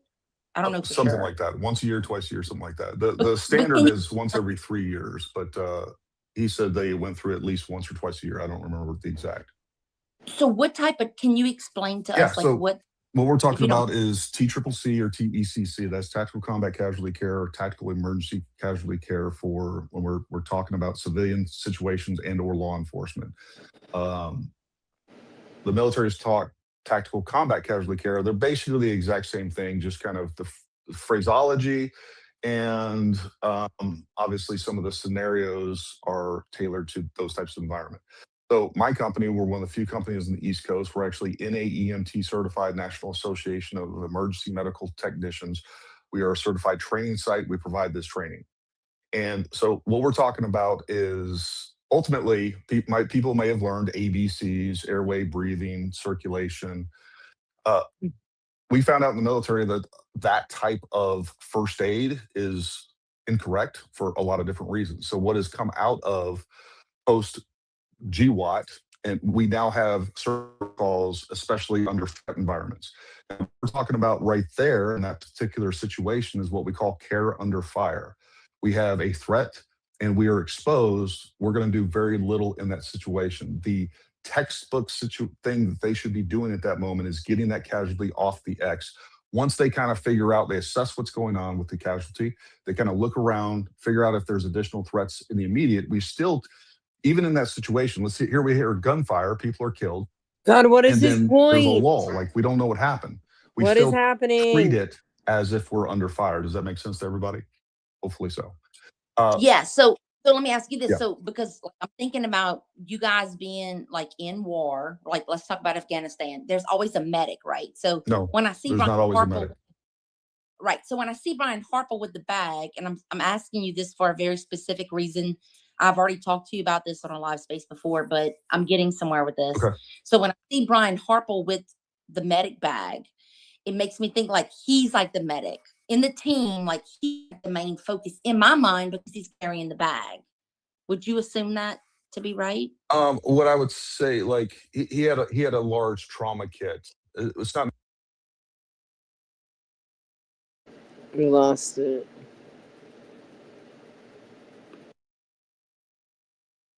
same level of training. Okay. He just happened to be the one that was carrying the kit at the time. So I mean, where are you going with that? Well, because so I posted last week that so ABC4 News got a hold of the paperwork that was filed for like the event to happen, and one of the checkoffs was like no emergency response, which to me, to be honest, and this will be a shock to a lot of people, I'm not surprised by that because I do believe that it was Charlie's wishes that like don't leave me there. Yes, to get him off the X, and like his team that he was paying for was to take care of him medically. Well, That's and on just my top of that, it's hold that's on. my I don't want personal. to get too lost. Let's address all that because I think that those are good points. But what I want to say is that video was a slowed down, extremely slowed down version of the video. What I later found out, even after I posted that original, was from the time that Brian Harpole got there to the time they started moving him was 26 seconds. I 26 thought it was seconds. So it I thought it seemed. was 10. What's that? I thought it was 10 No, seconds or it was 12 around seconds. 24 to 26 seconds. No, no, no, no, no, no, no. Yes, it And was. Blake, no, it was more like 15. Yeah, that's Okay, when okay. Like that was a total of when what he got I'm to the saying car. is, what I'm saying is that it was much shorter than the original Yes. video that's being put out. But so regardless, the quicker the better. We But the point here is what you're going to do in care under fire is you're going to assess the casualty, what needs to be done, figure out where you need to go, figure out how you're going to move this casualty, and then you're going to move them out and you're going to get them to a higher level of care. And if you can provide, what you're going to focus on is you're going to use an acronym called MARCH: massive hemorrhaging, airway, respiration, circulation, and hypothermia prevention. So that is the algorithm that you're going to follow. And so when people are saying, why weren't they doing CPR? So CPR is not in MAC, it's actually in C. So that's 3 steps down. So you're not going to start doing CPR on somebody in that situation, period. You're going to cover the massive hemorrhaging. You're going to make sure that their airway is cleared. That's not about breathing. It's just making sure that there's nothing obstructing their airway if they can breathe on their own. And then R. Well, in basic CPR, they teach you that compressions are more important than airway. True. But go ahead and But what we continue. don't want to do. I work in the medical field, so I know. What we don't want to do, and by the way, we have trauma nurses come to our training. We have trauma ER doctors come to our training because the protocols and the techniques and the things that you're going to do out in the field are very, very different from anything that you're going to do inside a clinical environment, period. Well, I mean, the first thing they teach you is to put somebody down and make sure their neck's not broken Well, on a we actually backboard. go in the exact opposite of that in TCCC, and here's why. I've done trauma Okay, well, I'm responses just telling you, before. Like, I've done through doctrinally. this scenario I don't know before. if you're arguing with me or you're just stating your resume. But what I'm saying is, I'm just telling No, you I doctrinally. mean, again, why do you always have to be so fucking condescending, dude? You're the one cutting me off when I'm sitting here explaining this calmly. And Well, because you're not like, I mean, see, this is the difference between our spaces and yours. What are you Yours, talking you about? have all your little rabbit attack Yeah, all you're doing be is talking crazy shit on to me right everybody. now. People And are giving why you don't you let me plenty of finish talking and shut the fuck up? well, Wow, you're there's kind of a piece definitely a of shit, difference in so. the way that you speak when you're not Well, recording no, because and when you you're not are. sitting here and just interrupting me. He's just an asshole, No, dude. He's just a piece I'm of shit. reacting exactly to you. I'm treating you with the same level of respect, which is exactly what I do on No, my you just spaces. can't. You just can't. Like, when people challenge you on anything, you just fucking lose your shit. Like when Muppet did. You can't even let me speak without cutting me off. And then you got to sit there and Because drum I'm up your telling you resume that you're like we wrong. give a shit. Like, I don't care. I don't need to drum up my Okay, resume. Nobody gives a fuck about you, dude. her own insight on Okay, the topic you were talking what I'm about telling for a you, second. and this is When you easy to say- look up. Are you saying you're saying it's different from like a normal response of the training? Is that what you're saying? Yes, we don't have backboards. We don't have C-collars. So what you're going to do is you're not going to prioritize an unknown for a known. We're not going to worry about a neck trauma when the number one threat here is bleeding. The number one cause of death between the ages of 1 to 44 is traumatic injury, and the vast majority of that is through blood loss. So what I'm telling you, the thing to keep someone alive there is to get them off of that area and as fast as you possibly can. All we can see is that they have been grievously injured, and we're trying to get them off of that X to make sure that we're not going to induce, the scene's not safe. So we're trying to get them So off of Gary, that. once you're off the X though, and you're at the SUV, why didn't they let the EMTs take over? Because there's nothing that the EMTs, There were two there's there. nothing the EMTs could have given them or handed them or that would have done anything for them. They If that had was not my even son, evaluated him at that point, though. I He's- mean, there was no What do you way mean they that didn't they could evaluate even him? know. Why don't you let the They had medical all of like professionals 10 seconds to look at him. You know, Hang on. well, I mean, Yeah. the injury was obvious. And the paramedic that was there is a vascular access specialist. Okay. If anyone could have stopped the bleed, it was him. Connor Doherty was the There's EMT only that one was thing there. that you can do to stop the bleed, and that is to pack that wound. Yeah. Okay, one question real quick. So that and they person was didn't more do that, you medically know, not competent until than the like other they were person. way. Well, the How do thing you is, know it what they looked didn't like the one guy packing the wound, and that Based as on they're walking Graham. out there, the car drives off without him, and he's kind of hanging out in the doors. Like he seemed to be the one actually, like kind of that one that we. Right, that's not for you to demand on the spot. But I think one of the other things that we're trying to get across to you is that like when it kind of it's hard when you guys say, or you and I've heard Blake say it, and that there's been zero evidence, absolutely nothing in 10 months, There hasn't and been. that's well, I mean, None of this I is would evidence. This is your guys' okay. I don't think that interpretations. I would say that This I is don't your think that guys' available. interpretation, and it's a very ill-educated version of interpretations. What? No, I would Speak for say a better. yourself, Do you dude. think a better way would be a stronger claim could be? I don't think that.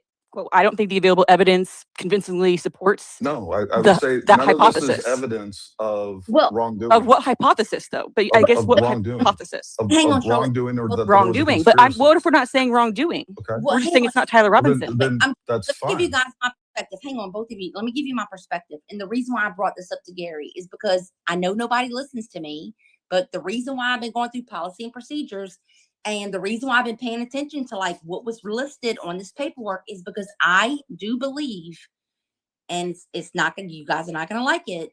I do believe that like Charlie's personal security was trained a certain way, which would be like more of a military action, right? And what's happening in the field in comparison to like what's happening whenever it's something, you just fall in the parking lot or like an EMS. I think it is a very different training. That's why I'm asking him to explain this to me, because on that form, they denied it, which means the club president had to get it from Turning Point to say, hey, we want to deny emergency services. So it makes me believe in order for like, I think Charlie had like, I'm sorry to say this, you guys, but I think like he had it written out to where he wanted his medical team to take care of him. And like to where maybe he wasn't exposed if something like this did happen. Louisiana, real quick. So I do commercial insurance day in and day out. What does this look like in terms of if there would have been a medical emergency in the crowd? They denied the crowd too. And they denied the crowd. What type of liability lawsuit, liability exposure would TPUSA be at that point? No, they denied it. Crowd was denied. It's on my post. They denied But it's medical. also the facility. The facility's Right, so- responsibility for the emergency crowd. services. But on top of that, like it is not common to have any sort of emergency services a speaking event like this. Like it's not required by law. It's not required anything by anybody, and it doesn't happen very often. Especially when like this is not a sporting event. When you have a sporting event and you have an EMS there, that EMS is not for the crowd. It's for the players. That's what it's for. And That's not true. The EMS also is available if there's a heart attack in the crowd. I don't if there's disagree something with that. crowd, you know. Absolutely. I'm not saying that, but I'm saying that's I mean, I not why used to it's work, required. and for a campus police department. Granted, it was 20 years ago, but for my university's campus police department. So, Officer Raybon. that's right. Okay. Don't I'm just forget.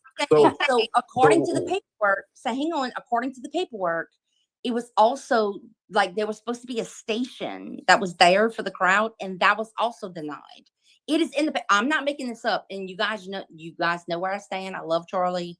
I'm just looking at it from a like objective point of view, and I do think that like Charlie did have like his own plan as far as medical goes, and I think it's very important for everybody to understand this, and this is why I'm asking Gary like what type of training, because what he but why are you asking Gary? Does he know Brian Harple and all of his No, because security he knows team the training. personally? Well, because he knows the training, and that's so whenever him and Brian Harper, He knows the training that he trains. He no, doesn't he know knows He the was type. the security Like, involved it's in 10 training. o'clock. He was trained in TCCC, in He was trained- TECC. The training. Real quick, training- I want to reset the space. It's 10 o'clock. The breaking Blake Neff news will come at 11 p.m. Central. 11 p.m. Central. Stay tuned. All right, carry on. So the let me reason ask everybody real quick, like what number of crowd is required for EMS? And understand that there's around 20,000 students at that university every single day. Are they supposed to have an EMS on station because they're in classes and there's 20,000 people? There's churches with 5,000 to 6,000. question. There's churches. I think about the. I'm not so sure that there are 20,000 There is. people on that There campus is. every day. There No. is. No. Yeah. It is it's a commuter campus, first of all. Primarily, it is Utah's Hold on. largest campus. No. I was talking. It's Okay. Utah's Sorry. largest campus, but I do not believe that they have 20,000 people literally on that small campus every single day. I think what it said is that they have 34,000 students, but 12,000 is off, like online, like off campus. If that helps anything. My cousin sets up the Indy 500, and he does it every single year. And I know that they have to have a certain amount of ambulances because of the amount of people that. But that's also drinking. I'm sure it's a dry campus, but it was also extreme heat. That's for the people in the crowd. But I don't know. State law. I don't know all the specific. The state law could maybe abide to this. That would be different, maybe from the university, but it also would be up to the university to say, "Hey, look, we have a major event that's happening," which was also part of this policy and procedures that was filed. That's why the paperwork matters, and everybody loses their shit over it when I talk about it. It is a big deal for multiple reasons, but maybe that is a state issue. You're right. And maybe like over a certain amount of people, we should look into that to see like if, there is a major event, which UVU should have reported that to have an ambulance, on site. Hey, real quick, Gary, have you ever talked to Chief Long? No, I've never talked to him. Have you ever thought about reaching out to him?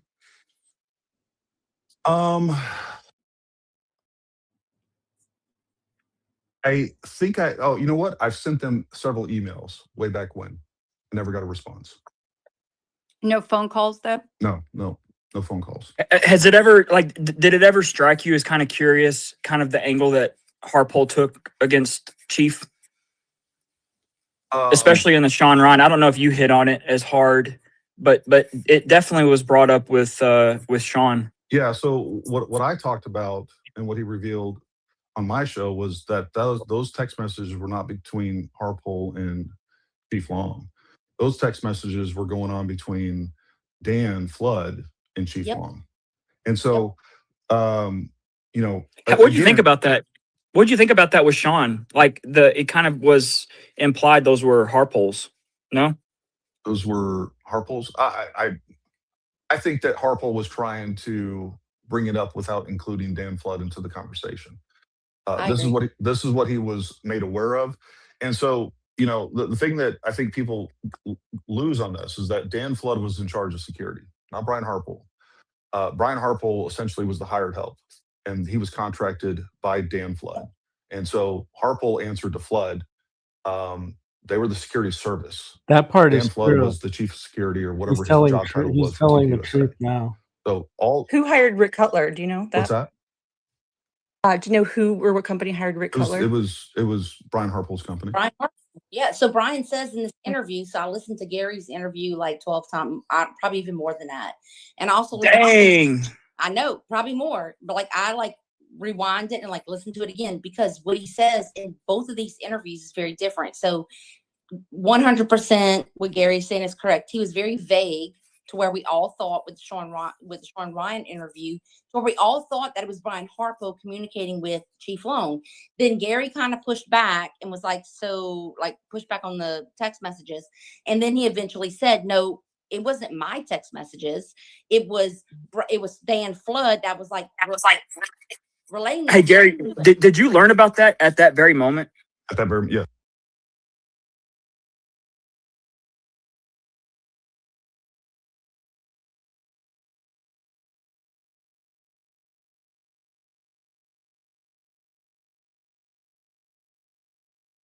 Use someone's cell phone and Was it? And then maybe, and then his guys, which is true because we see it in the video, are kind of looking over, like in the amphitheater, like for something we don't know what it is. I figure out how long they were there, and Brian Harpole says like that's not their jurisdiction. That is true. That's true. I believe Brian Harpole. It was either Brian Harpole. You know what? Actually, I think it was my interview with Andrew Faraci, where Andrew Faraci was a contract.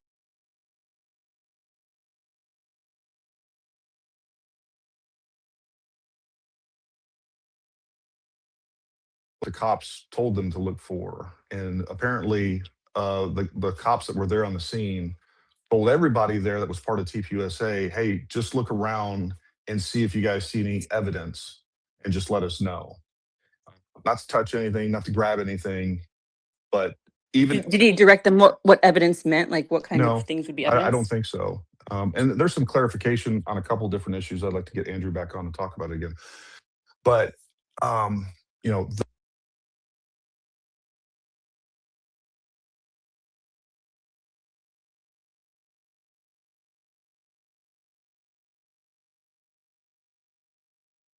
We would love that. Dan is not. How much money does he want? Dan is not going to talk to anybody. See? How much? I don't think he wants any money. It's not a matter of money. It's a matter of contractual obligation. He still currently works at TPUSA. And Is he still in the same capacity as far as you know? Hang on, does he? I thought he was. As far as I know, I thought he's released. No, he still works there. I don't. Look, I mean, everybody on here can have their feelings in whatever way. The fact is, TPUSA doesn't feel like this was a breach in security, and I know. So what would they be afraid of Dan Flood talking to you about? You're a very objective interviewer.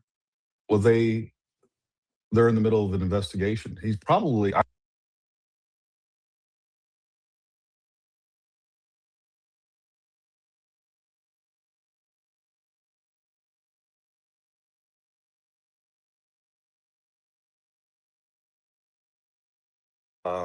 Harm the current investigation and ultimately the trial. And I think rightfully so. That's just good.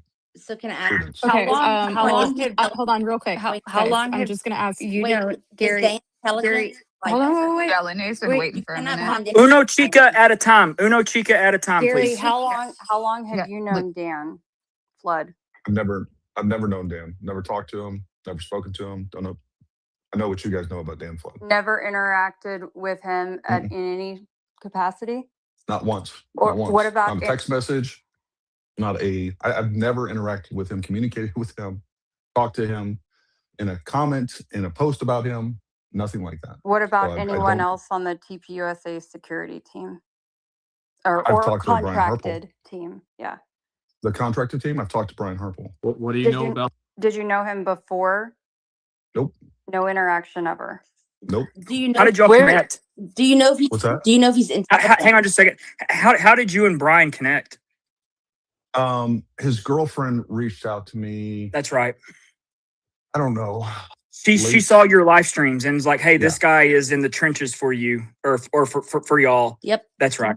He said what it. he said. What she said specifically, and what Brian Harple ended up calling is like, "Hey, look, like you're the only one that's number one got any of this right."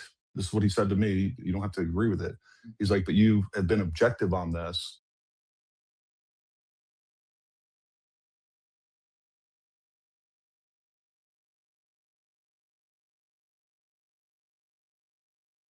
Fact of the matter is what switched my mind about 30-06 was my live stream. Beginning of that was my live stream with VFT. There's somebody that comes on with a super chat and says, Martin Luther King was shot with 30-06 and hit him in the jaw. And my immediate response was, well, first of all, I didn't know that Martin Luther King was shot with a 30-06. That was interesting. And then my immediate response was, well, it hit him in the jaw first. And then later on, I thought about that and like, does that even make sense? Because just because it hit him in the jaw, right now the argument is, it's going to blow. And that was never my argument, but I did say that it was most likely to create an exit wound, and I still stand by that. It is most likely to create an exit wound. With that being said, like, okay, can you definitively say that if it hadn't hit him in the jaw? Hang on, back it up. You didn't say most likely. You said most definitely every time. No, It's I going to didn't say- leave a bigger hole at the back than I it is never at said the every front. time. You were Again, very, very. This is Watch the video. I just posted it again. will Now watch you're the video. lying, Gary. And regardless, what I've been on the record saying since then is, guess what? I was Reality wrong, and I've doesn't changed my change, mind. Gary. Reality doesn't Information change, bro. changes. Information You had the changes. same experience and expertise didn't. back No, I then didn't, as you Muppet. did now. Muppet, Yes, you can I talk, or are you just going to talk over me? All right, go. Because I allowed you to talk last night. Okay, go. Then you just And then went you off blocked and me just, like a little girl. yeah. But all right, go. No, if you're just going to on a smear campaign full of lies, yeah, I'm blocking you. There's no point in interacting with you whatsoever. So, anyways, I sat there and said, you know what? If it hadn't hit his jaw and just hit him in the spine, deflected downward, would it have, or if it did his jaw, can I definitively say that it would have had an exit wound? Well, no. And the argument still stands. Everyone's saying, hey, you know what? If it hits a person, it's going to have an exit wound. Well, clearly we saw that it didn't with Martin Luther King. So we can't say that No, if didn't it hit his hits you jaw, directly in the soft tissue of the neck, the front well, the on, soft tissue it's is going to backed go up. through. The soft tissue, behind the soft tissue is a bone, and that bone is the spine. What, And a we now vertebrae? have multiple. You we have even now- mentioned the vertebrae with Nate, and so the vertebrae is not going to stop it, or collarbone's not going to stop it. And What here's- changed, Gary? I literally told you last night, and I'm going to tell you again, and I know you're going to continue to ask me what changed. Here's what changed. I went and studied the Martin Luther King incident. I went and studied multiple different pathology reports, both from the Okay, military. did you look at the and damage of civilians, what Martin Luther King looked like at the end? because it ripped his skin. It ripped his skin. It blew half his face off. No, it didn't. He literally had to open. I'll post the pictures. Well, please post the open casket pictures too, please. Because what it did was it actually ripped his skin. It was superficial damage that they sewed up, and he had a perfectly fine open casket. Perfectly fine open casket funeral. Well, that Everybody- didn't. Did you see that's it, or not how what did you Charlie know Kirk that? looked like when If he you don't got work, shot? we work with TPUSA, that I think that's what I was wondering. How do I That he know had what? he looked perfectly good in his open casket. If you don't work with TPUSA, He's talking about MLK. That MLK Okay, would have okay. perfectly good. I'm stating that we all saw Charlie get shot, and he did not have. He didn't look like he was superficially damaged by the 30-06. I didn't. That punctured his neck and I didn't was go through it. talking about MLK. I'm talking about Oh, Charlie. sorry, I because know, he that got was- shot by the same that was my mistake. 30-06. Paramount, sorry. But either way, we were specifically talking about MLK, and Muppet said, Did you see what MLK looked like?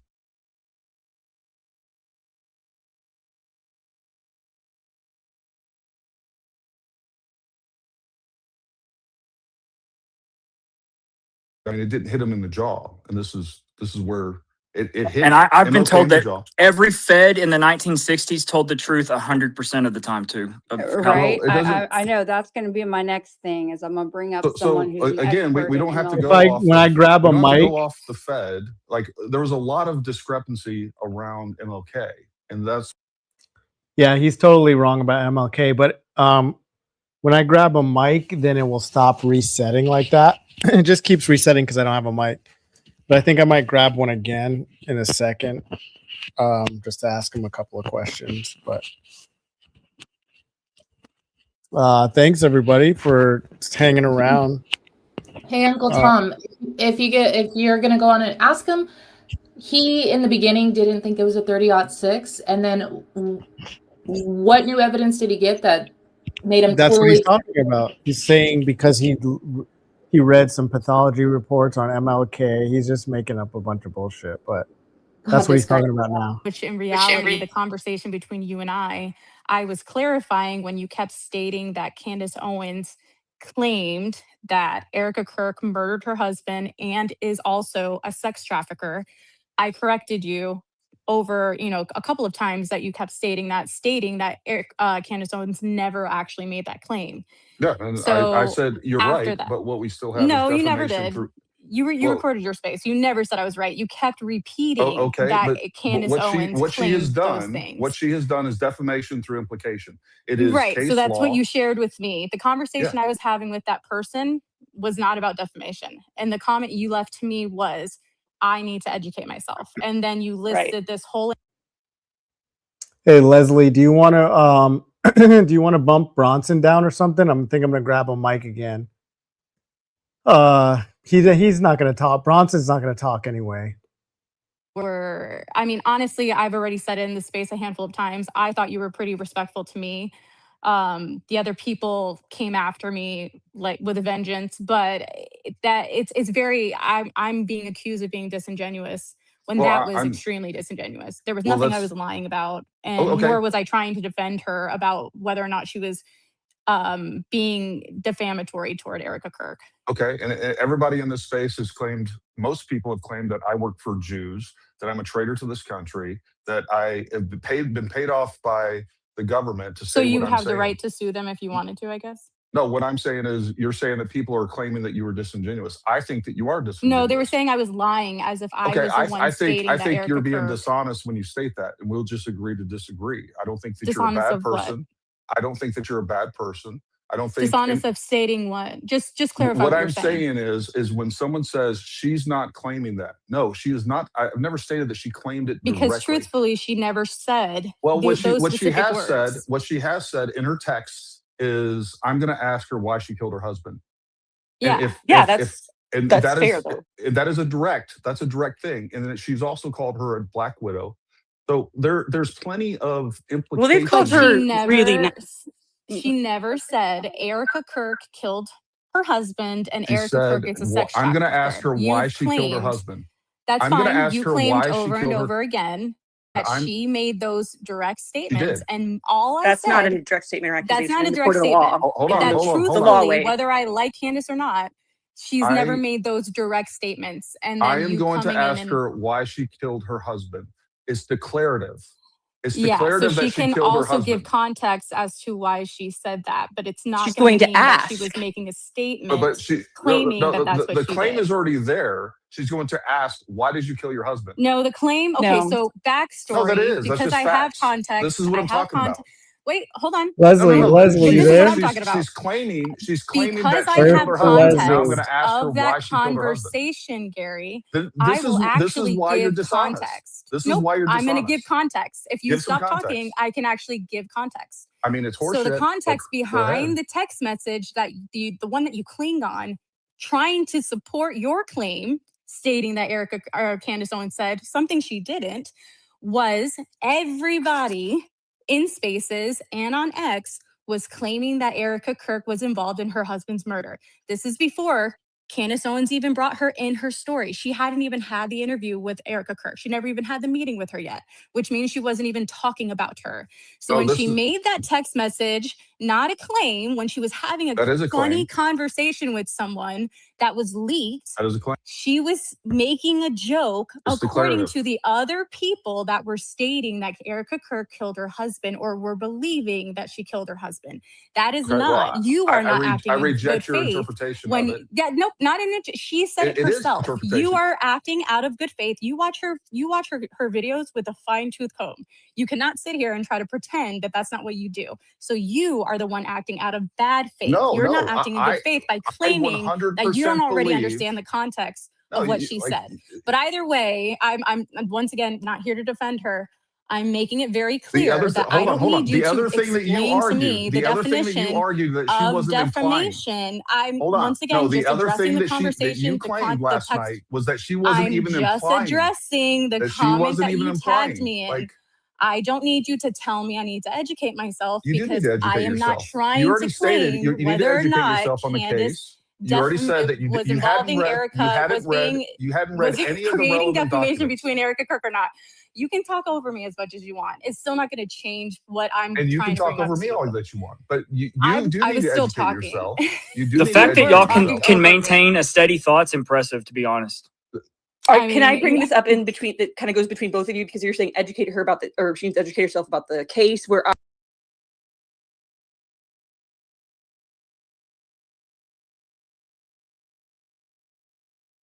for example, like defense lawyers, there's specific things that they can say without actually knowingly lying to the court. So an example would be like, you know, and I looked over, telling an anecdotal story. I looked over and I told him, I really think my client's innocent. Like that's an example. So I feel like, and I'm just going to say Blake Knapp does that a lot.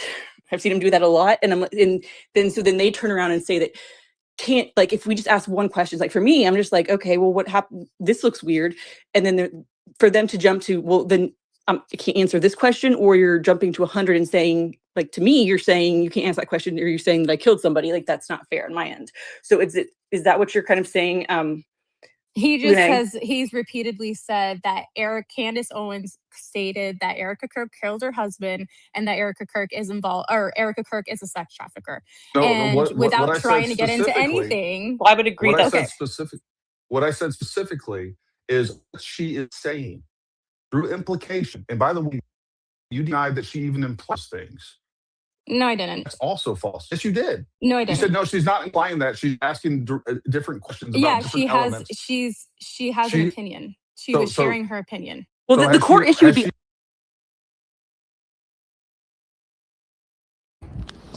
Hey, Uncle Tom. I want to say thank you so much for So Erica everything. did not work for Romanian Angels. I'm gonna Oh, go sorry about for everything. that. Okay, thank you. No, Thank no, you. thank you. I can't handle Gary anymore. But I love. When will you be back on? How often do you go?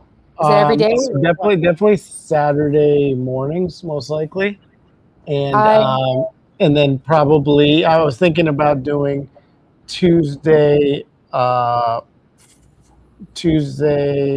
Thursday, Friday, Saturday. But I'll put it on my channel, like a list of the days and stuff. All right. I would love to connect with you again in the future. Thank you so much for everything, all the graciousness. You were really awesome. A great host. No problem. No problem. All right. I'll talk to you soon, Thank my friend. you. All right. Talk to you soon. Uncle Tom, Lune's killing it, dude. She is always. Again, Massive. you add another verbiage in there, and implying that this person that just moved in is the read behind it. Those things can be true, but they can also be defamatory, and that's case law. That's like So then can standardized. Candace, except for it cannot. You have to knowingly make false statements, right? If you want to go to defamation, you have to knowingly make false statements, right? like what and you're that's doing not about true. Candace Paramount, you're falsely claiming that Erica Kirk or Candace Owens says something she actually. Dude, I got it right here. But I want Leslie to give me a mic. Murdered her husband. You are being very disingenuous, and I've are had putting multiple yourself in a line of lawyers. I've had defamation. multiple. Just Fine. so maybe Fine. reread the whole definition you sent me through Private comments, conversations aren't liable because that's what you're anyways. doing. If it was a Exactly. private conversation with another individual that was leaked, it's not a public statement of defamation or liable anyways. And by the One. way, I've had 2 different lawyers on here, defense lawyers, go through exactly what she's doing, and both of them said it's a clear case of defamation. Why don't you ask Baron Coleman? Were those the same lawyers that told you that a 30-06 bullet didn't go through Charlie Kirk's I don't neck? know. We're Same lawyers. My God, you people.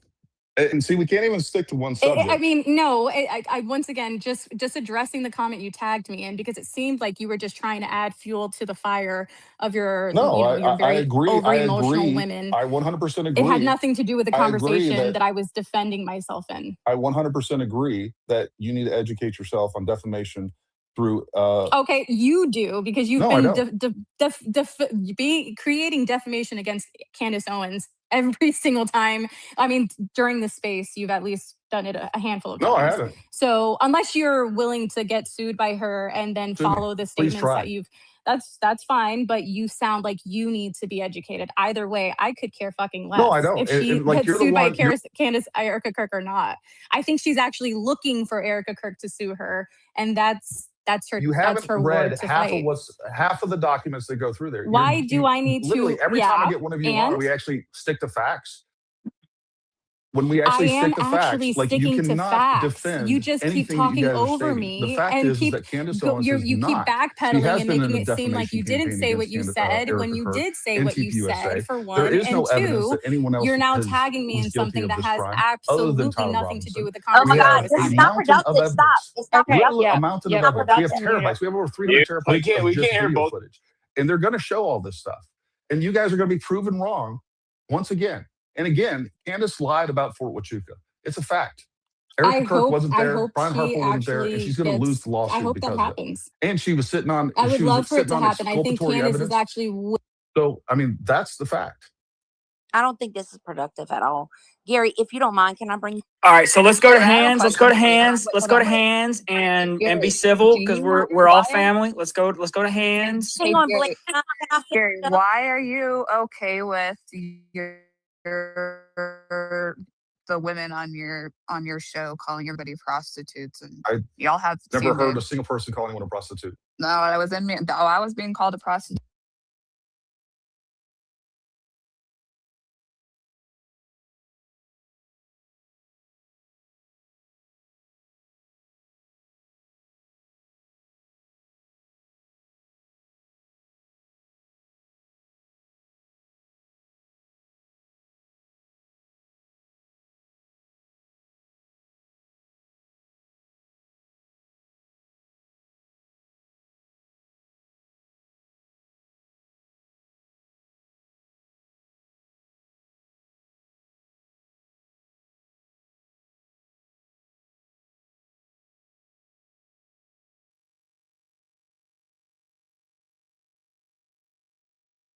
All of us. Of what? And you have him all the time. What's that? Sean Campbell doxed all of us. He doxed me. Okay, and you have him on all the time. have him Like, on why all is the that time. acceptable? I've had him on Yeah. once. I literally, the first time I ever even had interaction with him on X was like a week and a half ago. And then he was in a live where I was giving people, everybody in the comments. I said, hey, you guys want to come on and talk? Here you go. Sean Campbell comes up.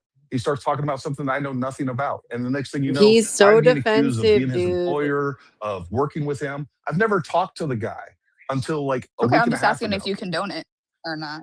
I don't condone doxing people. As I understand, what he did was somebody was claiming to be in a profession that they weren't.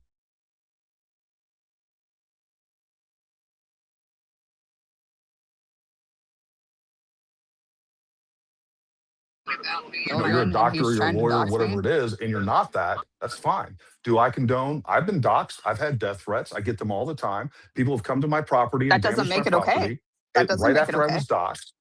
So, Well, I would say like, that you can't no, I condone don't Is condone that why doxing you at all. participate? I'm not Is going to that police why the you comment section participate of in the that space. kind I of couldn't care behavior? less. And my Because it's moderators happened to aren't you? paying attention to that either, which I had Yeah, one on your the moderators are the ones doing it.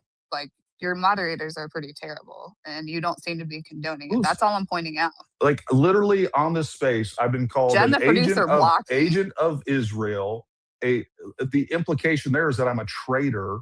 I've been Nope, said. I'm not talking about you. I'm not talking Okay, about well, you being doxxed. I'm talking about, do you condone the behavior I of just the said I don't people condone that are anyone on your doxing space? anyone. I'm asking you, like, the Is women that that get a little emotion on your is that space. why is that why you took a slanderous post about me and reposted it because you don't condone doxing anyone? That was your Am I a criminal felon, history. Paramount? Am I a felon? That is that Am was I a your felon? criminal.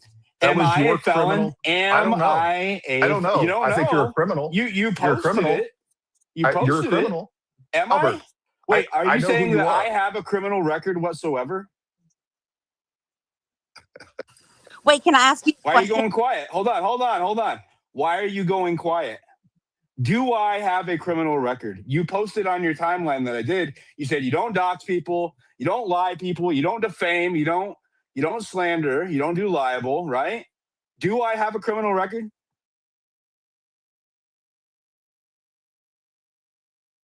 Did I lose audio? I think he's muted. No, he's thinking about it. Hang on. Yeah, he's Everyone, considering quiet. it. Let me talk to the attorneys real quick. Let me talk.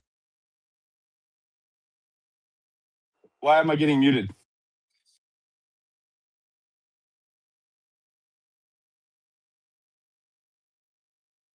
It's weird the way they just went silent. I'm muted. No, because I got muted. You participate in all of the behavior that you're crying about Candace Owens doing. You do yourself. You've done it to me. You have done it to me on your own timeline. You're a liar. It is And what you guys are doing, why are you talking over me, bro? what you guys are doing, Why are you is talking you're over claiming me? that Erica Kirk I killed have her never husband made and such was a involved in claim. it. I have never You made are such a claim. the insinuation, and this is why you guys are so cowardly and Diligent. You need to disingenuous. read the comment he tagged me in because defamation. Diligent. Like, You let's just guys answer are the questions absolutely directly. you are implying that Erica Kirk was involved in the conspiracy to kill Charlie Kirk. That's what you're I've never doing. implied that. I have said that her behavior I after don't know his about death. you. I don't follow you. You said Diligent. I you don't know guys, exactly what you're bro. saying. You said you guys. You said you guys. Yeah. There's plenty a of people in general here that statement. have. Uncle There's Tom, we're plenty of people allowed to in do here that that because this is America and we can speculate.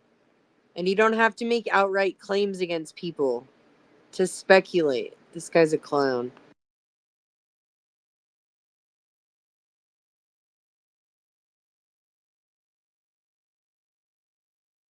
Can't hear anything. Or you. I can't hear you. will get grouped into things. It's as simple as that. I don't know what weird thing that Diligent is pushing this week. I don't know if it's the exploding mic, if it's the French Foreign Legion. I don't know. But what I'm saying is the implication I don't coming from subscribe to that. I'm Candace. in the space. I'm going to talk in a second. I'm in the Well, space. there's nothing magic about it. We have plenty of examples of very similar Like what? things taking place. Like what? I've explained this 100 times. Well, first of all, we have Chuck Ritter. He was shot 25 yards away, 6.2 by 54, which is ballistically equivalent. It's the exact same thing as a 30-06. He was shot in the spine from 25 yards away. It deflected downward, and he's still alive. There's videos of it. He was shot in the jugular? He wasn't shot in the jugular. That's what I asked he was yesterday, shot actually. was in the spine. Well, the spine is big. Like, is it this like the lower spine, the upper spine?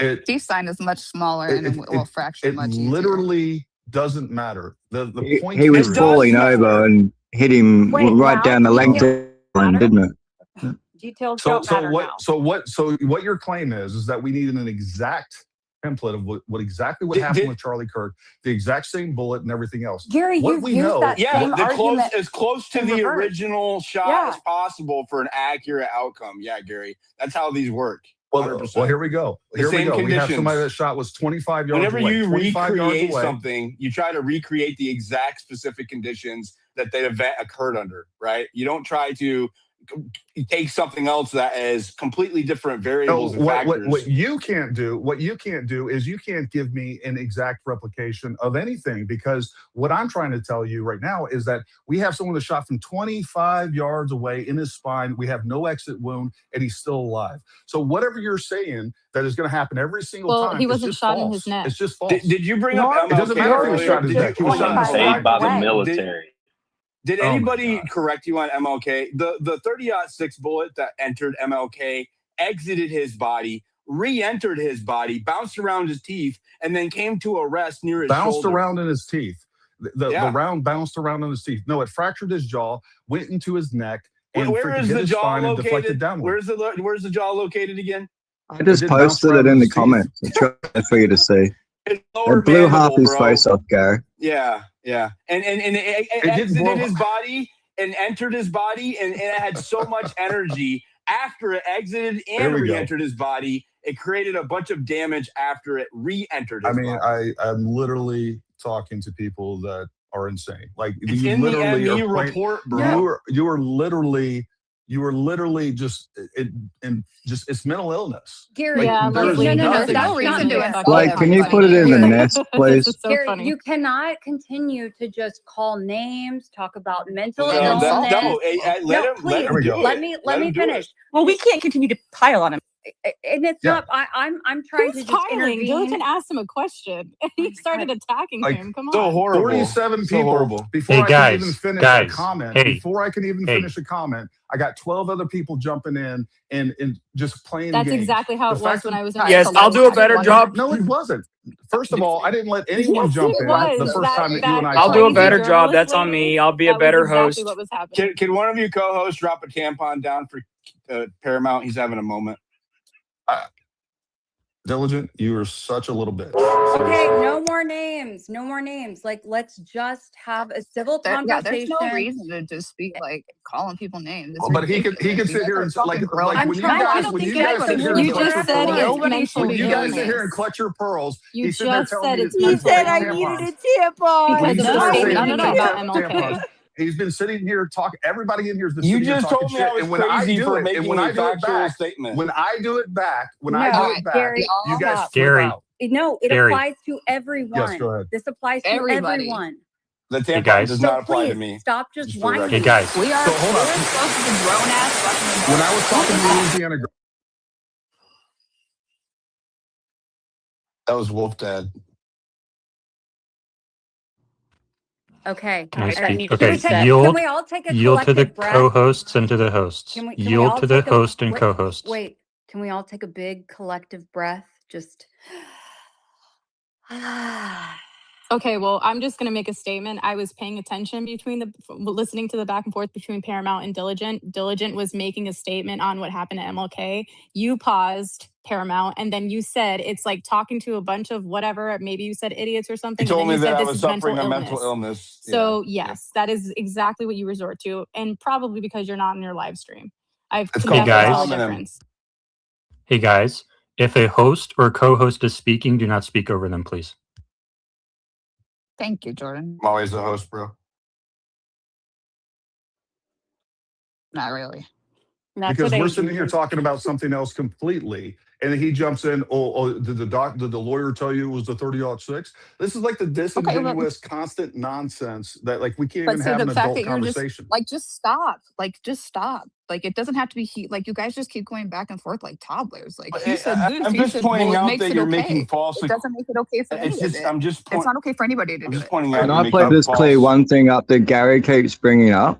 You're bringing up the Chuck Ritter hit when he was actually hit any.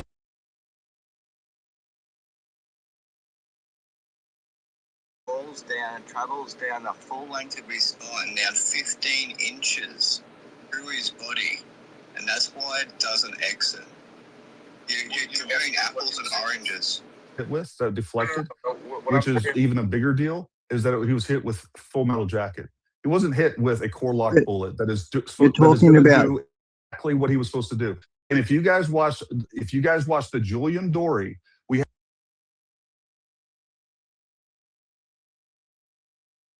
30 years of forensic pathologist when Julian Dory is asking about the 30-06, like physics. We have a bullet that breaks up, a cup and core bullet that breaks up into multiple pieces. Not It in dumps that the short a energy. distance, though, Gary. You're It talking about absolutely soft does. tissue through a neck, and there's say all nothing that stopping all it you except want. maybe the edge of a vertebrae. An edge of You're a comparing vertebrae. apples and oranges, and No, I'm even not. with I'm just MLK, telling you it's that hit when his there's real mandible. professionals when there's real professionals talking about this, like they agree that there's nothing there. And I'm talking about the forensic pathologist. That's who I'm talking about. Yeah, and I'm not talking even about claiming the that. actual findings from those forensic pathologists. You're talking about 15 inches of flesh and spine and bone when you're talking about Chuck Ritter compared And to Chuck Ritter was Charlie's hit with neck. a full metal jacket, Yeah, which is it going was to penetrate further. from a machine gun. It wasn't even a 30-06. It You're was comparing two 7.62. different things It's again. 7.62 by 54. They are ballistically. It is literally known as the Russian version of 30-06.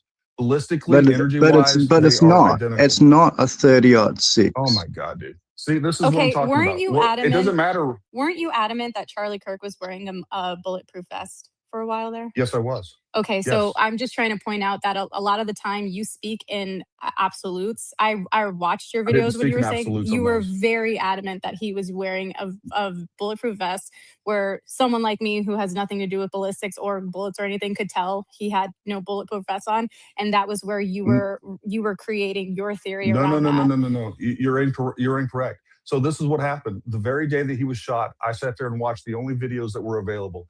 And from what you can see, slowing down a very fast, high-speed, energetic event, it does look like we have a deflection off of his chest. It looks like it hits him in the chest. But again, we're trying to interpret that. Why does it look like that? Hold on. The very next night, or that very day, actually, after I posted that video, I received additional pictures. This is very early on. We don't have very much information. The day that I posted that video, you guys can go check. I have a live stream. I start out the live stream. Hey, folks, guess what? We had this very early information, and I think I'm wrong on this. So you watched it because now I live, have Gary. Remember? Hold on. See, this is what I'm talking about. Like, we can't even talk. Your account is wrong. You said before you watched it live, and now you're saying you got other pictures. I'm not sure, Muppet. I literally said I'm not sure. I'm not sure if it was live, and I still don't remember. I don't. Or minutes later. So you watched a video. What other pictures are you talking about? What other pictures did you get? People sent me pictures that night, that very day. And by the time that I had a live stream that night, I said, you know what, guys, I think I'm wrong. I'm not sure.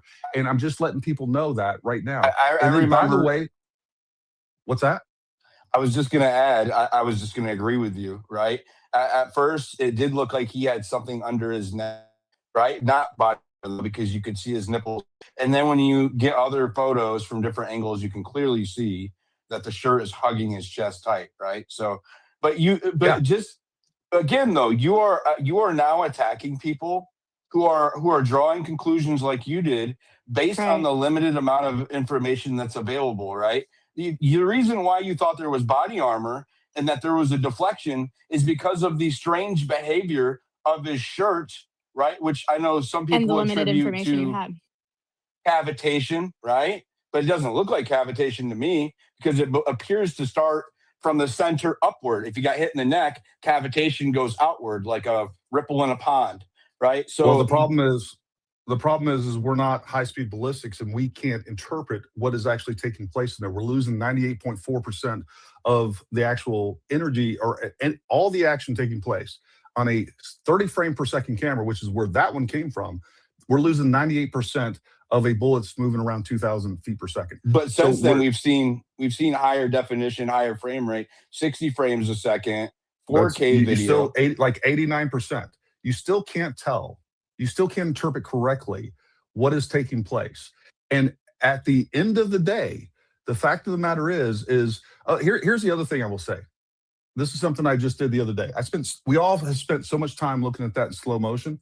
When you look at it in normal speed, that same video, it looks a lot less weird. It looks exactly like we would expect to see. And the only thing that is the real anomaly is that when the necklace, the pendant, flies up near his left ear. But that even happens so quickly that you barely even see it in real time. The problem is when we're sitting there trying to interpret something that we don't have the ability to interpret, and it's happening so fast that it looks weird. But, you know, again, even when we go back to the body armor thing, there was lots of other things going on there regarding, we had Megyn Kelly saying that right in front of Mikey McCoy in an interview, well, we know he had body armor on. And then I had both Ryan Matta and Tony Segura messaging me later on, like 3 days later, said, hey, you know what? We now have reports that he was wearing body armor. And here's the fact. They do make specialized, expensive, very They're shirts, discreet, right? what's not shirts. They actually make They custom. do have shirts. I'm sorry, but I It's interrupted you. thin I'm level sorry. 3 plate armor. It's just really, really Yes. fucking thin. Yes, and they have those things. So I was still exploring that while I was completely open to everything else. I hadn't made up my mind. I wasn't going to say one thing or another. I had Blake Bednar's on during this time. I had multiple people on this time trying to figure out what was going on. I don't know that I ever, again, I was trying to figure out what was going on. And it was after I went to UVU where I was like, hey, this is what I believe. I've done a lot of research on this. I've talked to a lot of people, talked to dozens now, eyewitnesses. This is what I believe, and it is what I believe. It's not a matter of changing opinion. It's a matter of going through evidence. Gary, hold on, Luna.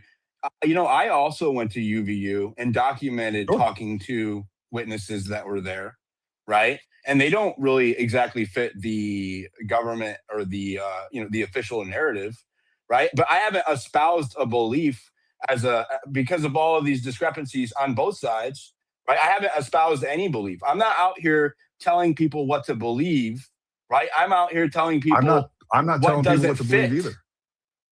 I do the exact same thing. No, I don't. No, I don't. Really? I am open to the idea. Here's what I do. Here's what I do. When I see someone lying like Candace Owens, I'm going to call it out. Period. That's what I do. It's not even personal. It's not anything else. When I think that you guys you're just lying, call her, but you just call her a liar, but you don't really say what she's lying about. Like that's I literally every video that I put out, I literally go through it. I've posted multiple videos. I just posted one the other day. When Was I lying about interview the waiter? You said I was lying about that. Was I lying about that? I didn't say that you lied about that. I said you were lying about interviewing posts. You made multiple posts, right? Sharing that I said that you lied, that he confirmed that you had a receipt. He does not confirm that. What you say is, I have a receipt, and he said he had X, Y, I don't know. And he's like, yeah, that's what he had. He never confirms that you have a receipt, Diligent. That's what I said you lied about. Yes, he does. No, he doesn't. He doesn't. No, he doesn't. He doesn't So confirm Mitch that comes he has a into the receipt. space all the time, and Diligent has to replay that specific spot over and over and over again. The audio's in my trying highlights. to deny it as well. I was wearing a mic the entire time I was there. The entire time. Good, bad, and ugly. I posted it all. He says, here you go. Here's the receipt in question. This is the one, right? And the whole thing is there. I'm not the talking interview, about that. all of it. I haven't even seen that one, Diligent. That's not what I'm talking about. What I'm talking about is when you were interviewing the waiter or whoever that guy was, you said that he confirmed that you had a receipt. He doesn't confirm that you have a receipt. I don't know what you're talking about this. Yes, he did. I said, I have the receipt right here. I said, is this the right one? Is this the time? Does this sound right? That's not what he says. No, that's not what he says. I'll play the audio. The owner, play the audio. You didn't, I don't know. Yeah, they all went silent. They all went, I'm sitting on my phone. I'm not set up for it. If I send it to you, Blake, can you play it? Yes, go for it. Okay. We can go to your hands while we're doing that. What's up, Trillion? I guess we're going to have to push the breaking news to midnight. Hey, Gary, what do you know about Victor Marks? I don't know anything about Victor Marks. You don't know anything about Victor Marks? I mean, I saw him on, I know who he is, and I saw him on the Candace podcast. That's what I know about Victor Marks. Victor Marks sent his men from God knows where, hell presumably, but more likely Colorado, to relieve Brian Harple's men in their move. Okay. You don't know about that? I've heard something about that. I mean, he basically does the same kind of training that you do. Okay. It's very strange because you guys were both in the same part of the world at the same time. He does the same Who was in the same part of the world?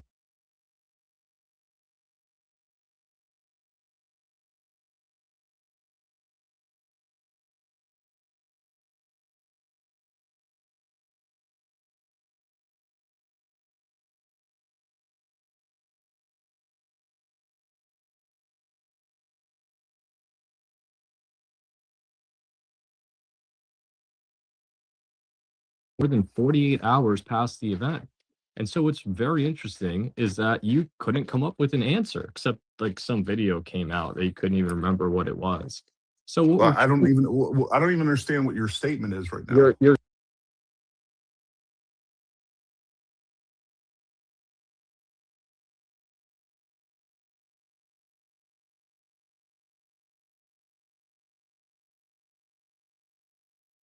to come to that conclusion, and you couldn't come up with anything.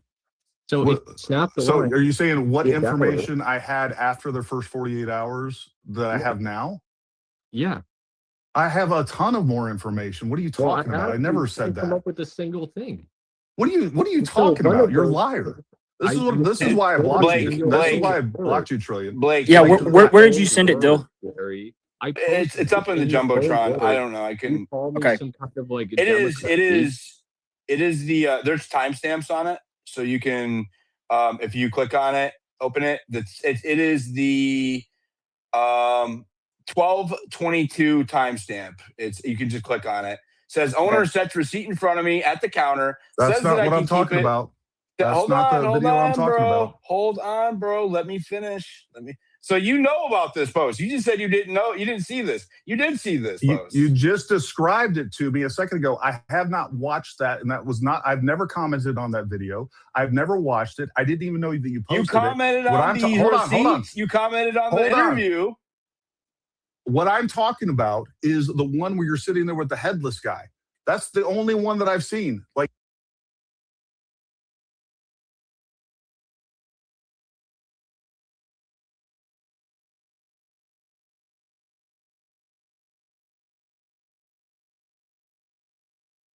Audio that you've now added to the longer When you said that I was interview. lying. What I'm saying is that during that interview, you stated that he confirms that I have the receipt right here, and that's not what he said.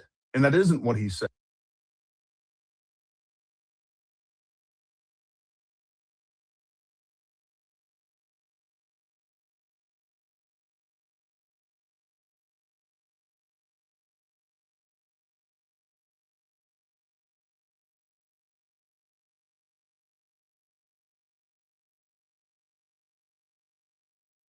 I walked off on it, so I'm gonna. I'll be here. I'll wait for you. All right. Thank you. Bye. I don't know what that is. Can we get back to Victor Mark? Wait for it. Wait for it. Do anything with it? Really? Yeah. That's Hey, go back a little bit. They just talked over Blake. This is him getting the receipt. Really? Yeah. Okay. They've not told me not to do anything with it. That's it? Yep. Okay. Thank you. Bye. Hang on. Okay, great. Can I continue my I don't know why Bro, you quit talking over it. That's it? Yep. That's it. me. You can have Who it. cares? Really? Yeah. Okay. They've not told me not to do anything with it. Really? Yeah. That's the ticket. Right. He didn't sign? No, they key it in. If they key in the code, we don't mess what we sign. Oh, that's why it comes out like that. Yeah, if they sign on it, then it's yeah, the one in the top. Oh, is this yours? Yeah, I gotta pay that. Okay, wow, thank you. Do you would you be willing to, so the girl that was here earlier said that one of the people that was here that night is here. Yes. He's the one that. Do you mind if I talk to him? You can talk to him. Like I said, we have nothing to hide. You can pause it right there, Blake. You can pause it right there. So the owner just said, here's the ticket in question. You can keep it. That is the ticket. Here is the witness. You can talk to him. I don't care. Right? So Okay. are you saying that What I'm saying the is receipt in the that I'm original, holding in the interview when I'm not showing his head is not the same receipt? Is that you your don't show it. position? You don't show a receipt. You don't show a receipt in that I interview. posted the receipts. Dude, you just sat there and said the during the interview, you can't see his head where I'm holding the receipt in the Because interview. I'm holding you a can't see the phone receipt. and I'm holding my phone and I am. But my holding point it to is crop out that his you head. sat there and said that he confirmed that you have a receipt.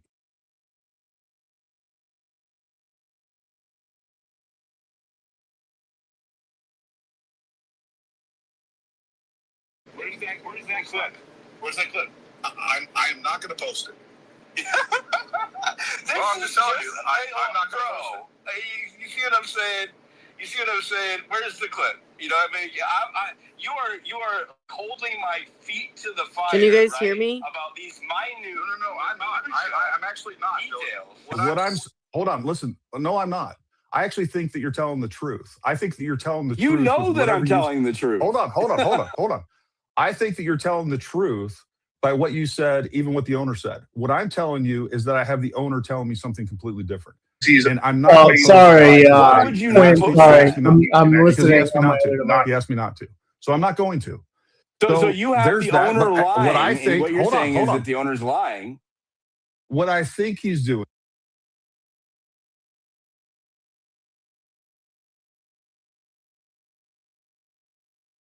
A public liar. Yeah, you did call me a liar. No. What I said. I have you in spaces. Again, I have the whole thing recorded, bro. What I said was that you were not holding a receipt in that original interview. You were not holding that receipt in that interview, and he did not confirm in that original interview that you were holding receipt. Why didn't you play that So- original interview, Diligent? Because you did say that, and it was said in that I interview. didn't. Well, first off, when I was just posting the interview, I mean, I'm literally the.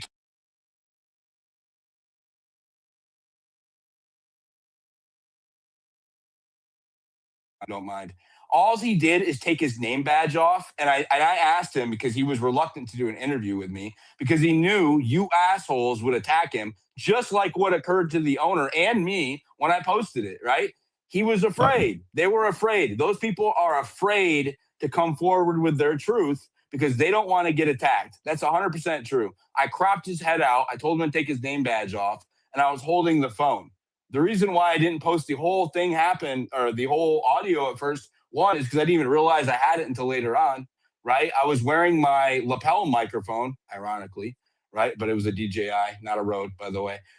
And when they all came out and said I was lying and started posting screenshots of what it, apparently or was allegedly the owner telling people I was lying, I had no choice but to post the whole thing and prove that I was not lying. Almost 300 feds down here. Yeah, they're attacking me in the comments. Actually, I mean, but can we admit that I wasn't being Paramount? Can you admit that I was not being dishonest? Hold on. I just want to play the original clip because I have it right here. One of the employees met. They say. You guys hear that? Yes. Wait, no. Put it on wide spectrum. Wipe down.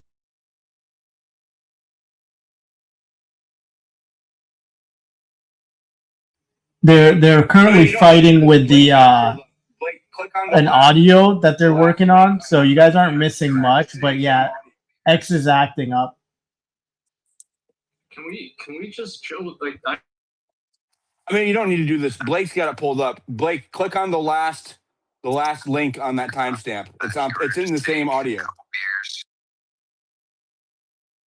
Can we just chill? I understand the receipt thing. Bro, everybody else is okay with listening to it. Why do you keep interrupting? No, you interrupted me, Diligent. Trillion, chill out, bro. I wish we could be happy. Yeah.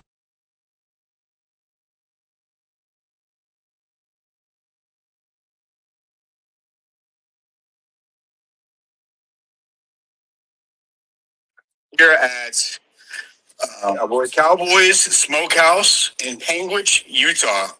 So how long have you worked at Cowboys? I've been here about a year and a half now. A year and a half now? Yep. And were you here on the night, were you working on the night of September?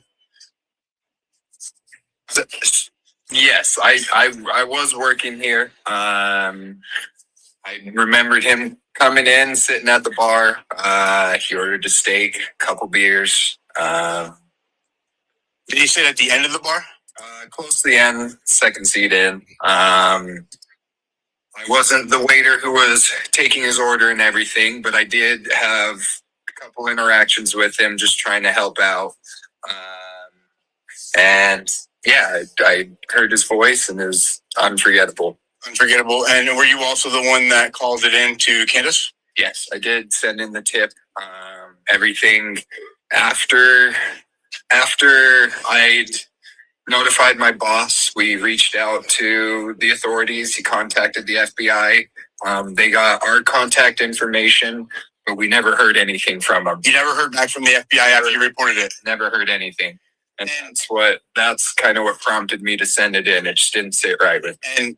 And how certain are you that it was Tyler Robinson that you saw? 100%. 100%? When I had heard his voice, he was just a weird guy. And I wasn't really paying attention to my phone that day. I'd seen that Charlie had been shot, and I didn't really want to give any of my energy to it until I was done with work. And the next morning, I went to my other job, and my coworker was kind of talking to me about it. He pulled up a picture. He said I looked like I was a little shocked by it, because I recognized the face. And then later that night, or that day rather, they released a video of him getting his college acceptance letter. And when I heard his voice, it was no doubt that was him. Pause it, Blake. And do you know what? So this is the part that's about to play, is the part in question where he's telling me that I'm not holding the receipt. I want you to pay very close attention to my words as I'm questioning my interviewee. Go ahead, Blake. Yes, please pay attention to it.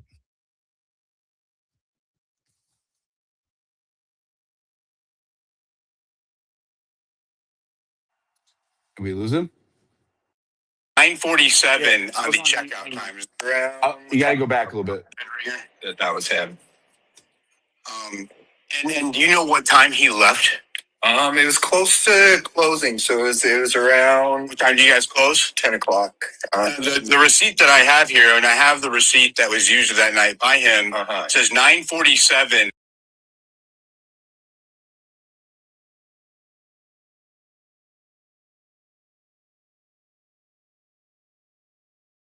That he used that night to check out. He goes, acknowledging the receipt that I have here.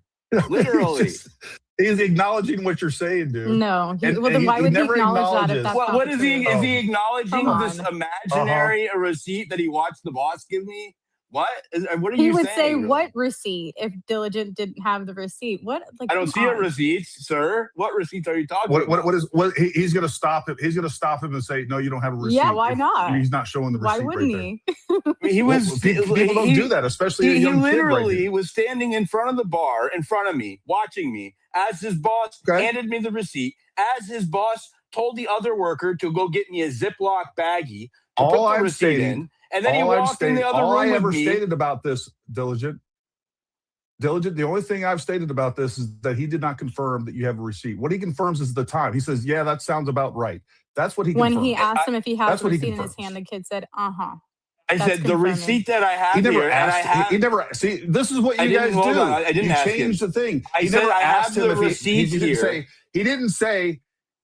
I said, do I have the receipt? I said, I have the receipt here that was used that night. And he said, He is acknowledging my possession of the receipt.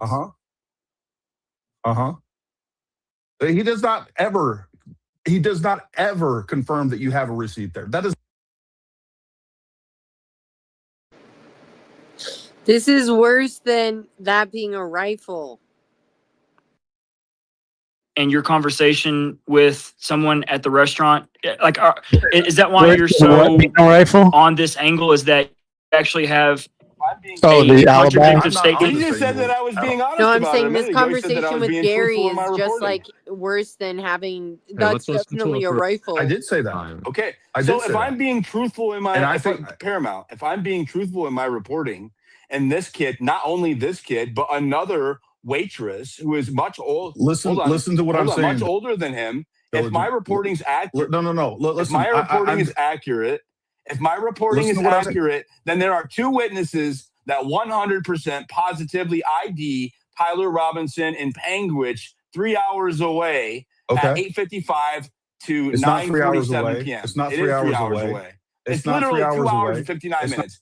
202 miles. It's not 3. No, hold on. No, here's a Can't part triple of the stamp a interview. double How many stamp. times Can't have triple you stamp made a the double drive, stamp. Paramount? How many times have you made that drive? Hold on. I got you.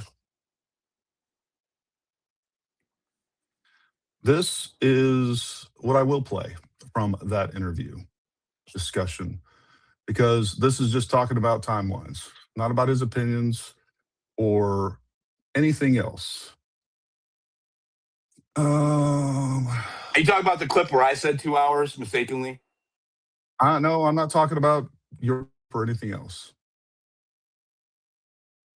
And what I have just said, listen closely. You and I, you posted that clip.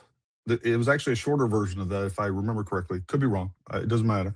And you said he even confirms that I have a receipt. This is like 2 weeks ago, whatever it was. He And I said he acknowledged doesn't it. confirm that you have a receipt. Okay, hold on. I disagree that there's any confirmation that you have a receipt there. Then I reached out to the owner. I talked to the owner. I've heard additional statements from the owner about all of this, and I can tell you it's very conflicting. And then I hear that you've posted a part of the phone call with him or I whatever posted else. the whole thing. And I was actually fine. And I'm like, here's what's going on. This guy is playing both sides. So I do think that and I've stated this, and I do think that what you have reported on this in regards to this owner is correct. What I'm also saying is correct, because I think But it does not change the I could care less what the owner is saying. The owner was not there. He does not know whether or not Tyler Robinson was there. He was not there that night. He said he wasn't there that night. He also doesn't have video footage to say whether or not Tyler Robinson is there. His public statement on their own Facebook page confirms as such. He says, and I quote, "We have no evidence whether Tyler Robinson was there that night." That means if or, right? It means I cannot confirm nor deny because I have no name on a receipt and I have no video footage. But we did answer the questions asked us truthfully. Who asked those questions? I asked those questions, right? So what they're saying is that the people there, when questioned, were answered truthfully. That includes the waiter. That includes the owner, right? The owner never denied to me, not one single time.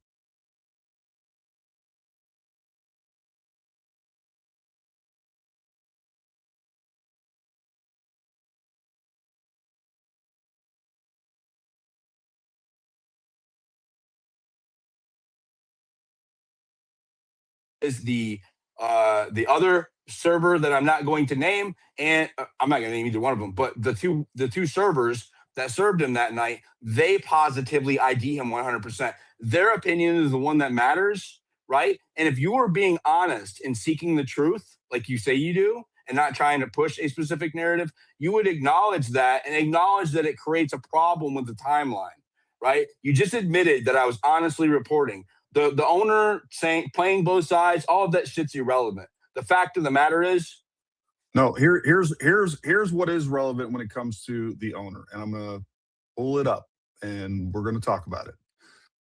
It is directly relevant to what we are discussing. You spoke to the owner? You have evidence that you spoke to the owner? Yes, I'm gonna play your recording of it, portions of it.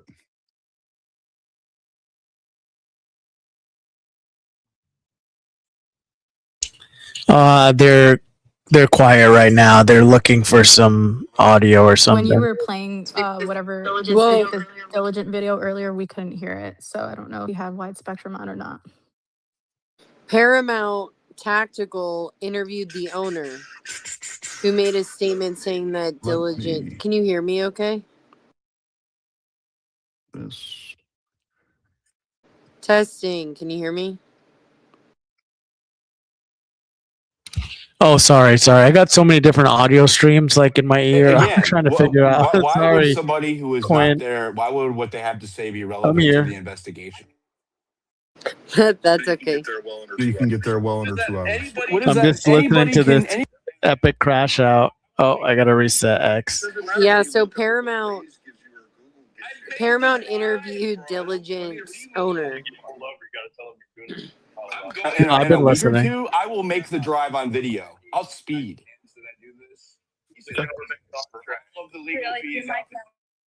If you get pulled over, you got to tell them you're doing it for Tyler Robinson. I'm giving him Paramount's number. I'm saying this guy demands that I do this. The government He said that he's going to contract. cover all of the legal fees, officer.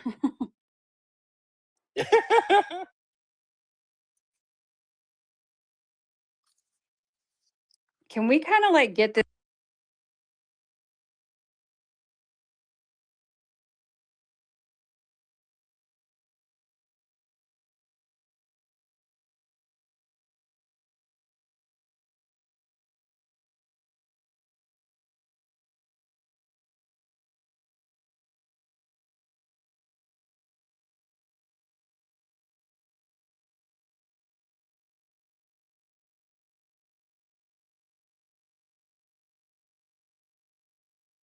Dude. Racist. Oh my god, I thought we were.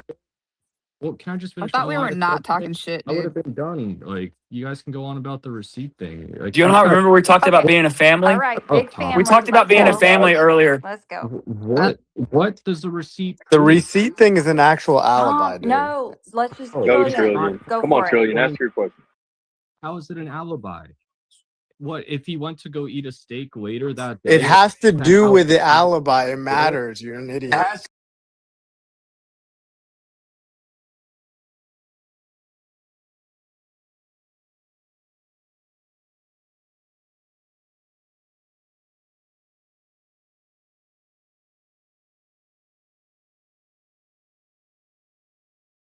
For the cops to leave so he can attempt to go back and retrieve the firearm from the woods, allegedly, right? If he is in Panguitch, he cannot be in Orem sending real-time updates. So is it an alibi for the shooter? If he's in Panguitch eating steak, he is not in Orem, which invalidates the text messages. What else is in the text messages? The confession is in the text messages. The instructions to Lance Twiggs are in the text messages. The exchange between Lance Twiggs, where Lance Twiggs validated through his testimony the text messages. It impeaches the text messages. It impeaches Lance Twiggs, and their whole case falls apart. That's why it's important. Thanks so much. Good job, Diligent, because of the receipt. All right, fantastic. What I'm trying to say is that there's no information factored into Gary's conclusion that everything the Fed said is absolutely accurate, and that's how it happened, because you have just chosen selective ignorance in this entire thing. You have to know who Victor Marks in this. He shows up immediately. He is one of the first people. What does he have to do? What does he? Because you have to understand that this is the. I understand. I understand a lot of things about there and everything else taking place. What I'm asking you is, what does he have to do with the evidence? Means motive. How does he make the evidence false? Means motive opportunity. Because the whole. What does he have to do? Like you can say a bunch of soliloquies, but we're here with facts. What does he have to do with the evidence being false? You don't know, because you don't understand. You refuse to assimilate any knowledge. Well, tell me what he has to do with the evidence being shows false. up immediately in the aftermath. He is one of the first people to post that Charlie Kirk is dead. He immediately shows up with men to relieve Brian Harple's team. Brian Harple, Charlie's security. So why? What time did he show up? Sending to. I don't know exactly what time he shows up. But then this is a dumb conversation. Like it matters, right? But like this matters. And if you're going to say that he has some sort of relevance in this, we need to know exactly what time he shows up. We need to know exactly what time he shows up. Because what I have seen is that those guys were on the ground. Those guys were on the ground for a really long time. They went and talked. This is what is that you have just completely shut out of your mind anything that the feds didn't say. This is why what it has to do with it. Doing. And so anything. No, tell me what it has to do with it. Laziness and ignorance becomes a lie. I went to UVU. I've interviewed over a dozen eyewitnesses. For the million people that watch her show every day. Dude, you're so two-faced. Like it's on. Okay. I have one quick question that this might help, and then I'll be gone. But if we keep fighting with each other, the personal attacks don't help. okay. So my question though is Gary, earlier you had said though that not one single expert has said that this and this about the ballistics that agrees with anything that not one single expert disagrees, whatever.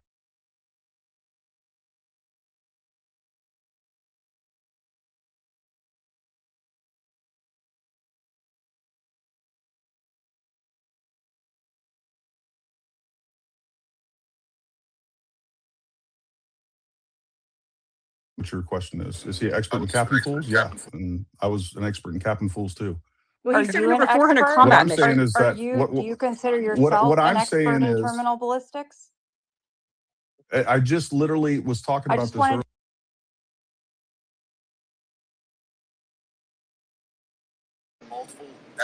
Uncle Tom, should I just do it? Is you know what I'm an expert in? I'm an expert in ballistics. I'm an expert You in could internal do it, but I don't know how it'll ballistics sound. Let's and, ask the chat how it external sounds when ballistics. you do it. That's what I am. It's for not someone really that that teaches long clear range. and loud, There but is you can try it. Okay, no, other that's than fine. It just keeps pathologists disconnecting. that are an expert So. in terminal ballistics and what happens when, because like we've seen these things. Sure, I've seen lots of people shot. I've participated in those activities, but what we don't sit there and do, and it really isn't a lot of relevance with this either, because what we're talking about is full metal jacket rounds versus a core lock bullet that is going to behave exactly what we expect to see. What we expect to see is exactly what we saw, and that is a cup and core bullet that broke apart, that dumped that energy, that had a massive hydrostatic shockwave go through all out Charlie, including his entire head blows up, y'all. Go look at this thing in slow motion and see how his head expands. That is that energy going downward and going upward. And then we actually have the corticate posturing, which is explained by a shot to You said his the whole vertebrae. head blows And up. I think that it expands. His neck expands. It expands. Based on some His whole edited head does, video, actually. maybe, but Right. There's a lot more that we're looking to than just one piece of evidence, though. We're looking at the But whole you can't- combination. you I can't believe that you're use- definitely an expert on that part. You can't use frame rate and resolution as an excuse to explain why we can't see things a certain way, but then also say, well, we can accurately see that his head expands. If you're going to say that the frame rate isn't fast enough, the resolution isn't fast enough for us to be able to see definitively what happened, it applies to the What happens with it the applies bullet? to that as What well. happens with the bullet? The cavitation is What also happens as with the fast bullet? as the movement of the shirt. You were talking about the shirt. You weren't talking about the bullet. You were talking about the shirt. I was referencing the deflection and the rise of the shirt. You were saying that the reason why it appears it does is because of the resolution and the frame rate. I'm telling you the same applies. The same logic applies from the shirt to his neck. If we're going to say cavitation causes, There's certain things that you can capture. Okay. I'm exactly that, and you absolutely can. And by the way, there's multiple angles of this. You can see this from multiple sides, where his head, his entire face, literally freaking expands. Yeah, I pointed it out. Up. And yeah, okay. cavitation. There's No one's that. saying that there wasn't cavitation. No one's saying that there wasn't cavitation. I'm not Can making you that can you explain your thoughts on the necklace? Well, there are people. Can you What's that? explain your thoughts on what happens to the necklace? Just like a Newton's cradle is suddenly. Yeah, and I have explained this in multiple live streams as well. No, that's fine. That's fine. We have a round that actually hits him in the spine, approximately where the necklace is actually sitting on the back of his neck. We have a necklace that is sitting still, just like a Newton's cradle, is suddenly accelerated to, I don't know, a lot. And then when you yank it back, but a very short distance, it doesn't go far, but it gets yanked back in the rear. And I've demonstrated doing this on a dummy myself, where the pendant that's hanging on the necklace flies upward. You yank it back real fast, just a short distance, and that's exactly what takes place. So we have hundreds of pounds of energy being transferred to that necklace in a very short amount of time. It's rapid acceleration to the point to where now it's probably pulling 2 or 3 Gs or more, probably more than that. I mean, it's probably more like 10 Gs. But it didn't go through the We skin. have that pendant. Well, that was my What's next that? question actually, because yes, Yeah, it doesn't Yesterday, go you through the had skin. mentioned the specific type of bullet that I guess you guys had just recently found out what it was. What did you say it was? It's a centrifuge. It's a core lock. It's a And Remington core that lock. those kinds of bullets are meant to just explode like that. I don't know if you went into detail. It's like the mix between a hollow point and a full metal jacket, right? It's like not fully a hollow point that immediately flattens your mushrooms and does a shrapnel expand, right? It's like if you want to go to the Serengeti and get a rhino, that's what you'd take, basically. No, you wouldn't. So No, you wouldn't. you had mentioned something. What These does are that known- bullet these do are- when it impacts? Heavily, just like that. It compresses the softer lead. We have lead exposed at the tip. It compresses and actually it mushrooms out. But what these are known for is if they hit bone, they fragment heavily, just like When that. you But it didn't hit bone. But There's it a- didn't. I just it played went through flesh and then it hit bone. Did you think that this was was a Yes. So when you came up with the determination that you believed that Tyler Robinson shot him and that the bullet didn't leave his neck, you at the time did you have did you think that this was the kind of bullet? No. What I've stated, and by the way, over a month ago, I said I think this is going to be a core lock bullet. I literally have that, and I think it's going to be 150 grain. We don't know what the grain is now. What I've always stated since I did the research is that it is not as uncommon for a bullet to not exit with a 30-06 as people think it is. That is my stance then. That's my stance now. I cannot say, I mean, based on the information, I would agree that that's exactly what happened. But that was always my stance. And if you're starting off with it's impossible, it would have blown his head off. That has been all my argument from the very beginning. So you're, how many, hold Because on, we how have many, multiple. what is your data to back that up though? How, you say it's more, not as common or uncommon as people think. Well, what's your data? My data is we have lots of pathology reports from the military. What I've do you mean shown these lots? reports, Like both military and thousands? dozens and dozens and dozens of 30-06 not exiting. And then we also have same core lock bullet hitting deer in the neck, small deer, and not exiting. And when you guys say it's impossible, what is Do you your have data those set? posted in a place where we could review them? I can Did find the them. I can answer that. Did the ballistics, when the ballistic expert was on the stand, did she tell us it was a core lock bullet? I have. No, she does not So state you that don't it's know core lock what bullet. I can kind of answer that you don't question. know what kind of bullet shot. We can Kirk. see exactly what it is. That was a I full. can answer That that was a question. full unfired cartridge. You don't know how many. I have cartridges that have mixed ammo in them. He used completely different cartridge. He used a completely different cartridge. You still don't know what kind of. You have no evidence what kind of bullet hit Charlie Kirk. Again, I'm going to go back to what I just said, Diligent. My evidence is that it is much more common for a 30-06 to not exit than people think. So you can sit there and play whatever Be games you specific want, about but when we evidence. have three Yeah, unfired, but you when don't we have understand three the term of unfired evidence, though. bullets, Like then you say on reverse that any Candace whatever has zero evidence, and it's just the same thing of like, no, actually, she could put the statistics together.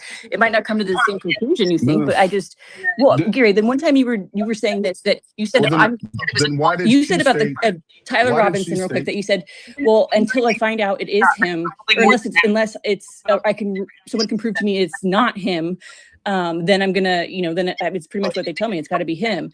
And even though said it was a one, you said it was a 1 in a million chance. Even if it's 1 in a million chance that he took that shot, but it's probably more than that until someone else proves different. And I just think I'm just asking, like, when it comes. It's definitely not. But you did say that. I'm just saying, but you're kind of. That's why I think maybe that you work I've backwards. never said any of 'cause that. He's innocent until proven guilty. No, I don't. Well, you're. What I'm stating is that until I have evidence that something else took place, all of this evidence aligns. And it's the same evidence that's going to be put forth in front of the jury, and they're going to find him guilty beyond a reasonable doubt. That's never going to happen. Evidence tomorrow. We all know that's never going to happen. Yes, it will. Diligent, right now on this space, I will bet you $10,000. Okay, dude, we're not that he gambling, is but either- this is a good. Hold on, Paramount. We're not gambling. This is a good segue to what I want to talk about. So, I can Real answer that quick, question. Yeah, real let quick, Jordan. Jordan. Hold on, Hold Sam. on, Glad you hold on, confirmed hold that, on, Gary. hold on, Thank hold you. on. Jordan's been waiting. Hold, Yeah. Jordan wanted to. Yeah, For the record, oh, I'm not the one Okay, speaking go ahead, over Jordan. everybody. That's For fine. the record. If you're next. Gary? I Oh, didn't confirm anything. I refuted what you said, just so we're clear. Go ahead. thank you. Gary asked, what is our data set that tells us that the 30-06 would not stop? Our data set is field demonstration after field demonstration after field demonstration of 30-06 with every imaginable bullet type not stopping, going through everything we put at it. Valhalla VFT did another one right after the prelim hearing where he used the exact bullet that was confirmed and That data set, how do we reproduce a 30-06 stopping and bone function? Well, Gary said yesterday that anyone that does. That was a question to Gary. Are red decks, and that you really shouldn't waste your time. after that data set, how do we reproduce a 30-06 stopping in bone and Well, flesh? Gary said yesterday that anyone that does those kinds That of was a question to testings Gary. are rednecks, and that you really shouldn't waste your time to do that. He's saying that they I have. agree with that. That is 100% true. He's using. Well, what did you They just were say, off the same angle. How would Jordan? Yeah, Jordan? Same 142 yards or whatever, right? He's saying that they have a recreate an accurate. He's using they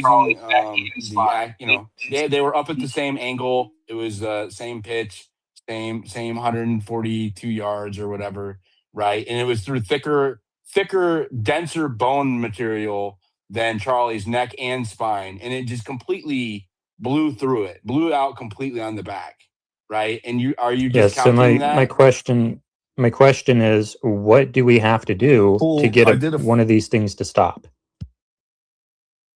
Well, I mean, first of all, we have plenty of data that says they stop much sooner than that. And on top of that, what he did is nowhere near recreating. What we have is a butchered pig.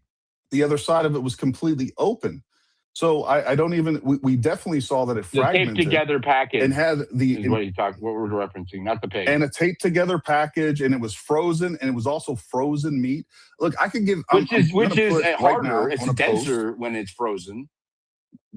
Okay. First of all, hardness is not a matter of what is steel harder or is Kevlar Hey, harder. Jordan, have you been able to Kevlar have can your question answer?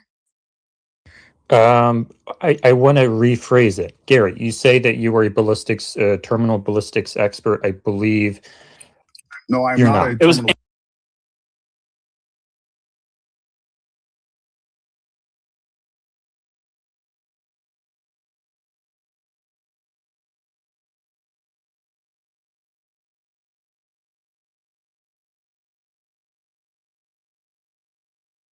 Mass that is similar to Charlie's.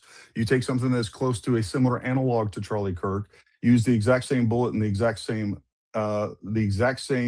rifle as well. The rifle is a huge component of this as well, because if that round was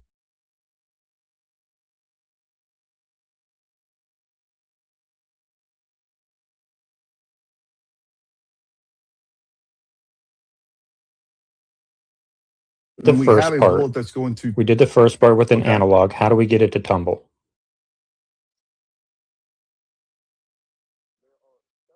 that you can get that to tumble. But here's the thing: the other thing that you're going to need is you're going to use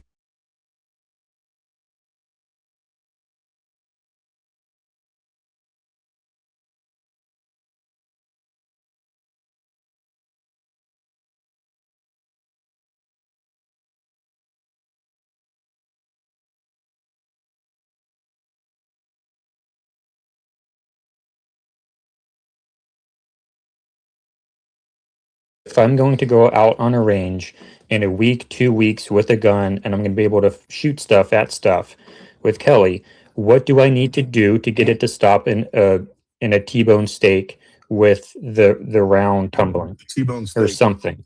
Well, first, I mean, we're not going to have like a cadaver or a personal you're volunteer. like this so. is there are so many. This is the problem here is not realizing how many variables that you're trying to reproduce.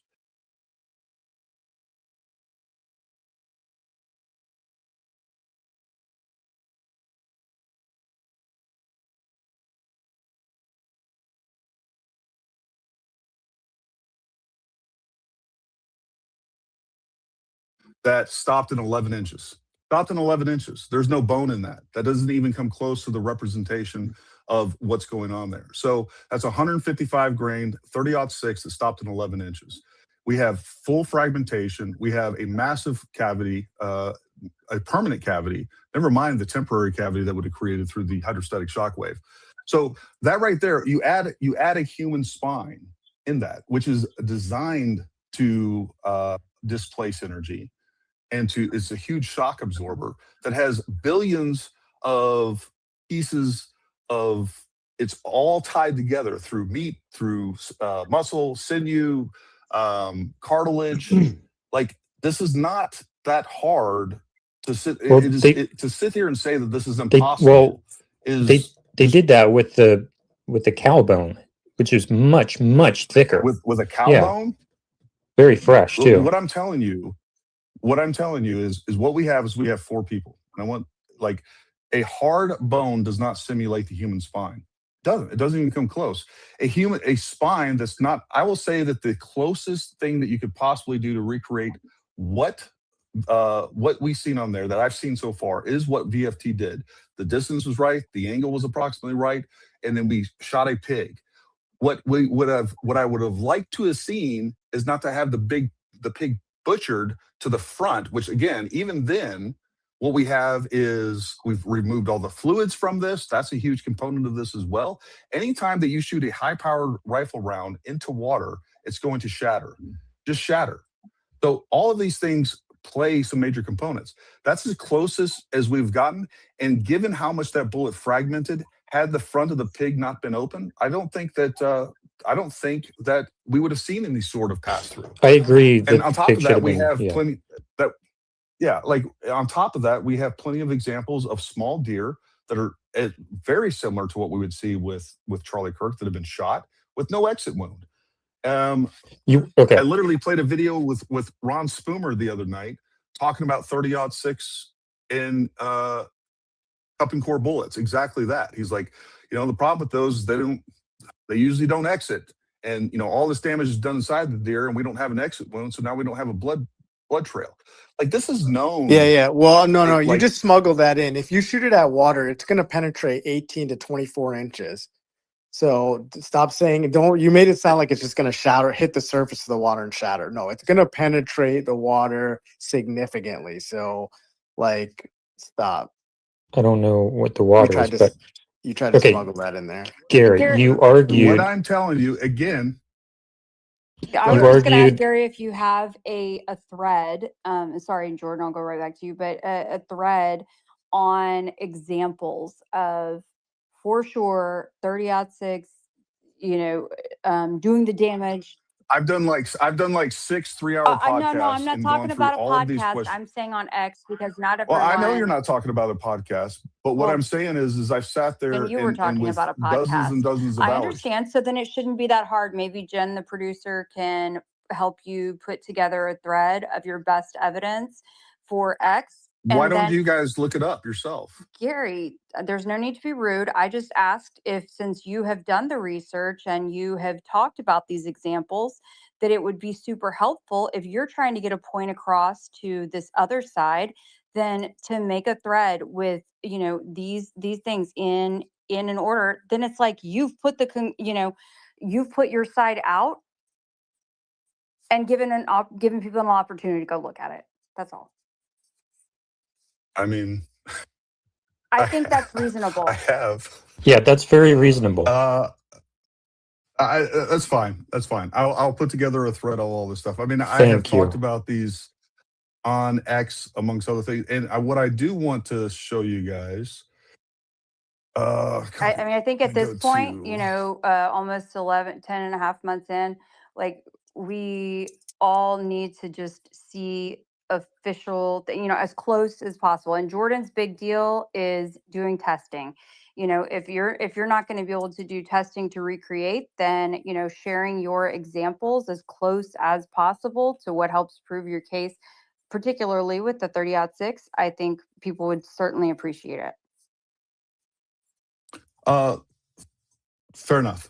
So here we have, I just want, if you go down the comments Blake. There's a couple things that I've posted. Number one is the open casket of Martin Luther King. The other one I just posted is a video from Mythbusters from 20 years ago.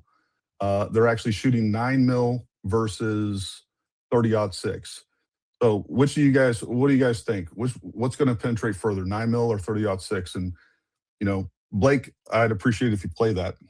And then they also talk about the 30-06 rounds hitting water as well and shattering upon impact. I don't know how far they actually penetrate. It really doesn't matter. Again, that is just water. And we also have the rest of the tissue and everything else to deal with. But the fact is that bullets do shatter. High-power rifle rounds are going to shatter. And we see that exactly what takes place with the evidence that we've been provided. So, I mean, everything's lining up. And we can sit here and try to, and it's fair, you can find where it doesn't line up. And I'm all about that. But what I'm not about is you have exhibited none of lying that. about certain things. You have not exhibited any. What are you of talking that. about? You just said you're What are you all talking about finding out where it's not fair, right? And you have been the complete opposite for the Not last fair. 9 months. That's absolutely not true. Not true at all. What line of skepticism have you drawn towards the official narrative? Give me one example in the last 9 months. One example. Bingo. Well, what I've maintained for the last 9 months is that I think that other people were involved in this. That's not skepticism towards the And I official also- narrative. The feds have been saying that. What's that? The feds said that. That's part of the official narrative, that they think other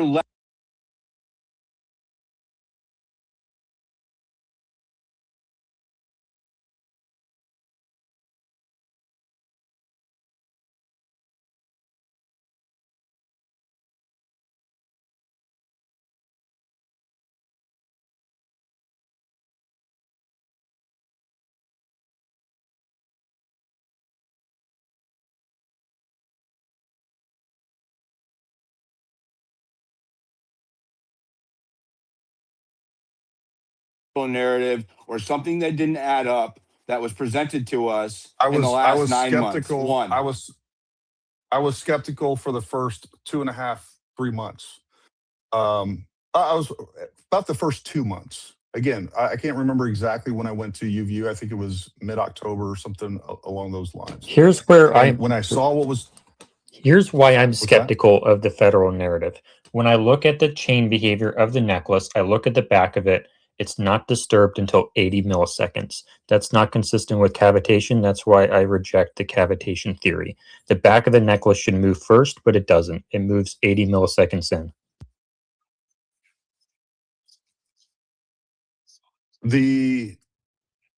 Okay, so what would be your additional? What would be your alternative? What would cause that, do you think? Well, this is Blake's spaces. This is Blake's spaces, so Yes. I'm under duress. Thank you. Yes. But I've shared that with you before. Guys, I'd like to get on a sash up here, if that's all right. I'm going to get kicked out of the space if I say what I think it was. Well, Okay, it got just it. kind of like Got it. it Okay. just ruins it ruins the vibe. Okay, here's what I will say with all of this. What I have done time and time again, where I started off with this, was number one, investigating what I think took place. The other thing that I did from day 2 was when people were saying it was a palm gun, I'm like, nope, it's not a palm gun, and here's why it's not a palm gun. And immediately it was like, you're a Fed, you're paid by Israel. Like, this is like day 2 or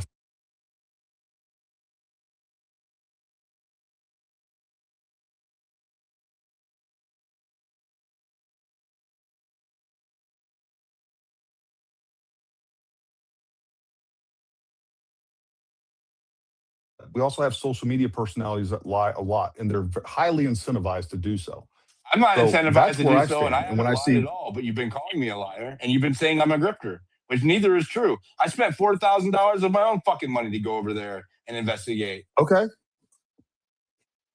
Okay, what? So the reason it's From your not meme cavitation is because the back of the necklace moves 80 milliseconds in, not first. That's why it's not cavitation. Based on what video? The one that's on my profile banner. Because okay, and I'll check that out. And again, what you see is different things from different perspectives, because regardless, No, we if see they're the 30 same frames thing per from every second, perspective that's visible enough. no. Where you start to see movement is completely different at every single perspective. No, we start to see movement on the front of the shirt and on the back of the No, shirt that is true. That is simultaneously. true. That is true because the cameras aren't lined up. Some of those are capturing in between frames with other cameras, and I have the exact same thing. Me and Mid Gray have gone through this multiple times, and we've talked about this exact same thing. And again, Jordan, you're welcome to come on. I'll have you on. We will.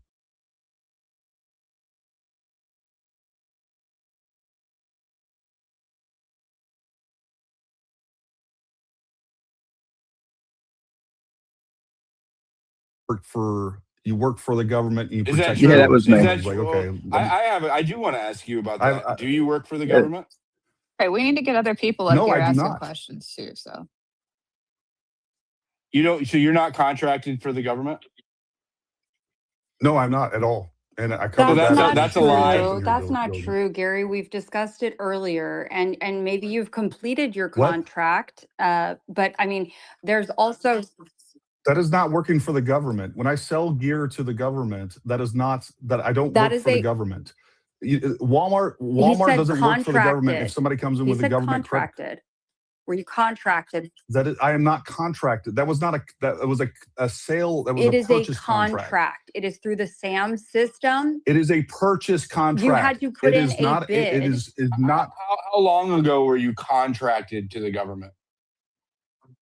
Oh my God, dude! I literally had this I whole know, and you conversation, and still no, weren't it is not You contracted. just brought it back about up, it. bro. You're the one that brought it back up, not me. And you weren't forthright about it, Gary, and we can discuss that, later. You're No, lying. trust What are me, you talking I'll about? bring you the Everything that receipt. I said, everything that I I will just bring you said. the I'm receipt. Okay, asking you here's to a Everything that I clarify. just suggestion said here. was I'm asking you to clarify. everything that I said was absolutely true. I have not lied about a No, single I'm not freaking saying thing. I that, have a Gary. Stop. I'm suggestion. asking you to clarify. I'm talking to whoever the chick Chick, was that was Okay, talking. Kelly. No. wait. I don't know who How you're long talking. ago, I don't know who this is regardless of talking. whether it was a Hey, service or a Gary, can you purchase, have a bit of respect, please? When you're in our space, have respect for the ladies in here, please. Because I said chick talking. Yeah, you That's just know not. you to the speak women, down to bro. To the people women. and you speak Oh my condescending. Just God, dude. have some.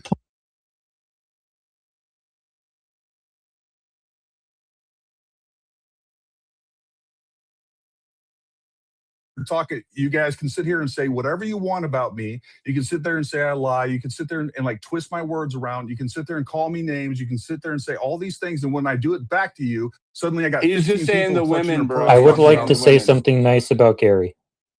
Okay. I would like to say something nice about Gary. When Butler happened, I watched Gary, and I really liked watching Gary to find out what happened, because I didn't know what happened, and I really valued his content and his input on that case. Thank you for providing that.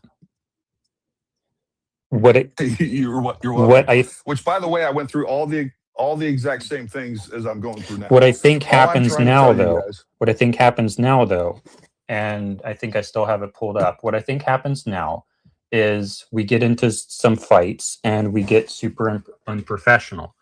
And I have a tweet pulled up from the other day. By we, he says, means you. You're literally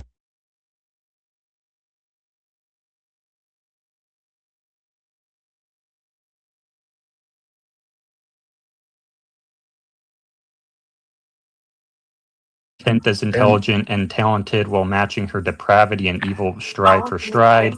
That lip filler must have finally migrated to whatever gray matter you had left. This is very unprofessional, and I think that's why we get off on the wrong foot sometimes. I'm well. Let me tell you something. I've had nothing but Blake, your unprofessional mic's from Hold on, every Blake. single one Blake, of your you. mic's open. Oh, that's the Lion King love song. I was just And playing hey, it to set the Oh, it mood. sounds like shit. Stu Sorry. Peters is down there.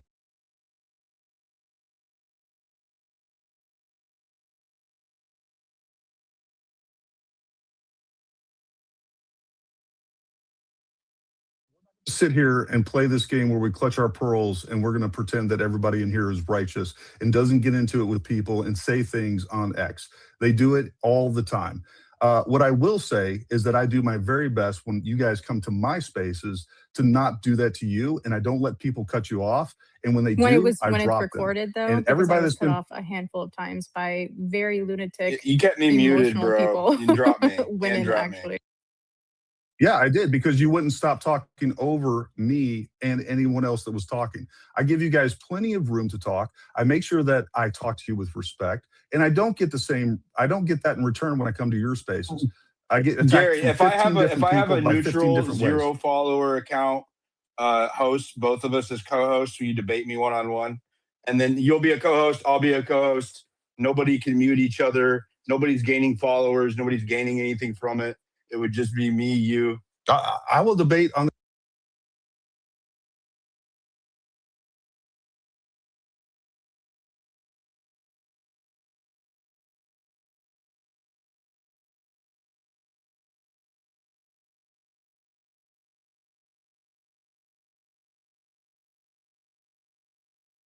with lies. I didn't That's when smear you're you getting with blocked. any lies at all. What are you talking Did about? he call you a sure he did. criminal, Gary, when you don't have a criminal record? Did he call you a criminal? What lies did I Well, say? you're welcome to block me too, Diligent. So what lies did you say? Yeah, Let me pull up your post. go for it. You got your post handy? Read the post. I've read it. I wrote it. I know what it says. Okay. Well, read it. Read it. I don't remember it by heart right now. Well, you're the one claiming I lied. So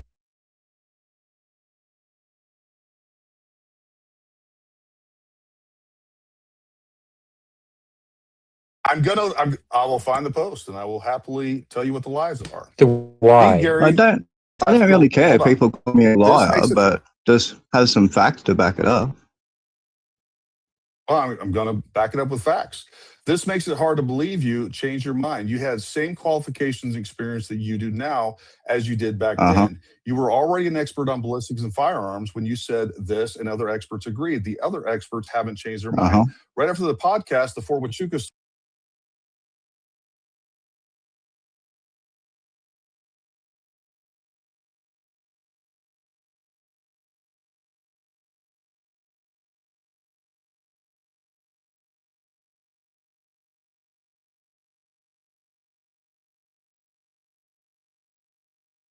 and guess what? GSA is still going to award me contracts if I so choose to get them. Are you And I getting have more a disabled contracts? small veteran-owned business. Are you likely to get more? No, I haven't got any more contracts. You haven't applied for And any more? if I was I've not applied for any more. And if I decide to, I will. But I didn't like the entire process. It was a waste of time and money. As Right. I So have what did I explained to lie you about? multiple times. Button heads with the establishment stops you from working with them in the future. Is that a lie? That is a lie. And where? How? That is a lie. Prove I it. can sit here. I can sit here and say whatever I want. And it's not going to change the procurement office at the GSA. So you're likely to get more government it's so contracts. dumb. Okay. Cool. Keep going. What else? I could get What more else? government contracts. I have a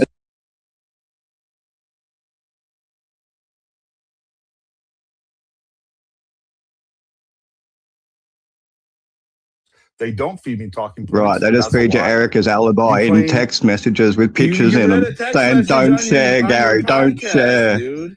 Please I'm don't not share. going to sit here and relitigate.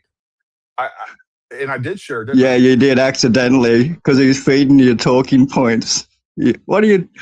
Keep going. What Talking else points. have I? literally read. What else are See, you this is claiming what I I'm lied talking about? dude. Keep going. You are a liar. Okay. You are a liar. I literally read the entire text message to everybody here. So they prior didn't. to He this wasn't feeding you a that talking proves- point. Then is that what you're saying? It sounds like No, he you. was not it sounds, feeding me a it talking sounds point. like you think. If I may, it sounds like you have a problem with his opinion, right? The factual statements he made in his post aren't inaccurate. You were contracted to the DoD Diligent. previously. It is. No. You did Diligent. get Would it information from be Andrew accurate Colvin and hold on, repeated listen. it. Hold on. Would it be accurate to say that the guy giving you a statement, or that the owner of the smokehouse was feeding you talking Okay, points? go back and play that recording you got I pulled took up. a direct statement. What do you mean? I took a direct statement. It was an interview. Just go play that recording you've This got is pulled up exactly for what I did. Diligent. Play that one. Yeah, since you just brought that up, I would like to. Do you got a recording handy? Can you send it to Blake Hold on. to play? I'm gonna have to cut it.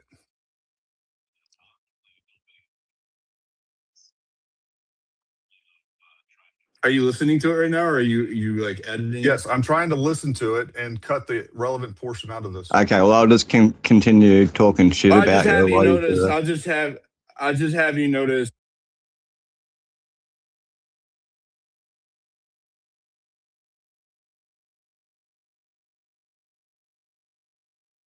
Played my entire conversation with everybody at the restaurant, excluding only names that were mentioned, right? But when it comes to this conversation that he's using to rebut my point somehow, he is redacting portions for whatever reason. Wait, what? You said that you're cutting it. You can't just play it. Hey, what are you? What are you hiding? What are you editing? Yeah, what's wrong? I am editing. Okay, look, you know what? This is the problem. Is I can't come on here and talk to you guys in good faith at all. What do you mean, guys bro? have no good faith in you Hey, whatsoever. John, No, go ahead and ask what you need to ask. You've had your hand up. And Gary, I think John's actually a I fan think of he's yours. gonna bounce before he plays that because of No, he doesn't want to burn it. Anyways, Gary, John's a fan of yours, so if you'd like to let him speak, that'd be amazing. Okay. Of course, it's on my space. All right, y'all talking. I've been hearing y'all for a while now talking about the gun he shot him with. I think he shot him with a foldable gun he had in his backpack. And Gary, I made a video back in November. I saw it. Did you see it? That I made in response to you and Gray? I did. And the things I think y'all missed. What's that? The video I made.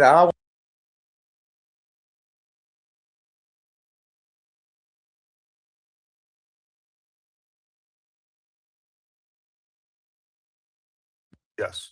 But anyway, I think that he had a foldable gun that he took in his backpack.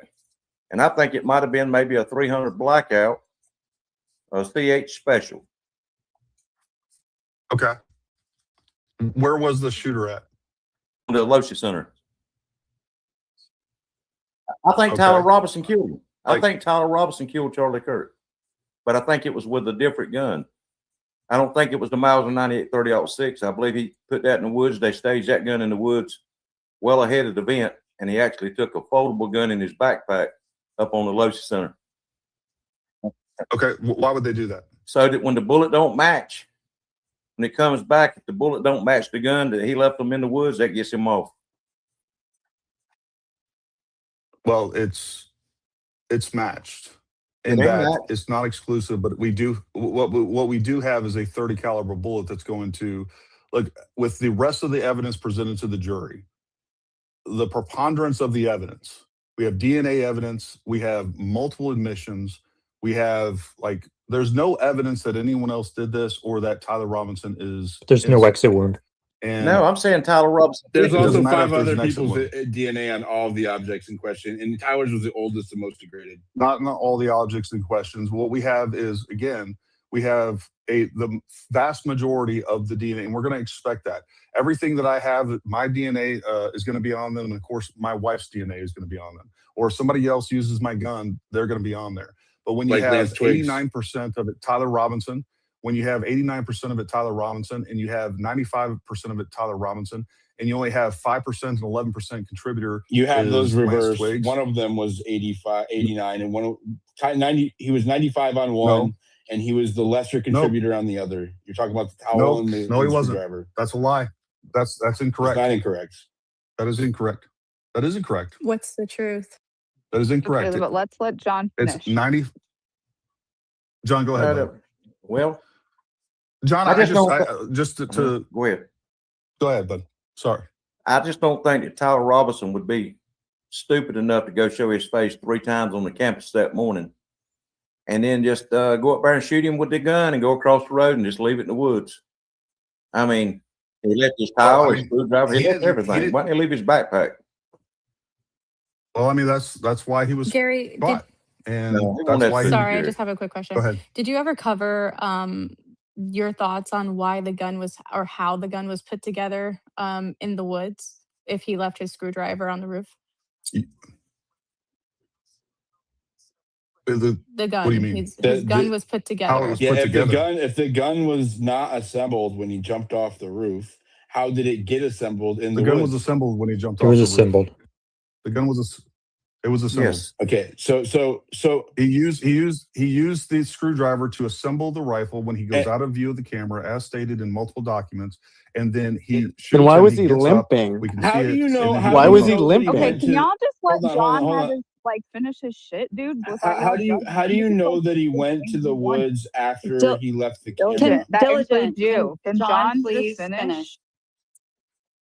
I think that he took the screwdriver and left it on roof intentionally so that it would make it look like that he had the miles of 98 30-06 on that roof. He left the screwdriver for them to find it. And also he could use the excuse, once I got back to the woods, I couldn't take the gun apart. I had no choice but to leave it. I left my screwdriver. That was all in Tyler's plan. You know, to throw him off. He left the towel, the screwdriver, the gun. He left them everything. Why didn't he just go ahead and leave his backpack? I mean, why did he want to take that? Well, I can't get into the mind of Tyler other than I can say that we know from the text messages, if you believe the text messages, he wasn't expecting to come back. He said, I'm likely caught or killed at this point. I think he had a pretty well-developed plan, which there was lots of flaws in, on the execution of this, the actions on, but the exfil and getting away with it, I don't think he expected to get away with it. He was ready to die there or to get caught immediately, and it just didn't work out that way. Why did he leave a screwdriver? I think it fell out of his pocket.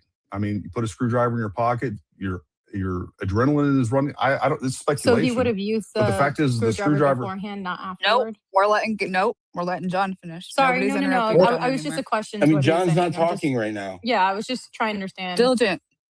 You've had Yeah, plenty of well, time to talk. This is John. John's wanted to talk to Gary for a long time. Don't be fucking rude. That's all I'm asking.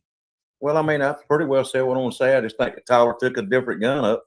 I don't think he would be stupid enough to, not unless he was suicidal and just didn't care if he went and killed him and didn't care. I mean, but if he was trying to get out of it, and I think he planned this, they posted this, what, August the 27th, exactly 2 weeks no, to the date. Exactly. John, can August I the ask you a 27th. question? Nope, you can't, because this is John's time with Gary.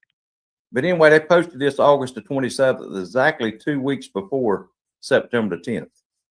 Okay, he had 2 weeks to plan this. I think he went there, and he even said in the text he'd been planning it for what, a week?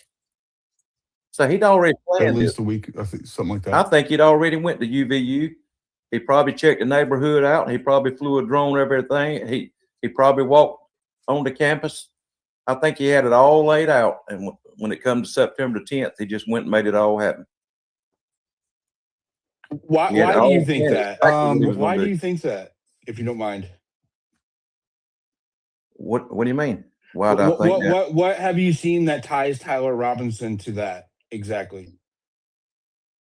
It Well, sounds like it's just a fingerprints, DNA, car.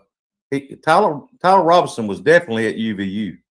I mean, his car. What makes you say that? DNA. His DNA was not found at UVU. Do you not hear the lady? I was like, dude, can like seriously, John has been dying to talk to Gary. His DNA won't found on the rifle, the towel, screwdriver. His car was there. Tyler Robinson was definitely at UVU. There was too much to put him there. I mean, do you think how do you think all that got there? I mean, people. If Lance Twiggs had access to all of that, how do you know he didn't put all that there? So you think that because I mean, you don't know how Lance to listen Twiggs very well. was 3.5 hours away.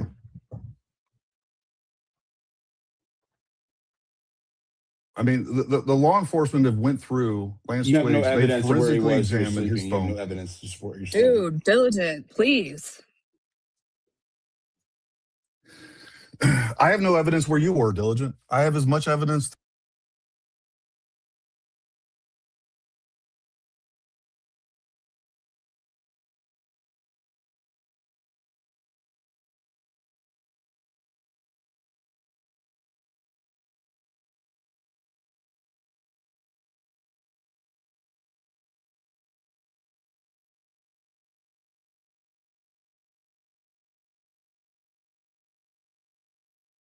The only reason John, I made the video back then, Gary, and you'll hear in that video, that's the first video I ever made in my life. And I thought you and Gray, and I'm not knocking you in any kind of way. I thought y'all were straight, good people. And I thought it was just stuff y'all didn't see and missed. And I thought that I could make that video and get it to you and show you. Because I tried to text you from October the 19th all the way up to about a month ago, and I've never got a text back from you. So Yeah, I don't know. I just well, John, you got to yeah. realize It's the John, you got saddest to part of this realize entire that. I thing. mean, I'm getting. It's not that like we don't have Jillian, please. I love you to death, but Jesus please just Christ. let John and fucking Oh, sorry, I Gary didn't open fucking my talk. bad. I didn't mean to. No, you're good. I just don't, I mean, I don't know how many times I've done tell y'all. Well, anyway, I just tried to text you from October the 19th, and I text you. And the first time I had my wife text you, I didn't know how to text, but I had my wife to text you. She texted you on a Sunday morning, October the 19th. We was headed to the mountains, and you text right back and said, "Hey, it's Sunday time with the family. Send something to my podcast, and all this." So I had my wife to do that, and then I never heard back from you, and I kept texting you. And I've texted you all the way up to about a month ago. If you would look back at your text, or I've texted you, it will probably go a city block. John, just understand, John, just real quick, I don't mean to cut you off, but to get some clarification here, understand that I am inundated by texts, by emails. I have hundreds and hundreds of people telling me they've made videos, telling me to look at their thing. And I have looked, and 90% of those I don't have time to look at. I run a business and I do this. And like that's what I do. So I'm constantly getting inundated by hundreds of people texting me and saying they made a video and tagging me in videos. Yours is one of the very few that I did watch. I don't like, all you would have to present to me is some evidence that he has, like, it's just not congruent for me. And maybe it is what happened. What I'm saying is, like, I don't understand the why behind it. And we talk about criminals being dumb, or Tyler Robinson being that would dumb. make him smarter. You can be extremely book smart, but not operationally smart. And what I mean by that specifically is he thought if he just got his gun, that he left no evidence. He didn't think about the cell phone evidence. He didn't think about DNA. The only thing he brought up at all was fingerprints. He's like, I don't think I left any fingerprints. The only evidence that I left was the gun, which why he was desperate. Gary, to get you back can't to the walk gun. on the campus 3 times that day with nothing but a hat and sunglasses. Same thing. He walks around every day of his life at home. If you walk around the same way you do every day of your life, don't you think once you go on the Lotion Center and shoot somebody, that once it makes it to the news, somebody's going to pick you out? That's the same way you walk around every day. He walked around the campus. What I'm 3 times. saying, I agree. Like, you and I agree on most of this, John. What I'm saying is that if he's the one that killed Charlie Kirk, you and I are sane, rational people, and we can't project our own thoughts and what we would do upon somebody that can go on top of the roof. And the other thing that really was crazy to me is when he's talking to Lance Twiggs, if you believe the text, is very flippant. I mean, it is very cold when he's like, yeah, Grandpa's gun sure shoots well, something along those lines. And you know what I think them He texts just was murdered about? a man. Them texts was to keep making it, because every time something was said, he would go back. If I could just get Grandpa's gun, I would be left no evidence. He keeps trying to get everybody's mind on that Mauser 98 30-06 and off the real gun that he used. But why? So that they think that he took the Mauser 98 30-06 on the roof, but he didn't ever take the shot. He's not the one that killed Charlie Kirk. But there could be no gun.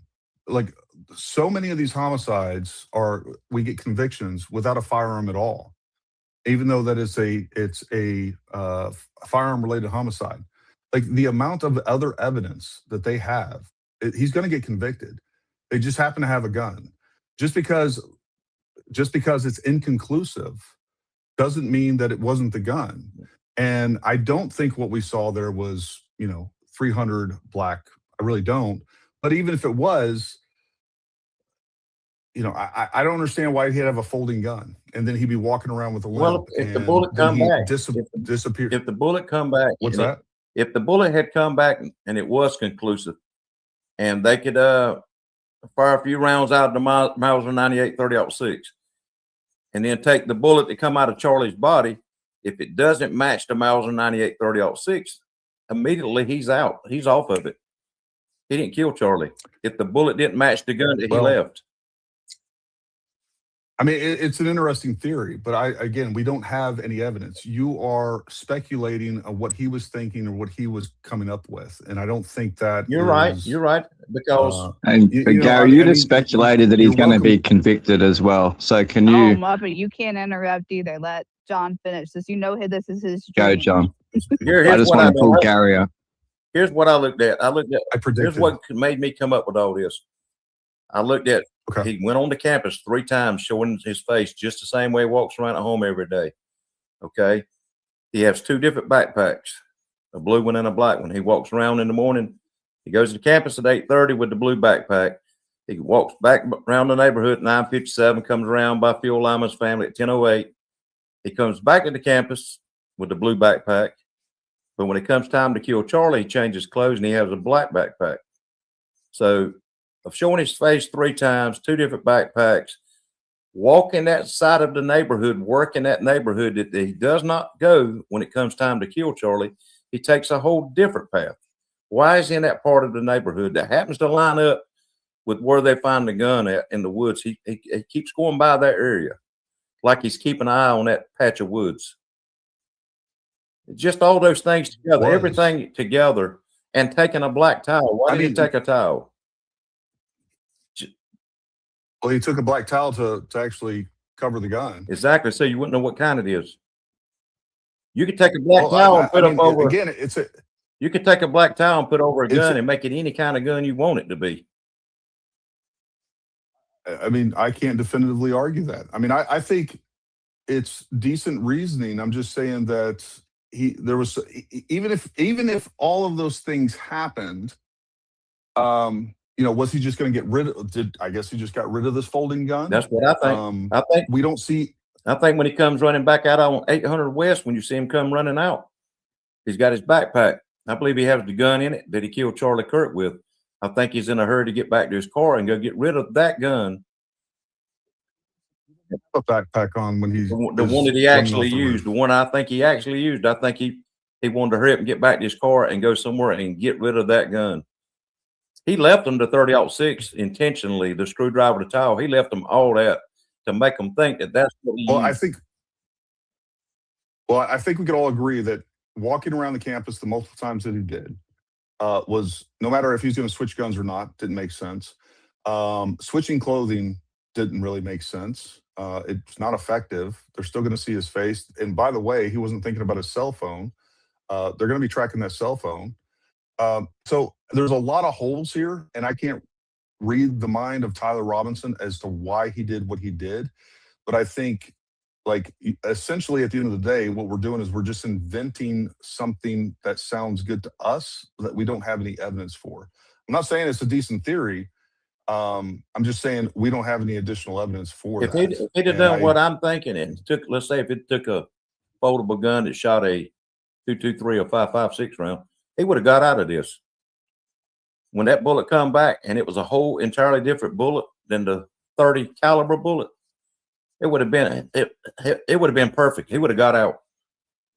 He could have said, "Hey, I was there. Yeah, you got my DNA. I was on the left side." They would have just there would be some way. Let's say he bought a folding gun and he got rid of it, right? Mm-hmm.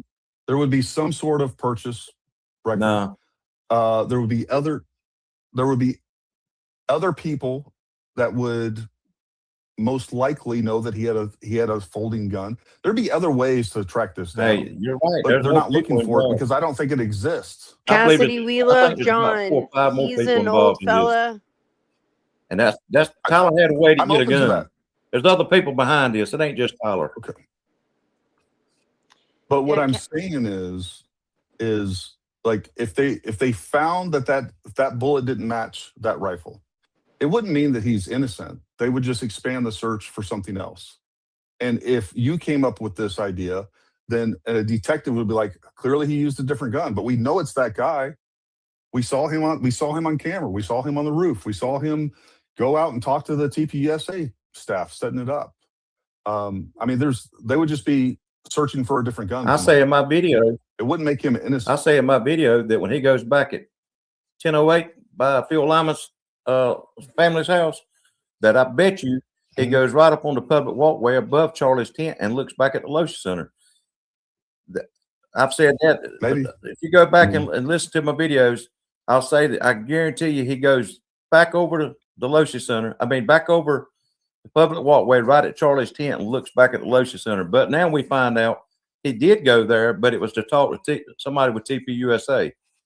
Then he went to Chick-fil-A. Then he went across the road to the woods and come back without the blue backpack. I don't know what that was about, but he definitely had a blue backpack. When he came back, he didn't have it anymore. Cassidy, do you have an ex? You should get on the space and talk to Paramount. No, the reason why they gave John a backpack. mic is because he's been trying to get a hold of Gary for a long time, and we meet a lot. John, if Gary promises to watch your videos, will you be satisfied? Yeah, I mean, like I said, I'll tell you in the videos, I don't know. You know, I could be wrong, but I just feel like showing his face and all the things he done that day is what led me to believe what I believe. I'm not saying I'm right. Yeah, I could very well be wrong, and I say that in the videos. But it's just something I thought about would be the perfect plan for him to think that he could get out of this. I just don't think he had a perfect plan.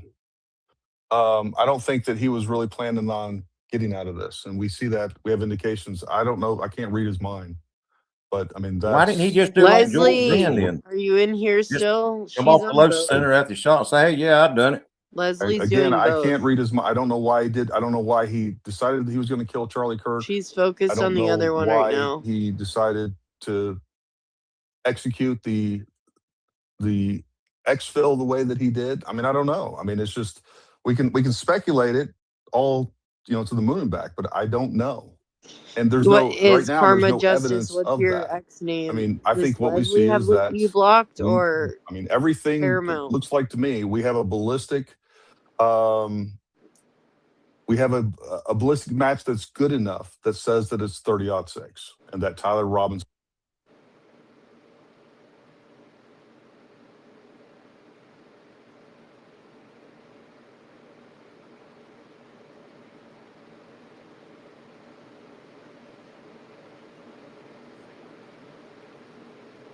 Charlie Kirk, then it worked.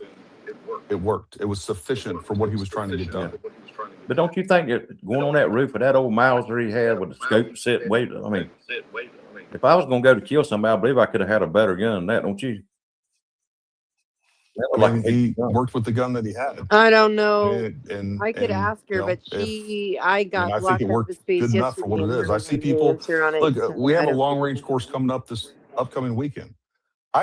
We have clients. I had to start a whole nother day. It was supposed to be a 2-day course. It's now a 3-day course because for just it's actually not difficult to hear you, Quint, over. So if you do want to talk to the audience, you're more than welcome to, because it does. You can hear it decently. Shooting like this the entire time. Now, the other thing I think that's very possible is I'm still in the space, and I'm rings. I'm probably going to speak soon. I just kind of been waiting an older gun like that for my opportunity. The amount of force and it. Yeah, like what are they trying? Why is Paramount it could have doing slid this? back in those rings. We see that happen all the time. Oh, because he's trying to get TPUSA out of hot water. When you say hit the ground, what you thinking? The barrel hit the ground when he jumped like just to get clippable moments? No. I think the buttstock hit it, which is why it's scooted. The whole scope is kind of slid back in the mounts itself. He's thinking whenever if you look at it. Yeah. Can I ask a question about exfil, or are we still on John? No, let's go. Let's move. There's a lot of people who have had their hands up. On Ash, you're up. Heck yeah. What's up, Gary? How are you? What's happening? Good. Okay. Just snapping necks, cashing checks. Just a normal Monday.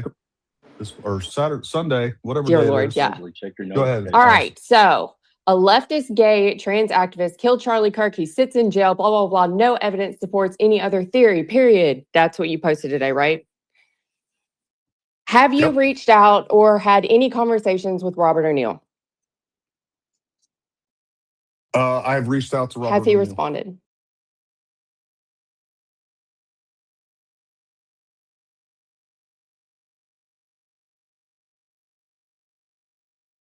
You're wrong. I'd love to have a private conversation. I respect your. What you want to tell him that he said was wrong? What I said, and this is what body of evidence that you're looking at, and I'd like to go over the body of evidence that I'm. So his looking at account is and based compare off of notes and killing see 20 where people. How many people have you killed? I don't post those numbers, and that's not something I'm going to talk about. Is it more than 20 or less than 20? I'm not going to say one way or the Why? other. He doesn't have to. That's not that's not information. That's extremely personal information that I don't want to Well, talk you're about. saying there's I've no been evidence in- that supports any other theory, but we literally have a man who How dare shot you bin ask how Laden many in the people head, I've murdered? How saying that dare shirts you? don't move like that. Allegedly. I mean, that feels Allegedly. okay. I mean, I guess you could go down there. But if I mean, we have I disagree somebody with of him. I don't his know what to say. caliber And I saying have that I have a there's lot. Well, I've done 4 combat tours, including the initial push into Iraq. Allegedly. I've seen plenty allegedly, of combat. Allegedly.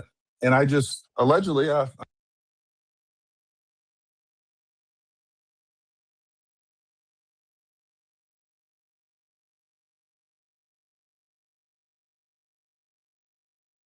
Matt Tardio, who is a very well decorated combat veteran as well, disagrees with him. so There were you two used people to on be. that interview that Matt Hardy is claimed. explosives, not guns. Yeah, that's what he's saying, that it Oh, no, looks like an he explosion, not a stop. shot. So I just think that your statement claiming that there's Yeah. no evidence to support any other theory, you've got some pretty higher up dudes. I stand by that. Well, how do you can't say that though. You cannot say that when there are people that have actually, No, I mean, I can. guess you can because you fall in line with saying whatever you want on here because you just want to What no, start out a what paragraph evidence pointing what to the left. evidence Like if you want people to take you seriously too, you've got to quit this whole leftist. I don't Like, care if you guys take me seriously. Like I'm not here to convince yeah, you you of are. anything. That's the whole reason you're in this I'm here to tell people space. no, I'm not. Then why are you No, here? no, I'm not. I'm not. I honestly not. Because when somebody's sitting there saying that something about DS and that I protect Israelis and things like that's why I came to the space. That sounds like defending yourself. Specifically. And Well, here's my next thing. but I'm What not happened trying to to you in convince Valhalla? Because y'all were on the same path and then y'all aren't. Now y'all are going down different directions. Do you discredit the work that he's doing and think that, your studies are. I think that he has lied multiple times and I've called him out on it in text and publicly. And that's where I stand with it. Okay, so y'all aren't on the same path anymore at all. I don't know what Okay. path he's on. How did you get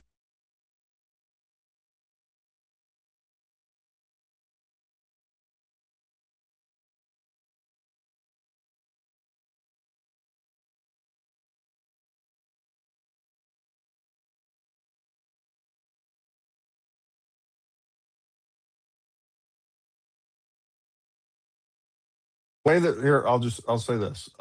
Somewhere around October, I don't remember exactly when, Brian Harpole's girlfriend reached out to me and told me who she was. And then ultimately Brian Harpole, I ended up getting his phone number. I was trying to get a hold of him originally, especially to determine whether or not that Charlie Kirk did or did not have body armor on. And what he stated to me when I finally talked to him was that, hey, look, I appreciate that you're like the only one that's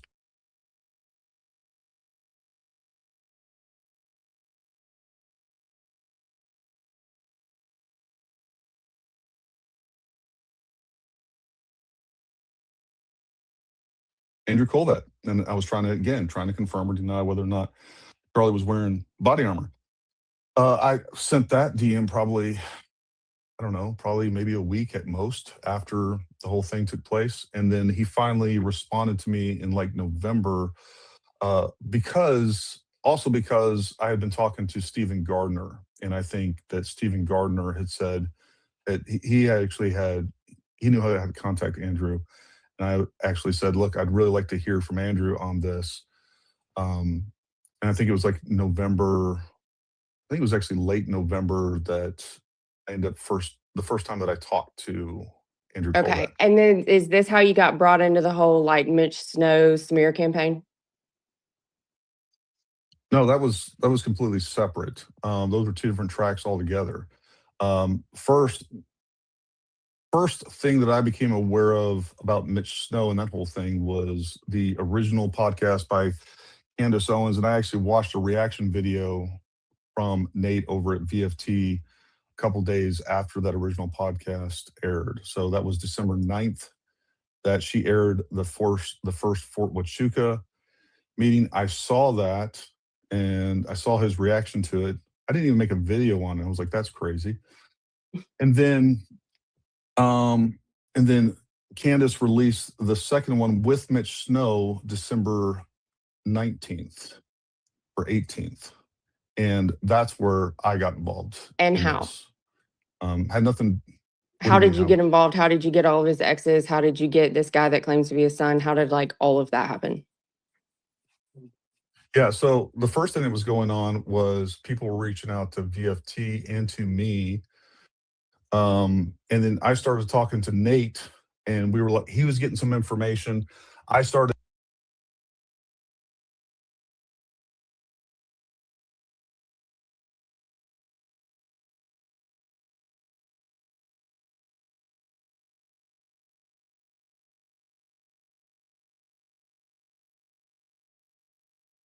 His quote unquote best friend that was completely appalled by what he was saying and also felt that it was that he was lying. Appalled by what he was saying about Fort So I started Washington? doing back. Yes. That is so yes. appalling. Was he What's that? there with him to claim that he was lying? No, there's nothing No, he was also appalling that was military. said. He I was just think also- that's hilarious. he- Continue, Gary. Well, it is appalling. It's appalling that anyone would believe that you would walk into Joint Task Force Southern Border, and there'd be some secret meeting taking place to take out Charlie Kirk. He That you didn't know have a what it was conventional then. meeting That's at kind of this an task- assumption. That was the assumption that was presented on the show. I mean, that was the inference during the He's entire just thing. mentioned high brass and that- everything like that. My question is, how did you get involved? I want to know how you got a hold of these exes. I want to know how you got Yeah, a hold so of I this one. started doing background checks on Mitch Snow and Harry Myers, and then I came across additional people that were connected to him. The person that I came across was This was just an independent thing. somebody You who was started reaching out to people. 100%, like 100%. I just was pulling. Why were every you phone so number that I passionate could about find trying to get because dirt it was on him? it was a complete lie, and I knew it. How did you What? know I it? wasn't You use the passionate word about. lie so This is much. crazy. It's so funny. It just shows motive behind you. I'm trying Well, to I mean, it get is. to like, what is your motive here? I know how the military works, and I know that is not correct. It's not correct to I mean, I see don't know high what else to brass, say. which has been proven to have been there. That's not correct. That's a lie. No, there was no conspiracy. Hold on. So let's go back to how that show was predicated. Candace Owens starts I out think with opening everybody in statement. here has By seen the that show time with we're- Candace. We really don't have to like recap that. Okay. I want to recap, like, yeah, you're just trying to claim all this. I just want to know how you got involved because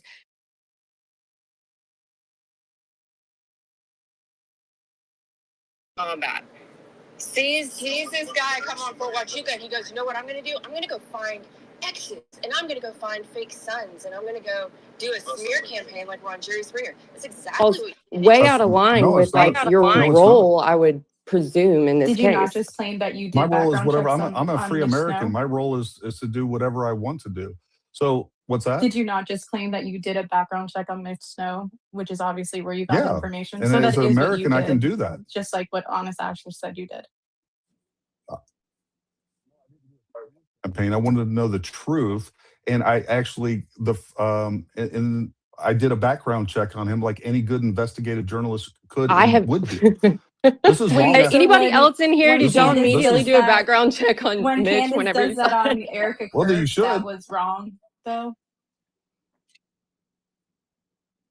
I just think it's interesting that you hooked And up with the Andrew thing- Colvett, then you're hooking up with Brian Harple, and then immediately, which we all know that they were threatening Candace not to bring Mitch Snow on her show. The minute that she does, then you What go are you on a talking Jerry about? Springer like smear campaign on this No, guy. no. There You was no sound threats to- connected, my guy. Nobody knew who Mitch. This is a lie. No. I'm actually putting in work and actually doing an investigation. There was no threats to not bring on Mitch Snow. That's a total lie. Nobody knew who Mitch Snow was until that episode aired on December I mean, 19th. we can say that, but That's not true. they Even held him Carol in. actually They said held that him in.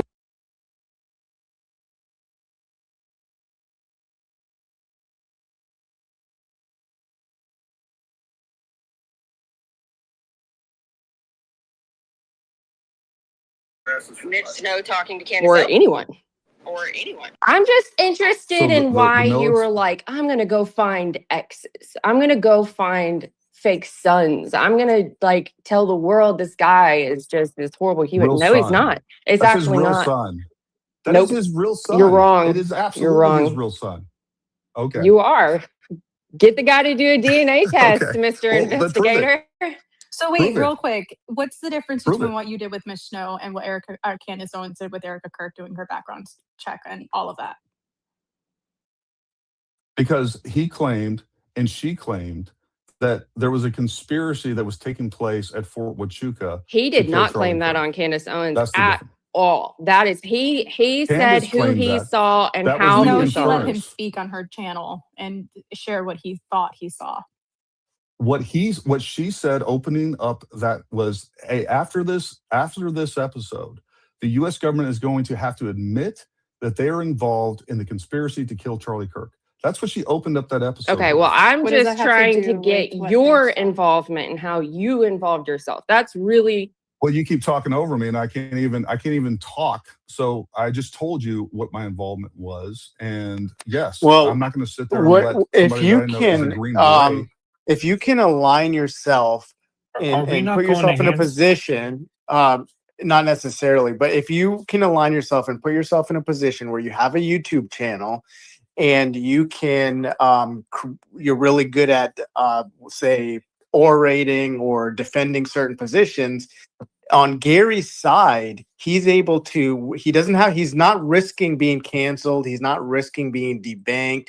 He can just align himself with the official narrative, build his YouTube, and they love this. TPUSA loves this, in my opinion. I did just This, the hold on, opposite. you're I interrupting. did You're just the interrupting opposite, me Uncle Tom. because this is exactly your plan. Okay, go I ahead. didn't say. I don't really Did we even lose everybody? necessarily, in my opinion, have an interest. Know that you won't be. If you align yourself with the official narrative, you can get a big payday from whether it's Daily Wire, TPUSA. In my opinion, you can get a payday from so many entities out there. And you're not going to take the other side, obviously, right? Because then you risk being canceled, debanked. Now, you could get Alex Jones. So that's I think the motive here. If people are looking for a motive, he's already has a channel. He's like, oh wait, I can grow my channel. I can get Brian Harpole on my channel. I can say, look, guys, I'm not knocking you. I mean, you did have to put in the work. So, but you knew if you did, Yeah, put but in the I would work, argue that. I and don't you think he aligned put on the work. yourself. No, wait, I'm going Well, to argue that because here's then, what I think. you I can- think that they Sure. handed Gary information. I think that they gave Gary, hey, do this, do that. The didn't. same way Andrew Colvett wants to text you. Here's a picture of Erica Kirk's kids on. Did they hand that information to Nate? I have no and idea. DFT? I don't know Nate's deal. That's what I was trying to ask you about. Like, when did that split? When did he not become part Yeah, of the fair. slop? Like, that's an interesting point that I would like to figure out. We were both offended. You were by what was being offended that he said, saw and that the high brass that's been yes, proven at Fort Huachuca. That offends that's not you. what was being You don't said. want to That's not what know was if being our said. military is Stolen valor. involved in something like this. That's not what was being said. What was What a being patriot. said was that there.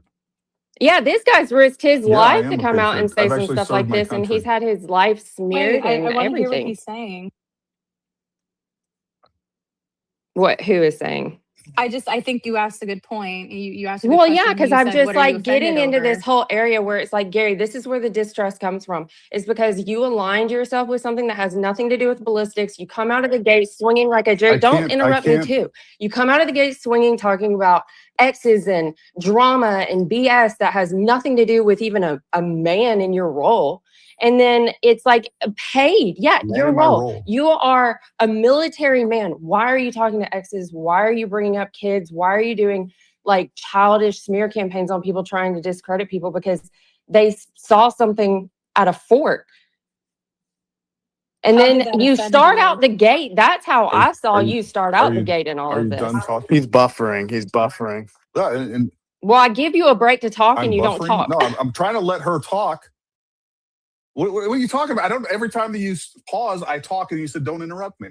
I've already explained all of this multiple times. The fact of the matter is that both Nate and I, we saw that episode. We were like, "Oh my god, dude!"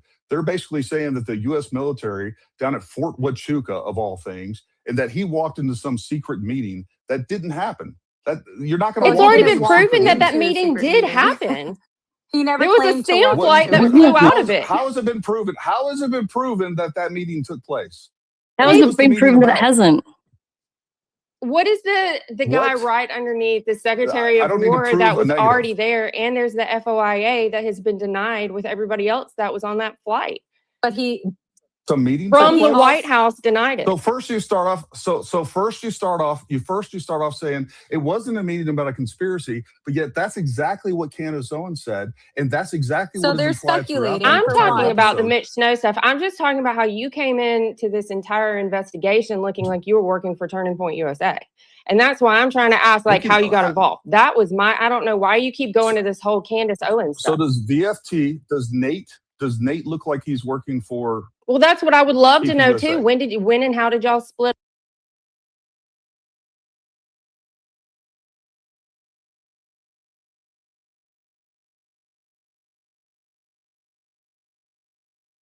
From USASOC.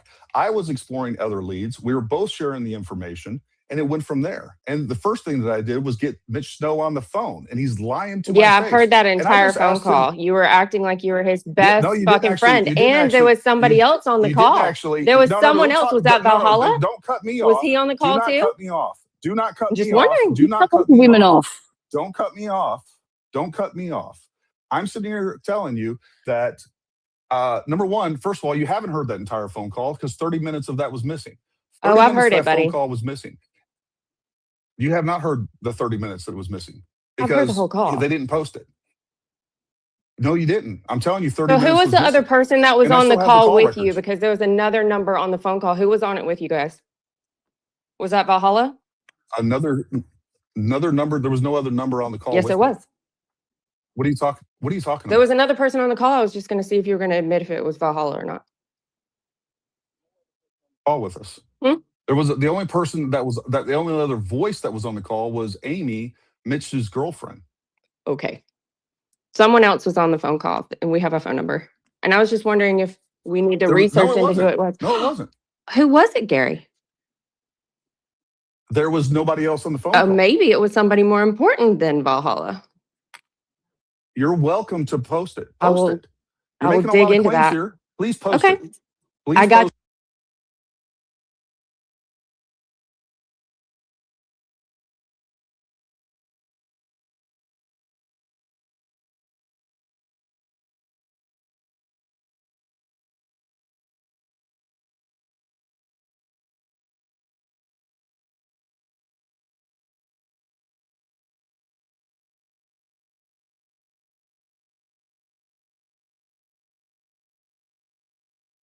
God, I'm Turning Point USA 2.0, 1000%, guys. It's the left. me- Go left they're horrible. It's just everything's against like, bro.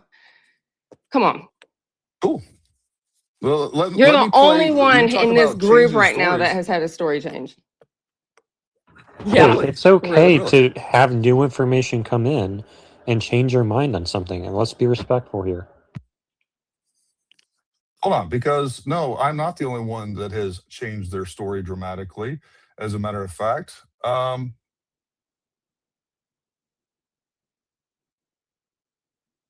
Crickets. Did we lose somebody? I think he's looking for the video or something. Oh.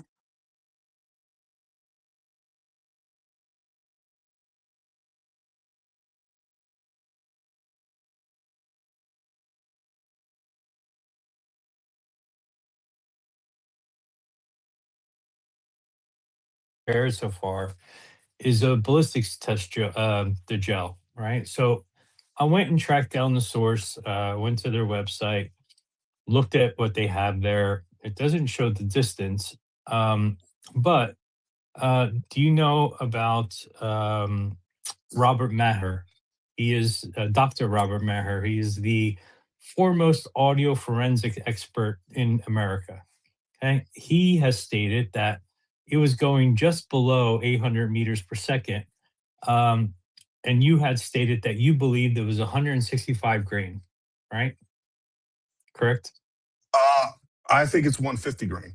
Okay, so 150 grain goes 2,000. Yeah, no, the space does that. Like if you're using X space on a browser and you're just listening, I know for me anyway, on a So first of all, desktop, we're talking about a it completely just different or ammunition laptop, than what we're it talking about just in that ballistic gel. after a while, like Yes, I'm not sometimes talking it's about the ones in the minutes, ballistic shell. I'm 5 talking minutes, about 20 Black minutes, and Hills it just like ammunition. Your own source clicks has off. It's really 150 weird. grain It happens to everybody. So I keep Hornady having to CX refresh it. That's why velocity. it's happening Velocity that way. 2,900 So I feet per second. apologize. Okay, which is well over But 800. thanks The only for one that would hanging go out that during speed this is actually a heavier grain, which is 11-hour 180. stream. Right, 180 in your ballistic gel goes straight through the ballistic gel. Where goes straight through the ballistic gel? Yeah. What are you talking about? In your own source, okay, first, your own source shows it went 10 inches. A neck is 5 inches, by the way, so it would have went through a neck. But Well, first of all, Charlie Kirk was leaning forward. We have the parabolic arc. It was coming at a 9.4. So Gary went into this So space. it's not straight It's through. Blake The bullet Bednar didn't hit him space. 90 degrees Mhm. in relation And to Charlie. There was some angle as it's it me came in down. there, So if his neck Leslie, is Kelly, 10 inches Lene, wide or 5-6 Honest inches Ash, who's in like a diameter, reporter, that is not the distance that it Paramount, traveled. It is coming down at an Gary's angle. Paramount So it's going Tactical. deeper into his body. And first of So all, I don't know what some of the muzzle same velocity people was that because you don't know typically are in either. spaces Because we would talking have to about actually Kirk get different and muzzle alternative velocities out of theories. ammo. Ammo is known. Well, You guys can look this we know up. the velocity because America's foremost audio forensics expert said it was just below Okay. 800 meters per second, which is 2,600 feet per second, right? 26 feet per second would mean you have a higher grain in a 30-06, not a lower grain.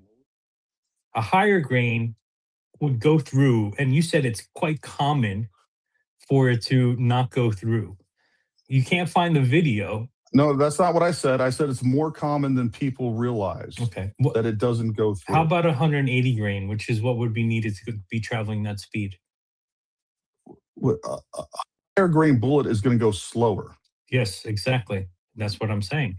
But again, we don't know what the muzzle a lighter grain we would go don't know what the faster. muzzle velocity is.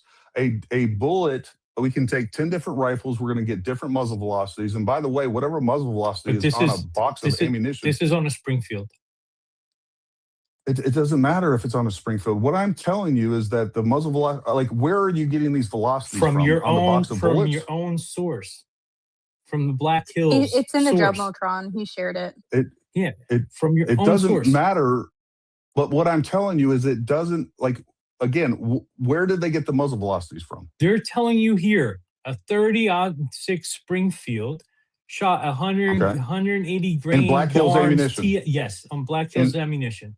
Okay, well, he wasn't using Black Hills ammunition. He was using Remington. And what Remington muzzle velocities, and not we have the muzzle velocity, and then we have the average velocity, which are very different. So if we are shooting that gun at 2,700 feet per second, by the time it gets down range 142 yards, it's probably at 2,500 feet per second.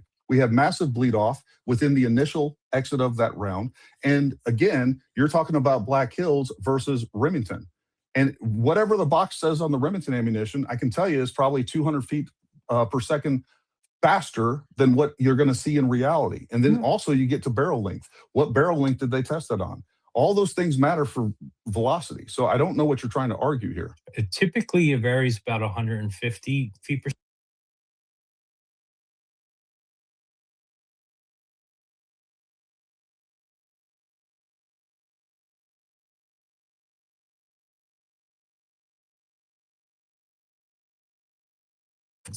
Okay. Right. So I'll go look at Remington now to show it's not going to make a difference there either. It's going to real quick going be back, a higher grain. Blake. Okay, that's fine. Real quick, Blake, down in the comments below, I posted a video of Candace Owens. Can you please play that? I think Blake is asleep. Kelly, Can you Yes, play that video? yeah. No, he's Sorry. not Just, asleep. He just locked a bunch of myself. oh, okay. Well, then he's playing possum. Hold on. Swimming.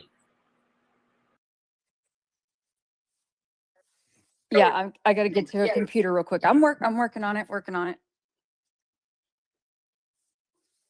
By the way, the Remington goes in the Remington. It would have to be even heavier. Do you understand? The Remington 180 grain goes 823 meters per second, right? So yeah, maybe you lose some because there's a drop off, but that's 180 grain. The 155 goes 900 meters per second. Hold on a second. Remington 30-06. And again, please look. Please go. If you're honest, please go look at Robert Maher. He is the foremost audio forensics expert. Everyone in the country uses him. He's stating that this bullet traveled at 800 meters per second. Where did he get that number from? Where did he get what number? 800 meters per second? Yes. There's various audio sources from multiple videos. Okay. I understand how you get audio. Yeah. I understand how you get you get information and you can speculate what the actual velocity is because we have a cracked thump and we know how far that from those cracked thumps, but to get the total velocity. And then on top of that, I want to know where you're getting whatever muzzle velocity. And then at the end of the day, I can take this ammo and until we have chronographs. Like anybody that's shooting uses chronographs because we know that ammunition varies widely when it comes to muzzle velocity and definitely based off of the box. So like you're trying to get me in some sort of weird gotcha that doesn't even make sense. I'm not going off the box. I'm going off tests. That wasn't from the box of the bullets, right? Of what rifle? What was the barrel length? I don't know. You understand that I'm using your length, source. If you want to ask all these questions, you should do that before you're you not post using a my picture. source. I did. You're not. You posted a photo. No, you my posted source. a photo. No, it listen, doesn't Jack. show. It didn't show where they shot to from. what I'm saying. It didn't show jack What I'm all. saying. You showed a picture of a bullet in a ballistic gel that didn't fragment, travel 10 inches when a neck is 5, and you're telling me you should check your sources more. Well, you're the jackass that posted the fucking photo. Right, with no other information. Hey, let's be respectful. And I actually went and looked. The argument was that 30-06 is going to just blow through whatever. I just showed you a photo of a 30-06 and 10 inches, right around 10 to 11 inches of ballistic gel was completely stopped. There was no bone involved, nothing else. So we add bone, we add 200 pounds of mass, and energy is going to disperse very differently, and it's going to penetrate less. And by the way, 10% ballistic gel we know that is not a good analog for human flesh. That's not what it's for. It's typically going to penetrate further in gel than it will in a real life, whether it's an animal or anything else. So it's going to penetrate further in the gel. You're not getting. I'm telling you, the speed of what you're saying the grain does not match with what an audio forensic expert has said. Now, if you're unaware of the audio forensics, just say that, right? Because if you really want to know the answers, then you should go look. That's fine. I've looked at multiple audio experts in their analysis. I happily go look at what he's saying. If it was 180 grain, would it go through his neck? Paramount. Would that be more common than you think to not go through someone at 180 grain? Well, go through the neck. It's the same things applies. Like we have plenty of examples here where we have 30-06, whether it's 180 grain. I don't know what grain was shot with that Martin Luther King was shot with. I don't know what the actual bullet weight was shot for with Chuck Ritter. I don't know what the bullet weight was that Shane Hill. The fact of the matter is that we have 30-06 and we have plenty of examples where we do not have an exit wound when we shoot a human being, and especially when it hits them in the spine. That was a fact. Does the grain matter? Does the grain matter? What's that? Does the grain matter? It does. Okay, it does. The grain matters. Hold on. The grain matters. Hold on. The grain matters. Muzzle velocity matters. The type of round matters. Whether or not it's stabilized matters. There's a lot of things that matter. And you haven't brought up any other than what you're attributing to. 180 grain is going to always go this. It's going to travel at this speed. That's just I'm not true. saying that, but there's estimates of speeds, right? And a Okay. 155 grain.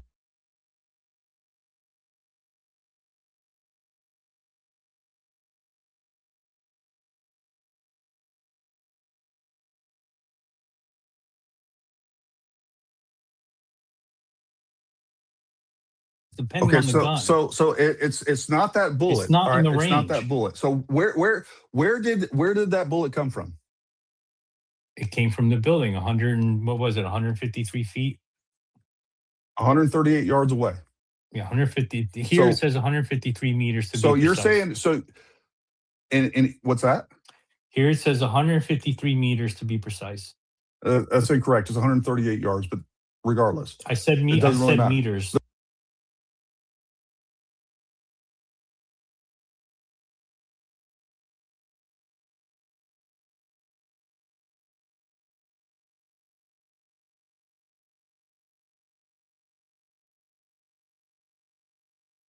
If you're saying that that's not the bullet, then what bullet is it?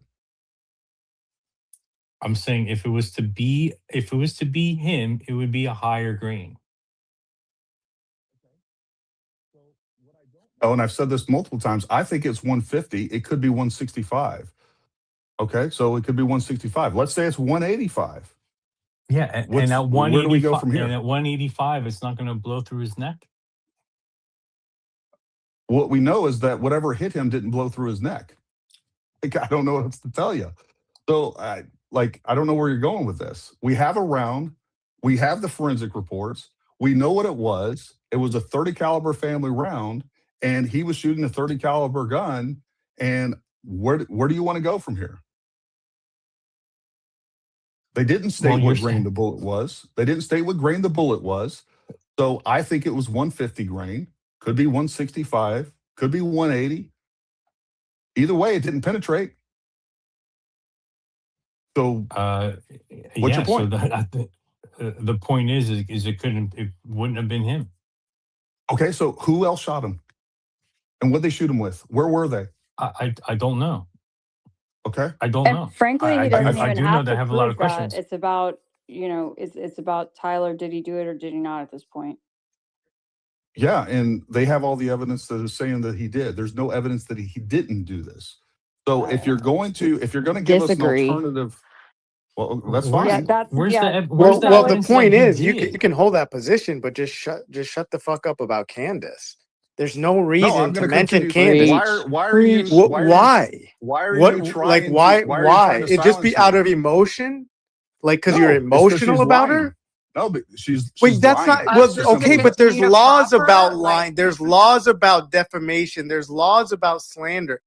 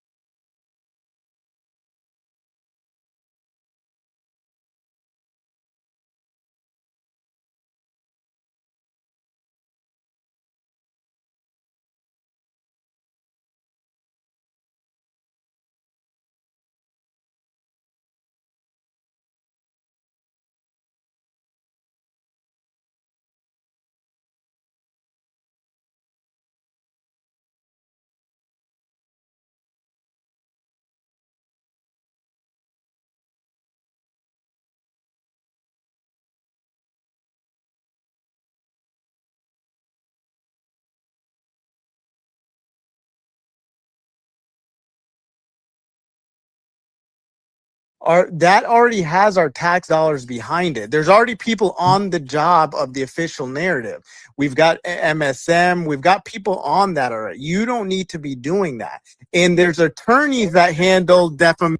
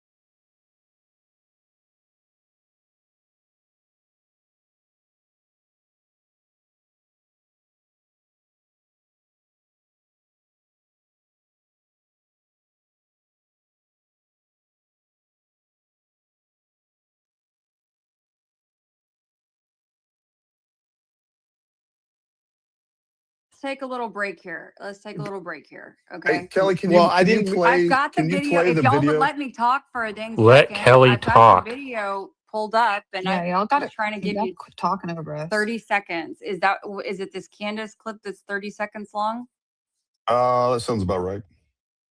from January 21st? Okay. All right. Sorry, it's going to be a little bit of a delay because I'm trying to play through my other speakers.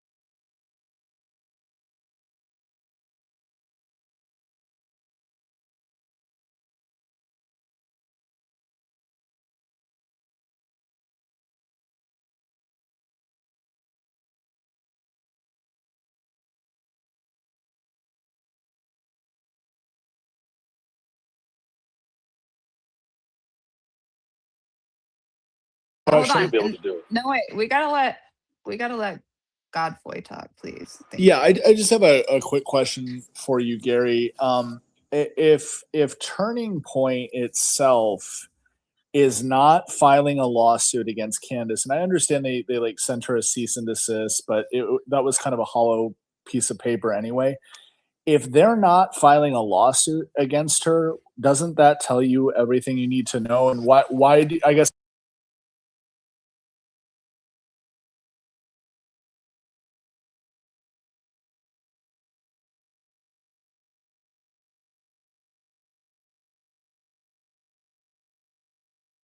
did you hear the question, Gary, or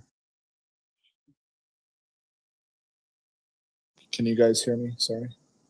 Gary, you're muted if you can hear us. All right. Can you hear me now? Yes. Yes. Did you hear the question, or would you like me to ask again? The question is why I was going above and beyond what Turning Point is doing. Yes, yeah. If they're not, you're making all these accusations about Candace, that she's slanderous, that she's slandering Turning Point and slandering Erica and all this stuff. If that's the case, why don't you let TPUSA take the lead? If they have enough merit in their case to pursue a lawsuit against her, why not allow them to do so? And the other, which begs the obvious question, if she is slanderous, why haven't they filed a lawsuit? What, Lex? I'm making it right now. Well, first and foremost, what I do is not determined by anything or predicated by anything that Turning Point USA is going to do. I latched onto this in, well, it was probably around mid-November where I first was made aware of what Candace was saying and doing. And I felt a duty and responsibility to expose what she was doing and saying. Well, real quick, that's and- funny because wait, real quick, hold on.